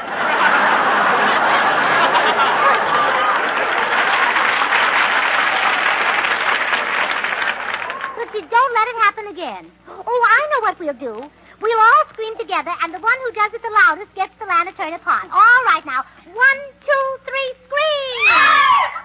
Well, that was delightful. My, such talent. Now we'll try the line. 1, 2, 3, try. Help! Help! He's choking me! Oh, he's choking me! Good heavens. Good heavens. What's going on? What's going on? George, please stop yelling. How can we rehearse with you making all that noise? Gracie, without a doubt, you women... We are not, dear, and answer the front door. All right, and believe me, you are. I'm coming. Well? Me and my folks heard a lot of screaming over here. You having any trouble, Grandpa? Grandpa, why, you little... Don't get tough with me, Grandpa. You ain't such a hard guy, except around the arteries. Look, will you go? I'm having enough trouble. Then you're having trouble. Listen, kid. In a few minutes, I'm going to take a half a dozen women and kill them in cold blood with a big sharp axe. Gee. Yeah. So go back and tell your folks I'm having trouble. They'll understand. I see they've had trouble, too.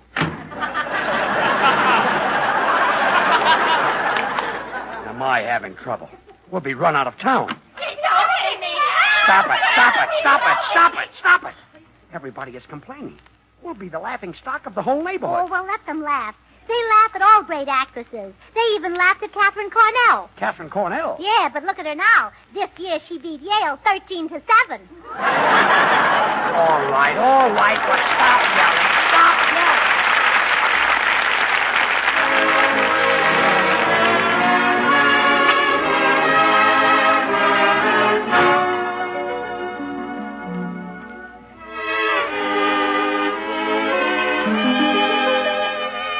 Jimmy Cash with a song right out of the top drawer, Moonlight Becomes You. All right, Jimmy. Moonlight becomes you. It goes with your hair. You certainly know the right thing to wear.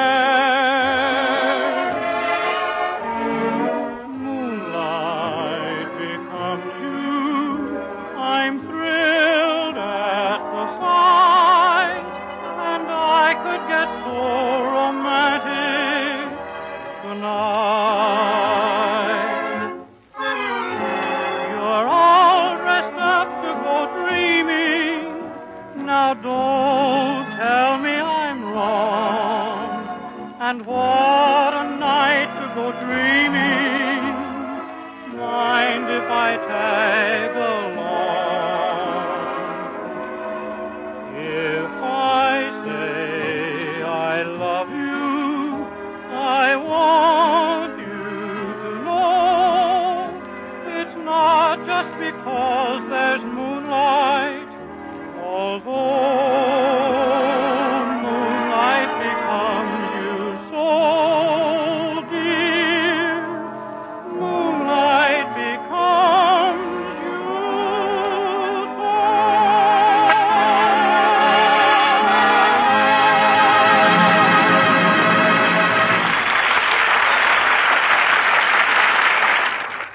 was that a mirage, or did I actually see those women leave? Well, yesterday they went home to rehearse, all except Tootsie. Yes, I'm going to help Gracie find some things for the play. We need a big knife and some rope and an axe. Well, I hope you find them and you use them. Oh, George, you just love this play. And Tootsie's got a marvelous part in it. Tootsie, do your part for George.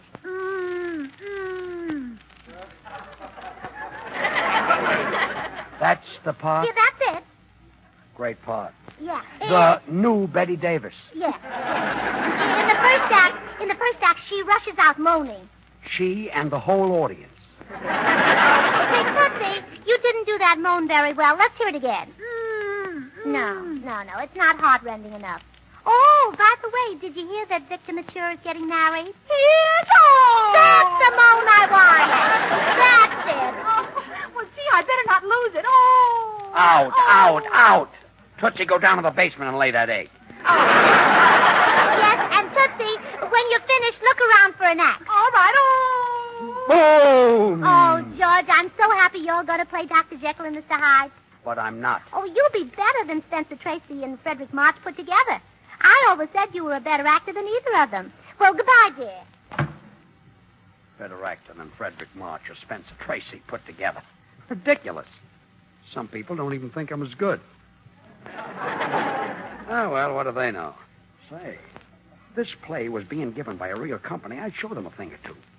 What a job I could do with that Mr. Hyde part. Just ruffle up my hair like this. Pop my eyes. Blow out my cheeks. Let's see how this looks in the mirror. Oh.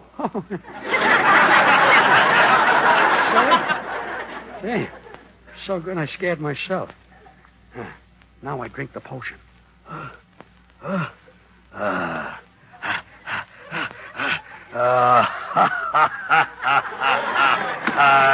Hello, George. Did you get rid of the club?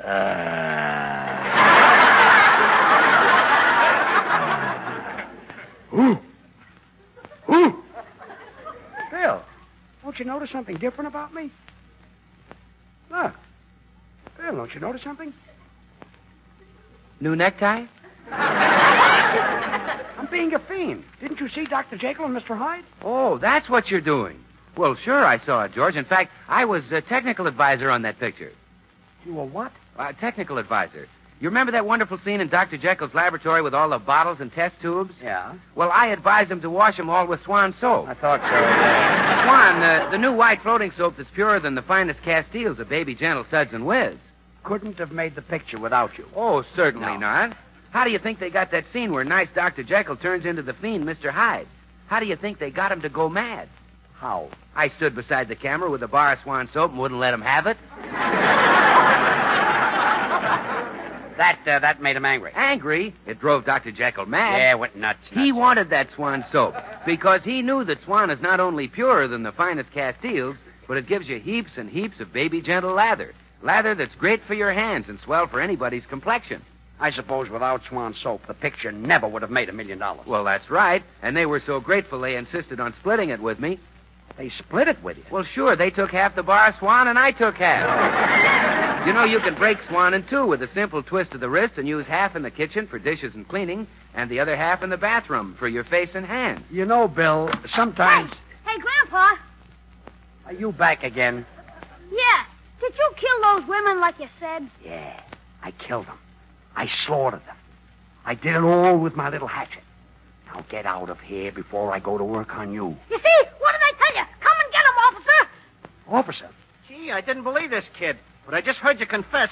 It don't look good for you, buddy. Oh, now look, officer. I was just kidding. Do I look like a murderer? They got low foreheads, squinty eyes, and faces like apes. Yeah, I know. It don't look good for you, buddy. Bill, will you tell this cop I'm not a criminal? I'm a comedian. Tell him I make people laugh. Well, George, there's a pretty stiff rap for perjury. Well, God, will you go? I'll straighten this thing out myself. Okay, Bluebeard. See you on visiting day. Gee, Mr. Burns, I've been living next to you for a year now, and I always thought you was a drip. You did, huh? Yeah, and now you turn out to be a fiend who murdered 6 women. Could I have your autograph? Out. Go on, get out. Beat it. Now, officer. It don't look good for you, buddy. Well, you're practically in a chair. I can see the headlines right now. Burns.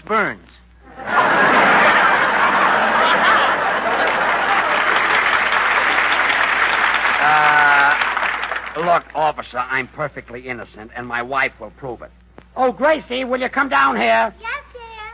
Now you'll find out what a chump you are. accusing me of being a fiend. Oh, George, look what I found for you. An axe to kill Mrs. Morton and a rope to hang Mrs. Bagley. I couldn't find any poison, so you'll have to kill Tootsie Sagwell with your bare hands. Go away. Go away. It's starting to don't look good for you, buddy, again. Who's he, George? Gracie, don't you see the man is wearing a policeman's uniform? Oh, you found one and he's already in costume. He's just the right size to drown in the bathtub. How do you drown in the bathtub? Look, Gracie, this... Quiet, you. Lady, are you this man's accomplice? Well, how dare you? We've been married for years. Look, officer, I'm supposed to be Dr. Jekyll and Mr. Hyde and... Quiet, you. Look, little lady, suppose you tell me the whole story. Why, I'd be glad to. Where shall I begin? At the beginning. Of course. Why couldn't I think of that? Well, you see, half the time my husband is a monster, and half the time he's a doctor. Yeah? Yeah. Monday, Tuesday, and Wednesday, when he's a monster, he hits people over the head with a club. And Thursday, Friday, and Saturday, when he's a doctor, he feels very sorry, so he gives them an aspirin. And Sunday, I'm an air raid warden. You see, when he's the monster, all he wants to do is kill women. It's sort of a hobby with him. Like pressing flowers. Then the drink wears off, and he's himself again. He sees all these dead women lying around, and he's very embarrassed. Can't stand an untidy house. So what does he do with the bodies? Well, he buries them in the basement. Ah. Look, this has gone far enough. There are no bodies in the basement. Does this door lead to the basement? Uh-huh. You know what? What? It don't look good for you, buddy. buddy. I know. Look, I've had enough of this. Gracie, get Tootsie up here. I want the policeman to see her. Oh, Tootsie, come on up here. I want you to meet a man. Where is he? Well, here you are, officer. Is this woman dead? Well, she's been dead. I know a haunt when I see one. Officer, all that's been going on here is a rehearsal for Dr. Jekyll and Mr. Hyde. It's a play. A show. Oh, a play. A play, yes. Hey, wait a minute. Did you think my husband was really a murderer? Well, yeah, Well, but... how dare you? And you thought he'd keep the basement full of women? My goodness, if he did that, I wouldn't have room for my pickled peaches. I dare. Now you get out of here. Why, my sweet little Georgie wouldn't hurt a fly. And believe me, if he ever does kill anybody, you won't get our business. Goodbye. Why, George, the nerve of him thinking you look like a fiend. Well, come on, dear. You've got to rehearse your part. Gracie, I'm not going to do Dr. Jekyll and Mr. Hyde. Let Harry Morton be the monster, or Frank Bagley. Oh, but, George, you know how little money our club has. Well? Well, if one of them does it, we'll have to buy makeup.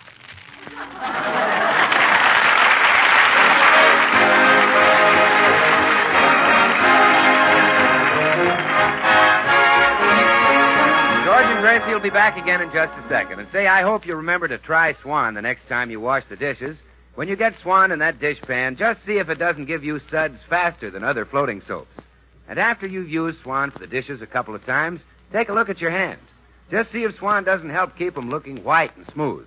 You'll know what it means to use a soap that's purer than the finest Castiles. Well, here they are, George and Gracie.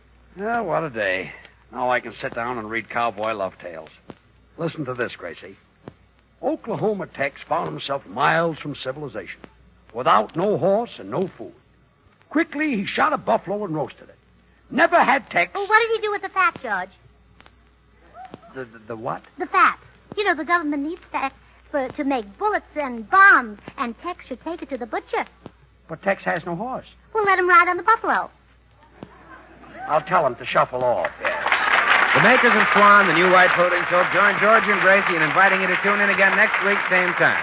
By the way, don't forget to listen to Swan's other show, Tommy Riggs and Betty Lou, over another network. So next week, this is Bill Goodwin saying, well, I, Swan, how about you? This is the Columbia Broadcasting System. This is the Columbia Broadcasting System. This is the Columbia Broadcasting System. This is the Columbia Broadcasting System. Well, hello. Come right in. Oh, George, we've got company.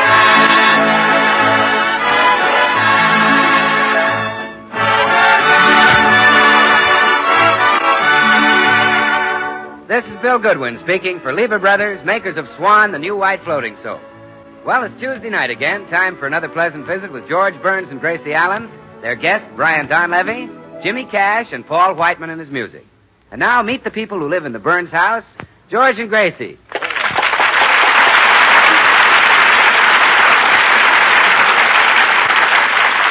Well, it's morning at the Burns home, a very special morning. And we find Gracie upstairs talking to her little duck Herman while she puts on her most charming and alluring negligee.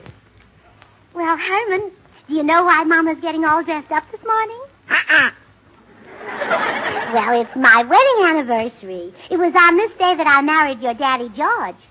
I could have married the banker's son, but I picked George instead. Oh, Herman, you mustn't feel that way. Daddy George is a wonderful man, and I love him better than anybody in the world. Oh, don't cry, baby. I mean, I love him better than anybody in the world that doesn't have feathers. Oh, Herman, I'll never forget my wedding day. I was all dressed in white and the organ was playing. Da da da da da da da da.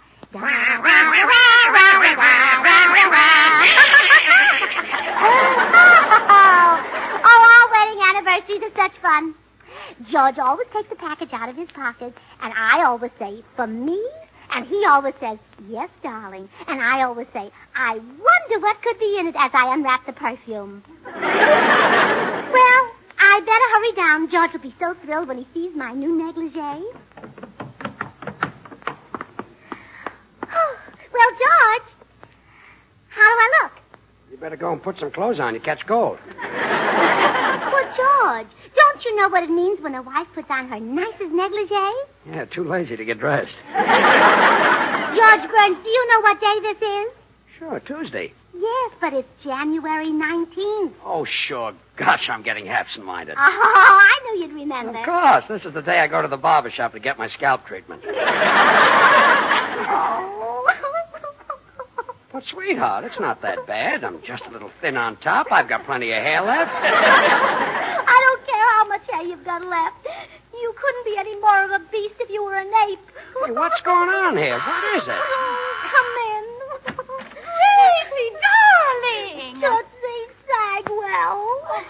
Is something wrong? Darned if I know. She's all excited because I'm losing a little hair. Now, Gracie, stop crying. What's the matter? Oh, my husband doesn't love me anymore, Tootsie. My marriage is going on the rocks. Oh, is that all? I thought someone had stolen all your butter. But George forgot our wedding anniversary today. Oh, that's nothing. Lots of husbands do that. Well, Papa's never forgotten his anniversary. The minute he sneezes in the morning, he runs out and gets Mama a present. The minute he sneezes? Uh-huh. Their wedding anniversary falls on the same day his hay fever starts. Oh, but you see, George hasn't anything to remind him, Gracie. He hasn't got hay fever. I know. Isn't it awful? Oh, George doesn't appreciate you. But just let some other man flirt with you and see how jealous he'll get, huh? Gracie, that's an idea. Make him jealous. Oh, but I couldn't flirt with another man, Tootsie. When I married George, I made up my mind that romance was over for me. Now, look, Gracie, suppose I get a date and go out with you and George, and then my date will flirt with you. Oh, but I don't want to even lead him on. You don't have to. Any man who goes out with me always flirts with the other girl. Well, I guess a double date would be all right. I'll try anything to make George love me again. Good. Oh, look who's running up the walk. Just the man for my half, Bill Goodwin. Oh, but he won't go out with me. Well, maybe I can fix it, Tootsie. Hiya, Gracie. Oh, hello, Bill. Hello, Tootsie. Hello, Bill.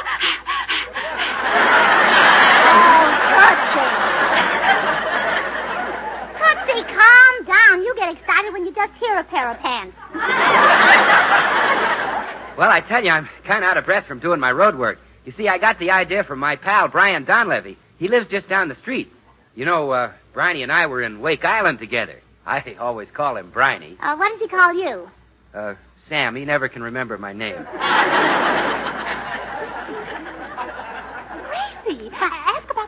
Oh, yes. Bill, would you like to have a blind date tonight? No, I like him sober. Oh, no.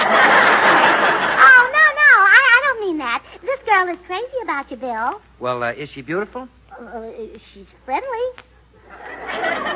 Is she beautiful? Well, she's a good sport. Gracie, is she beautiful? She uses Swan soap. My dream girl. Well, does she know that Swan is purer than the finest Castiles? Does she know that money can't buy a purer soap? Oh, sure. She's very seductive. Really? Well, does she know that Swan's great for washing the dishes because it suds faster than other white floating soaps? And with Swan in the dishpan, you don't have to worry about your hands. Because Swan is purer than the finest Castiles, it helps keep your hands lovely. That's why you should use it for every soap and water job. For instance, for washing your hankies, hose, and undies. Bill, I wash my hankies, hose, and undies with Swan, and now they look beautiful. Yeah, Tootsie, you ought to try it on your face, too. And remember this, Tootsie, Swan breaks in two with an easy twist of the wrist, so you can use half in the kitchen for dishes and cleaning, and the other half in the bathroom for your hands and face. Well, I better get on with my road work if I want to be like Brian Donlevy. Oh, wait, Bill. How about that blind date? Yeah. Gracie, are her initials by any chance T. Sagwell? Well, yes. Well, forget it, Gracie. The date may be blind, but I'm not. Goodbye, Gracie. There goes our double date. All he's interested in is looking like Brian Donlevy. Gracie, Brian Donlevy. Where? I mean, he's just the man to make George jealous. Oh, well, do you think Are you I girls should? still in a huddle? What's so interesting? Well, George, if a certain husband neglected a certain wife, do you think that certain wife should make that certain husband jealous so he'll sit up and take notice? I certainly do.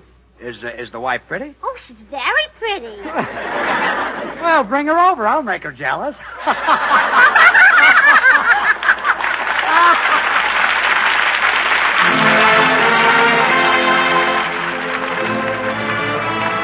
This is Paul Whiteman. Here's a song that was a big favorite in World War I. Now the 6 hits and a miss, and the boys have dressed it up for our new army. See if you recognize it.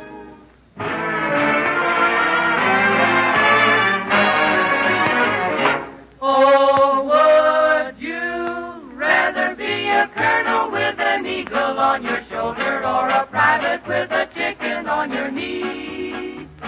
Once I heard a father ask his soldier son, Son, why can't you advance like all the other boys have done? You've been a private mighty long.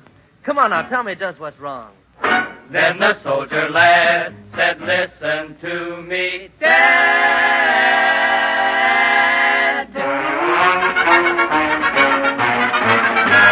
I'd rather be a private than a colonel in the army. a private has more fun when his work is done. And when he goes on hikes, in every town he strikes, girls discover him and they smother him with things he likes. But girlies act so shy when Colonel passes by. He holds his head so high with dignity.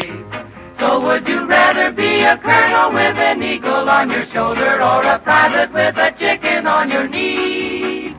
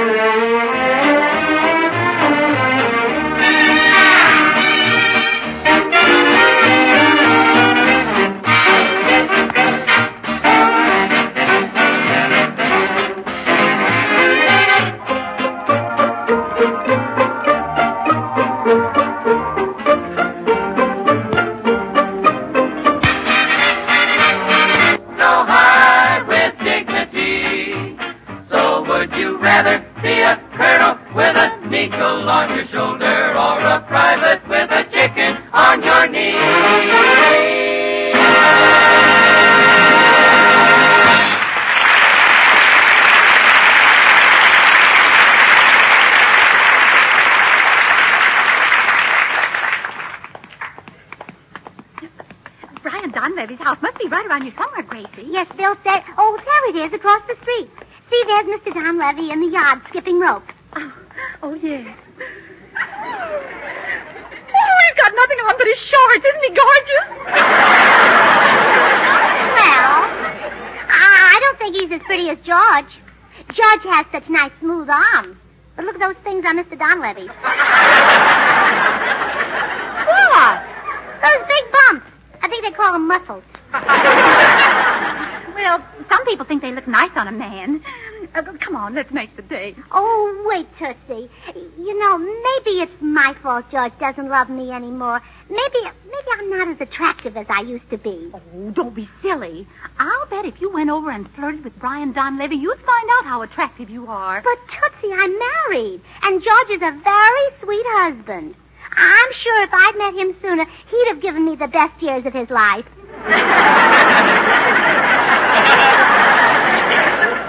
But, Gracie, you'd be doing it for George's sake. Well, all right. I'll go over and flirt with Brian Donlevy, but it's certainly an odd way to make a husband happy. Oh, gee, I hope I'm still attractive. Well, good luck, Gracie. Oh, hello. Hello. Aren't you Brian Donlevy? Yep.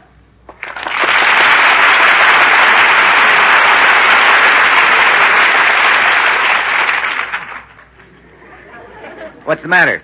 You got something in your eye? No, I'm winking at you. I'm a flirt.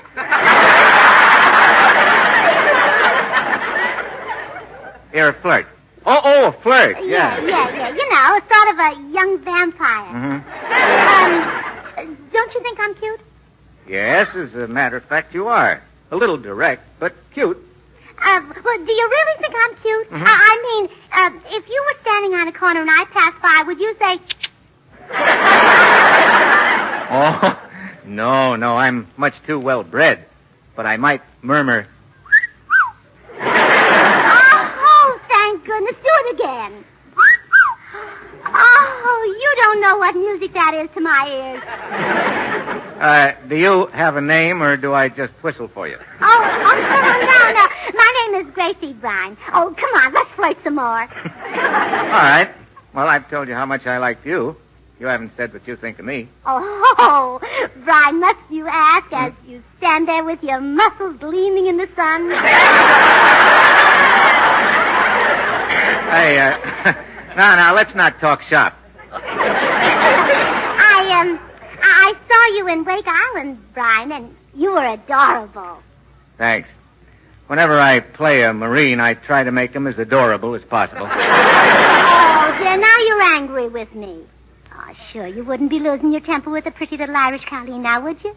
Why shouldn't I? Well, now, what's this? You'll not be after telling me you're a lass from the owl country. Oh, sure, and don't I look it? Faith, and that you do. Huh, sure, and that's because I am. Faith, and now are you? Oh, sure, and I am. Faith. Sure. Tell me now, Colleen, what part of the old sod are you after hailing from? San Francisco. Oh. No, that isn't the owl country, my girl. I'm from Independence, Missouri. Oh, you know, Brian, I like you. Thanks. Would you care to go out on a double date tonight? Faith, and that I... Oh, pardon me. Yes, I'd be very happy to, Gracie. Oh, good. Meet me in my house at 8 o'clock. It's a big white one on the corner. All right, that's a date. Swell. Oh, Brian. Yep. Once more. What? Oh. Oh, goodbye.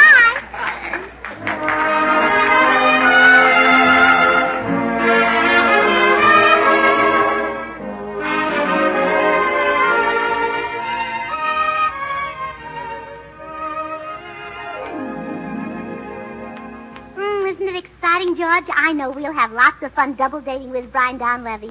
He'll be here in a few minutes. Gee, that's swell. Jealous, dear? Of course not. Oh. Mr. Donlevy is awfully nice. So strong and handsome. Yeah, he certainly is. Jealous, dear? No, why should I be? Oh. Would you be jealous if he made eyes at me tonight? Why should he make eyes at you? He's got a date of his own. Yeah, but he might think I'm cute. Lots of people think so. Is there anybody in this room who thinks so? Not counting me? I do, and let's have less of the silly talk. Oh, that must be Mr. Donlevy now. You entertain him, dear, while I run up and powder my nose. Okay. Hello, come on in, Mr. Donlevy. Thanks. I'm George Burns, the other end of this double date. Oh. Well, pleased to meet you, Mr. Burns. Hey, I hope you're doing as well tonight as I am. Have I got a date with a swell dish? Well, have yourself a time. Thanks. You don't have to be embarrassed in front of me. Well, hey, who's your date? My wife. Oh. Oh, but she's plenty cute. Just wait till you see this cute little Irish girl I'm taking out. Oh, brother. That's a coincidence. My wife's Irish, too. Yeah? Hey, are we going to have some fun tonight? You said it's going to be murder. Say, George, what's the best way to make progress with a Colleen? Flattery? No, that's too slow for the Irish. Yeah? Take my advice and move right in. Oh. Wait a minute. Did you mean I should step right up and say, how about a kiss? Say nothing. Huh? Just grab her, pick her up, and smack her. She'll love it. Grab her, pick her up, and smack her right here? Sure, don't mind me. I'm regular. Okay, Burns, thanks for the tip. Well, hello, boys. Here I am. Gee, you look cute. Yeah, what'd they tell you? Hey, kid. Hey!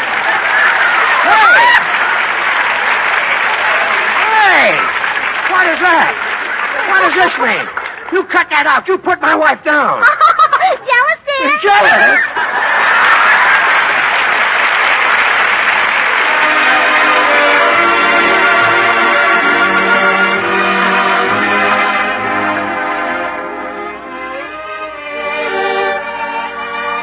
Well, Jimmy Cash knows a top tune when he sees one, so here he is with the country's #1 song, There Are Such Things.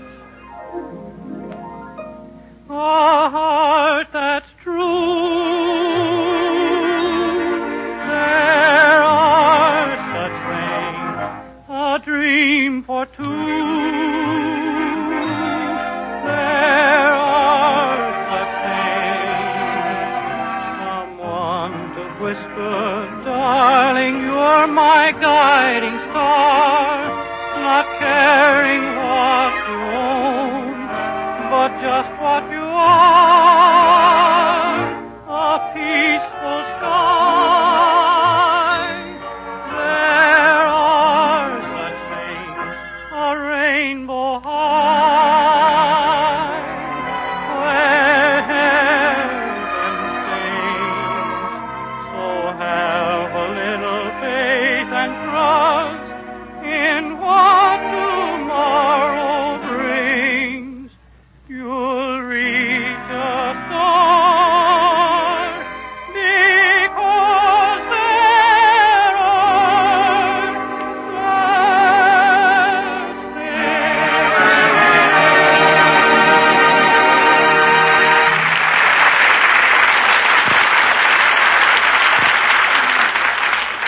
When Brian Donlevy discovered that Gracie was a married woman, he grabbed his hat and started running. Oh, wait, Mr. Donlevy, please. I don't want you to go. Yeah, but your husband does, and so do I, and that makes a 2/3 majority, and thanks for a peculiar evening. Oh, look, you just can't run away like this. What about your date? Now, look, you're cute, but you're married. A wife is supposed to be a comfort to her husband in his old age, so go on back in the house and comfort him. Oh, well, I suppose I'll have to tell you the whole truth. What? You see, my husband has been neglecting me. Today he even forgot our wedding anniversary, and I wanted you to make him jealous. Oh, won't you help me? Oh, well, what sort of an act do you want me to put on? Well, not too much. Just keep saying how cute and sweet I am. Yeah. I wouldn't want to ask any man to tell a lie. Oh, of course not. And make him mad enough to fight over me. Oh. Oh, only please be careful when you do. You know, you're sort of brutal and he's sort of brittle. Well, I tell you what we do, Gracie. I'll try it. Who knows? It might be fun, huh? Oh, thanks. Right this way. Okay. Gracie, you better explain why. Oh, you brought him back with you, huh? It was my own idea, Mr. Burns. I came back to offer you an apology. I accept it. Good night. You see, the whole thing was a mistake. Now, if I'd known she was your wife, I'd never have kissed this gorgeous, exciting, desirable little girl. What?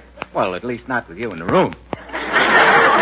Now, see here, Donlevy. Any man might have kissed your wife's delectable, maddening ruby lips, but only a heel would have enjoyed it.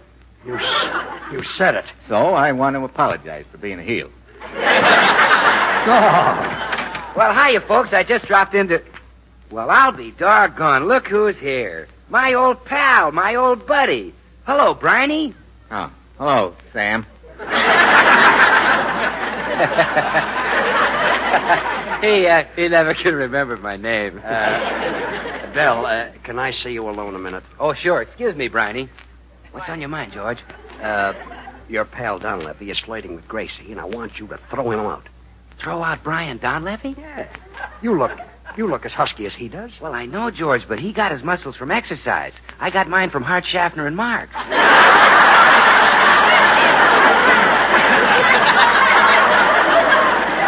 Bill, you've just got to get rid of... Now, wait a minute. There is a way I can throw him out, George. Jiu-jitsu. Jiu-jitsu? Yeah. I'll get him to shake hands with me, and then, boom, I'll toss him over my shoulder. Swell. That's great. I'll hold the door open. Okay, George. Watch this. Well, so long, Briney. I hope we work together in another picture sometime. I hope so, Sam. Shall we shake hands on it? Sure. Briney. What? Your hand, it's all rough and red. Yeah? What kind of soap do you use? Oh, no. Briney, you should use Swan, the new white floating soap that's purer than the finest Castiles, a baby gentle suds and whiz. Bill, over the shoulder. Vroom, vroom. Briney, Jiu-jitsu. Briney, you've been a naughty boy. Don't you know that women have long considered Castile soaps the standard of purity, but that Swan is even purer than the finest Castiles? So pure it's kind to a baby's tender skin? Didn't you know that Swan is great for bathing little babies? My mommy never told me.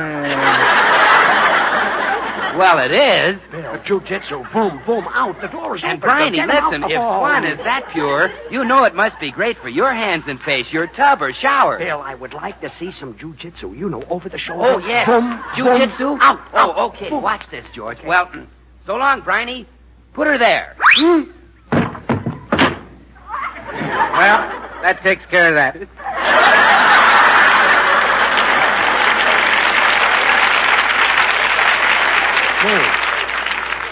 Gee, if I knew that was Bill, I'd have waved to him as he flew by. Yeah? Well, now, let me see. Where were we? Oh, you were talking about my eyes, remember? Oh, yeah. You were telling me how beautiful they are. Was I? Uh-huh. Oh, yeah. Of course I was. Oh, your eyes are thrilling, Gracie. They're limpid pools of loveliness. Blue as the tropic lagoon. Mysterious, compelling, irresistible. Well, they're brown, but you got everything else right. Oh, Gracie, the color is a mere detail. Oh, well, of course. Jealous, dear? Yes, I am. Now, look here, Donlevy. You say one more thing like that to my wife and we'll step outside and fight. Okay, Gracie, I'd like to take you in my big, strong arms and crush you to me. And then I'd smother you with kisses. You would? Yes. I mean, you would. George, are you going to stand for that? No, sir. Donlevy, you say one more thing like that to my wife and we step outside and fight. Okay. Gracie. Look, you know we were meant for one another. Gracie, leave your husband and fly away with me. Donlevy, you say one more thing like that to my wife and we step outside.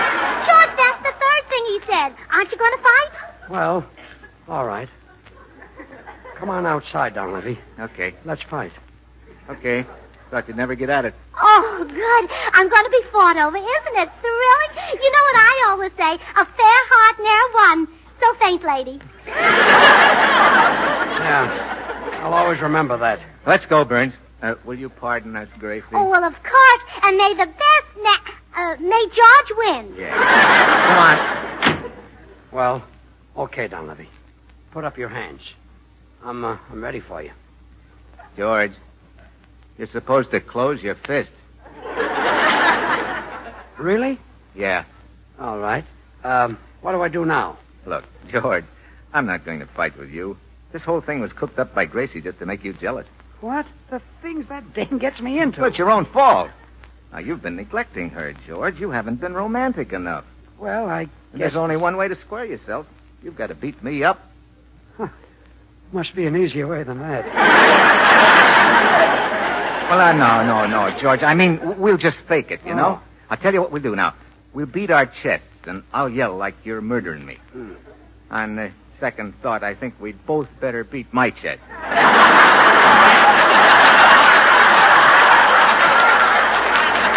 Well, never mind. I'll just beat my own chest. Let's go. All right. Oh! Oh! Oh! Oh! right. That's enough, hero. You'd better open the door. No, don't hit me anymore, mister. Please don't hit me. I'll be good. Well, have a care that you are, my man. Now go before I flash you within an inch of your life. Yes, sir, Mr. Burns. Yes, sir.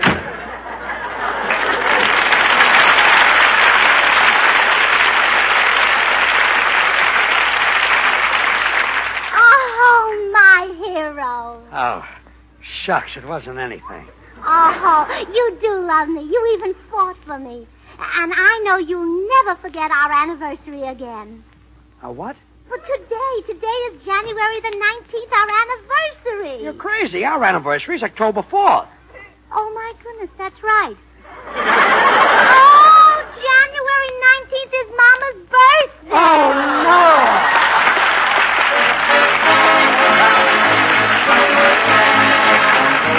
George and Gracie will be right back. So I've only time to say that when you buy Swan, you not only get a soap that's purer than the finest Castiles, but you get a soap that saves you real money. You save in the kitchen because with Swan you don't have to buy expensive packaged soaps. And you save again in the bathroom because Swan gives you more soap per penny than any leading toilet soap tested. Try it and see. Well, here they are, George and Gracie. Gracie, you get me into the darndest messes. This didn't turn out so badly. But suppose Brian Donlevy gave me a black eye. I'd put a flounder on it. Put a flounder on my eye? Oh, it's Meatless Tuesday, dear. Oh, yeah, no steak.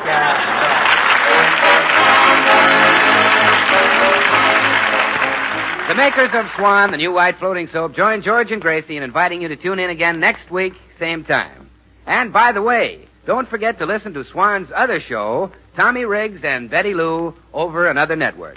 And now till next week at the same time, this is Bill Goodwin saying, well, I, Swan, how about you? Good night. This is the Columbia Broadcasting System.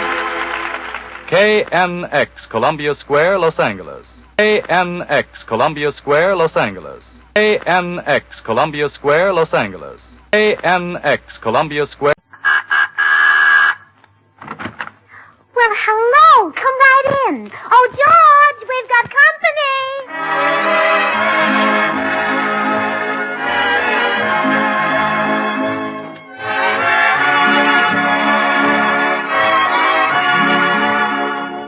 This is Bill Goodwin speaking for Lever Brothers, makers of Swan, the new white floating soap.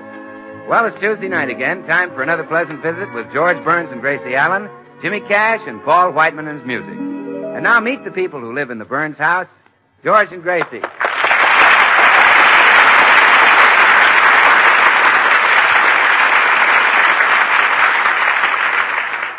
Who were your ancestors? Were they famous? Let us trace your family tree and find out. Well, that's the way the ad in the newspaper read. And, of course, Gracie clipped the coupon, unknown to George. George, did you ever have your family history traced? My family history? Sure, you can't tell. Maybe there was somebody in your family who amounted to something. Thanks, kid. Did you ever have any famous relatives? Well, I told you about my Uncle Charlie. Oh, yeah, but I mean really famous. Not just a man who was known as the squarest bookie in Philadelphia.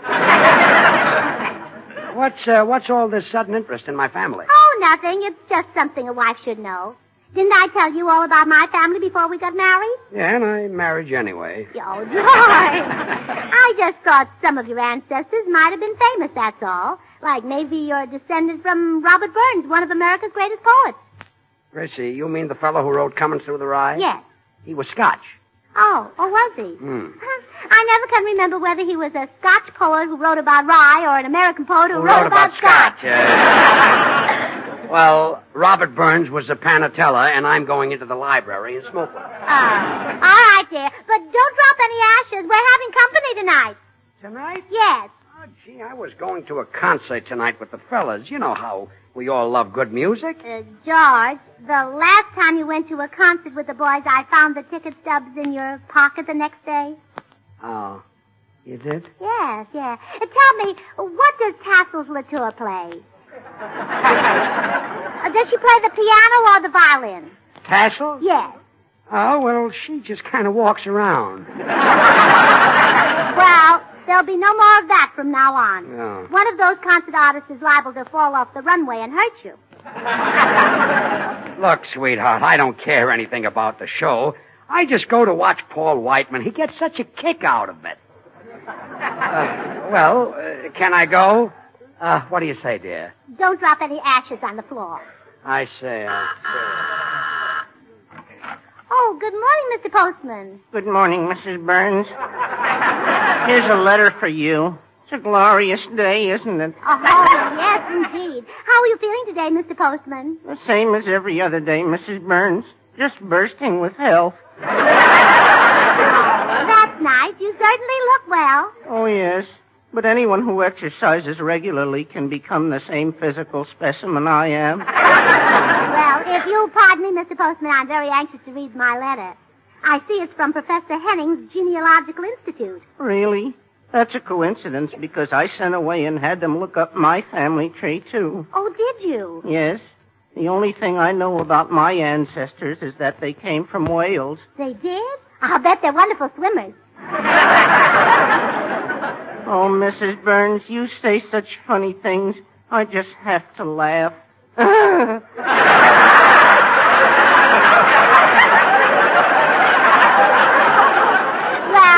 I'm anxious to read this letter, Mr. Postman, so I'll see you tomorrow. Goodbye, Mrs. Burns. Remember, keep smiling. Oh, I'm so excited. Now I can learn all about George's family background. Dear Madam, we take pleasure in informing you that your husband, Mr. George Burns, is the direct descendant of an ancient Scottish king. This report... Oh, my goodness, a king.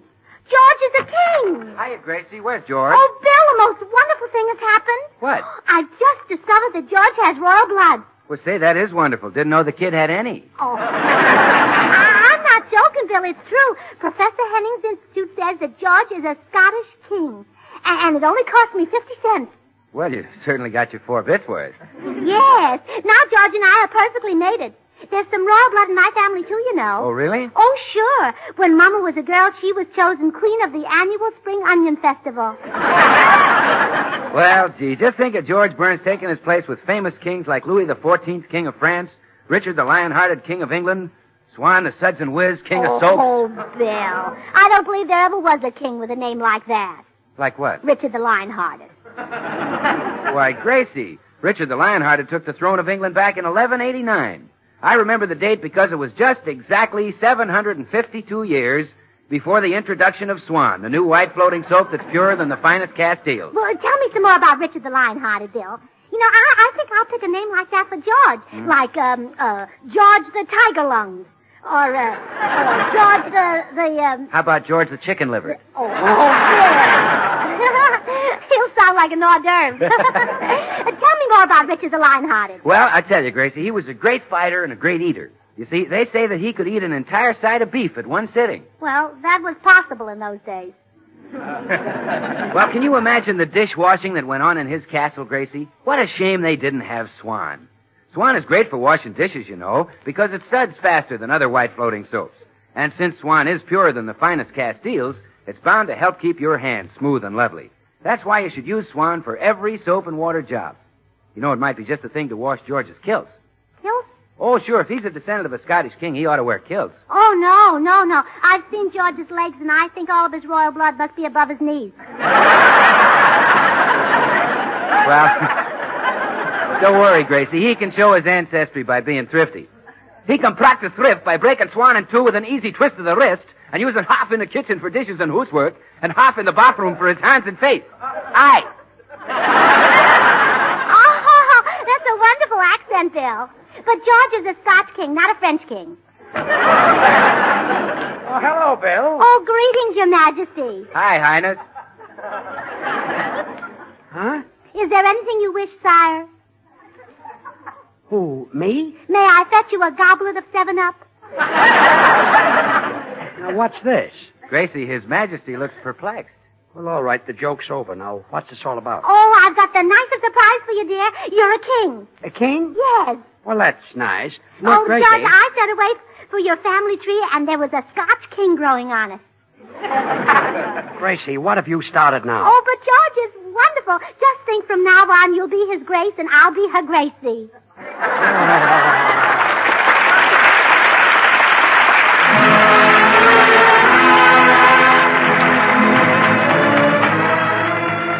This is Paul Whiteman. You've heard this tune plenty of times by now, but here are the boys and the 6 hits and a miss with what we consider a different arrangement of Moonlight Becomes You.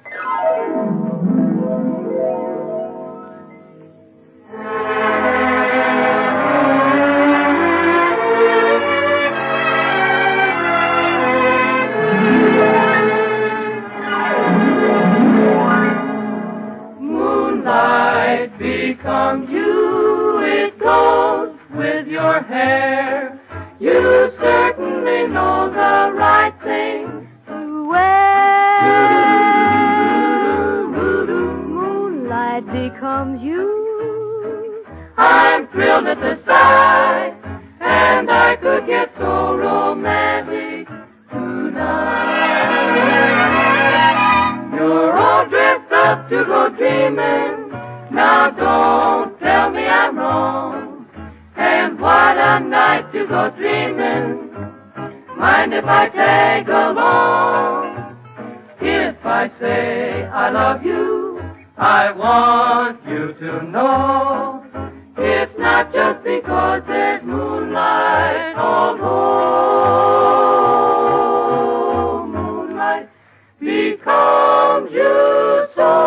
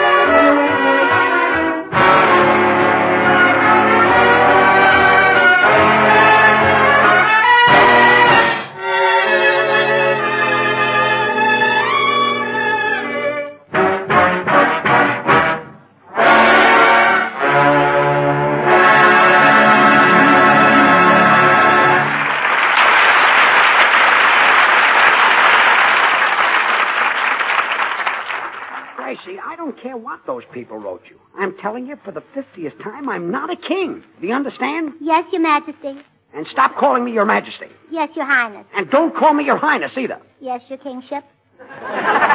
Look, sweetheart, I'm not a king. Well, your ancestors were. And you know what I always say? Blood is thicker than, Water. what?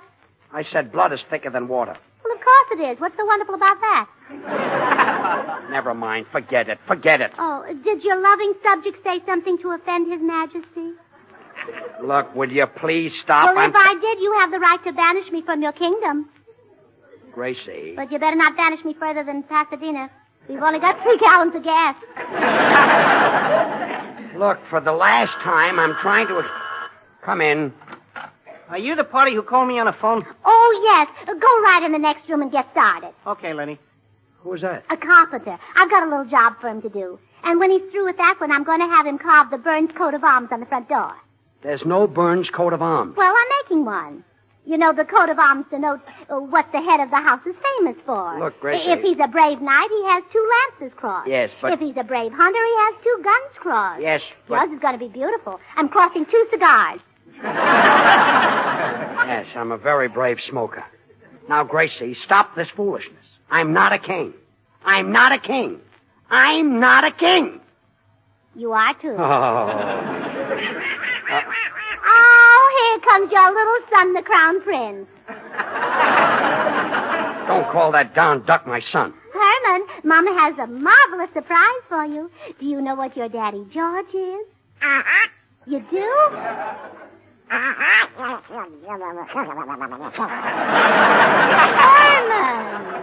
he is not. Oh, fine. Your Daddy George is a king. A king. That's a man who's stronger and smarter than other men, and everybody bows down to him. Oh, now, Herman, that's no way for a crown prince to act. Crown Prince. I'd like to see him sitting on a throne of mashed potatoes. Go on, go on, go on. Boys, I mean, Your Majesty, please. Now, look, Gracie, I'm getting out of here before I go stark raving crazy. Oh, Your Majesty, would you stop at the bakery and get me a half a dozen poppy seed rolls? My kings are temperamental. Well, I'd better see how the carpenter is doing. Well, how's the work going, carpenter? Oh, fine, lady. I done just like you told me. Nailed one of the dining room chairs on a pedestal 2 feet high. Oh, good. Hey, what's the idea? So your little boy can reach a table? Oh, no. When my little boy wants to reach the table, he just flies up there. Your son can fly? Well, of course. He's nearly 2 years old. He'd be pretty backward if he couldn't fly by now. Holy gee, I got a kid that old who can't even walk yet. Well, give him time. Say, that chair does look nice, though. Oh, I know my husband will be delighted with it. Oh, it's for your husband? Uh-huh. He's a midget? Oh, no. You see, this chair is going to be his throne. He happens to be a king. Oh, a what? A king. And that, of course, makes you a queen. Oh, yes, naturally. And your son, he's sort of a flying prince. That's very good. Yeah, well, I guess I better be going, Queen. Goodbye. Oh, but I haven't paid you for the job yet. Don't bother. I probably only spend the money anyway. Goodbye. Oh, no, wait, here comes my husband. I know you're dying to meet him. Hello, dear. Hello. Dear, this is Mr. Brown, Harry Brown. How do you do, your imperialism? Out. Go on, get out. Imperialism. Gracie, I've had about all I can stand of this thing. People on the street are staring at me like I'm some kind of a freak. What did you do? Phone everybody in town about this? Well, George, on my word, I only mentioned it to 2 people, the Times and the Examiner. Well, this tops everything you've ever done. You've made me the laughing stock of this whole town. Oh, well, let them laugh. They laughed at all great kings. Julius Caesar, Frederick the Great, Henry VIII. They even laughed at William of Orange. But if he hadn't invented them, where would the state of California be? I don't want to hear any more about it. I'm going up to my room. Oh, very well, Your Highness. Stop calling me Your Highness. Of all the ridiculous, idiotic stunts she's ever pulled. I'm almost sorry I didn't marry the Adagio dancer from Scranton after all. Fine king I am. Can't even go to a show when I want to. Say, wait a second. A king can do no wrong, can he? How about that? Oh, George, hello, Queen. How's every little thing? Oh, aren't you mad at me anymore? Oh, no. My Majesty has been thinking things over. If I'm a king, I'm a king, that's all. Well, sure. And a king can do no wrong, right? Right. Good. Now, about going out with the fellas tonight to see Tassel's Latour. I think my royal self needs a little diversion. Oh, well, then by all means go, Your Majesty. Who am I to tell a great king what to do? Well, hallelujah. Long may I rule.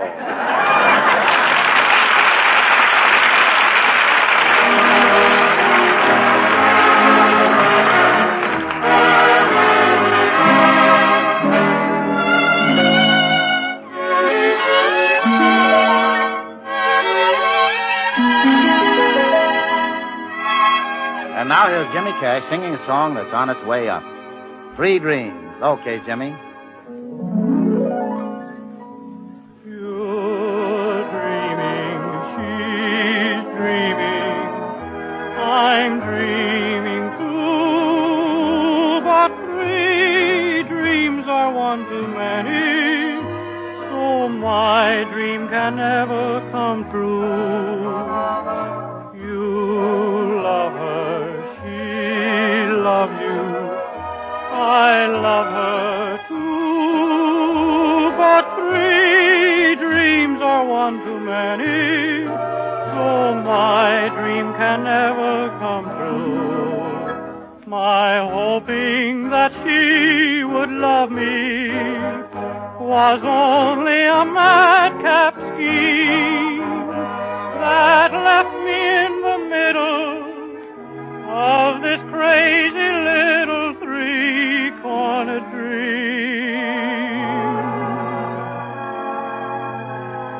You're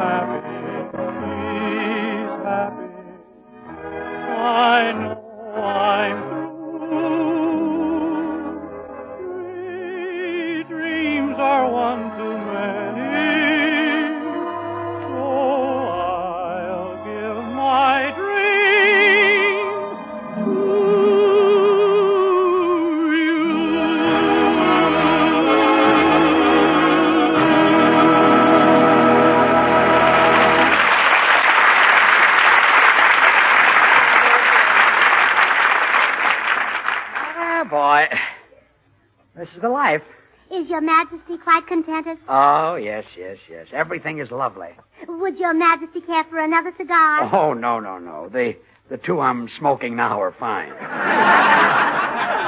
Is that pillow comfortable for your royal head? Oh, yes. Is that footstool comfortable for your royal feet? Oh, sure. Is that chair comfortable? Yes, everything is comfy. Oh, boy, this is the life. The king can eat what he pleases, do what he pleases, go where he pleases. Like, say, to a show with the fellows. Huh? Well, of course, sire. Oh, boy, this is the life. Would Your Majesty care to partake of a light snack? There's a T-bone steak in the royal icebox. Steak? How did you manage to get a steak from the butcher? Oh, it was no trouble. The Count was delighted to let me have one. The butcher is a count? He is now. I made him a count in exchange for the steak. I see what you mean. Oh, yes, I knighted him. It was a lovely ceremony. He knelt down and I tapped him on the head with a cleaver.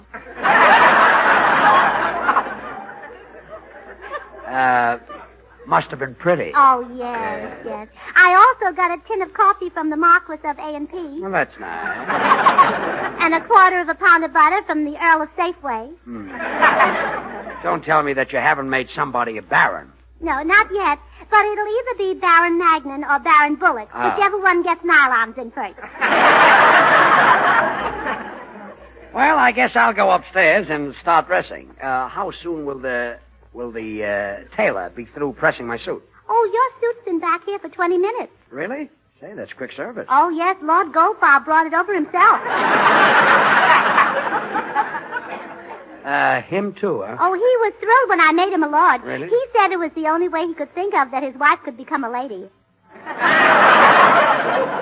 Well, I'm glad she finally made it. Well, farewell, my queen. I'm going upstairs and shave my royal kisser. Yes, Your Majesty. I'm expecting Count Goodwin and Sir Fatso Whiteman any minute. So, tell the boys to wait. Very good, Your Majesty. By the way, Goodwin doesn't think that you'll let me go out tonight. So straighten him out on that, Queenie. My imperial self will re-imperial in a few minutes. I'm sitting on top of the world. Oh, I do wish he weren't going to see that show with the boys. Still, that Tassels Latour is royalty, too. She's advertised as the Queen of Quiver. Hello, Gracie. Oh, hello, Bill. Say, about George going out with you tonight. Oh, now, Gracie, please let George go with Paul and me. He's been looking forward to this for weeks.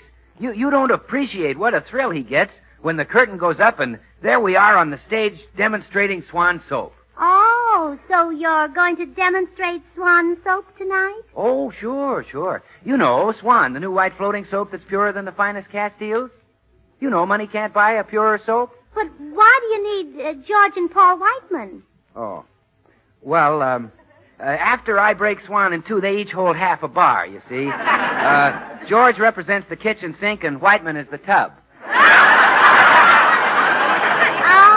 I see. And where are you going to hold this demonstration? Where? Yes. At the Elks. The Elks? Oh, yes, of course. You see, Elks are men, and men have wives. Wives are women, and women have long considered Castile soaps the standard of purity, but Swan is even purer than the finest Castiles. Swan is so pure that it's kind to a little baby's tender skin. That's why thousands of mothers use Swan to bathe their babies. Oh, is Tassels Latour an elk? And if Swan is kind to a baby's tender skin, then you know it must be wonderful for your hands and face, your tub or shower. And always What did you say? Tassels Latour. Well, then you know where we're going tonight. Oh, sure. Well, Gracie, why'd you go to all that trouble to make a dope out of me? It wasn't much trouble, Bill. Oh, thanks. Well, then you don't object to George going, huh? But I couldn't object. George is a king. Oh, I see. George thought I didn't know he goes to burlesque shows, but he never fooled me. Oh, really? Well, what gave you the tip-off? Well, I came home one day, and when I took off my hat and coat, he applauded.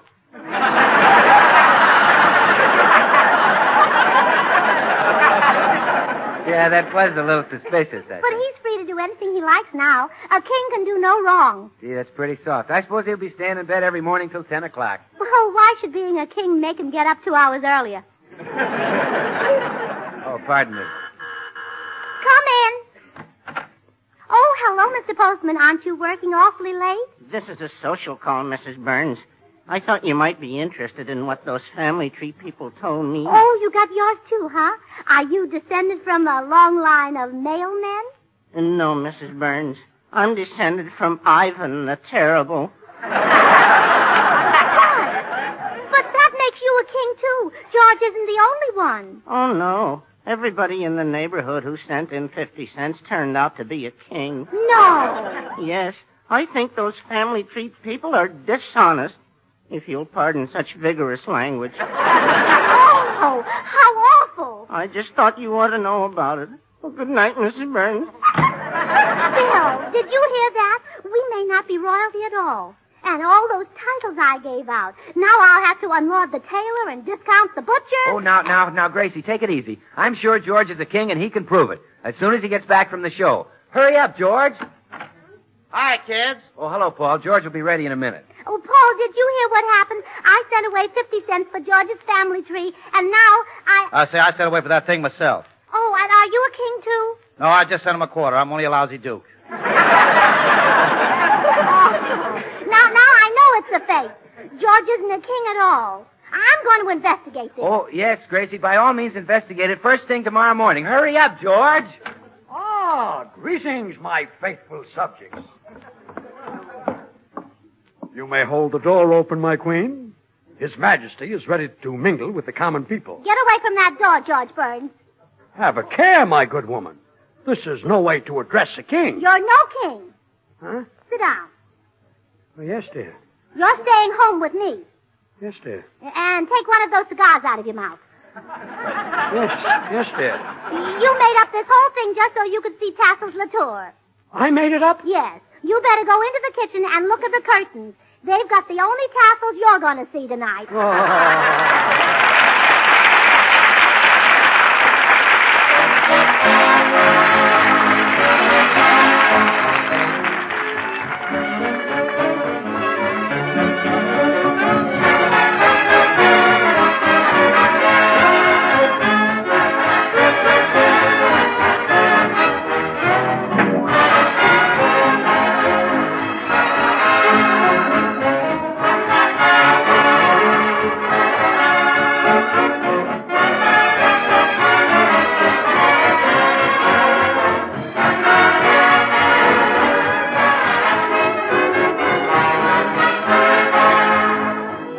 Well, George and Gracie will be right back, so I'm just going to take a second to remind you that Swan in your house is like money in the bank, because Swan saves you real money. You see, you save with Swan in the kitchen because Swan does the work of expensive package soaps. And you save again in the bathroom because Swan gives you more soap per penny than any of the leading toilet soaps tested. So buy Swan and save money with the soap that's purer than the finest Castiles. Well, here they are again, George and Gracie.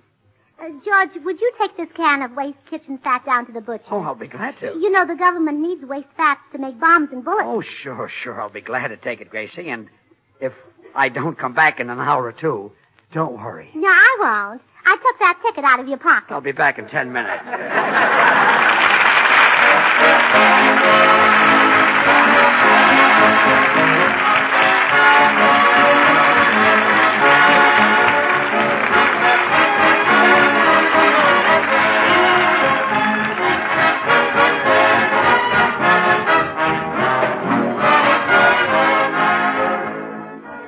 The makers of Swan, the new white floating soap, join George and Gracie in inviting you to tune in to your CBS station again next week, same time. Now remember, George Burns and Gracie Allen, CBS, next Tuesday night. And don't forget to listen to Swan's other show, Tommy Riggs and Betty Lou, over another network, next Friday night. And now till next week, this is Bill Goodwin saying, well, Swan, how about you? Good night.